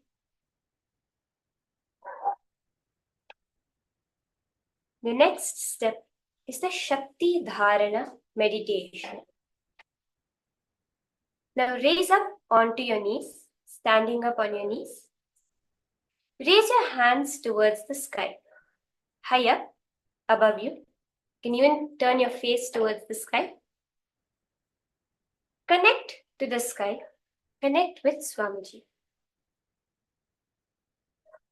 Connect with the Master and feel his intense energy landing. Just keep your palms wide apart from each other as if you're receiving something. You're receiving the cosmic energy. Let his intense energy fill you.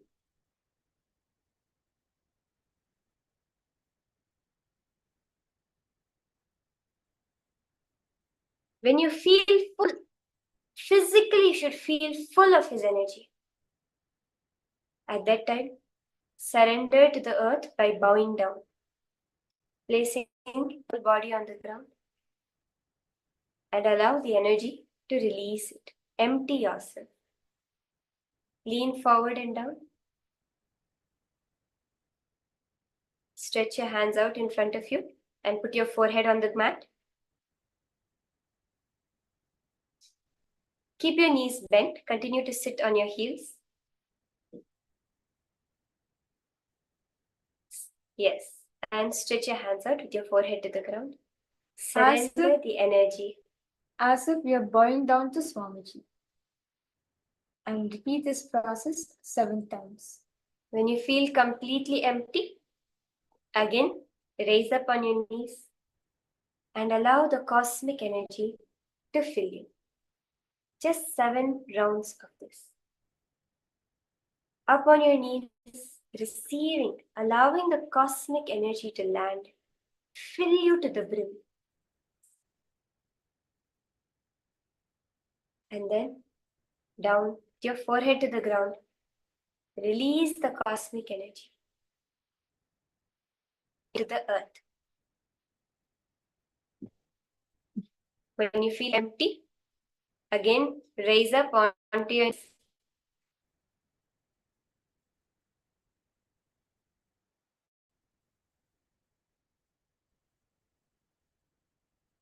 And allow the cosmic energy to flow through you.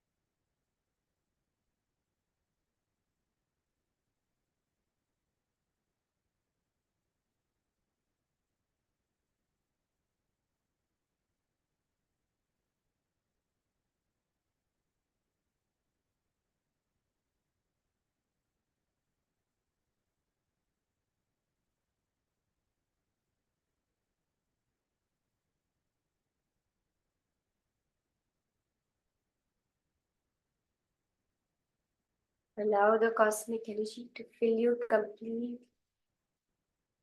Just 7 times. After you do it 7 times, you can rest on your knees.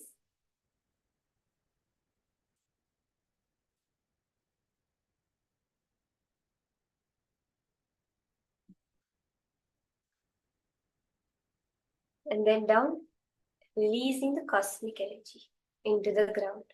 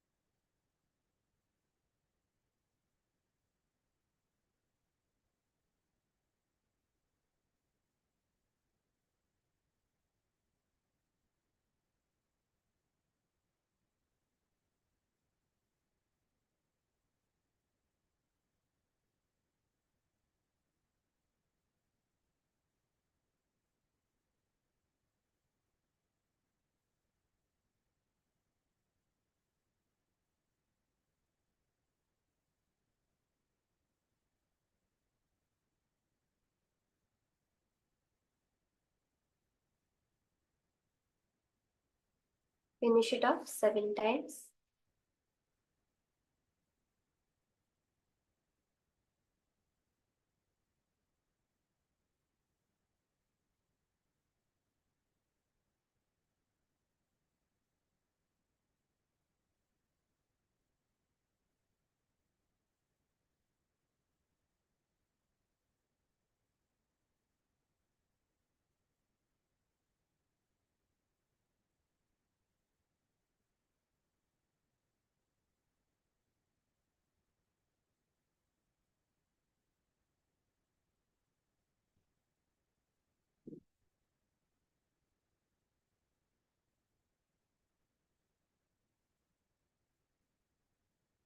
Now, just sit.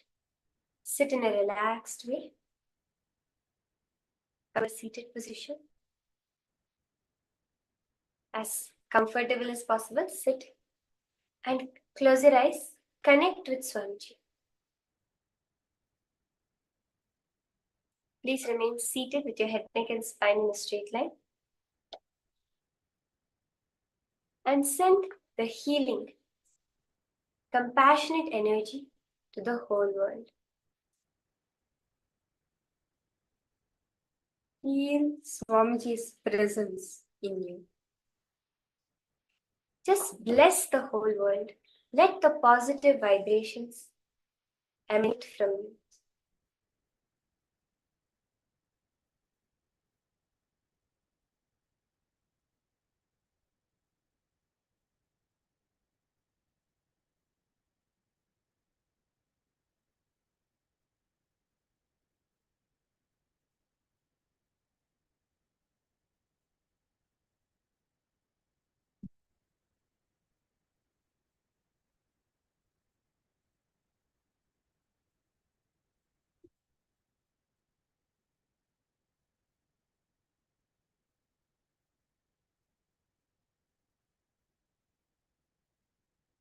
Radiate the enlightened energy,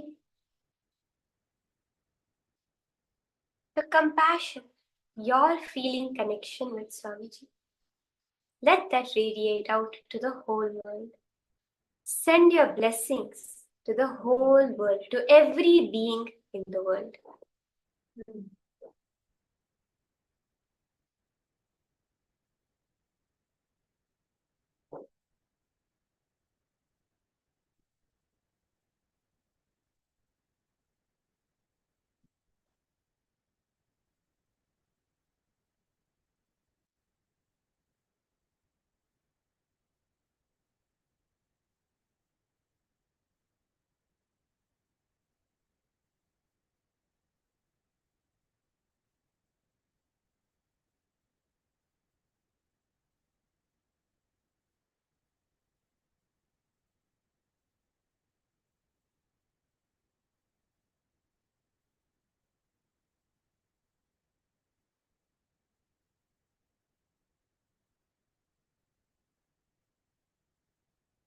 Just a few minutes, intensely radiating that compassion, that love, energy to the whole world.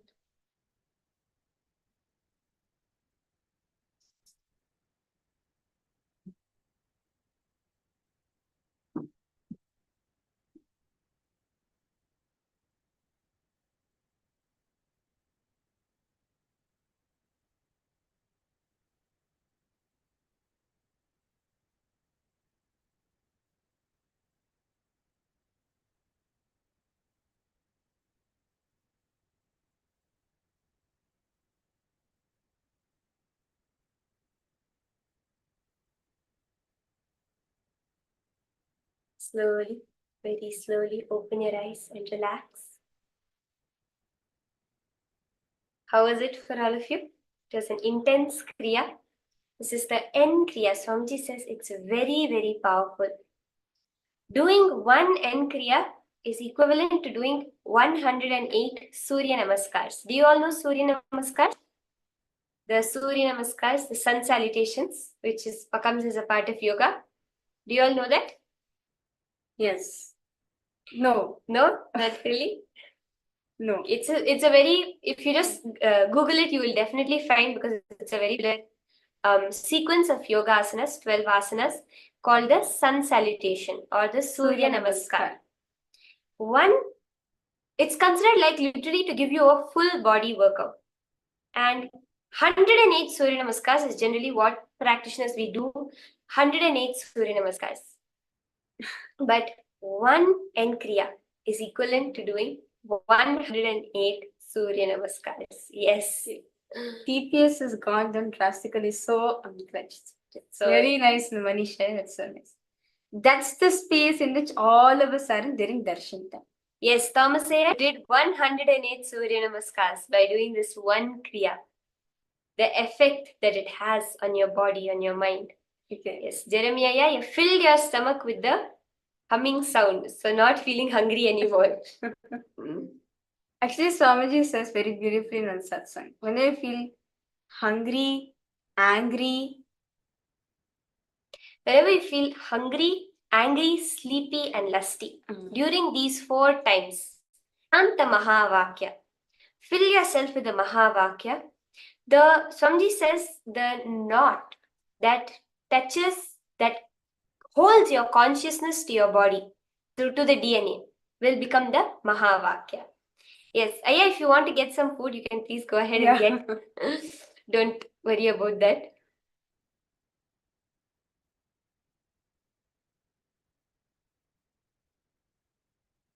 Yes, definitely. right after this, Except of during the darshan time, feel free to grab some food, unless specifically mentioned. You can happily go ahead and eat during the daytime, during the whole program, except of during the darshan.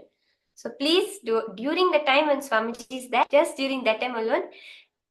Yes, you can eat before darshan, no issues.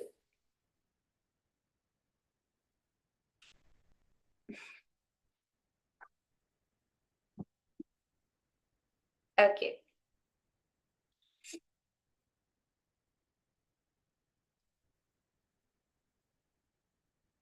So now we'll be getting ready to have the darshan of Swamiji. Any questions? Any doubts? Anything? Any experience all of you want to share?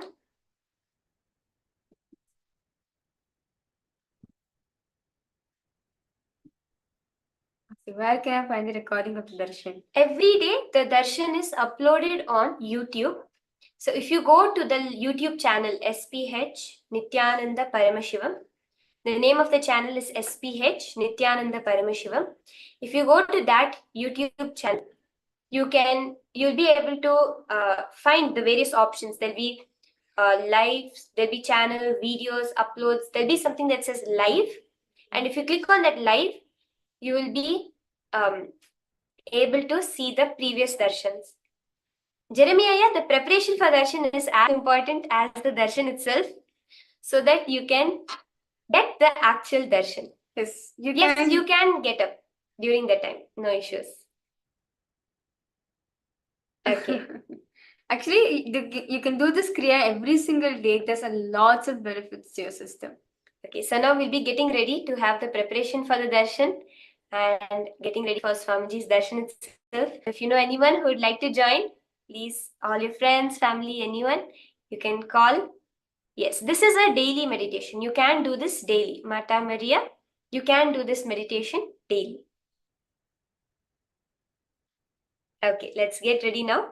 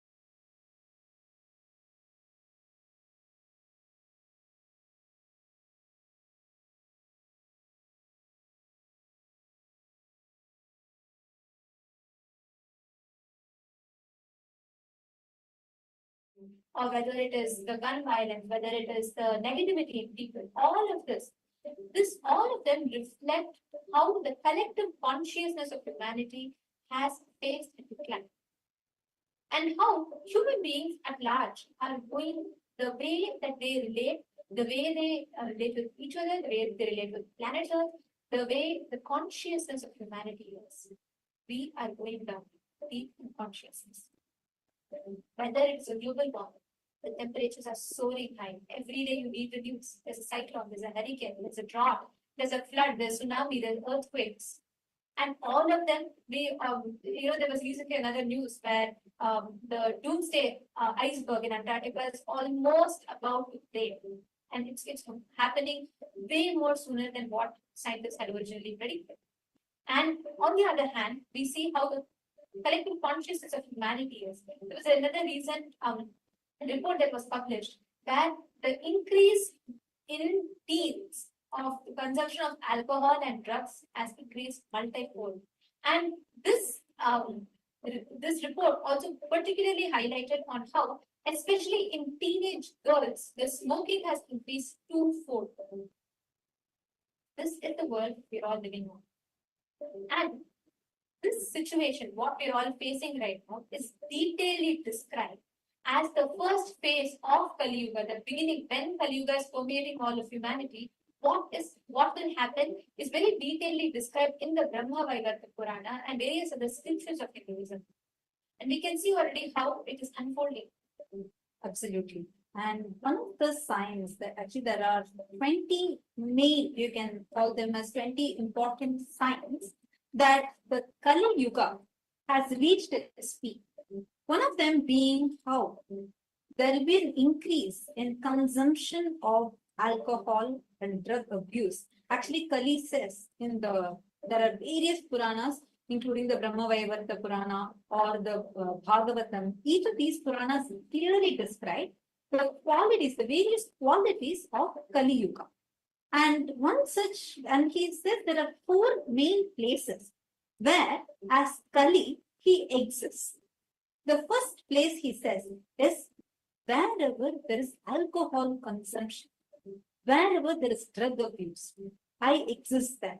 This is for Kali. Understand Kali Yuga, literally the happening of Kali. We'll even share with you how Kali even happened.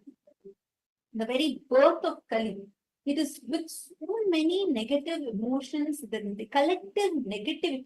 When it peaks, that is what comes out as what comes out.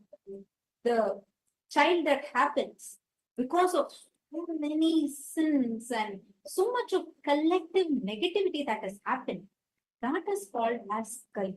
The Kali Yuga started at that point when the first abuse, the cow slaughter happened.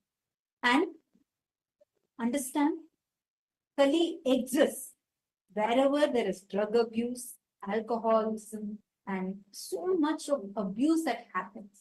Second, wherever there is cruelty, himsa, that happens on animals, wherever you kill animals, where at all those places, the Kali's prabhava, meaning the effect of Kali is very, very high. You cannot say that, okay, I'm going to be just there, be there in the restaurant, oh, I'm not going to be eating, I'm just going to be there.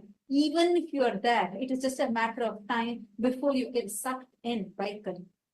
And one of the most important things that Kali reveals about himself is, he says, I am going to be so negative, extremely powerful. No one can actually win over me except for a few of these Mahapurushas that are there. He says, anybody that is going to be learning about dharma or going to be teaching dharma, especially the people that are going to be teaching the dharma, I will not let them teach. And if despite of me trying to create a false narrative about them, trying to abuse them, despite of me trying to do all of that, still if that person teaches and helps people to follow the path of dharma, to follow this path of ahimsa, to follow this path of ahimsa, paramo dharma, I will make sure that I send my army of people to abuse them, abuse that person and attack that person. Actually, when I was reading this, the first thing that I was able to very clearly see is, isn't this what Swamiji is literally having to go through?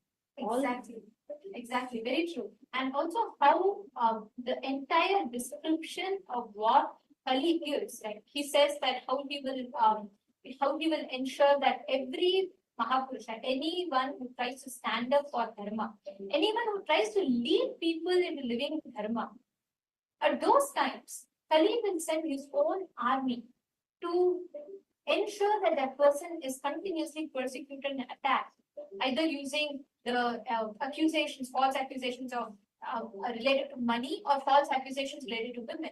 He said he would use these two to spread a negative belief in people and use that to ensure that the people stop from connecting to the path of dharma. When you wonder why, it sounds so like, evil, it sounds so cynical. Why is this going to happen?